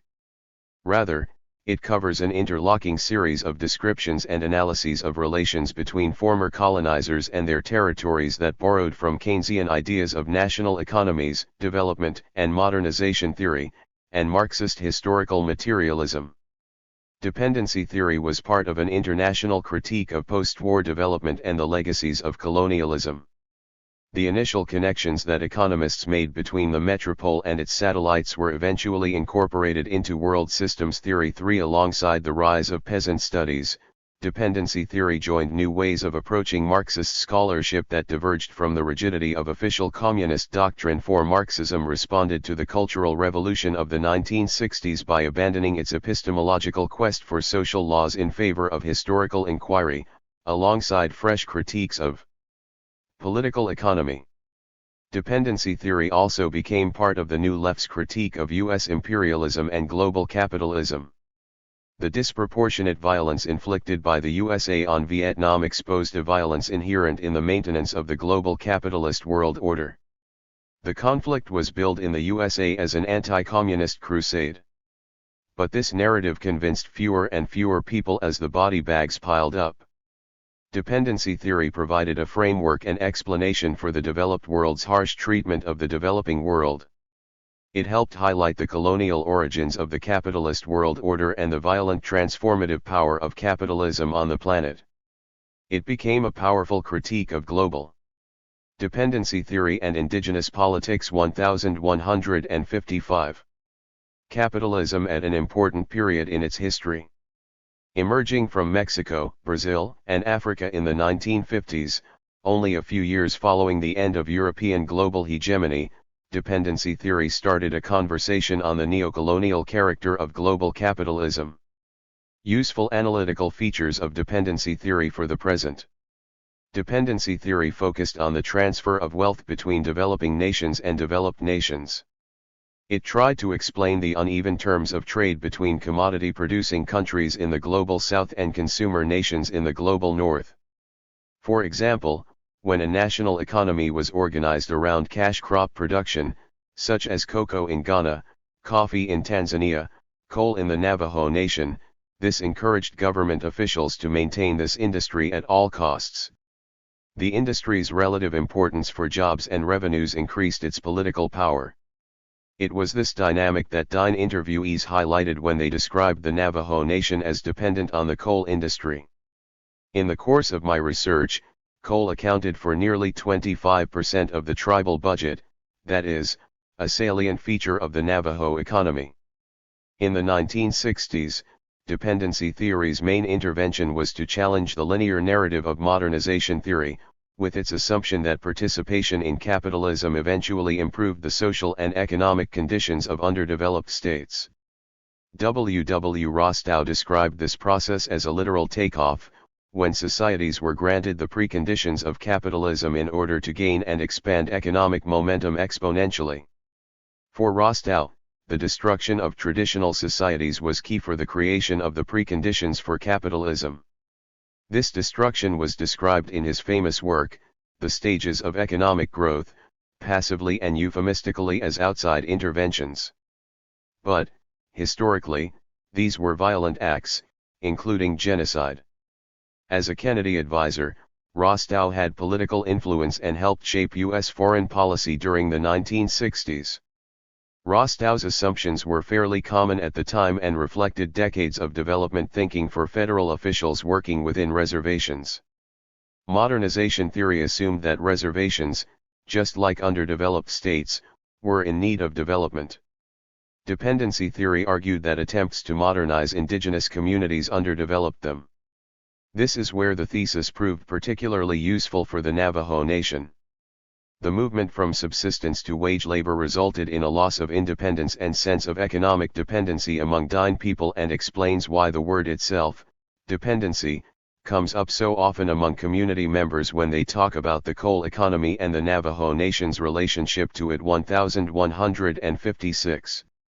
Dependency theorists ranged widely in how they understood and characterized the history that led to a community's underdevelopment, whether in terms of the naked exploitation of resources in the interest of global elites or, at best, as holding developing economies back by encouraging just one sector, as in the resource curse thesis.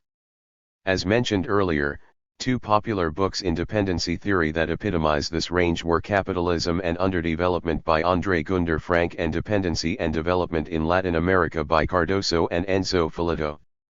These books advanced very different understandings of the development problem, the former building foundationally on Marx's historical materialism while the latter incorporated key assumptions of modernization theory into its analysis, especially concerning the goal of creating a national economy that served local elites.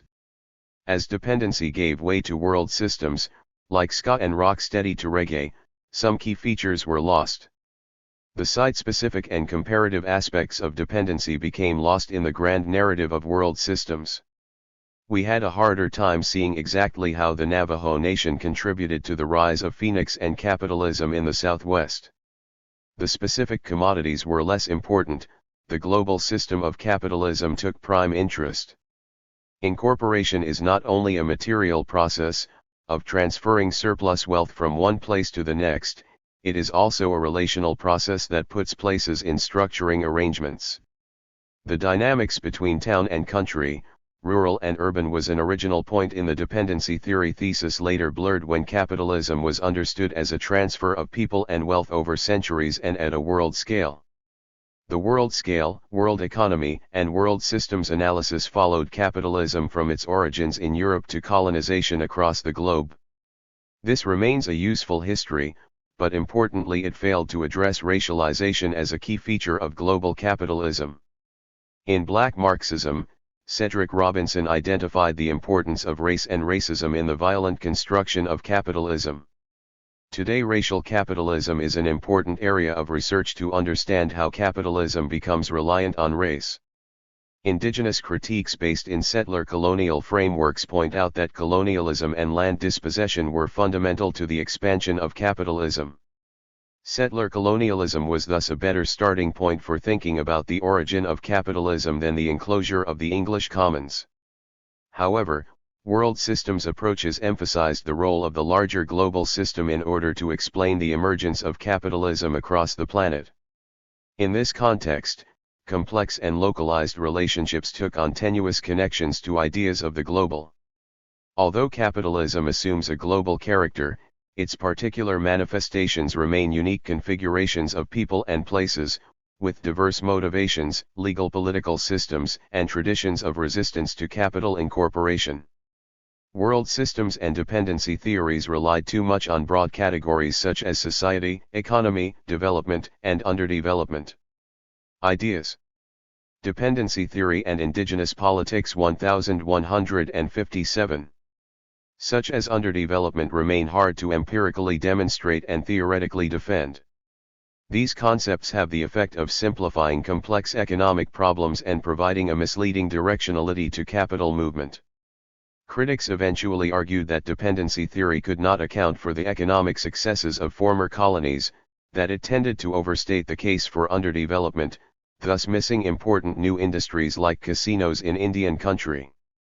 Because dependency theory extended Marx's critique of so-called primitive accumulation to former colonies in Africa and Latin America, the particulars of each colonial experience made it difficult to universalize. In an early critique, Fernando Henrique Cardoso identified some of the over-deterministic quality of the Marxian approach to what he called dependency studies, showing that scholars in this field tended to group unique historical conjunctures into typologies. But he acknowledged that the framework allowed for us to think about these dependent relationships in new ways. It spurred the sociological imagination. Thanks to these theories, attention was called to a thematic frame that ceased to see development on the capitalist periphery as a mere consequence of accumulation of capital in the center, and began dealing with the historical form that this process acquired in dependent societies. Dependency theory in Indian country. Indigenous peoples' experience within the rise and expansion of capitalism has not been a pleasant one.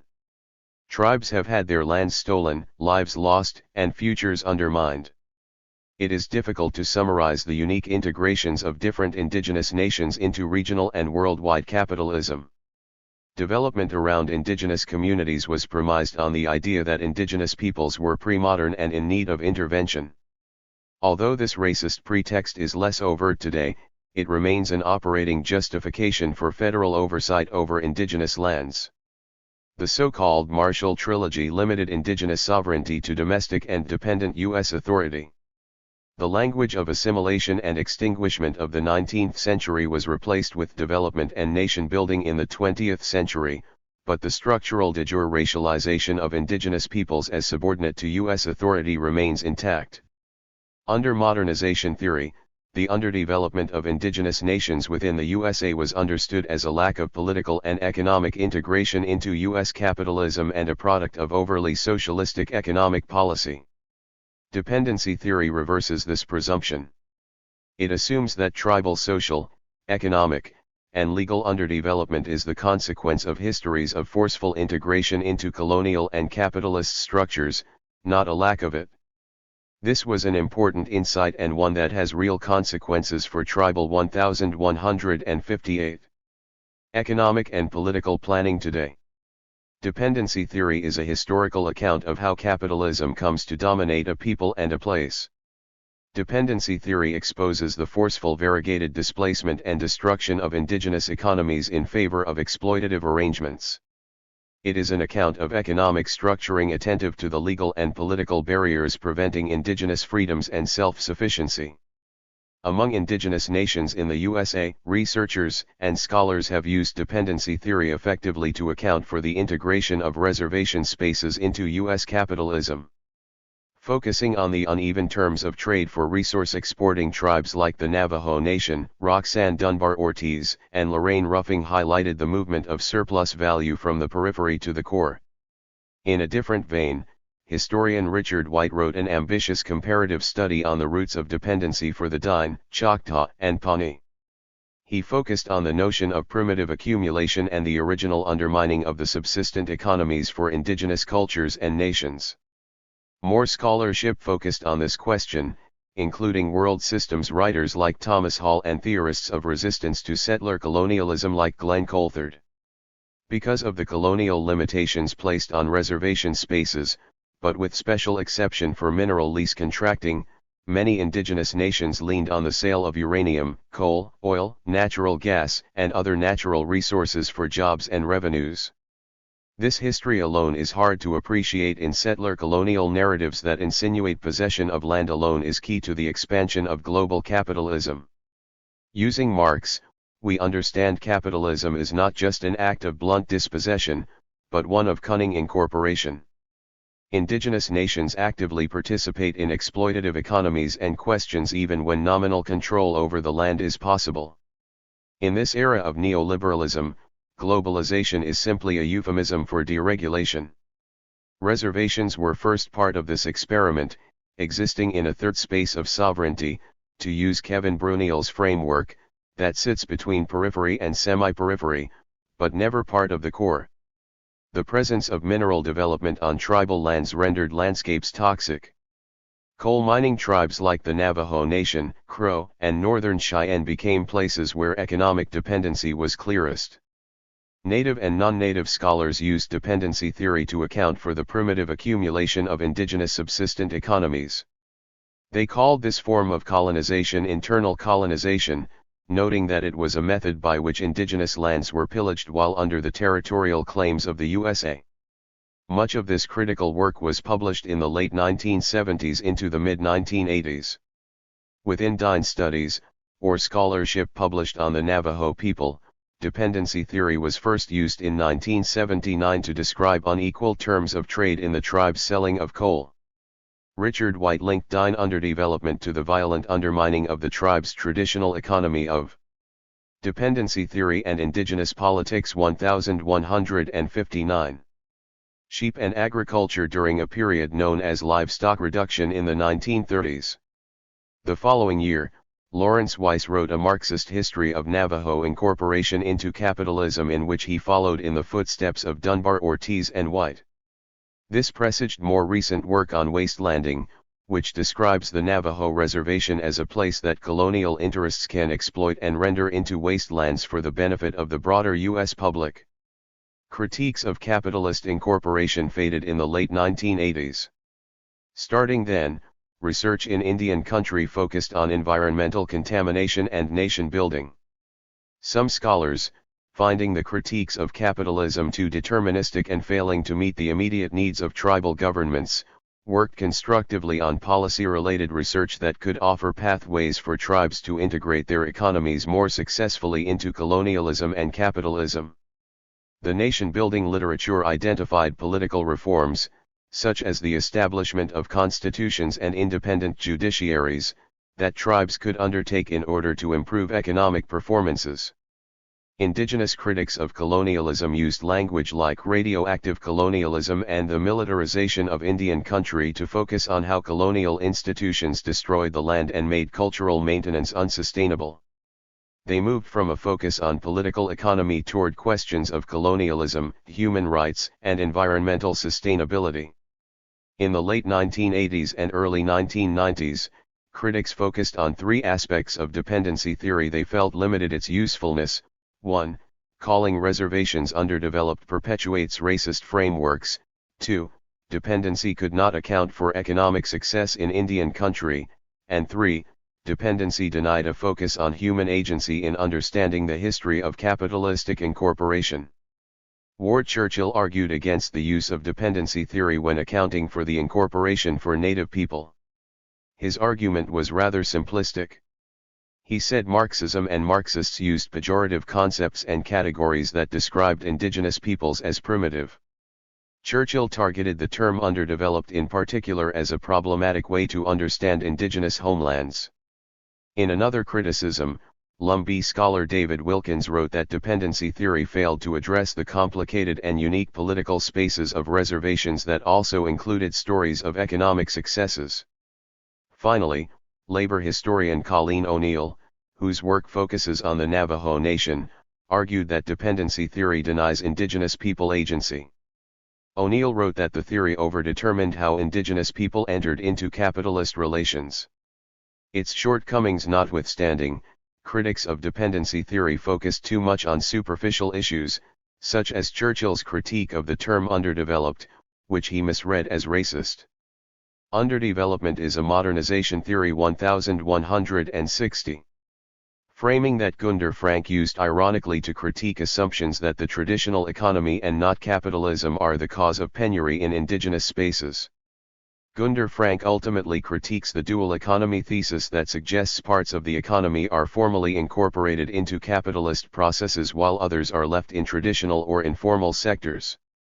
Dependency theorists use economic categories like underdevelopment to undermine them, not to argue that these places are underdeveloped and in need of development. On the contrary, their argument is that underdevelopment is a depoliticizing conceit, a fraud by economic historians, to hide the violent and bloody history of indigenous dispossession. You have to recall the play on words, the development of underdevelopment, to get the fuller meaning of the critique. The implication of thinking of traditional economies as pre-modern and unimpacted by capitalism is to invite further capitalist intervention, either to destroy the traditional economy or to formalize it through microloans and other initiatives popular in contemporary development circles. Dependency theory articulated the coloniality of economic relationships, where settler communities benefit from the forceful and often purposeful underdevelopment of indigenous peoples and homelands. Although Churchill and others offered similar kinds of critiques when discussing the history of uranium mining within indigenous communities, they could not adequately address important features of capitalist development. Missing from the critical narratives of post-Marxist scholarship are explanations for why indigenous peoples actively participate in industries harmful to people and the environment. Indigenous labor is left in the background of Churchill and Ladouc's idea of radioactive colonialism. Environmental contamination becomes a blunt colonial act that hardly accounts for how this industry actually enters reservation communities in the first place, through the guile of modernization theory, development, and promises of progress. More often than not, indigenous leaders agreed to the terms of mining contracts, even if it is later alleged that they did not know what they were doing. Dependency theory helps us understand how mining contracts embedded the reproduction of colonial relations within new forms of colonialism. The power of capital to subvert the independence of post-colonial political institutions was understood as early as 1965 by Kwame Nkrumah in Ghana, the first president of the first independent nation in Africa following decolonization. This is a point that Dunbar Ortiz and Ruffing brought to understandings of the coal industry in the Navajo Nation, and which Churchill abandoned in the early 1980s with little justification beyond disagreements with the tone of the terminology. Marx's notion of primitive accumulation explains both the undermining of subsistence economies and the emergence of wage laborers for burgeoning industries. For example, Gunder Frank discussed how capitalist expansion into Latin America invented what colonialists there refer to there as the Indian problem, or the extreme penury of the continent's indigenous peoples. Dependency Theory and Indigenous Politics 1161.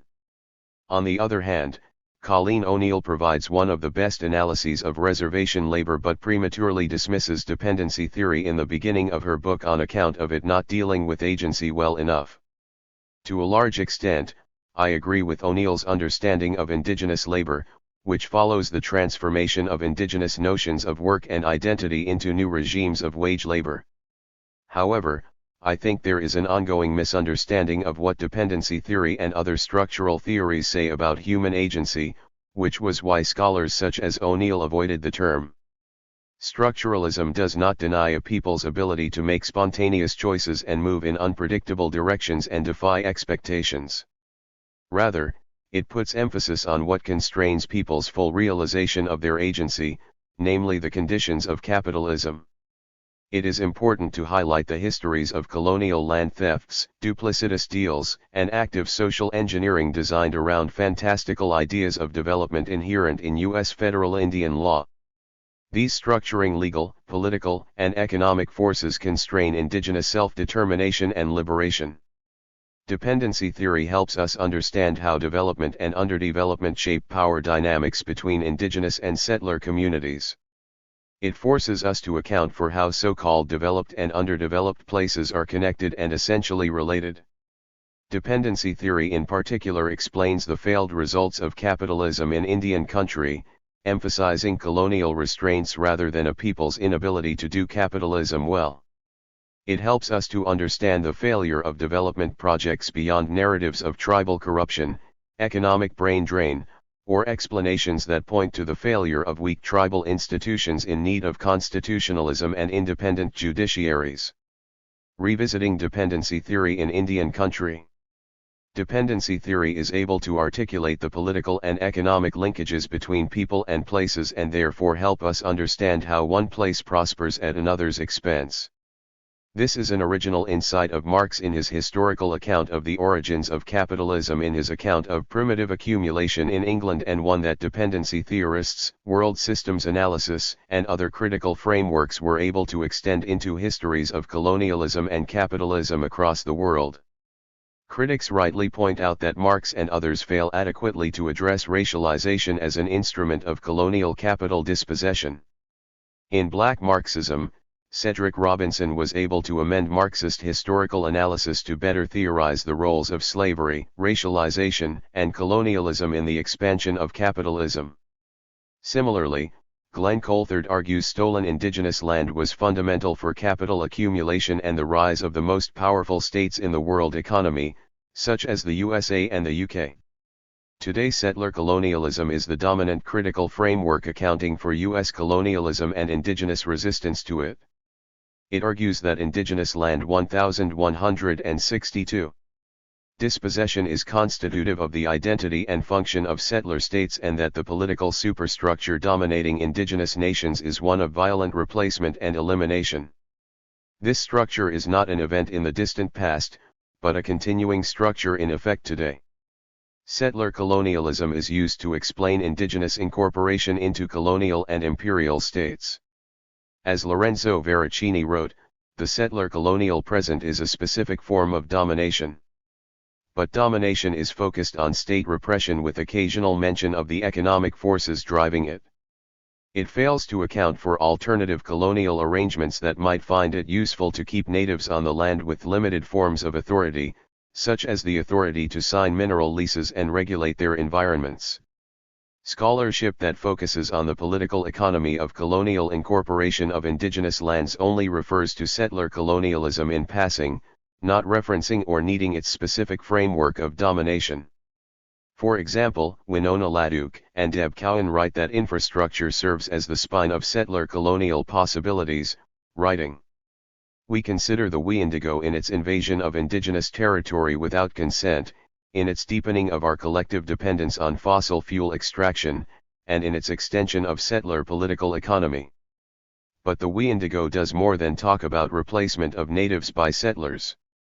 It does not limit questions of incorporation to one of blunt dispossession and elimination, but of incorporation, feigned sovereignty, moments of recognition, and reworking of colonial law in favor of one capitalist interest over another." Dependency theory helps us to account for actual economies and how indigenous peoples are incorporated. After 50 years, dependency theory remains a useful framework for understanding the colonial incorporation of indigenous peoples into capitalist economies. The active relationship between settler communities and colonized spaces remains crucial for understanding social change and underdevelopment among indigenous peoples and their homelands.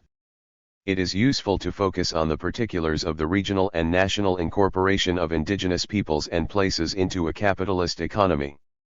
Understanding the history of capitalism on a world scale has been tremendously helpful, but misses the unique configurations of regional colonial and capitalist incorporations of indigenous places, which are not always covered by a world historical explanation. For example, in the case of the Navajo Nation, it is hard to understand the impact of coal on tribal lands and people without knowing the specificity with how coal and coal infrastructure was brought to the Navajo Nation in order to allow for Phoenix to gain access to energy and water, leading to economic dependency on this resource. Understanding how the U.S. federal government, regional utilities, and the political elite created the conditions through which the Navajo Nation could act and affirm its role in a Dependency Theory and Indigenous Politics 1163. Regional energy economy is important for knowing how the tribal economy works and sets its priorities. Dependency frameworks always relate Navajo economic choices to direct predatory economies without having analytically to buttress global capitalism. Nonetheless, considering the history of capitalist incorporation of the Navajo Nation into the expanding empire of the USA helps us to understand how underdevelopment occurred in the reservation and how dependency works within Indian country. These ideas are useful for understanding and highlighting the history of colonialism and capitalism across the world and among indigenous communities in particular. Modernization frameworks fail to address the independence of tribes prior to colonization, the Dine people's ability to live on the land sustainably for thousands of years, and to remain prosperous until colonization. Colonialists and developmentalists arrogantly assumed indigenous economies were undeveloped and in need of intervention. It was the intervention that trapped us into colonial capitalist relationships. Dependency theory puts this ongoing relationship and its predatory characteristics into focus. This helps us to understand contemporary capitalist formations, like the rise and fall of the Navajo coal economy. Conclusion. Dependency theory continues to operate as a valid critique of the expansion and maintenance of capitalist relations in different sites across the planet. Critics have pointed out that it uses language that can be interpreted as pejorative, such as underdevelopment, that it fails to account for economic successes in indigenous communities, and that it denies or undermines indigenous agency, at times ignoring ontological and epistemological assumptions in development and modernization thinking. But as a critical theory, dependency theory is meant to challenge the racist and colonial narratives of modernization theory. We might continue to ask ontological and epistemic questions about what it means to be developed without abandoning the usefulness of being able to highlight how core economies incorporate and render dependent peripheral economies. Dependency theory articulates how capitalistic pressures regularly work to limit what tribes can do despite indigenous challenges. We can build on the work on indigenous scholars who challenge assumptions of modernization and the politics of recognition, state formation, settler colonialism, and racial capitalism. We can move toward a dependency theory that is spatial, rather than merely economic in focus. For the Navajo Nation, colonial displacement of communities onto reservations, under restrictions of federal Indian law and domestic dependent relations, the killing of Dine sheep and the restriction of subsistence economies, the development and modernization impetus under the guise of progress, while the 1164 USA strategically invested in water and energy infrastructure to benefit Phoenix, all of these in combination and over time rendered the Navajo Nation dependent and underdeveloped. Critical scholars and researchers offered these explanations as early as 40 years ago, while indigenous community members have vocalized this idea for as long if not longer. For indigenous peoples, dependency theory offers a renewed understanding of poverty and displacement as a consequence of capitalist incorporation instead of a lack of capitalism, is the alternative explanation. The value of historicizing capitalism is to identify the specific structuring mechanisms that incorporate tribes into regional, national, and global economies in ways that have undermined indigenous sovereignty and self-determination. Dependency theory brings critical histories of capitalism into understandings of colonialization. It puts at the center of analysis the structuring interrelation between core and peripheral economies. It shows the unique ways and circumstances through which colonialism undermined, destroyed, and transformed indigenous peoples, places, and practices. Notes 1 for the Ojibwe, history and legends are passed down orally. There are the stories of Wendigo, a giant monster, a cannibal, who killed and ate our people. Colonization was our Wendigo. Bushigo by Nisaqui Elaine Fleming, Nanabuzhu, and the Wendigo, quoted in Laduk and Cowan II in a 1977 review and critique of dependency theory. Fernando Enrique Cardoso, a proponent of the theory, credited Gunder Frank and others with popularizing it in North America, but this strand of critique existed in intellectual circles within Latin America many years before 1963. It is instructive to read Gunder Frank's account on the development of dependency theory as an intellectual project. In response to conventional economics and critiques to these coming from Latin America, what is clear is that there is not a straight lineage from one writer to the next on the development of this scholarship, but it emerged as a conversation in which each iteration offered new points. There was a reformist approach to dependency theory and a more radical take according to this account. Radical, in this account, gestured toward what would become world systems theory. See http://rrosdatabank.info/agfrank/underdev.html. Last accessed May 20, 17. 4. David Gilbert shows how the New Left dealt with the ideological and theoretical baggage of the Old Left during the height of the U.S. anti-war movement in the 1960s. He recalls one of the early influences for him and other student organizers for understanding the nature of U.S. imperialism was Frank's essay in Monthly Review on the Underdevelopment of Development. Marx wrote in 1842 that just as each century has its own nature, so it produces its own primitives. In doing so, he recognized that any conception of the state of nature, and of the natural men that populated it, was little more than a reflection of the social relations dominant at the moment of its production. But if the primitive has always been a mystification of one form or another, it is one that has had a powerful hold over the Marxist imagination. Visions of primitive communism Marx's historical dialectic, representing an egalitarian and liberated form of social life at the origin of human history and also, if in a higher form, its end. The figure of the primitive stands not only before and in a certain sense after capitalism, but outside of it, removed both spatially and temporally from the mediations of capitalist modernity. The primitive has captured the Marxist imagination as a romantic exemplar of non-alienated social life and non-appropriative relations with nature. As such, it is a deeply contradictory figure. The primitive lack all that represses us in modern society, yet for this very reason it circumvents the dialectic meant to take us out of this repression. Opposing term for term the qualities said to characterize the proletariat, rationalism, productivism, and genericity, the primitive has represented, for evolutionist strands of Marxism, all those pre-capitalist vestiges to be cleared away for history proper to begin. 63. The Primitive. Mary Davidson 1168. It is in the context of this evolutionist view of world history that the primitive has operated as a figure of differentiation important in the organization of racial capitalism. Used to refer simultaneously to peoples on the peripheries of commodity economy and to a prehistory from which all of humanity is seen to derive, the category of the primitive is at the very heart of the evolutionist ideology that arranges different social and cultural formations as stages along a linear developmental trajectory.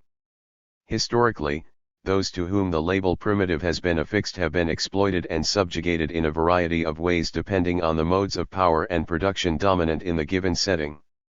The history of indigenous and anti-colonial thinkers writing in, alongside, and against the grain of the Marxist tradition is a history of making sense of and challenging these dynamics. Some of this work leaves the door open to a certain self-conscious reclamation of the idea of the primitive or primitivity for political and aesthetic purposes, some deconstructs its operation at the phenomenological, psychic, and material levels, most seeks to dismantle the category of the primitive altogether while keeping an eye fixed on the role it continues to play, even while the term is no longer used, in a world still mired in the logic of race. In light of the ubiquity of the critique of the category of the primitive, it is important not to lose sight of the way this category has been reproduced in the history of the encounter between European anthropology and the political left. With this in mind, this chapter focuses on 3 moments in which the category of primitive societies, delimited here to its appearance in European and mainly French anthropology, has forced a shift in the key schemata and political principles of the Marxist tradition. Each moment brings into view the fragility of the category of the primitive, which threatens to collapse at any moment into a variety of other categories, whether the peasant, pre-capitalist or domestic community, the indigenous, native, or colonized people, or the natural, self-sustaining or subsistence economy. But each moment also brings into view a certain function that the primitive has played as primitive, that is, as an incredibly malleable social scientific category with a principal function, much like the figure of the savage, of presenting a living negation or inverted image of civilized Western humanity. First, this chapter examines Marx's own turn to primitive societies and to the question of the Russian Commune during the last decade of his life, forcing him to clarify and revise his evolutionary theory of history. Second, it turns to the efforts made by Claude Malassou from the early 1960s to reconsider the role played by so-called primitive or self-sustaining societies in the neocolonial circuits of world capitalism, which in turn drove the concept of reproductive labor into the foreground. Third, it examines a concurrent movement of what is here termed left libertarian primitivism, which, through the work of Pierre Clastres, Cornelius Castoriadis, and Jean Baudrillard, constituted an intervention. The Primitive 1169. Into questions of political philosophy, as societies against the state, primitive societies represented a speculative inversion in relation to the problems of transition, mediation, and power that preoccupied Marxism after Stalin. In each of these moments, the primitive gestures to the limits of Marxism, its wild exterior, and the political and theoretical possibilities it has been unable to think. Much like the discipline of anthropology, the primitive raises questions about the scope and aims of the Marxist project. Is Marxism to be understood as a critical theory of capitalism, or does it have a wider, anti-civilizational remit? The primitive, saturated with racist tropes and exoticist fantasies, has become a pariah figure for many decades. But in an era which provides plentiful reasons to doubt the virtues of industrial civilization, it is little surprise to see latent primitivisms begin to bloom again in certain quarters.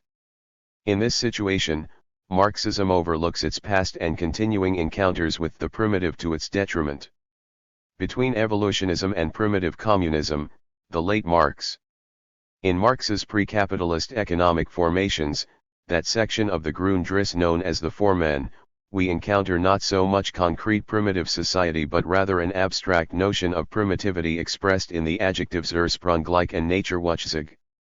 In this text, primitivity signifies a spontaneous or naive state of being prior to human separation from nature, in which natural conditions of production constitute, as it were, a prolongation of body, and from which the course of world history plays out as a progressive departure.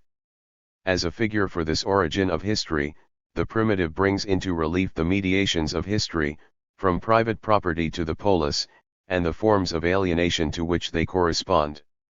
If in the Foreman primitivity constitutes the point of departure for mankind's evolutionary trajectory, this trajectory appears in reverse in Marx's late writings. In his ethnological notebooks as well as various letters written in the years before his death, primitivity appears not simply as a condition to be overcome, but as a kernel of non-alienated social being to be defended and revitalized.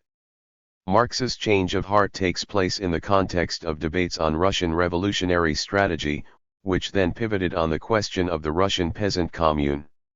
While in 1868 Marx had celebrated the decline of the Obshchina, he wrote gladly of all that trash coming now to its end.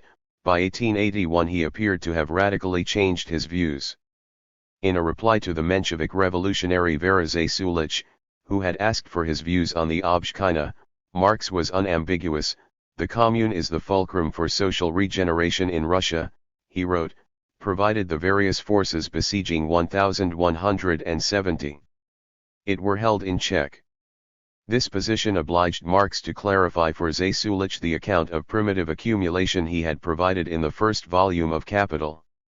There, he had described the process of expropriation of peasants from their land in terms of an historical inevitability. Here, he emphasized that such inevitability was expressly restricted to the countries of Western Europe. This appeared to be a radical break with his former evolutionism and, above all, with the conviction that each country was to pass through the capitalist mode of production as a condition for socialist development. Marx's several drafts of the letter to Zasulich testify to his struggle over what place to give pre-capitalist social forms, especially those underpinned by communal property, in relation to socialist strategy. They reveal a close attention to the interdependence of capitalist and pre-capitalist forces in a fully connected global system, and the differential developmental trajectories this interdependence made possible. Precisely because it is contemporaneous with capitalist production, he wrote, the rural commune may appropriate all its positive achievements without undergoing its frightful vicissitudes. The non-synchronous character of Russia's development could work to its advantage. Nothing prevented the communal elements of the Obshchina from coexisting alongside capitalist technological and scientific developments. Anticipating derision from the Russian admirers of capitalism who doubted the possibility of such a developmental leap, Marx posed the rejoinder. Did Russia have to undergo a long Western-style incubation of mechanical industry before it could make use of machinery, steamships, railways, etc.? Let them also explain how they managed to introduce, in the twinkling of an eye, that whole machinery of exchange which was the work of centuries in the West. In the course of Russia's contorted development, stages had long been skipped. From the vantage point of the amalgam of capitalist and non-capitalist forms that comprised contemporary Russia, the peasant commune appeared less as a survival from a vanished past than as a living foundation onto which modern techniques and technologies could be grafted. Marx's evolutionism would then resemble less an imminent organic unfolding than an untimely bricolage, torn by opposing interests. As a number of commentators have noted, these letters throw into doubt the notion that Marx viewed history as universal in the sense of a unilinear procession, on the part of each country or region, through a series of necessary stages. More likely, Marx conceived the theory of necessary stages at the level of world history as a whole. Universal history refers for Marx, then, to the condition of the already interdependent world system.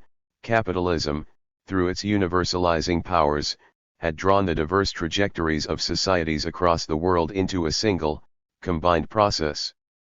In the last decade of his life, Marx was not only preoccupied with the Russian commune but with forms of communal property and social organization across the primitive 1171. The world, as evident in his intricate notes on primitive social structures and institutions contained in the ethnological notebooks. The bulk of the latter were made up of Marx's citations from Lewis Henry Morgan's Ancient Society, which propounded the American anthropologist's own three-stage theory, running from savagery to barbarism to civilization, each stage determined by the dominant mode of subsistence. Morgan made a strong impression on Marx. He makes his way into the Zasulich drafts, where Marx cites his claim that socialism will be a revival, in a superior form, of an archaic social type, adding that we should not, then, be too frightened by the word archaic. The archaic social type in question was what Morgan had called the gens, a Roman term for the kinship organization sometimes known as the clan, but which Morgan discovered, as Engels put it in his Origin of the Family, Private Property and the State, in its original form among the Indians of North America. The gens was the basis for the social order of all peoples in the barbarian stage, which encompassed Native Americans as well as Greeks and Romans. Engels' Origin is, for the most part, an exposition of its nature. The original gens was matrilineal, members had a common ancestral mother, and had to seek marital partners outside their own gens, but, more importantly for Engels, it was matriarchal. Women held supremacy in matters in and outside of the household. The power of the democratically elected male chiefs was not coercive. Disputes were resolved collectively, land was held in common and wealth did not accumulate. All are equal and free, the women included, Engels wrote. While Engels describes Origin as a bequest to Marx based on his Morgan notebooks, the two departed in certain respects on the subject of evolutionism and primitive communism. Even in the sprawling ethnological notebooks, Marx's reading of the gens appears to have remained close to his assessment of the Obshchina. Both were riven by contradictions. Rana Dunayevskaya, one of the first to grasp the significance of Marx's later writings on ethnography, argues that his dialectical reading of Morgan departs significantly from Engels' evolutionary reading in Origin. For Marx, she argues, antagonism and duality are present throughout a period of transition, whereas Engels always seems to have antagonisms only at the end, as if class society came in very nearly full-blown after the communal form was destroyed and private property was established. It is true that Engels, whose Origin is written in a somewhat polemical tenor, depicts the gens as undisturbed by hierarchy or any coercive apparatus at all. A wonderful constitution it is, this Gentile constitution, in all its childlike simplicity. No soldiers, no gendarmes or police, no nobles, kings, regents, prefects, or judges, no prisons, or lawsuits, and everything takes its orderly course. In this respect, Engels' descriptions of primitive communism follow the formula of negative determination that, as Alberto Toscano has observed, has structured depictions of the primitive since the early modern era. Dunayevskaya 1172 argued that for Marx, by contrast, concrete primitive communal forms were always already historical forms, and hence contained within themselves the seeds of social differentiation. While Marx's ethnological notebooks had demonstrated his interest in the questions of caste and hierarchy within the primitive commune, discounting these emergent differentiations had left Engels without an explanation for the commune's eventual dissolution. His account of the world historical defeat of the female sex was accordingly, for Dunayevskaya, both grandiose and empty. Marx was no primitivist. Of course, primitive collective production stemmed from the weakness of the isolated individual, he wrote in one of the drafts to Zasulich, not from socialization of the means of production. To see a role for primitive communal forms in socialist transformation did not mean envisioning an Arcadian return or positing an abstract reunification of humanity and nature. We should not overlook his emphatic qualification in the statement that communism was to found a higher form of the archaic type of property. Yet Marx's writings on the primitive commune should equally make us doubt that any unproblematic vision of progress underlies his philosophy of history. His detailed investigations into Iroquois federations, the radical democracy of indigenous Australians and the revolutionary potential of the Russian peasantry, primitive communities had incomparably greater vitality than the Semitic, Greek, Roman, and a fortiori the modern capitalist societies, he wrote in the notebooks, instead seem to testify to a deepening disaffection with modernizing narratives. At the very least, they make evident Marx's tactical attention to the fruits that non-contemporaneity might yield. Relations of Reproduction, Claude Malassua's Economic Anthropology. For Marx, the primitive represented a problem for theory, forcing him to reassess his most foundational assumptions about the movement of history. Yet his most significant writings on primitive societies, in the Grundrisse, the letters to Zasulich and the ethnological notebooks, were not published until after the Second World War. In their absence, Engels' Origin remained the Marxist Bible on primitive societies. Engels' portrayal of primitive societies as classless and internally non-contradictory obliged him to explain the transition from the primitive state through unfounded biological evolutionism or mechanical ideas of technological advancement.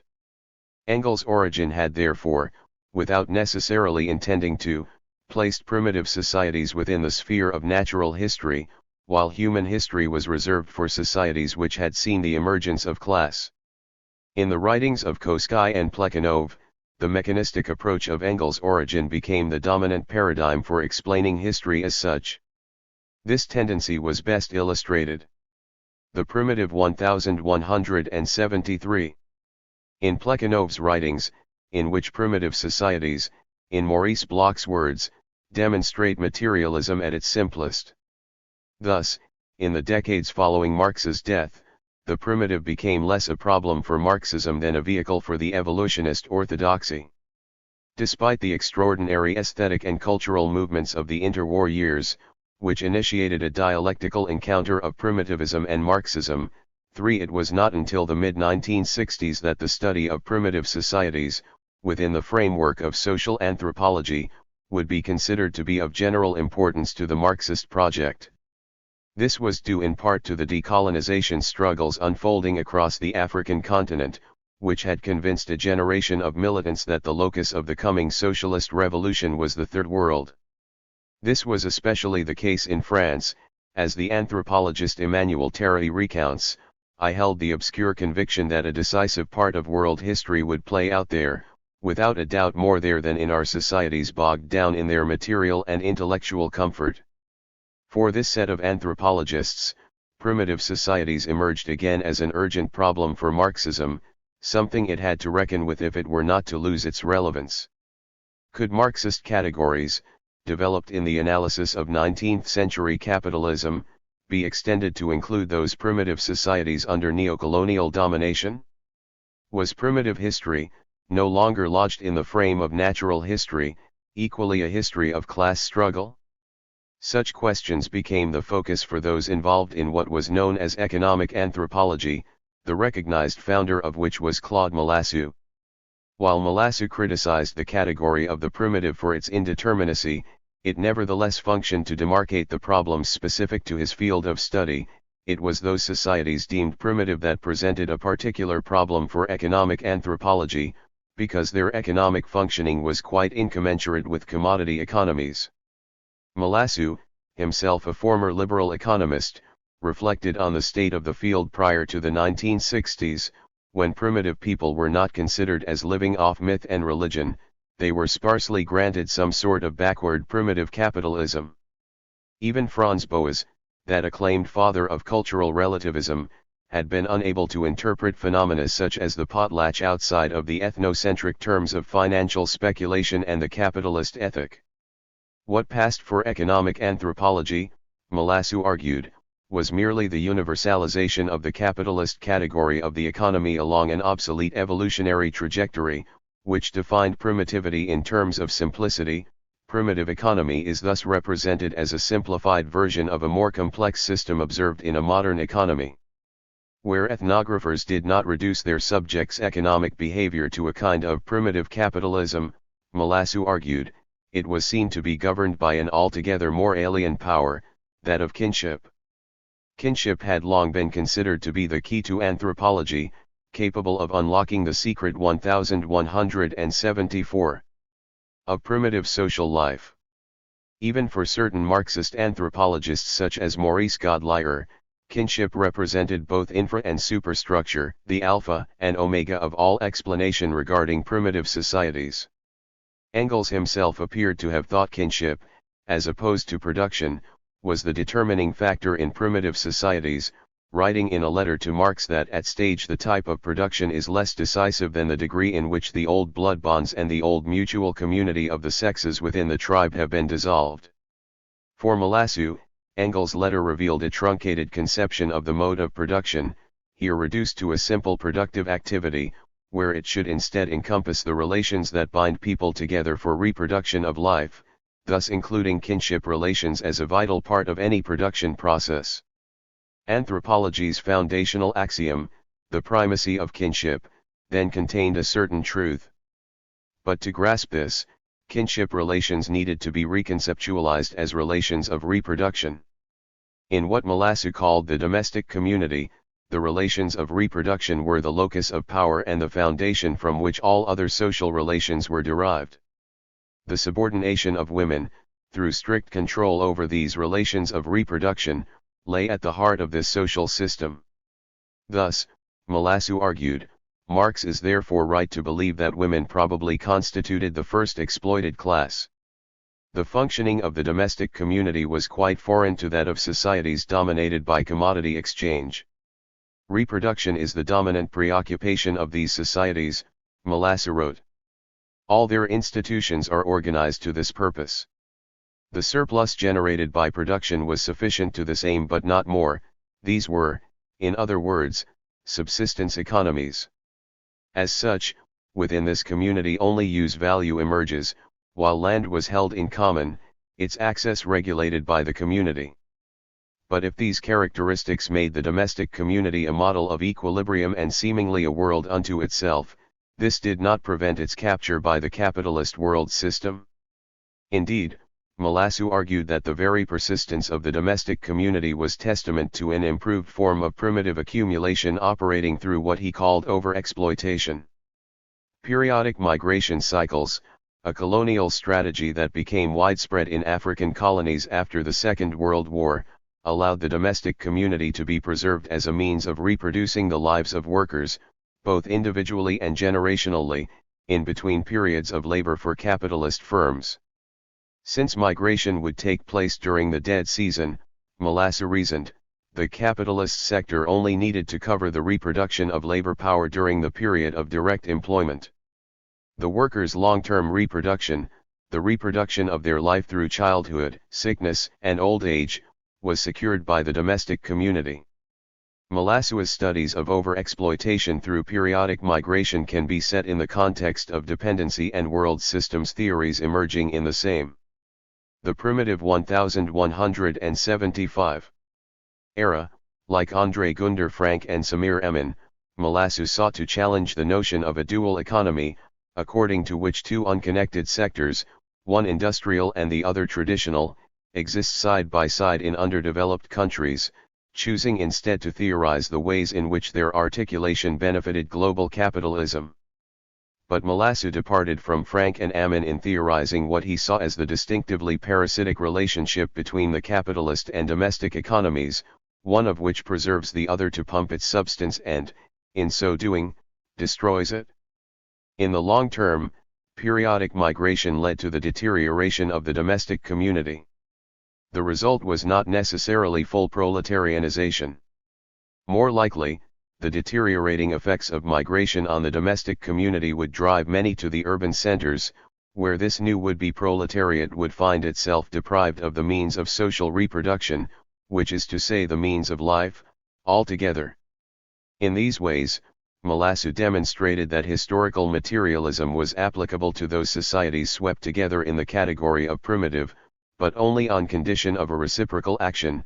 The study of these primitive societies obliged an internal reconfiguration of certain elements of the classical Marxist schema. This involved a centering of those phenomena deemed to be peripheral to the classical schema, kinship, the family, or the relations of reproduction, and, in turn, the decent ring of wage labor.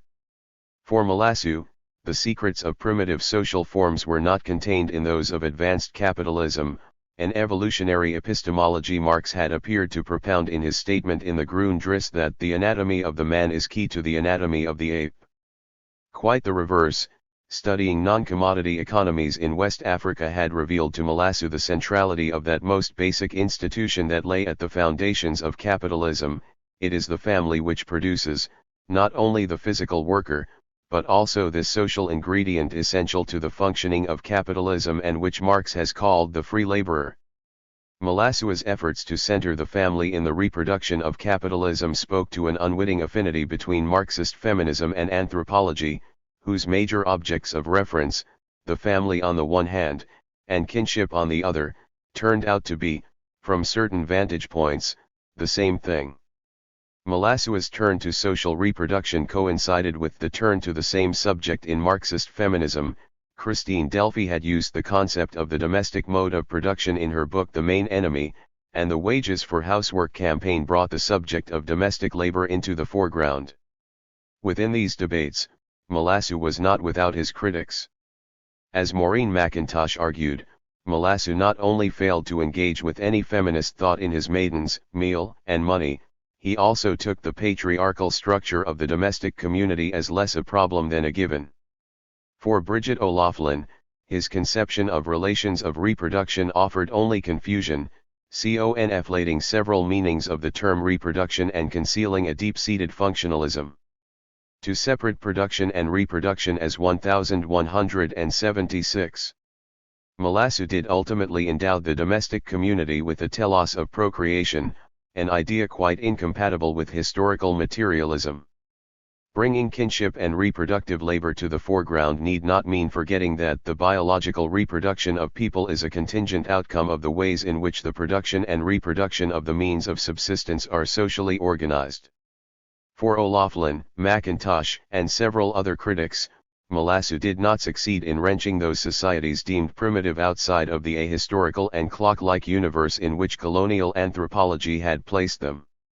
Nevertheless, in foregrounding the essential mediation of communal forms of property with kinship and family relations, and the corresponding role played by gendered labor under capitalism, Malassu's work helped to initiate an important shift in the orientation of Marxist thought. Societies Against the State, the left libertarian primitivism of Clas Trace, Castoriadis, and Baudrillard. In the writings of Malassu, the figure of the primitive had a primarily analytical value, forcing Marxism to expand and revise its categories to account for the uneven ways in which capitalist accumulation unfolded across the world. A very different kind of primitive emerged around the same time, however, in an opposing subdivision of French anthropology. This political anthropology, whose leading figure was Pierre Clas Trace, was based not in neocolonial Africa but indigenous Amazonia. The relative isolation of indigenous peoples in the Amazon basin from the capitalist world system prompted a rather different approach to that of the economic anthropologists, one more interested in the utopian qualities of indigenous social institutions, whose radically anti-modern logics might bring about what Clas Trace called a Copernican revolution in the Eurocentric imaginaries structuring anthropology and political philosophy. Here, the figure of the primitive had less an analytical than a speculative value. By way of the radical contrast they presented, primitive modes of life had the power to unsettle the givenness of modernity's most fundamental categories. As Marx put it in an acerbic critique of this strand of anthropology, the new savages indeed, if one allows us this expression, are negatively defined. They lack all that represses us, they are without illusions, without power, without complexes, and without commerce. For Claster's writings rendered this contrast particularly acute. According to him, primitive societies were not only isolated from the alienating dynamics of modernity, their whole social fabric was structured to prevent their emergence. Specifically, the political functioning of primitive societies was constructed as a veritable defense mechanism against any manifestation of political authority. Since political authority represented the germ of the primitive 1177 state form, primitive society was for Clas Trace by definition, in a phrase that was also the title of his first collection of essays, a society against the state. Although Claster's writings are drawn mostly from his fieldwork with ape peoples in Paraguay, they bear the shadow of a seemingly distant problem, the authoritarianism and bureaucratization of the Soviet Union and the stultifying effects of these tendencies on the left in general. Integrated into the left anti-Soviet milieu from the late 1960s, Clas Trace shared with political theorists such as Cornelius Castoriadis and Claude Lefort, and anthropologists such as Jacques Lizotte and Roger Jolin, an opposition to the state-centric political projects which appeared to them to dominate the left in the hands of the French Communist Party. For all of these figures, the study of primitive societies represented a path toward a new kind of political theory operating beyond the terms of the state and in the interests of direct democracy and a liberated public sphere, values they considered to have been lost in a vulgarized Marxism. This libertarian primitivism, which had its roots firmly in the left critique of Stalinism but in the case of some of its followers slid progressively toward the right, played an important ground-clearing role in the development of post-Marxism in France, and, in turn, elsewhere, in the decades to come. It was not, for that reason, external to the fundamental problems of Marxism, nor without importance in highlighting their limits.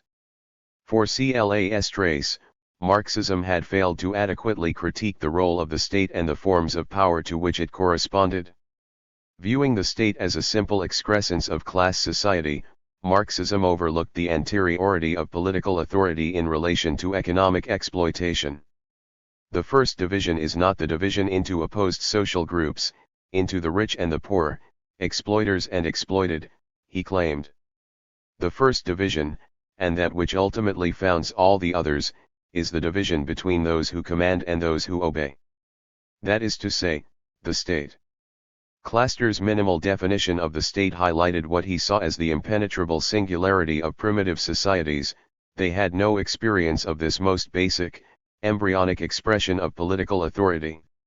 Or rather, such societies had intentionally resisted any form of coercion that placed the means of violence in the hands of a certain section of society over the rest. If primitive society was a body that holds tightly all organs, then the mark of the state was that it had let one of its organs escape, the organ of political power. This organ, external to the social body, spoke for it and acted on behalf of it.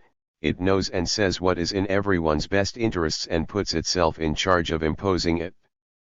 Primitive societies were therefore undivided societies, because they refused the separation that characterized the kernel of the state form.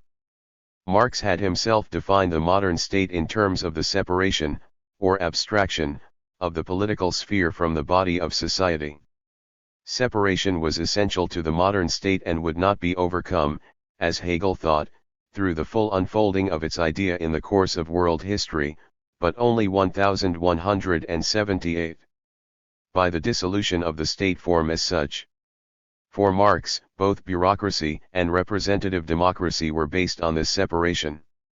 In the latter, his words come close to those of Clayster. The separation of the political state from civil society takes the form of a separation of the deputies from their electors. Society simply deputes elements of itself to become its political existence.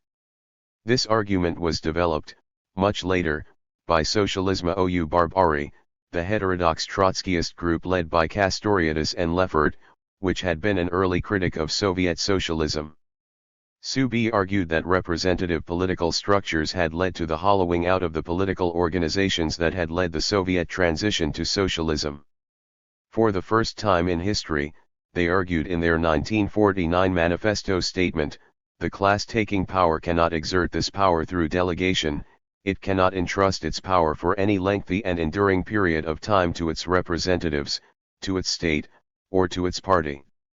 The proletariat was to act as itself, without mediation. The consciousness guiding its action, the authors argued, can only be that of the class as a whole.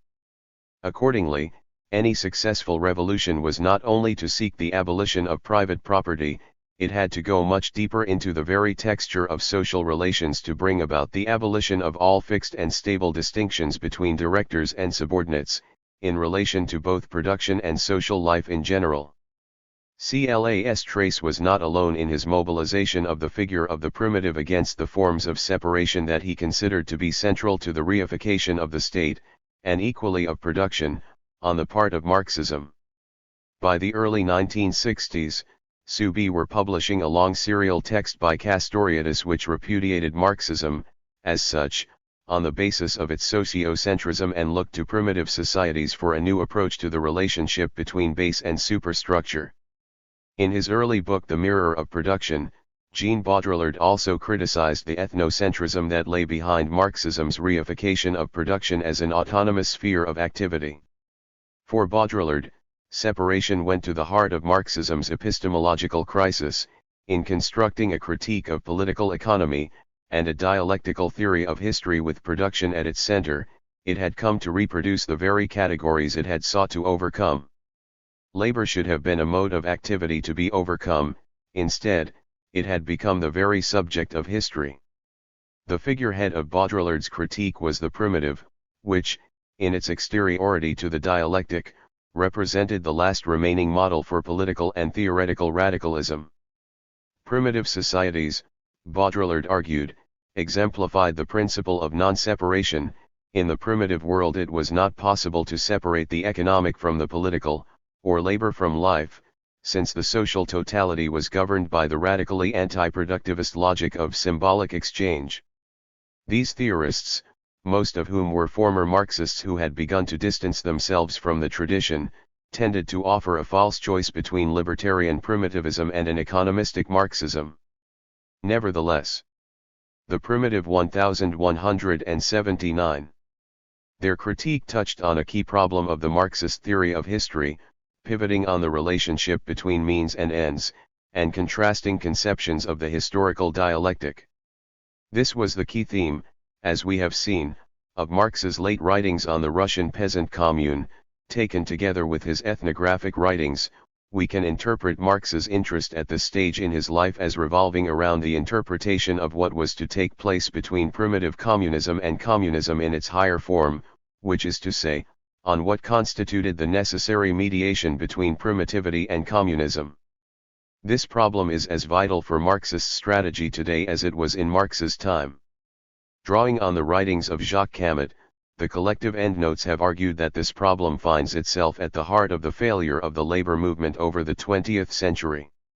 The late Marx's alternative vision, they write, seems to us to get closer than any other to the heart of the matter, that is, the primary contradiction of the labor movement.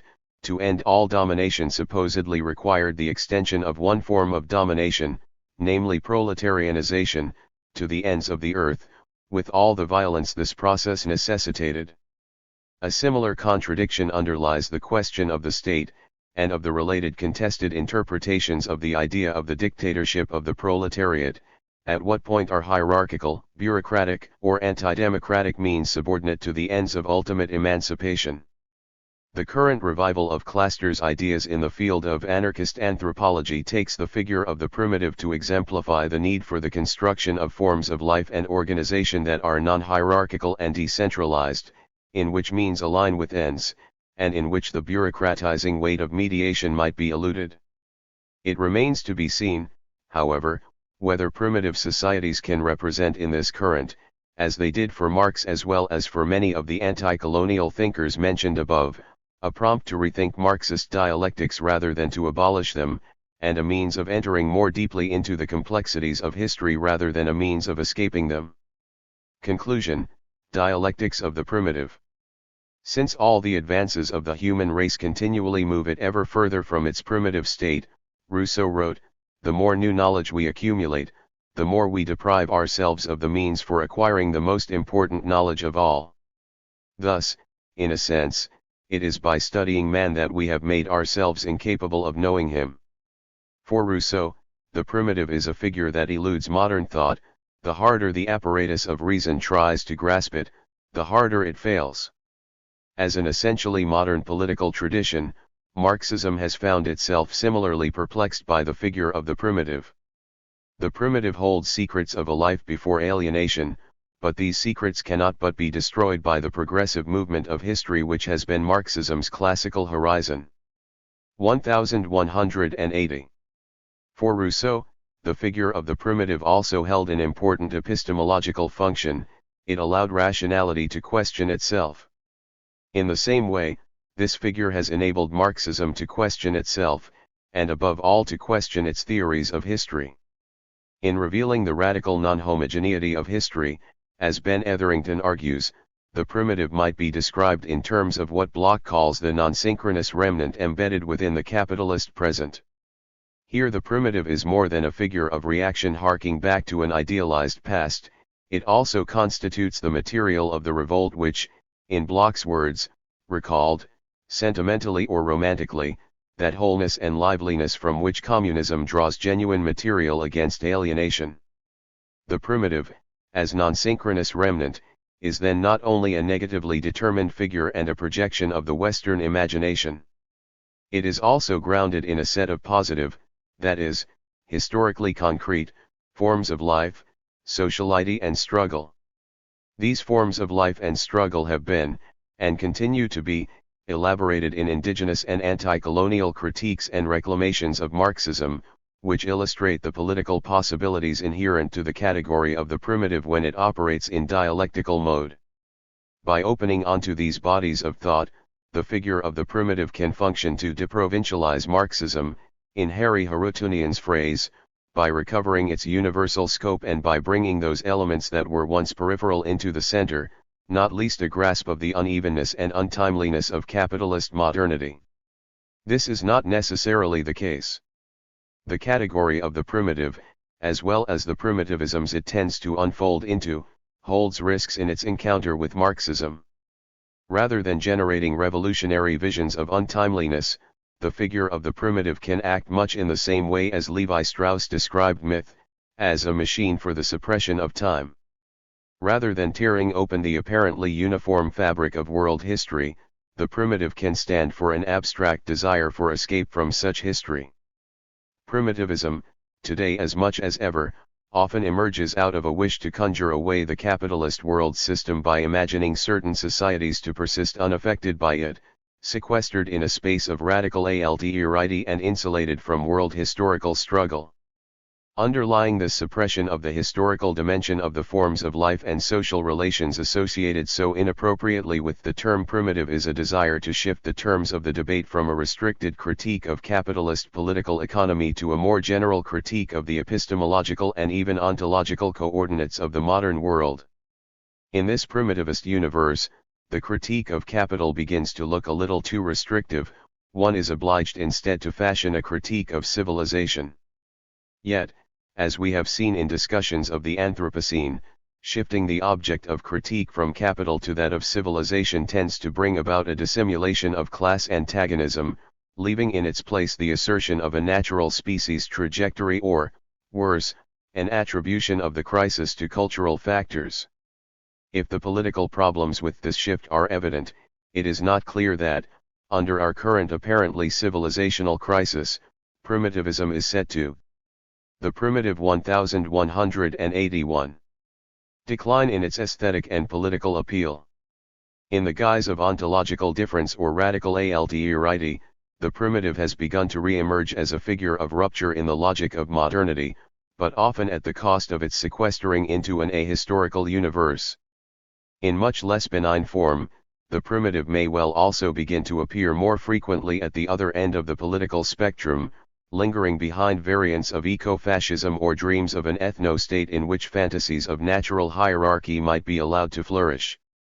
In light of these contradictory projects, the primitive must be grasped as the ambiguous and ideologically mobile figure that it is, and unfolded in all its dialectical and communist possibility. Acknowledgement. Special thanks to Simon Barber. The egregious depth of disengagement from the study of capitalism in social movement studies is difficult to fully capture and is rarely appreciated. Leaden investigations into resource mobilization, opportunities, and institutions, on the one side, and impenetrable speculations into culture, meaning, and identity, on the other, are the two most visible camps of social movement scholarship, ostensibly at war with one another, but ever more united in their obfuscation of capitalist social relations. The point of this chapter is to signal the necessity of a change in course, and to highlight ways in which such a rerouting might be engineered through a particular reading of Marxism. It outlines the problem of capitalism for social movement studies, and the particular issue of capitalist totality. It suggests that an expansive, processual, historical, and temporal conception of class struggle needs to be at the center of any adequate Marxist approach to social movements. Connected to the necessity of an expansive understanding of class struggle, it highlights the dialectical relations between production, reproduction, and social reproduction, and how the latest revivals of Marxist feminism might guide us through the morass. The problem of capitalism. Capitalism re-entered colloquial vocabularies around the world in 2008 with the onset of the worst crisis of the system since the Great Depression. With the 3-year 64. Social movements. Jeffrey R. Weber. Social movements 1185. Time lag. A new season of revolt began in 2011. The blood of social protest flowed through the capillaries of the Arab world's revolutions for bread, freedom, and social justice, Tunisia, Egypt, Syria, Libya, Bahrain, Yemen, Southern Europe's anti-austerity movements of the squares, Greece, Spain, Portugal, the student movements of Chile and Quebec, the Yellow Vest revolts in France, rebellions in new authoritarian enclaves of the semi-periphery, on the streets of Brazil's major cities and in Turkey's Gezi Park in 2013, and the recovery of struggle in the USA, Occupy, the Wisconsin protests, and, a few years later, Black Lives Matter, migrant rights struggles, the Dakota pipeline access protests, and new politicizing layers around the Bernie Sanders campaign and the explosive growth of the Democratic Socialists of America. The 2010s have witnessed general strikes in Guadeloupe and Martinique, India, Brazil, South Africa, Colombia, Chile, Algeria, Sudan, South Korea, and France, among others. A militant popular feminism has reignited unevenly across the globe through #MeToo and the International Women's Strike. In 2019, the scale of protests internationally reached a new height, with particularly strong rebellions in Sudan, Hong Kong, Puerto Rico, Ecuador, Colombia, and Chile. Finally, 2020 witnessed what may be the biggest movement in U.S. history in the form of a black-led, multiracial uprising against racism and police violence. It is too early to determine what the wider impact of the COVID-19 pandemic will be on international movement dynamics. The real-world coupling of system crisis and explosive growth in protest has meant that, after an extended hiatus, attention to the dynamics of capitalism has begun, albeit haltingly, to return to mainstream social movement studies. How has social movement theory weathered these developments? It is only a slight exaggeration to say that the central fault lines in social movement studies today continue to be traceable to the post-Marxist moment of the early 1980s. Writing in the middle of that decade, Gene Cohen characterized the major divide as running through a European identity-oriented approach, on the one hand, and a U.S. resource mobilization or strategy framework, on the other. The new social movement theorists of the identity camp were responding to the emergence of heterogeneous movements in Europe in the late 1970s and early 1980s, ecology, peace, gender, ethnicity, age, neighborhood, environment, and sexual diversity, which they believed could not be explained or understood using the categories of Marxian analysis. In ostensibly post-industrial European societies, the new movements could not be captured by a focus on the economy or the state. Their domain of contention was, rather, civil society. What is more, from their vantage point, Marxist theory had always been reductionist in two senses: economic, because an economic logic determines social formations and political and ideological processes, such that politics and ideology are epiphenomena of the economic realm, and in terms of class, given that the identity of social actors is derived primarily from their class position. NSM theorists, by contrast, believed that the heterogeneity of the new movements were concerned more with the process of symbolic production and the redefinition of social roles 1186 than the economy.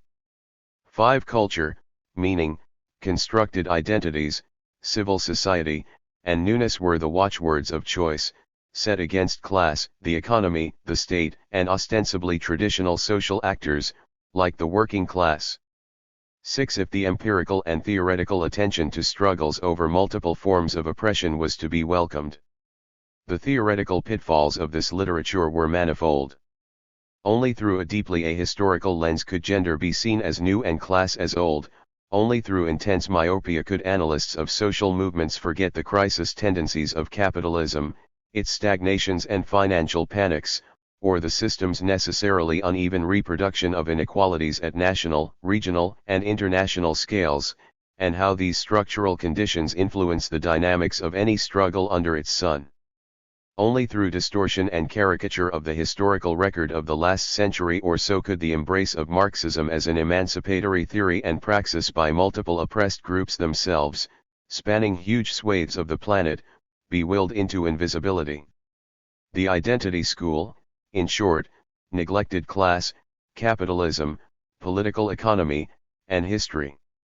The resource mobilization or strategy school focused instead on organizations, interests, resources, opportunities, and strategies, on movements as conflicts over goods in a political market, on the instrumental components of collective action, the simultaneity of struggle at the levels of civil society and the state, and the continuities between the constitutive actors of the so-called new and old social movements.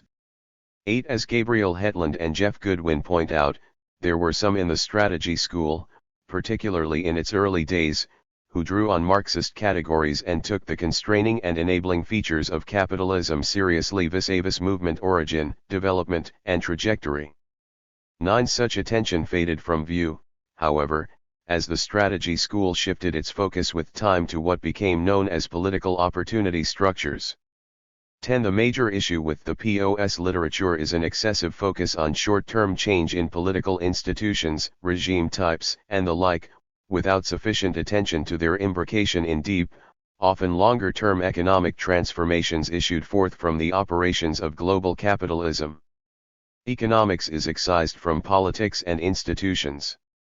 Hetland and Goodwin point out that Charles Tilly and Sidney Tarrow's Contentious Politics, a paradigmatic case of recent developments in the strategy school and perhaps the most influential reference book in the field, makes no mention whatsoever of capitalism, proletarianization, class conflict, or political economy generally. This is remarkable for a book explicitly designed to provide undergraduate and graduate students with the analytical tools and procedures they will need to understand social movements, revolutions, nationalist movements, transnational struggles, and contentious politics generally. 11. If identity theorists replaced capitalism and class with culture, meaning, and constructed identities, strategy theorists over time abandoned an early interest in capitalism and class in favor of ostensibly autonomous realms of politics, institutions, and opportunities.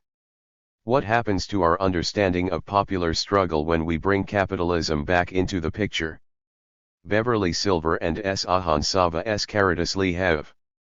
Social Movements 1187. Recently suggested 7 initial analytical building blocks that take us some way in answering that question. First, because the commodification of labor is inherent in capitalism, and because human beings grieve and resist their reduction to commodities, labor struggle is a necessary and perpetual feature of capitalism, leading to variegated forms and scales of political contestation depending on the situation. 12. Second, because the historical development of capitalism introduces recurring organizational transformations of production and consumption, working classes are perpetually made, unmade, and remade across the globe. Such creative and destructive processes vis-a-vis the working classes help to produce different forms of class struggle. 13. Third, class struggle, broadly understood, is not reducible to the workplace. Rather, unrest associated with labor occurs in the workplace, the labor market, the community, and in national and international politics. 14. Fourth, because capitalism destroys more livelihoods than it creates over time, class conflict associated with a relative surplus population, which is heterogeneous in makeup but whose membership shares a common condition of partial or total superfluity vis-a-vis capital accumulation, will likely increase in importance as a secular trend. 15. Fifth, capitalism suffers systematically from an inescapable tension between profitability and legitimacy. Attempts to contain a crisis of legitimacy through improvements in the conditions of the working class can only be sustained for brief intervals and for partial segments of the class as a whole without generating a crisis of profitability. This tension influences, and is influenced by, movement formation and struggle. 16. Sixth, there is interpenetration between labor movements and status-based movements because of the ways that the historical development of capitalism has involved the mobilization by capitalists, states, and/or workers themselves of status-based distinctions among the working class, gender, race, ethnicity, and/or citizenship, to foment division or to gain advantage or protection in the marketplace. Pace NSM theory. Struggle around status and struggle around class have been and will continue to be irrevocably interconnected. 17. Seventh, and finally, because historical capitalism has been deeply caught up in war-making, and not just profit-making, labor struggle is conditioned by, and in turn conditions, geopolitics and interstate war. 18. Rather than counterposing culture, meaning, and constructed identities, or politics, institutions, and structural opportunities, to capitalism and class, these building blocks help us to understand how the real dynamics of the primary subject areas of identity and strategy theories are infused with capitalist and class content, and cannot be properly grasped without attention to these dynamics. Capitalist totality. A Marxist approach to social movements has to immediately involve one further issue related to the question of capitalism, totality. And once the question of totality is raised, a method of moving from the abstract to the concrete is required. 1188. As we seek out tentative answers. One of the weaknesses of social movement studies in recent decades, with the partial exception of recent work in contentious politics, has been a fragmentation of subject matter, this or that particular social movement studied in desolate isolation from other movements, opponents, and the wider environment, and a ruthless division of labor and territorial policing of borders across the myriad academic disciplines, for example, the hiving off of labor studies into a separate area of inquiry from social movements, or the separation of the study of revolution from the study of social movement. The concept of totality can help overcome this fragmentation and enhance our understanding of movements, just as it can inform activist strategy and tactics with regard to connecting existing commonalities, and forging new ones, across seemingly disparate local or sectional conflicts. Totality allows us to name the capitalist system as an overarching enemy that helps to determine the parameters of seemingly fragmented contestations over power in capitalist society. Struggles over oil and gas, for example, can connect ecological questions with local concerns over health and safety, economic ones over the ownership of natural resources, cultural conflicts over the meaning of place, and, indeed, the politics of policing. 19. It is an essential part of the task of Marxism, to trace and highlight the interconnections between specific issues and particular repertoires of action, organization, and understanding within movements and the broader social relations of production that, explicitly or implicitly, they confront. 20. Totality involves a recovery of interest in, and attention to, the relationship between the whole and its internally related parts. 21. This implies more than the truism that everything is interrelated. It is rather to stress how the conditions of existence of each component part of the whole are a part of, are interior to, the component itself. 22. To be part of a totality is to be a constitutive element in a total situation that is subject to processes of social change. This throws light on the complex of determinations of each particular moment, as distinct from seeing each moment in artificial isolation. 23. The notion of totality allows us to capture the multi-layered complexity of capitalism as a mode of production. Opposition to capitalism must handle multiple manifestations, which are, while interlinked, not all of the same order, Colin Barker has pointed out. Marx himself was explicit about the distinction between different levels of abstraction and concreteness. 24. If, in Capital, we encounter an exploration of the capitalist system at the highest level of abstraction, a monumental effort to identify capitalism's underlying processes, relationships and tendencies of development, such abstraction is only the first critical step. The whole theoretical movement in Marx's presentation, as Barker suggests, involves an expanding spiral, from the core of capitalism towards its variegated surface. At each step, new determinations and complexities are introduced, and Marx's cartoon characters both take on additional features, and face new strategic problems. 25. This holds true for class struggle and social movement. While some basic contours can be charted at a high level of social movements. 1189. Abstraction, much greater historical concreteness is required, to explore how people, as Marx puts it, fight it out. Class issues, meaning problems arising from capitalism's underlying character, do, certainly confront political actors, but how these actors respond is mediated by a host of concrete particulars. 26. In the movement from the abstract to the concrete, it is crucial not to conceive the whole as an abstraction separate from particular determinations, which are then subordinated to the whole. Instead, it is best to understand particular determinations as self-determining aspects of the whole. In this sense, we can recover the world of diverse and multiple objects, and, in the words of David McNally, acuperate the content of life, the dynamic and contradictory development of universal life forces in and through the complex differentiatedness of actual objects. Particular determinations are then grasped as constitutive of the wholes of which they are parts, and wholes are understood to be empty and lifeless when conceived in abstraction from their parts. As a result, parts are brought back to life and allowed to express their internal relations with other parts in the generation of a totality. It follows that determination has become self-determination, part of the self-development of living organisms, rather than the external determination of lifeless entities. 27.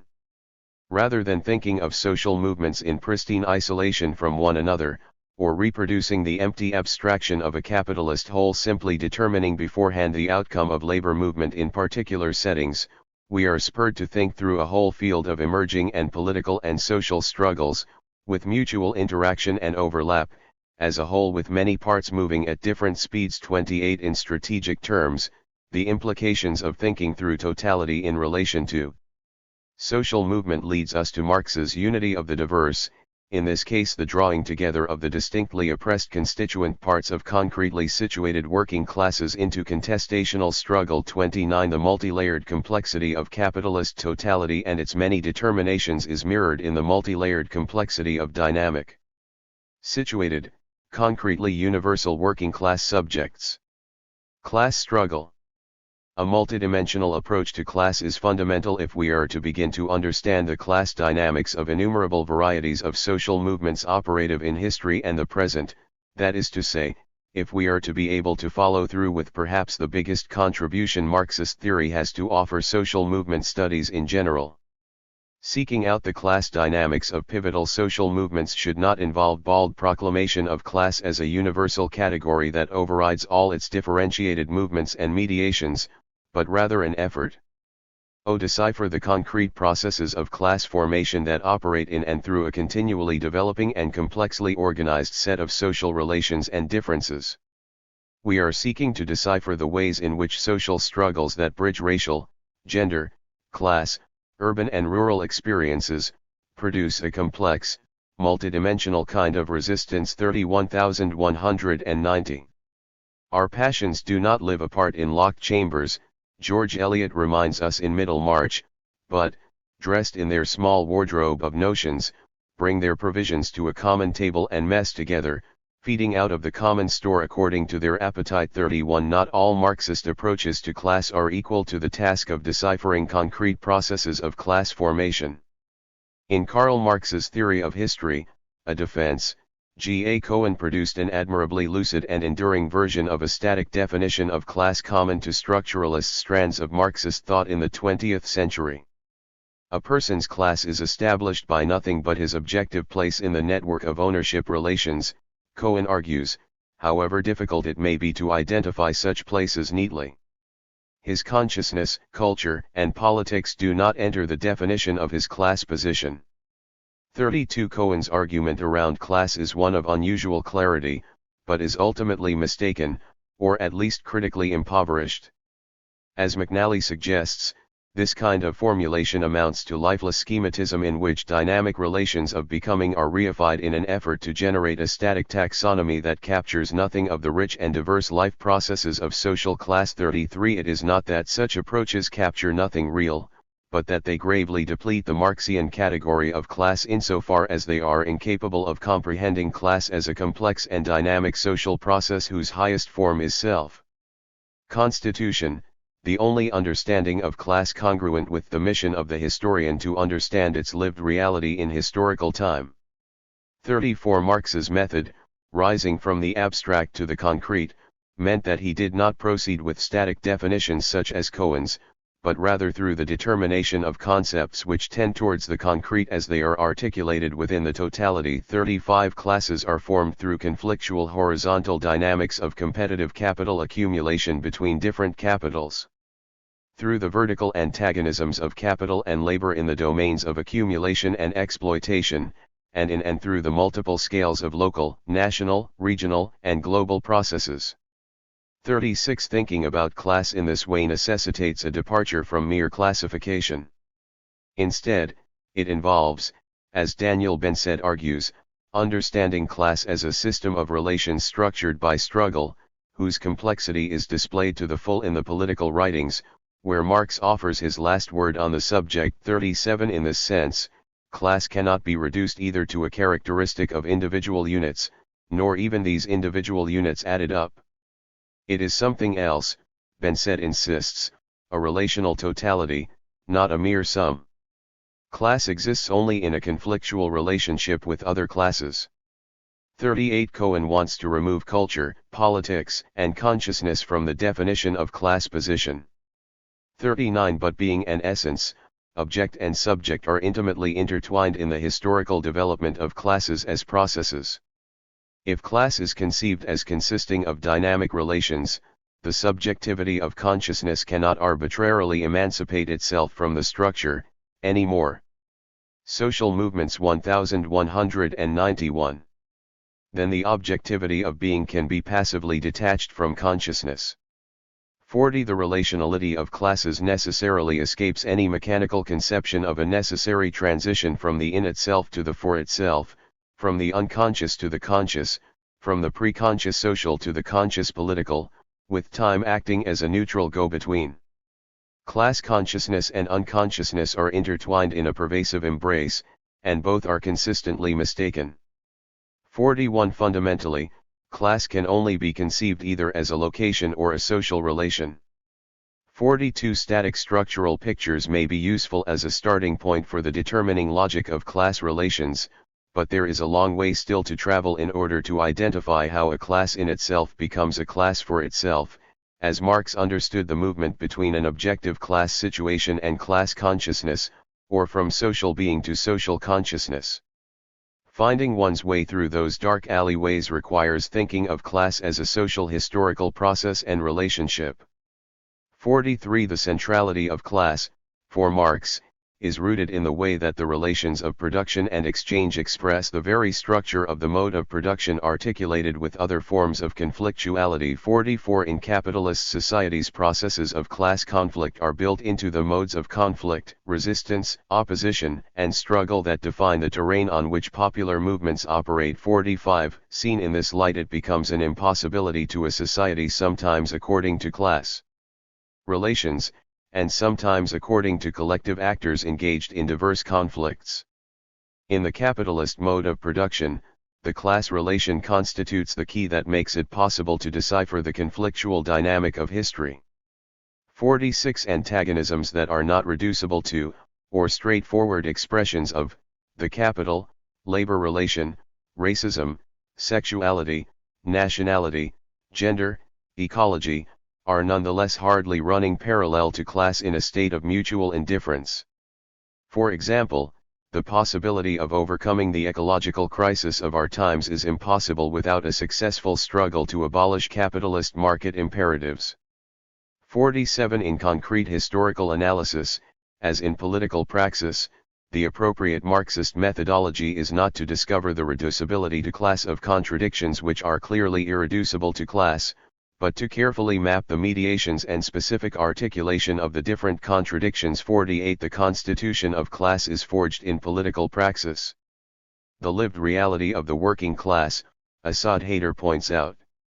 Ontons white people and people of color, people of all genders and sexualities, the employed and the unemployed, a multitude of people irreducible to a single description. A meaningful common interest between them does not somehow exist by default. We cannot reduce any group of people and the multitudes they contain to a single common interest, as though we were reducing a fraction. 49.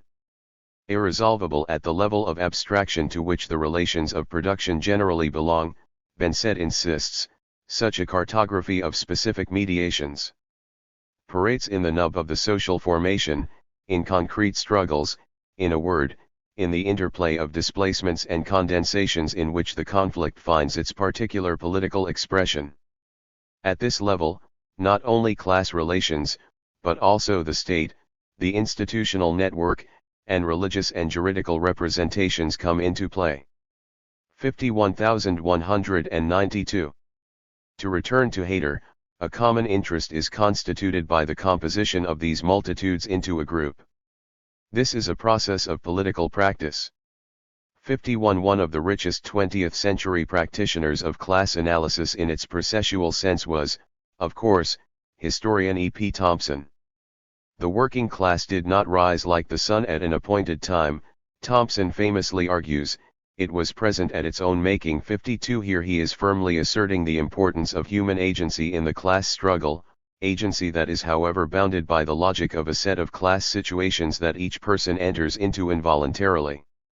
Understanding class as a relationship in which the common experiences of real people living in real contexts matter, and which takes place in historical time, means that it evades analysis if we attempt to stop it dead at any given moment and anatomize its structure. 53. Thompson has been criticized for neglecting the objective structure of productive relations in favor of a conception of class which centers on consciousness and subjectivity. 54. However, as David Camfield points out, in Thompson's framework, common experience, human agency, culture, and subjectivity are not free-floating. They have a material foundation.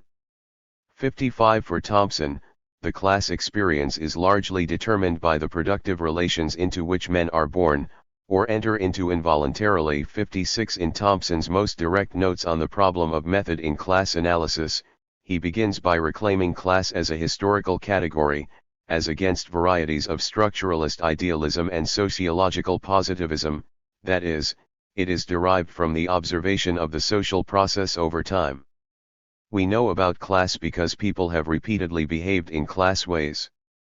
57. From such historical observation general theories of class and class formation emerge that can be used as a starting point for the further exploration of these themes in different societies and different historical periods. So far, so good. The danger, too often manifested in theoretical formulation, however, is the substitution of the new models that have been constructed for the necessary return to further historical investigation of living processes. Once a model of class structure exists, it is easy to suppose that class takes place, not as historical process, but inside our heads. Models or structures are theorized that are supposed to give us objective determinants of class, for example, as expressions of differential productive relations. 58. In rejecting barren schemas of this kind as the last word, Thompson is, at the same time, careful to stress that he should decisively not be understood to mean that such static structural analysis is not both valuable and essential, but that the parameters of this analysis are such that it reveals a determining logic. They experience exploitation, they identify points of antagonistic interest, they commence to struggle around these issues, and in the process of struggling they discover themselves as classes. They come to know this discovery as class consciousness. Class and class consciousness are always the last, not the first, stage in the real historical process.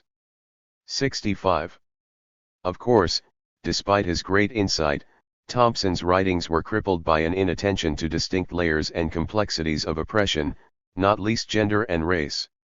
66. In an unfortunate departure from his well-nigh hysterical commitment to the historicization of the working class, in the making of the English working class, Thompson takes for granted, or naturalizes the domestic division of labor, one crucial part of the sphere of social reproduction, and in so doing sidelines women, by and large, from working class historical formation.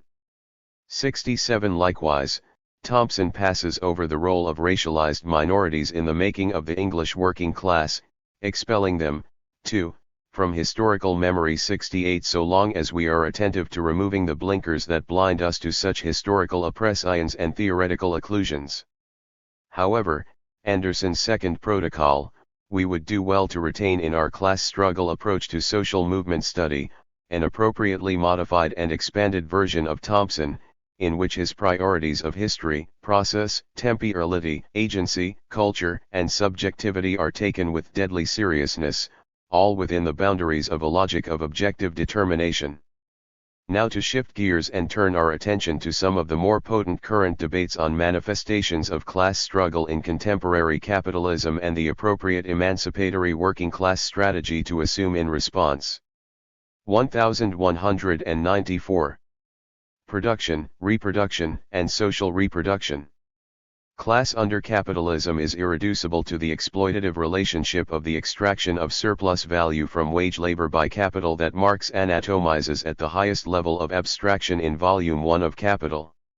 69 In Cynthia Arruz's apt formulation, to try to explain what capitalist society is only in terms of surplus value extraction is like trying to explain the anatomy of the human body by explaining only how the heart works. 70 In Volume 2 of Capital, as Benset emphasizes, the introduction of circulation, and productive and unproductive labor, into the analysis broaches a radically more complex set of social relations than the immediate relation of production interrogated in Volume 1.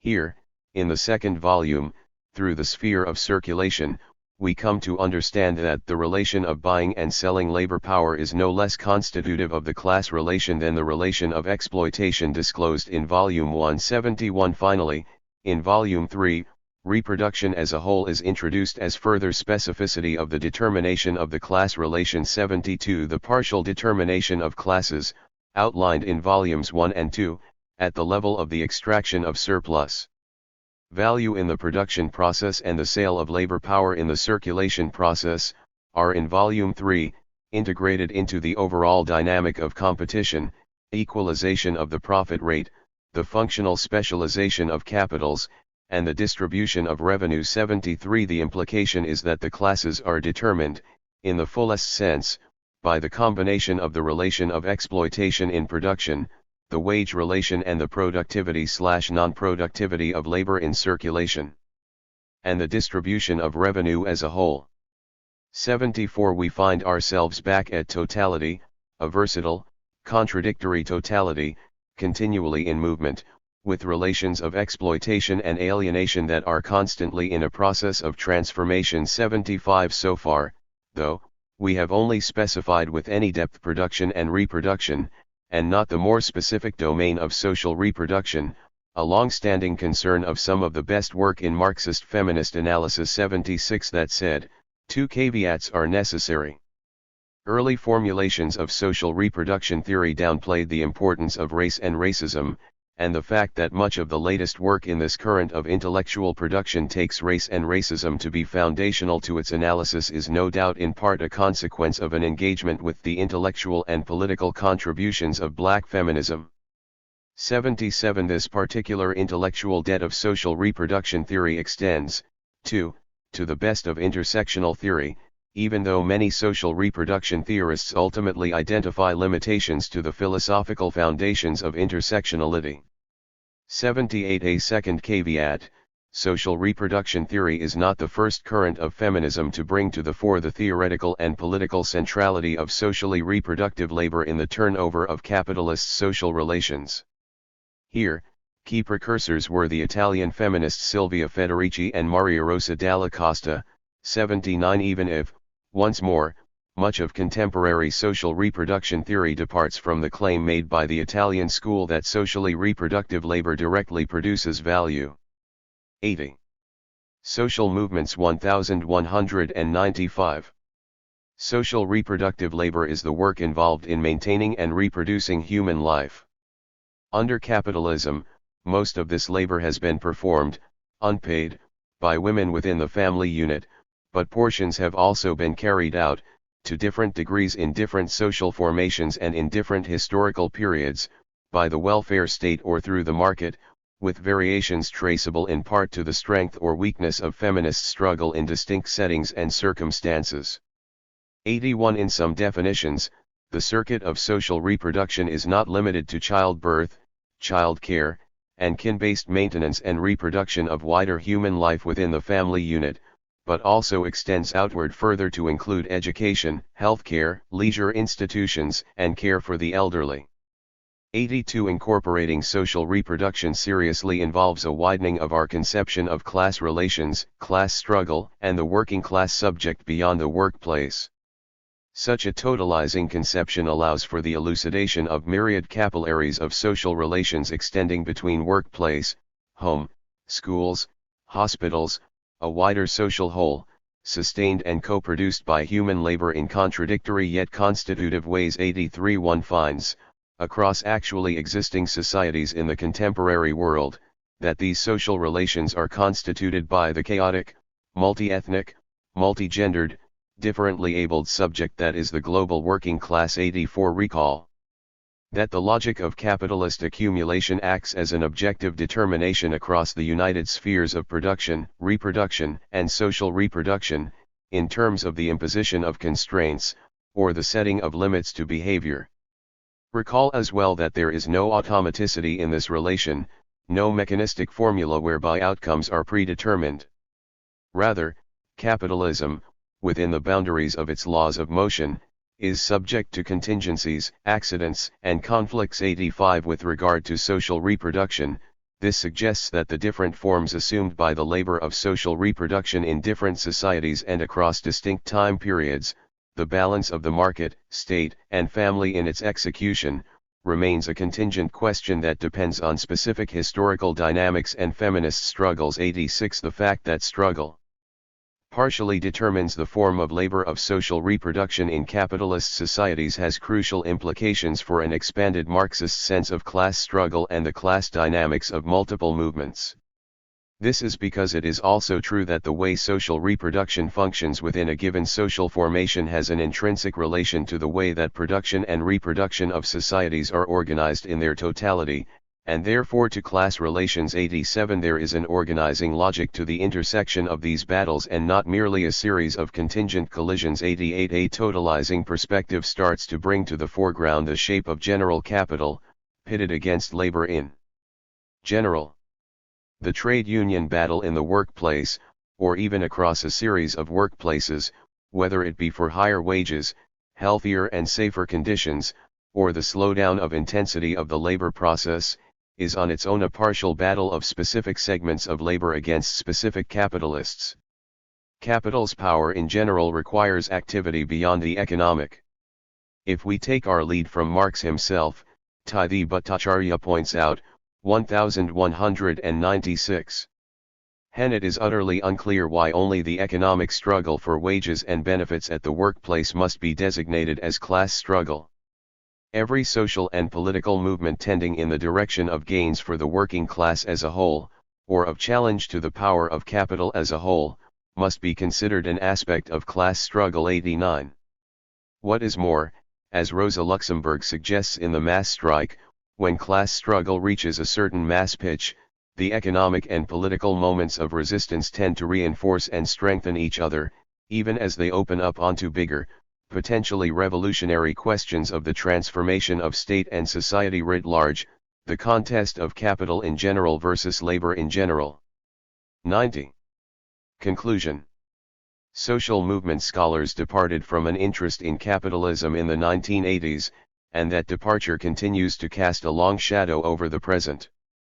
The cumulative emptying out of intellectual sophistication and political comprehension was coextensive with transfigurations in the global working class and the dawn of neoliberalism. Developments on the ground were incommunicable in the new language of social movement studies. At the heart of the matter, the terrain of international class struggles was radically reconfigured by the rollout of neoliberal restructuring, with huge setbacks for the global working class. Mainstream social movement studies have been ill-equipped to respond theoretically to new developments in class struggle since the 2008 crisis of global capitalism and attendant socio-political change, mainly because it has lost an interest in capitalism over several decades. Identity-oriented theorists shifted away from class, economy, and state to culture, meaning, civil society, and constructed identities, while conceptualizing these things in the polarized terms of new and old. Strategy theorists, meanwhile, gradually departed from an early interest in capitalism and state formation, shifting to short-term and fragmented studies of supposedly autonomous politics, institutions, and structural opportunities. Bringing capitalism back into our study of social movements reorients our entire outlook and draws otherwise invisible connections between superficially disparate local movements. The logic of capitalist accumulation infuses the dynamics of all these movements and sets limits on their myriad hopes and aspirations. Attention to capitalist totality can help to transcend a tendency in social movement studies towards a fragmentation of subject matter and the abandonment of totalizing theory. Politically, it is also important in terms of strategic orientation insofar as it can assist in making visible existing commonalities between distinct movements, and the possibilities of forging new commonalities where none presently exists. Relatedly, the multidimensional, historical, and processual approach to class struggle offered earlier allows for the insertion into social movement studies of the most important theoretical component of Marxism in this domain, that is, the social movements. 1197. Stress on class dynamics in every movement, as distinct from sometimes thinking in class terms, and otherwise not so much, or not at all. The theory of class struggle advanced has offered a way of tackling the complexly organized, mediated, and articulated social relations of oppression and exploitation under capitalism, and the forms of resistance they engender. Class struggle is not reducible to the point of production, the domain of surplus value extraction from wage labor by capital. Instead, the terrain of class struggle extends to the complex battlefields of circulation and reproduction, and over the forms of labor of social reproduction, which in concrete and historical capitalism is always gendered and racialized. Since the onset of austerity following the early years of the latest crisis in global capitalism, successful defensive, much less offensive, actions of the left have been few and far between. The far right is outpacing our side with alarming efficacy. At the same time, there are important processes of renewal and even effervescence taking place. The moment has come, clearly, to reinvent ourselves, while remaining loyal to our subjugated ancestors. Start all over? Certainly. But not from zero. Not from nothing, from a blank page or a clean slate. One always begins in the middle. 91. Riots are a long-standing, well-remarked, and broadly contested activity within the repertoire of collective actions through which groups try to change their circumstances. Understood as responses to market conditions, and particularly as struggles over the price and availability of market goods, they develop with the development of world trade, particularly of staple grains, drawing on precursors including peasant uprisings and slave rebellions. They are arguably the leading form of collective action from the 14th to the 18th centuries, at least in the regions that will form the capitalist core, on which this chapter focuses. The term is early on associated with debauchery and tumult. The modern sense of collective and disorderly violence is formalized with Great Britain's Riot Act. However, the varied and inexact definitions which have become entrenched, oriented mostly by unsanctioned violence and public disorder, have largely served to obscure the historical basis of riots and in turn made an adequate theorization difficult. The early riots' seeming orientation toward market prices, exchange, and consumption, rather than toward the particulars of capitalist production, has presented further obstacles to adequate Marxist theorization, which this chapter hopes to rectify. Debates about the politics of riot have revolved around their causes, intentions, and outcomes. While from a Marxist perspective all history is the history of class struggle, the political question of riot, particularly regarding its relevance to 65. Riot. Joshua Clover 1202. Marxism and vice versa, lies in whether it is a form of struggle pertaining to capitalism's particular class structure. This question includes whether riots effectively advance class politics and, subtending such inquiries, whether they can be grasped as arising from and within capital's material determinations and its stratification of society. Given these considerations, it is apparent that riot cannot escape comparisons with strike, which shifts the terrain of struggle to the workplace and the price of labor, and takes pride of place as the primary form of collective action, albeit unevenly, in the 19th century. After this point, and particularly after the 1830s, the historical constancy of riot across the early industrializing nations in turn diminishes without ever vanishing, until it begins to return again in the late 20th century. These various and connected concerns set the terms for how the political significance of riots might be evaluated by historical materialists. Herein the riot is understood as the exemplary form within the broader category of circulation struggles conditioned by historically given circumstances of capital and class developing across time.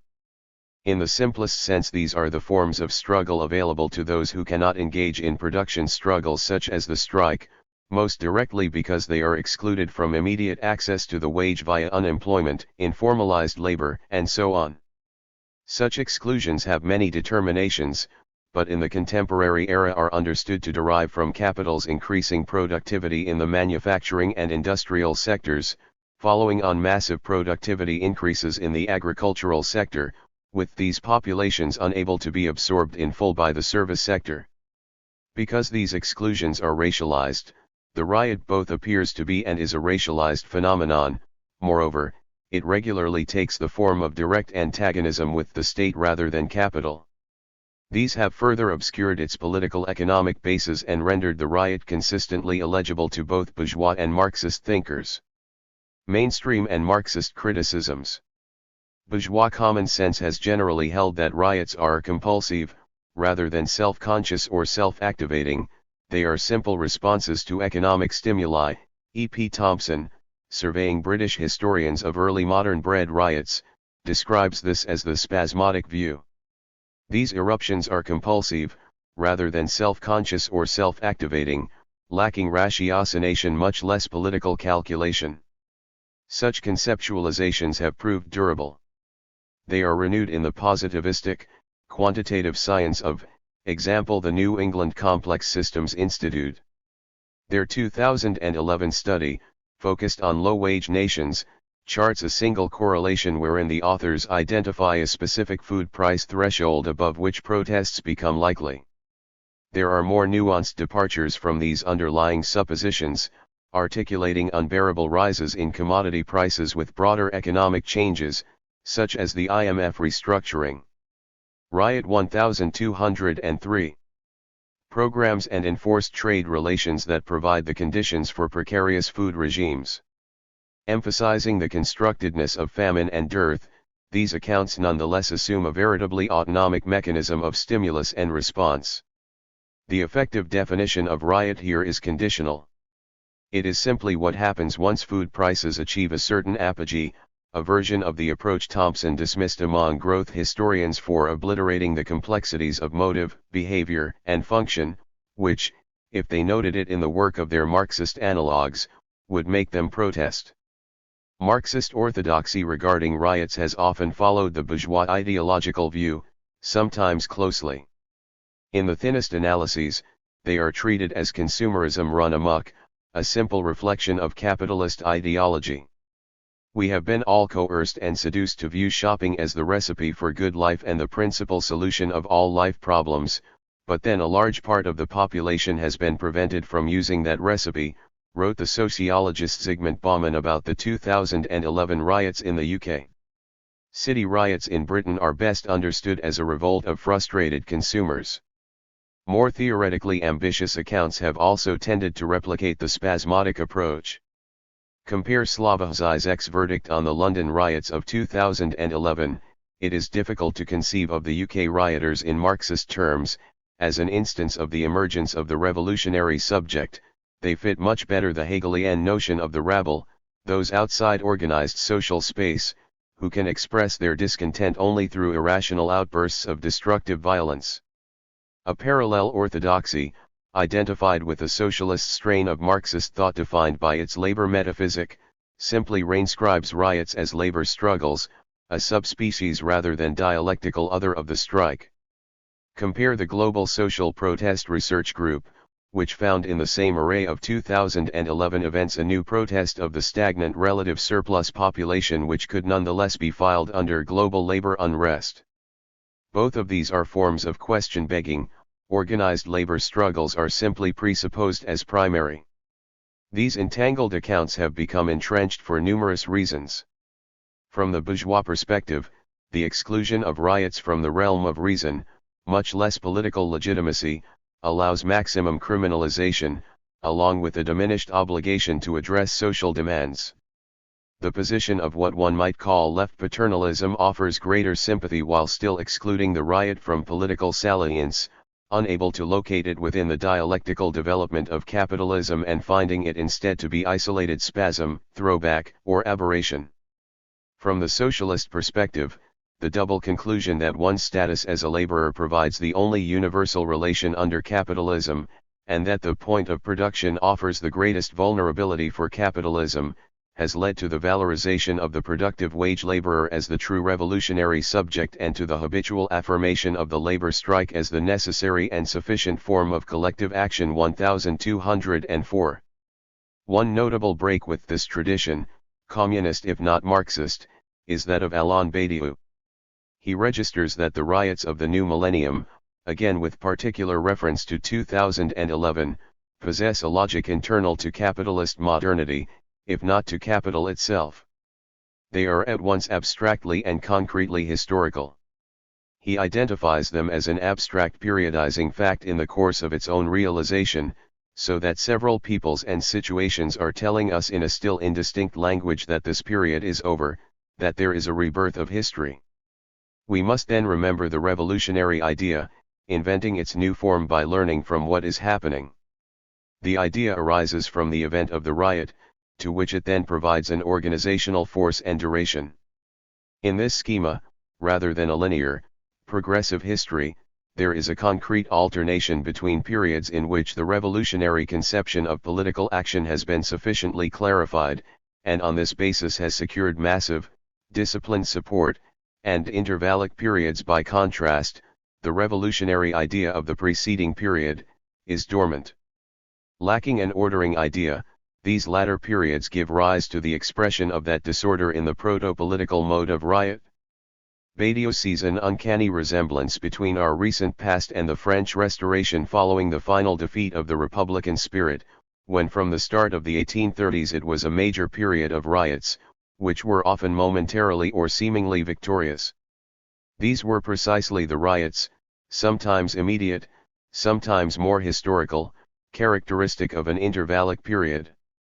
This account provides a useful recognition of riot as historically grounded rather than untimely. It nonetheless repeats the sequestration of the riot from effectively organized political action. These are grasped as distinct rather than continuous phenomena. Moreover, Badiou's account is limited by the impossibility of transposing the specific intervals of French political history onto the globe, or in a more limited sense onto the capitalist core, as well as the more general problem of consigning riots to the autonomy of the political and accompanying evental logic. In this sense, such an account is the obverse of the one advanced by the New England Complex Systems Institute, as discussed earlier. If the latter presents the riot as an economically hyperdetermined spasm, the former poses the riot as an underdetermined political event. The riot returns. For materialists, all of these conceptions of riot come under increasing pressure toward the close of the 20th century. Empirical challenges include the waning of various workers' movements and parties in the early industrializing West, the dramatic decline in large-scale labor actions, particularly within the industrial and manufacturing sectors, and the increase in riots, both as a general tendency and by comparison to strikes. Riot 1205.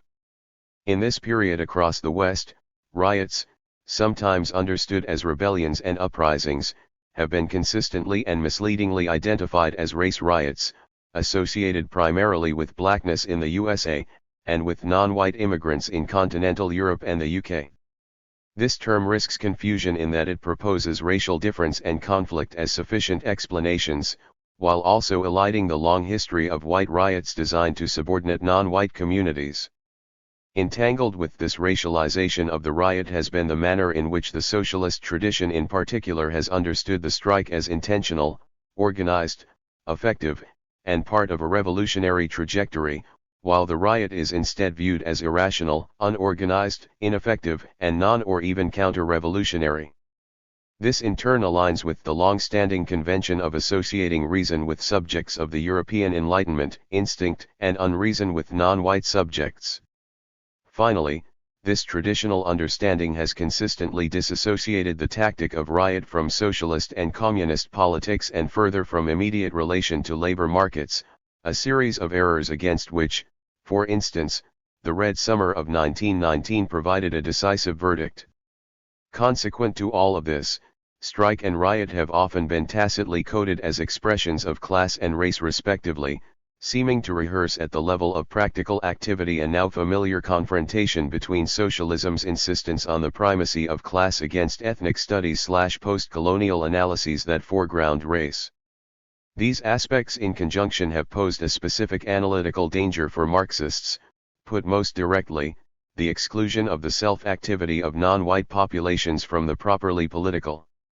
This tacit exclusion has come under intense pressure in example the USA in the years since 2013, as rebellions under the loose heading of Black Lives Matter, notably the riots speeding from Ferguson, Missouri after the police killing of Michael Brown in 2014 and the George Floyd uprising in 2020, have provided the most dramatic and protracted examples of proletarian struggle. Riot thus poses two fundamental challenges for materialist thought in the 21st century and onward. First, the historicity of collective action more broadly within and against capitalism, whether there is a single transcendental form of collective action, or whether leading forms are subject to change in response to changes in the composition of capital and class at a global level. Second, the necessity to further develop understandings of the material determinations that co-constitute race and class. Defining riot. The primary difficulty in defining the riot devolves from its profound association with public violence and disorder. Contemporary legal definitions of riot 1206. Associated with, example any group of 12 or more people attempting to assert their will immediately through the use of force outside the normal bounds of the law. In a more generalized definition, a riot involves at least one group publicly, and with little or no attempt at concealment, illegally assaulting at least one other group or illegally attacking or invading property, in ways that suggest that authorities have lost control, the attacks on another group or on property to reach a certain threshold of intensity. While developing a nuanced framework, William Sewell, building on Charles Tilly's study of French history, also returns to the orienting fact of violence. Tilly's essential argument can still be explicated most economically by using his typology of competitive, reactive, and proactive violence. This focus obscures arguably more significant orienting facts. No doubt many riots involve violence, perhaps the great majority, if one includes property damage in the category, as well as explicit or sub voce threats. It is not altogether clear that such extensions to the notion of violence are either self-evident or reasonable. That property damage equals violence involves a kind of moral affinity for property which is devoid of any truth value. Moreover, across more than 2 centuries, strikes have quite often involved violence as well as pitched battles between workers and police, scabs and mercenaries, which at their zenith resemble military engagements. If one extends the category of violence to threats on property, it is ubiquitous in the strike, even as a kind of defensive counter-violence. Reporting from France in 1968, Angelo Quattrocchi noted that workers can threaten to smash the machinery, and the threat alone can prevent an armed intervention. Masters of the factory, their condition of dispossession is their very strength. The machines, the capital, owned by others and by others manipulated, are now in their hands. The real situation he describes, the potential for workers to dispose of the gears of production as they see fit, is at the heart of the strike. In the most confusing concatenations, riot appears as something like the violent phalanx of the labor movement. Even in the opening years of the 19th century, just as workers refined their strike tactics, coercion was needed to enforce unity and to persuade owners of the legitimacy of the laborers' demands, writes Paul Gilge. Force was often garnered to meet force, and riots and violence represent the signposts of American labor history from the 1830s to the 20th century. Much of the history of American labor is written in blood as riots. It is clear from this confusion that some other standard is necessary to distinguish between riot and strike. If not violence, what then? Thompson provides the basis for an answer in The Moral Economy of the English Crowd in the 18th Century. Taking issue with the reductions and depoliticizing force cached within the term "bread riot," he produces a more systematic vision of the riot's political economy. Riot 1207. It has been suggested that the term riot is a blunt tool of analysis for so many particular grievances and occasions. It is also an imprecise term for describing popular actions. If we are looking for the characteristic form of direct action, we should take, not squabbles outside London bakeries, nor even the great affrays provoked by discontent with the large millers, but the risings of the people in which colliers, tinners, weavers, and hosiery workers were prominent. What is remarkable about these insurrections is, first, their discipline, and, second, the fact that they exhibit a pattern of behavior for whose origin we must look back several hundreds of years, which becomes more, rather than less, sophisticated in the 18th century, which repeats itself, seemingly spontaneously, in different parts of the country and after the passage of many quiet years. The central action in this pattern is not the sack of granaries and the pilfering of grain or flour but the action of setting the price. Thompson moves from this to a more broadly applicable formulation. Economic class conflict in 19th century England found its characteristic expression in the matter of wages. In 18th century England the working people were most quickly inflamed to action by rising prices. R. H. Tawney had made much the same point while ending with the perspective of the emerging capitalist. The economy of the medieval borough was one in which consumption held somewhat the same primacy in the public mind, as the undisputed arbiter of economic effort, as the 19th century attached to profits. Surveying the volatility in the UK in the early 19th century, Thompson notes, "We are coming to the end of one tradition, and the new tradition has scarcely emerged. We can deduce from this a theoretical pairing of price setting and wage setting. Posing this against the historical shift from riot to strike, we are now able to produce an adequate definition of the two. In the first instance, riot is the setting of prices for market goods, while strike is the setting of prices for labor power. The purchase of market goods and the sale of labor power, market dependency and wage dependency, are two bases for reproduction of the household and the individual, and of the local community. Around the turn of the 19th century, social reproduction shifts its center of gravity from one location to another, from widespread market dependency following on from destruction of subsistence agriculture to the widespread wage dependency that necessarily follows. Consumer and laborer, however, are not two theoretically opposed classes, but rather two moments within the reproduction of a single class, the emergent modern proletariat who must make its way within the wage-commodity nexus. If one moment takes precedence over the other, this speaks to the given degree of technical and social development within a society, and the situation of the proletarian therein. In riot, those setting prices in the marketplace may also labor, but this is not the immediate fact which has brought them there. This recognition allows a refinement of our definitions. 1208. The strike is the form of collective action which 1. Struggles to set the price of labor power. 2. Features workers appearing in their role as workers. 3. Unfolds in the context of capitalist production, featuring its interruption at the source via the downing of tools, cordoning of the factory floor, etc. The riot is the form of collective action which 1. Struggles to set the price of market goods.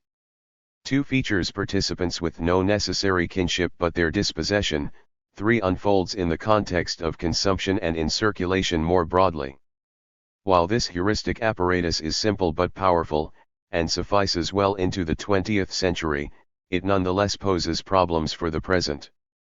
The characteristic riots of the late 20th and early 21st centuries in the capitalist core, arising alongside the strike's last flourishing, cannot finally be understood adequately within the framework of price setting, even in Thompson's expanded sense, in the main because of their character as consistently racialized struggles. But neither can they be understood without reference to that framework. It will prove more historically and theoretically capacious to relocate strike and riot within broader conceptual categories that help constitute the repertoire of collective action, albeit categories requiring further explication. Production struggles and circulation struggles, with the strike and riot, respectively, functioning as exemplary but not exhaustive forms. This will allow us to understand riots and their transformations, as historical materialism demands, within the larger trajectory of capital's technical and social development. Since our concern here is with riot, we will focus on circulation struggles, that is, struggles taking place within the context of distribution, exchange, and consumption. Circulation struggles and surplus population. The identification of riot as an exemplary form within the larger conceptual category of the circulation struggle, rather than as a unique and irrational form of social violence, provides the opportunity to consider it more directly in relation to Marx's theoretical and historical categories. We must first reckon with the idea that the spheres of production and circulation can be treated as if independent from one another, at least for the sake of conceptual clarification, even as we know that they are dialectically conjoined and that to speak of one is always to speak of the other. Certainly, Marx does not hesitate to treat them as both theoretically and empirically distinct. He is at great pains, for example, to demonstrate that accumulation. Riot 1209. Cannot arise in circulation while profit can, and, more broadly, that production and circulation are the spheres of valorization and realization respectively, oriented by distinct functions of capital. On the one side, no commodity is ever given to bear price in the process of production, only value; on the other, no commodity in the marketplace is ever exchanged for value, only for price. This alone should be clear enough. That each sphere requires the other, and that they overlap does not argue against treating them as distinct. Marx himself marks this conceptual operation in a well-known passage, explaining that the consumption of labor power is completed, as in the case of every other commodity, outside the market or the sphere of circulation. Significantly, he turns immediately to describe the two spheres, in addition to being useful abstractions within the complex process of capital's expanded reproduction, as each having their own social existence.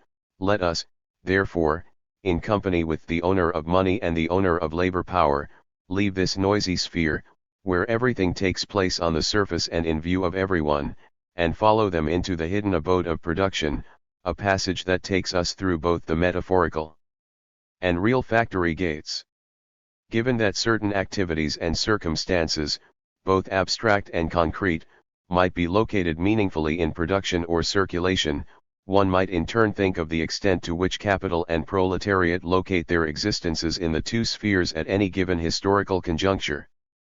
Critically, for our understanding of the riot, valorization and realization do not exist in perfect equilibrium. Indeed, the suggestion that they do, that every valorization is met with realization and every realization spurs further valorization, merely restates Say's law, which insists that there can be no general glut because of the economy's self-equilibrating nature, a law commonly and concisely rendered as supply creates its own demand. It is this very law that Marx debunked, however, limning in some detail the possibilities and actualities of disequilibrium between production and circulation as the moments MC and CM become increasingly independent. The history of capital and in particular of capitalist crisis is in some regard the history of progressively greater imbalances between the two spheres, brought back violently into alignment. Following Giovanni Arrighi's work in the long 20th century, we might thus speak of periods of industrial and financial expansion for a given economic power, the latter following consistently on the former as industrial expansion reaches its limits. In the former period, accumulation proceeds apace as production holds sway and circulation serves its needs. In the latter, as industrial and manufacturing profits wane, reinvestment in productive sectors wanes in turn. With this shift, the strategies for profit available to firms shift to the zero-sum sphere of circulation, as non-productive sectors redistribute extant wealth without adding to accumulation. Finance serves here as the exemplary form of capital's recirculation without 1210. Production, hence the concept of an economy's financialization, though other non-productive enterprises also rise to the fore, such as insurance, real estate speculation, and in the present, phenomena such as Google, Facebook, and other concerns whose revenue is mainly accrued through advertising. We might think of this historically regular development as capital's shift into the sphere of circulation. We must insist one last time that this does not imply that the sphere of production no longer operates, nor that the two spheres have become autonomous, simply that capital's center of gravity shifts from one to the other as strategies for profit and opportunities to earn the average return on investment change. This accurately represents sectoral profitability in the early industrializing core for the latter 20th century. Moved by the anarchic choices of individual firms seeking profit wherever it is to be found, the total capital rebalances itself toward the sphere of circulation. It is a relatively straightforward matter to note that this historical motion has a companion motion with which it shares a classically dialectical unity. As a greater fraction of capital shifts into circulation, so does a greater fraction of the proletariat. This is true in at least two senses. The first is that more laborers find work for firms which conduct circulation-based work, centered on distribution, exchange, and consumption. This theoretical certainty is also an empirical verity, unless one believes that certain sectors once thought unproductive have become productive, an argument advanced largely by enthusiasts of the technology sector, as well as by the narrower Italian tradition of operaismo/autonomia with its hypothesis about the social factory. Be that as it may, the newly hegemonic forms of labor move increasingly away from the point of production in the post-industrial core, in part via offshoring of labor to locations with lower labor costs, and more dramatically via automation of manufacturing and industrial production. Moreover, the period in question is characterized, much as predicted by Marxist theory, by an intensified crisis character within the larger economy which militates against any systematic claim that new sources of accumulation have replaced the losses in the traditionally productive sectors. In this period, recessions are longer, deeper, and most distinctively, feature recoveries that temporarily restore profitability without commensurate restoration of employment. This has led to increased projections of the natural rate of unemployment, increases in structural unemployment, decreased thresholds for achieving so-called full employment, and a return to once discarded theorizations of secular stagnation among bourgeois economists. All of these formulations endeavor to describe much of what one would expect according to a Marxist account wherein intercapitalist competition compels ever greater productivity and thus, once expansion ends, throws an ever greater percentage of the population out of sectors that can be effectively automated. If these former cannot be absorbed by other sectors, this assures the development of a riot 1211 plus population, whose misery is in inverse ratio to the amount of torture it has to undergo in the form of labor. The more extensive, finally, the pauperized sections of the working class, and the industrial reserve army, the greater is official pauperism. This is the absolute general law of capitalist accumulation. Summarizing the argument of the first 7 sections of Capital, Marx here provides a thoroughgoing account of the proletariat's tendential drift away from the brief historical respite of the regular wage and back into wagelessness and informal employment, that circumstance often contemporarily designated as precarity, a condition that straddles both circulatory labor and unemployment. And so finally we have 3 transformations of the proletariat in the period in question: an increasing fraction of waged labor conducted for firms that circulate rather than produce commodities, an increasing amount of informal labor, by definition not engaged in commodity valorization, and an increased amount of unemployment plain and simple. The implications for forms of social contest of these transformations are clear enough.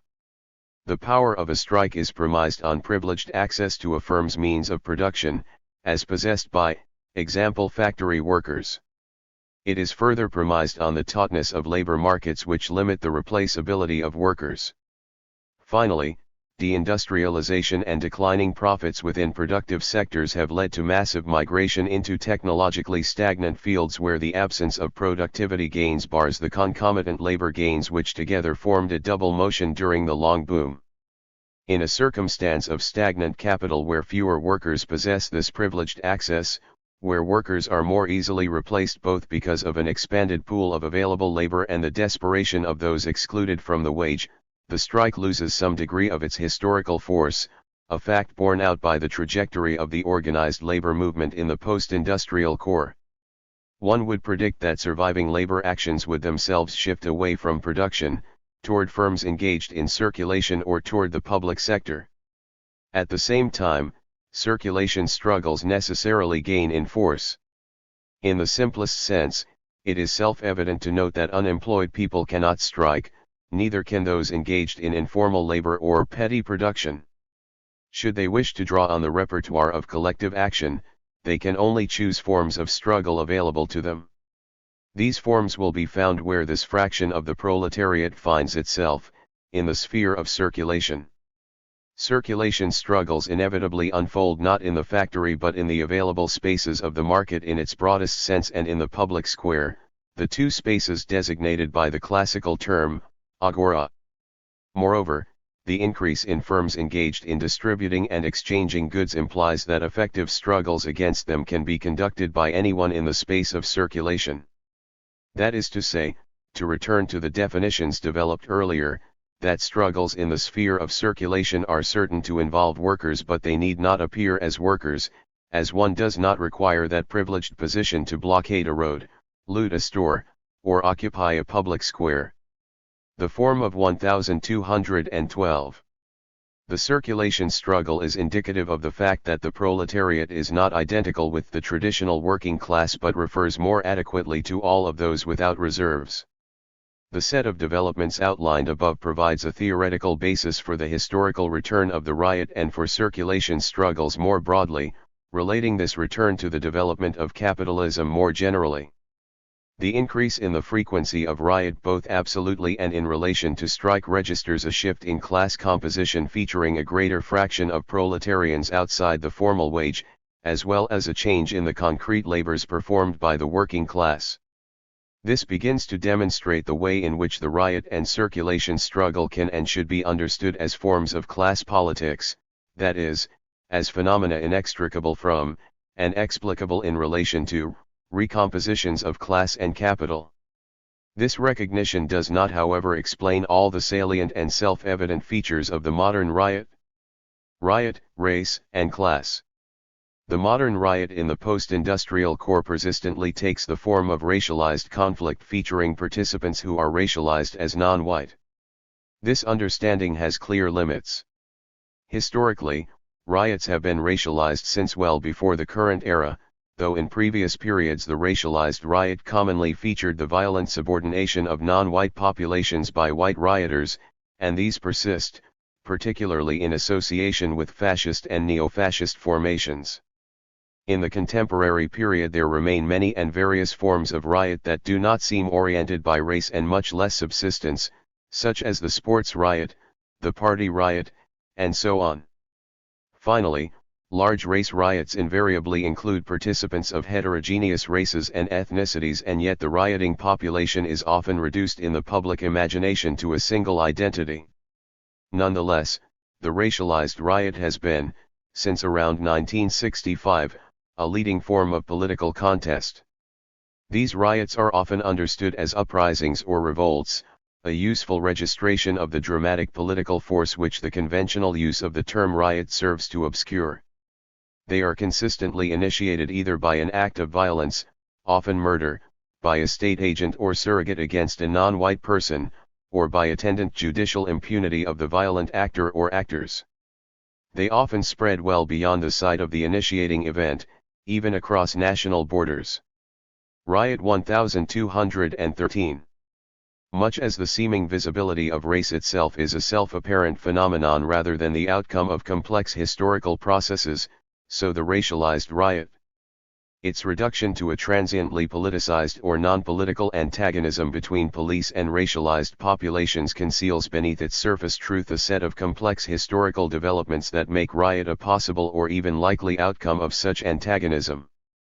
These include the elaborated relationship between race and employment, which includes persistent racist policies within labor unions, exacerbated by last hired, first fired policies during downturns, and the necessity for capital of preserving racialized differentials in the value of labor, so as to drive down wages more broadly.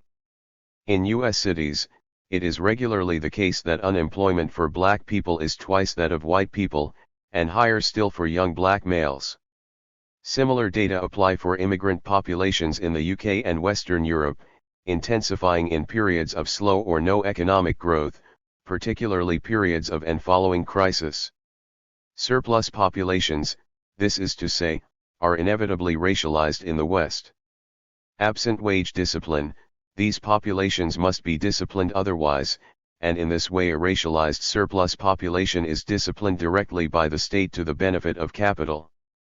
As Ruth Wilson Gilmore notes, the correspondence between regions suffering deep economic restructuring, high rates of unemployment and underemployment among men, and intensive surveillance of youth by the state's criminal justice apparatus present the relative surplus population as the problem for which prison became the state's solution. We might further note the geographical organization first of these racialized labor forces and then of those excluded from formal labor, a process often identified with urbanization and eventually with white flight in the USA, and the inverted but fundamentally similar process in the UK and Europe wherein near suburbs function as warehouses for immigrant labor and surplus populations. This spatial ordering allows, among other things, for a greater degree of direct domination in forms of policing populations not subject to wage discipline.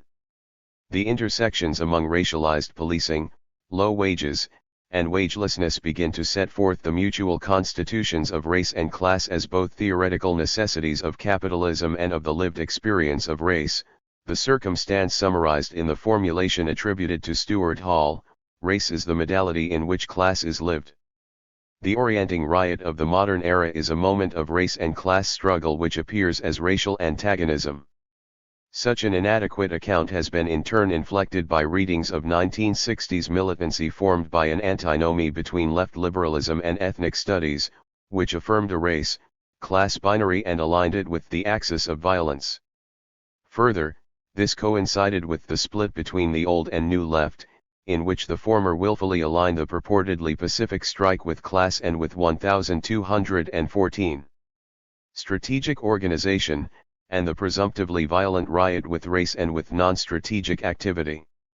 Race, consequently, becomes the spoken or unspoken mediation through which the riot is once again presented as a spasmodic event, lacking properly political significance and excluded from thinkability as a form of class struggle. Thus are the vulgar clichés of early modern historiography transposed into the present as common sense. This has led to the effacement both of the self-activity of racialized communities and to an inability to register the riot as relevant to Marxist or communist inquiry. Conclusion. In the first instance, the riot is a form of class struggle because its form as well as its composition are subject to the determinations of class society and to the degree of capitalist development. The riot is the exemplary form of the broader and more significant category of circulation struggle.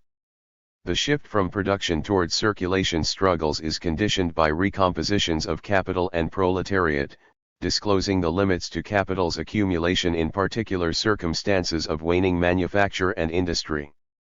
It is at the same time and in the same motion conditioned by the reportioning of the labor market away from these sectors, the increase in the surplus population and in the gap between working class and expanded proletariat, and the racialization of these processes across the West fundamental to capital's historically specific imbrication of race and class.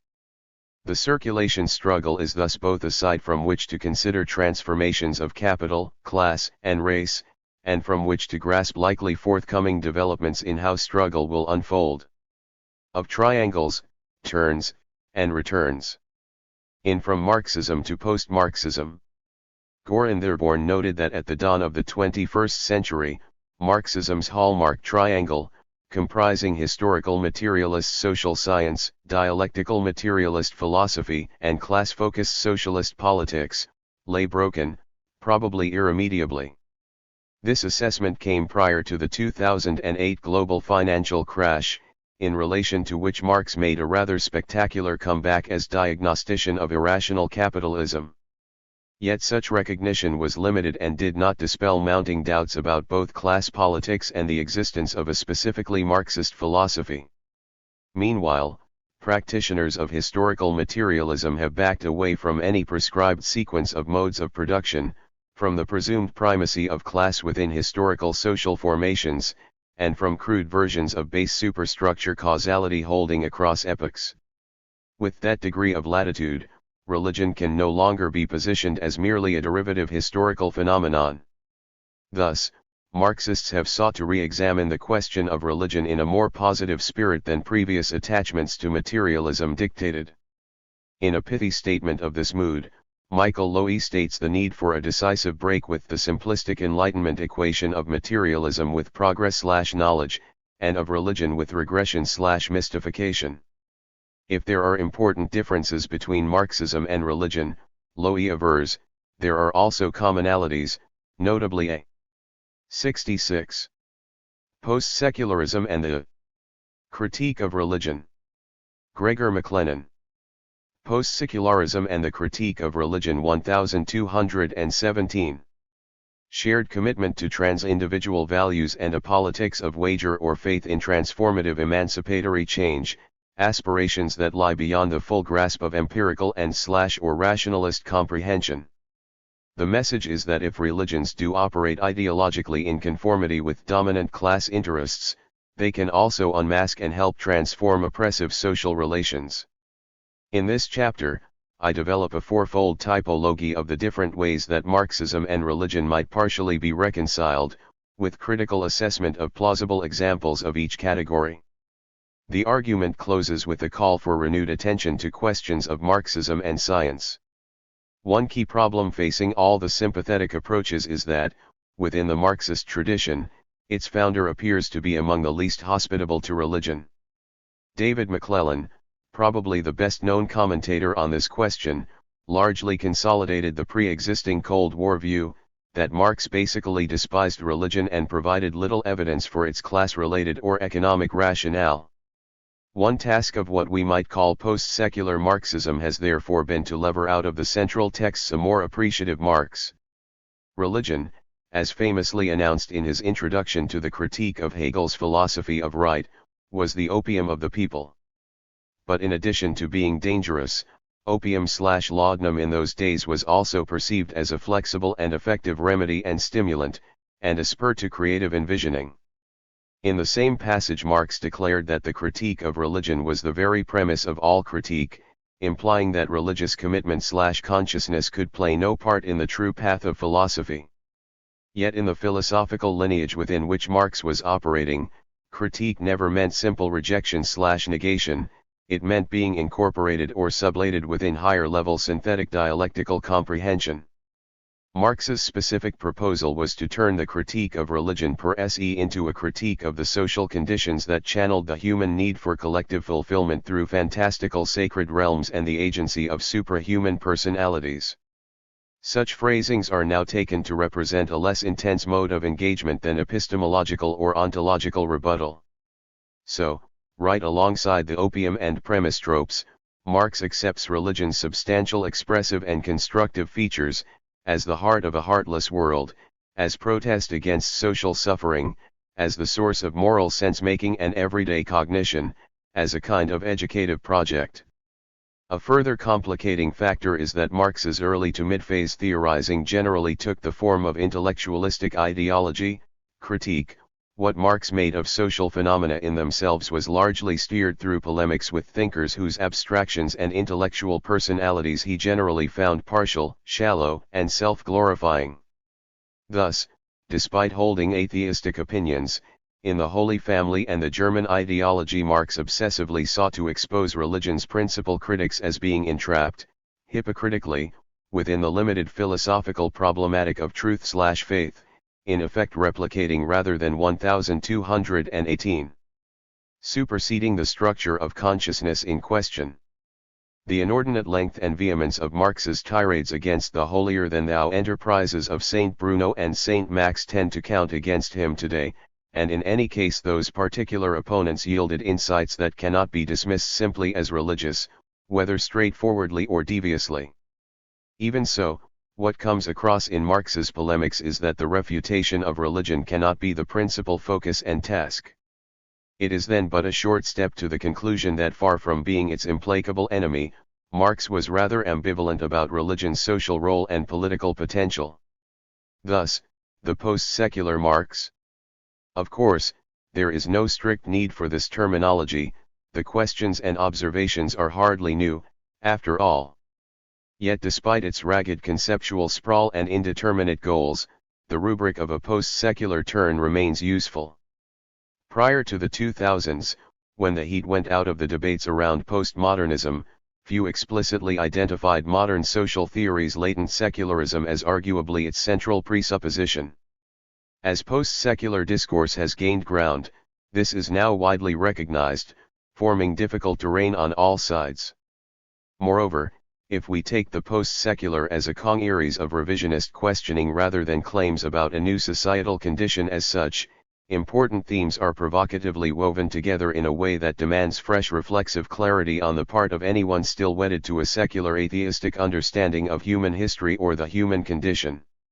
Variously, and sometimes cumulatively, post-secularists suggest that the secular and the religious, specifically Christianity, are historically and conceptually intertwined, that religion and science are not philosophically antithetical, that sociological secularization is a variable and reversible process, that the very idea of religion qua propositional belief is a Euro-Christian secular construction, that the normative distinction between public and private, with religion assigned to the latter, is morally unjust and undemocratic, that the secular age means pluralization of ultimate concerns, not the decline or elimination of religion, that secular social science and its presumed methodological atheism are ideological constructs, that religion remains unrivaled, and is nowadays progressive, in motivating personal and social transformation. Clearly, these claims are not equivalent, neither are they of equal merit. Three basic disconnects should be registered straight away. One is that interrogating secularism does not necessarily amount to a vote for religion. Thus, one manifesto for continental philosophy of religion which seeks to be faithful to the post-secular event warns against the new imperialism of the theological post-secular.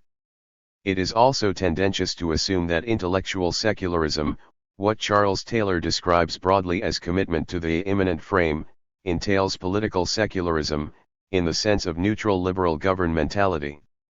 In On the Jewish Question, Marx argued that the image of the democratic state as guarantor of popular sovereignty and religious freedom alike represented a kind of meta-religious projection in secular garb. Post-secularism and the Critique of Religion 1219. The executive authority of the state, Marx thought, assumes the status of divinely appointed intermediary, guardian of the spiritual democracy in which virtuous citizen souls are accorded their God-given freedom, and must offer humble adulation in return. Only fully social emancipation, Marx insisted, not the fair extension of political rights, would free Jews and Christians alike from inequality and oppression, and eventually from religion itself. Third, the presumed prevalence of strict, narrow secularism in Western thought, the pervasive slippage in the literature between secularism and atheism, and their supposed conjointment hostility to all expressions of religion, are interconnected postulates that should be disputed. As the introduction to the recent Oxford Handbook of Secularism makes clear, secularism and secularity are nowadays very pliable ideas. Relative autonomy. The Marxist approach to religion has habitually been handled as one principal aspect of the theory of ideology, which for many decades in the 20th century was taken both by orthodox Marxists and their liberal opponents as a matter of identifying the superstructural forms of false consciousness that sustain the material interests of ruling classes. For almost as many decades subsequently, that reductionist conception was displaced in favor of relative autonomy of one form or another.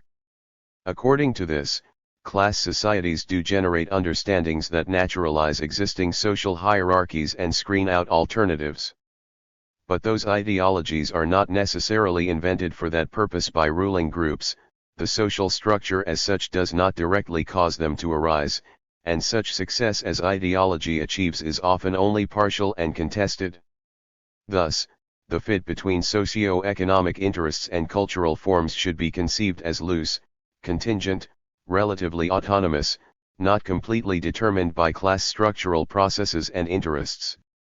Louis Althusser, often referenced in this context, elaborated the general conception of ideology in terms of a religious logic of identification, in which subjectivity is constituted in being hailed or interpellated by the originary authoritative subject.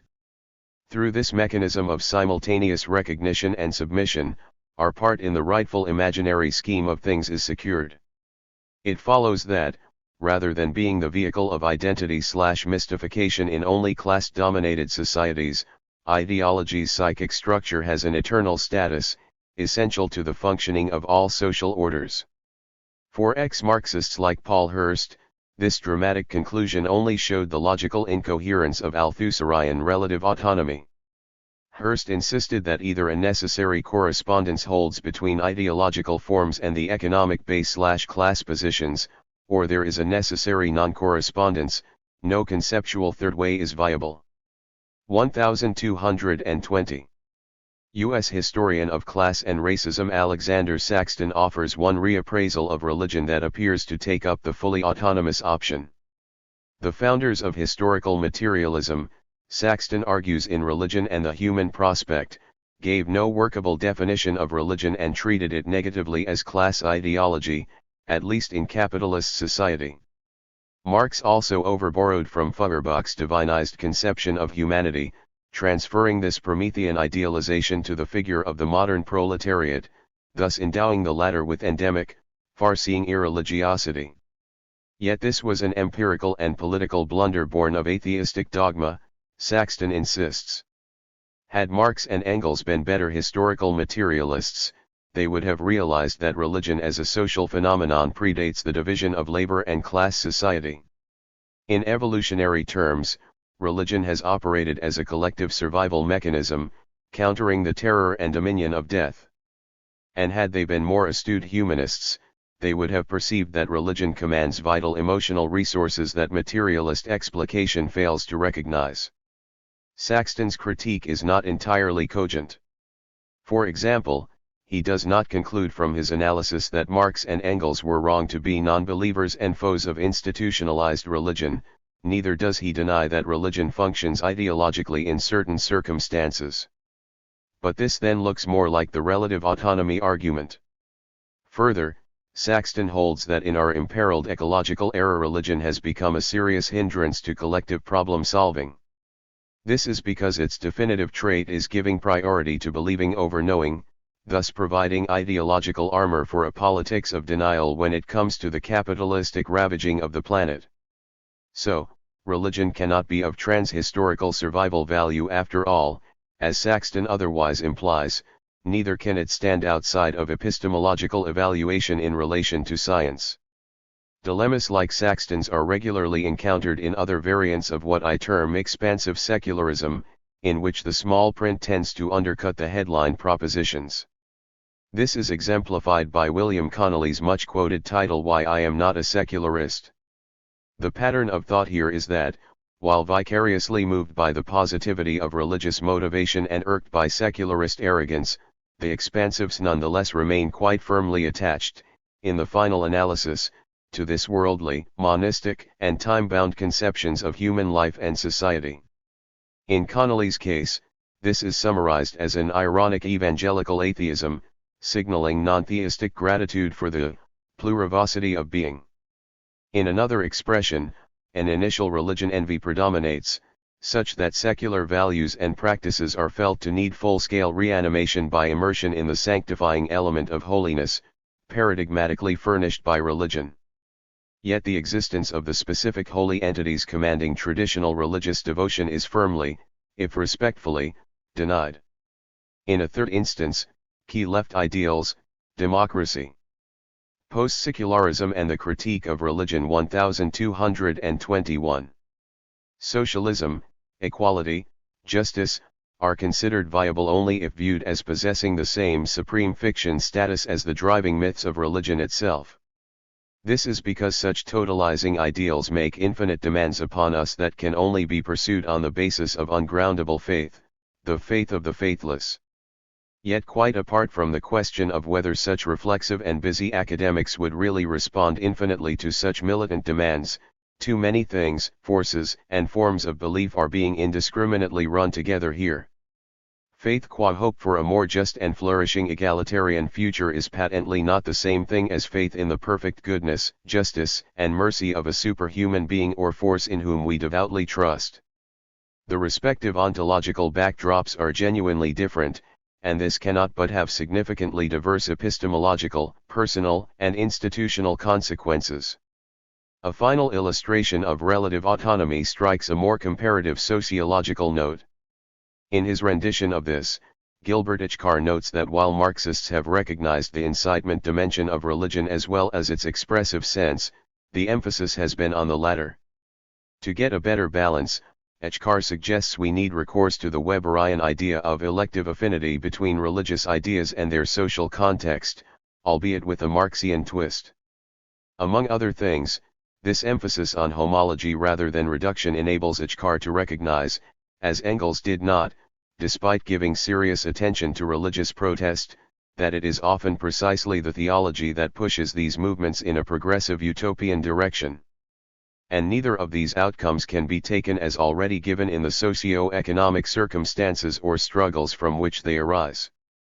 Such breadth is salutary, but it requires that our metaphysical proclivities be set aside in the process of observation, analysis, and that they should not significantly affect our evaluations of what, in the politics of religion, is progressive or reactionary.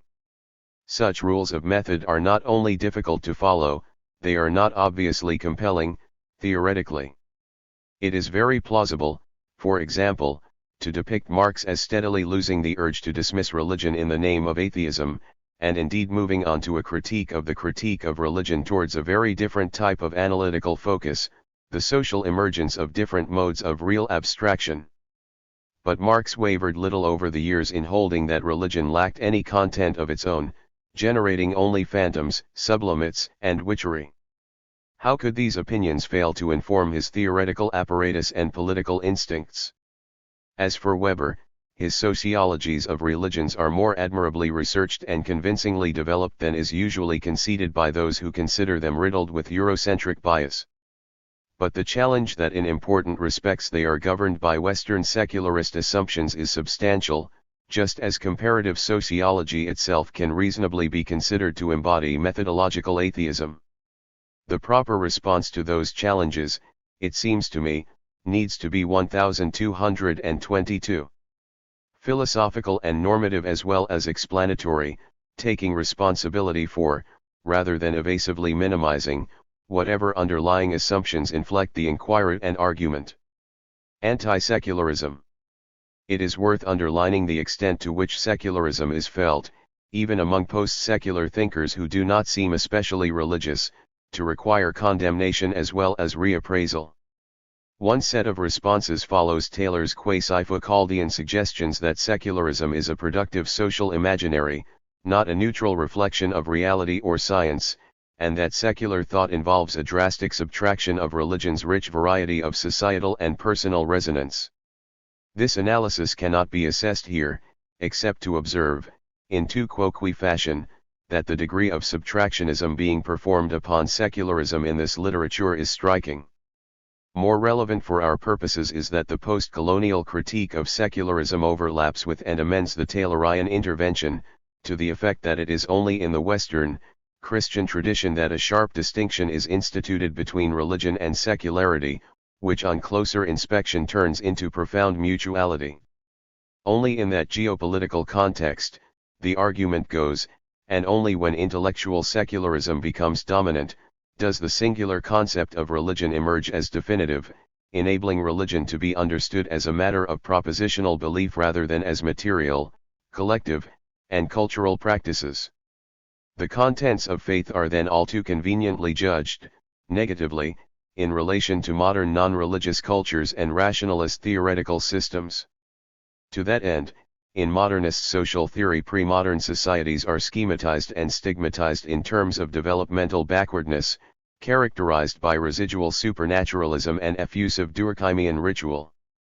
The post-colonial response here is twofold: that it is spurious to think of the Western understanding as lacking its own forms of metaphysical and political particularity/irrationality, and that its objective categorizations rationalize real imperial colonial violence. Post-colonial thought and Marxism are far from fully congruent. Yet Marxism's contemporary relevance depends significantly on hitting the right notes in this vital theoretical and political context. One way of pursuing this agenda summons up the figure of the post-colonial Gramsci. As part of this project, Ian Chambers endorses the anti-secular theorizations of major post-colonial scholars Talal Asad and Gil Anatjar. Thus, Chambers argues that it is not religion as such, but specifically non-Western religious identities that are subject to heinous violence at the hands of authoritarian secularism. This is because the latter is Christianity's dependent offspring and active agent. It is Post-Secularism and the Critique of Religion 1223. Through secularism that Christianity itself continues to orchestrate and underpin the unseen order of the West, in a crusade to domesticate the world. In that sense, secularism is saturated by specific religious values. It doubles and disseminates the singular sense of historical time, worldly progress, and cultural privilege that have long marked out the imperiality of Christianity itself, thus revealing, even now, the ancient rhythms of a theological heartbeat. Gramsci is recruited to this line of argument for his awareness of the internal colonial texture of the Italian South, his grasp of the success of Catholicism in shaping common sense, and his theorization of the relationship between the coercive and educative functions of the state. Yet positioning Gramsci as being against political secularism as such, let alone philosophical secularity, is tenuous. Like Marx, Gramsci saw liberal secular modernity, though hugely flawed, as historically necessary, and in observing the popular appeal and local ways of working of the Catholic Church, he was seeking a new model for the hegemonic practices of the modern prince, the Communist Party. If a more radiating vision were desperately needed than previous Marxist politics could provide, and if lessons could be learned from Catholicism in that regard, the resulting worldview envisaged by Gramsci was still in no sense substantively religious. In any case, Gramsci also admired the intellectual drive of Protestantism, seeing it as injecting a much-needed rationalist consciousness into the complacent ritualistic collectivist element of the Church. One way or another, Gramsci could be said to have had a fairly positive attitude to the historical potential of the Christian secular package that Chambers fulminates against. In more general terms, while post-colonial critiques of secularism are undeniably testing, no straight or convincing equivalence holds between the post-colonial and the post-secular. When pressed too far, the result is simply a debilitating essentialism. In Chambers' case, and reflecting the tone of much routinized academic post-colonialism, the sense of structural control and ideological saturation said to be produced by the Christo-secular unseen order is so pervasive that the various negative associations that pepper the account congeal into a diabolical unitary amalgam: the West, the North, Occidental reason, Christianity, secularism, capitalism, individualism, racism, Islamophobia, progress, singular time, power, and biopolitics. In distinctly un-Gramscian fashion, the intellectual hegemony of the Christian secular West comes across as nothing but coercive domination, with no significant nuances allowed, historic or emergent, conceptual or ideological, between and among secularism and Christianities. Ironically, anti-secular Christian theologian John Milbank portrays the incessant, conspiratorial, undercover operation of the secular order itself in exactly this way. In a further theological echo, the only available subjectivities in Chambers' scenario appear to be guilt and grace, a Manichaean divide more conducive to moralism than to politics. If it seems surprising to pull such 1224 sophisticated post-colonial scholars under the heading of essentialism, something that their post-structuralist instincts might be assumed to resist, it is hard to view in any other way the supporting statements quoted by Chambers that Christianity is in fact the name, acknowledged or not, of Occidental modernity and globalization, and that liberal violence is the violence of universalizing reason itself. A greater degree of ambivalence marks the reflections by Assad et al. When they pose the question, is critique secular? On the one hand, critique is strenuously problematized, to say the least. A product of the European Enlightenment, critique is held to operate according to constitutive rhetorical conceits whereby the ideologies being unmasked are necessarily taken to be irrational and heteronymous, with the critical standpoint doing the unmasking assumed to be governed only by the autonomous virtues of truth and rationality. In thus positioning itself, absurdly, disingenuously, above the socially situated determinations and ideological projects that no system of ideas can escape, Enlightenment critical reason occludes its complicity in the ideological project of Western supremacism, the effect of which is the crushing of the religious cultures and social practices of non-Western peoples. As Wendy Brown summarizes in her introduction to the book, the operations of critique thus reflect the religious shape and content of Western public life and its imperial designs. So far, so forceful, yet once again so essentialist, too. However, in the collective preface to a later printing, a significantly different impression of this book's purpose is given. The intention, we are told, was merely to challenge the presumption that critique is necessarily secular. This is not convincing, because originally it looked for all the world as though critique was being set up as nothing but secular Christian Western, and all the worse for that. The authors do not explain their change of tack, probably because a rather embarrassing paradox is involved, that their critique of critique shares the same rhetorical form as that of critique itself, deploying the very same conceits. Thus, the critical standpoint is presumed and presented as epistemologically superior and absolute, while the object of critique is denounced as heteronymous, irrational, ideological. This sets a conundrum for the post-colonial critics because they had argued that it was in large part precisely because critical reason possessed exactly that conceited structure that it was complicit in the coercive project of the West. This is no logic-chopping matter. If the procedures and concepts of this kind of post-colonial critique depend, in their way, upon secular modernist forms of ideology critique, then essentialist denunciations of Western reason are inadequate, not to mention disingenuous. Chambers quotes Edward Said as troubled, like Assad and Anajar, by the continued centrality of religious discourse to the Post-Secularism and the Critique of Religion 1225. West, but Said's concern formed part of his broader judgment that it must be a major part of the humanistic vocation to keep a fully rounded secular perspective. Religion ionization. The question then arises, has the time come for a more openly religious Marxism? One form taken by this prospect is what we might call compatibilism. Prominent over the years in various dialogues between Marxism and Christianity, and in the thematics of the later Frankfurt School and Walter Benjamin, this option is perhaps most clearly delineated by Austro-Marxist Max Adler. Adler felt that Marxism's distinctive contribution was as historical social science, a purely secular enterprise geared to causal analysis, with causality in human historical matters understood as streamed in complex ways through human consciousness. Marxism for Adler was essentially a non-reductionist empirical sociology. As such, it should not be expected to deliver an all-encompassing human vision or to fuel all the fires of subjective life.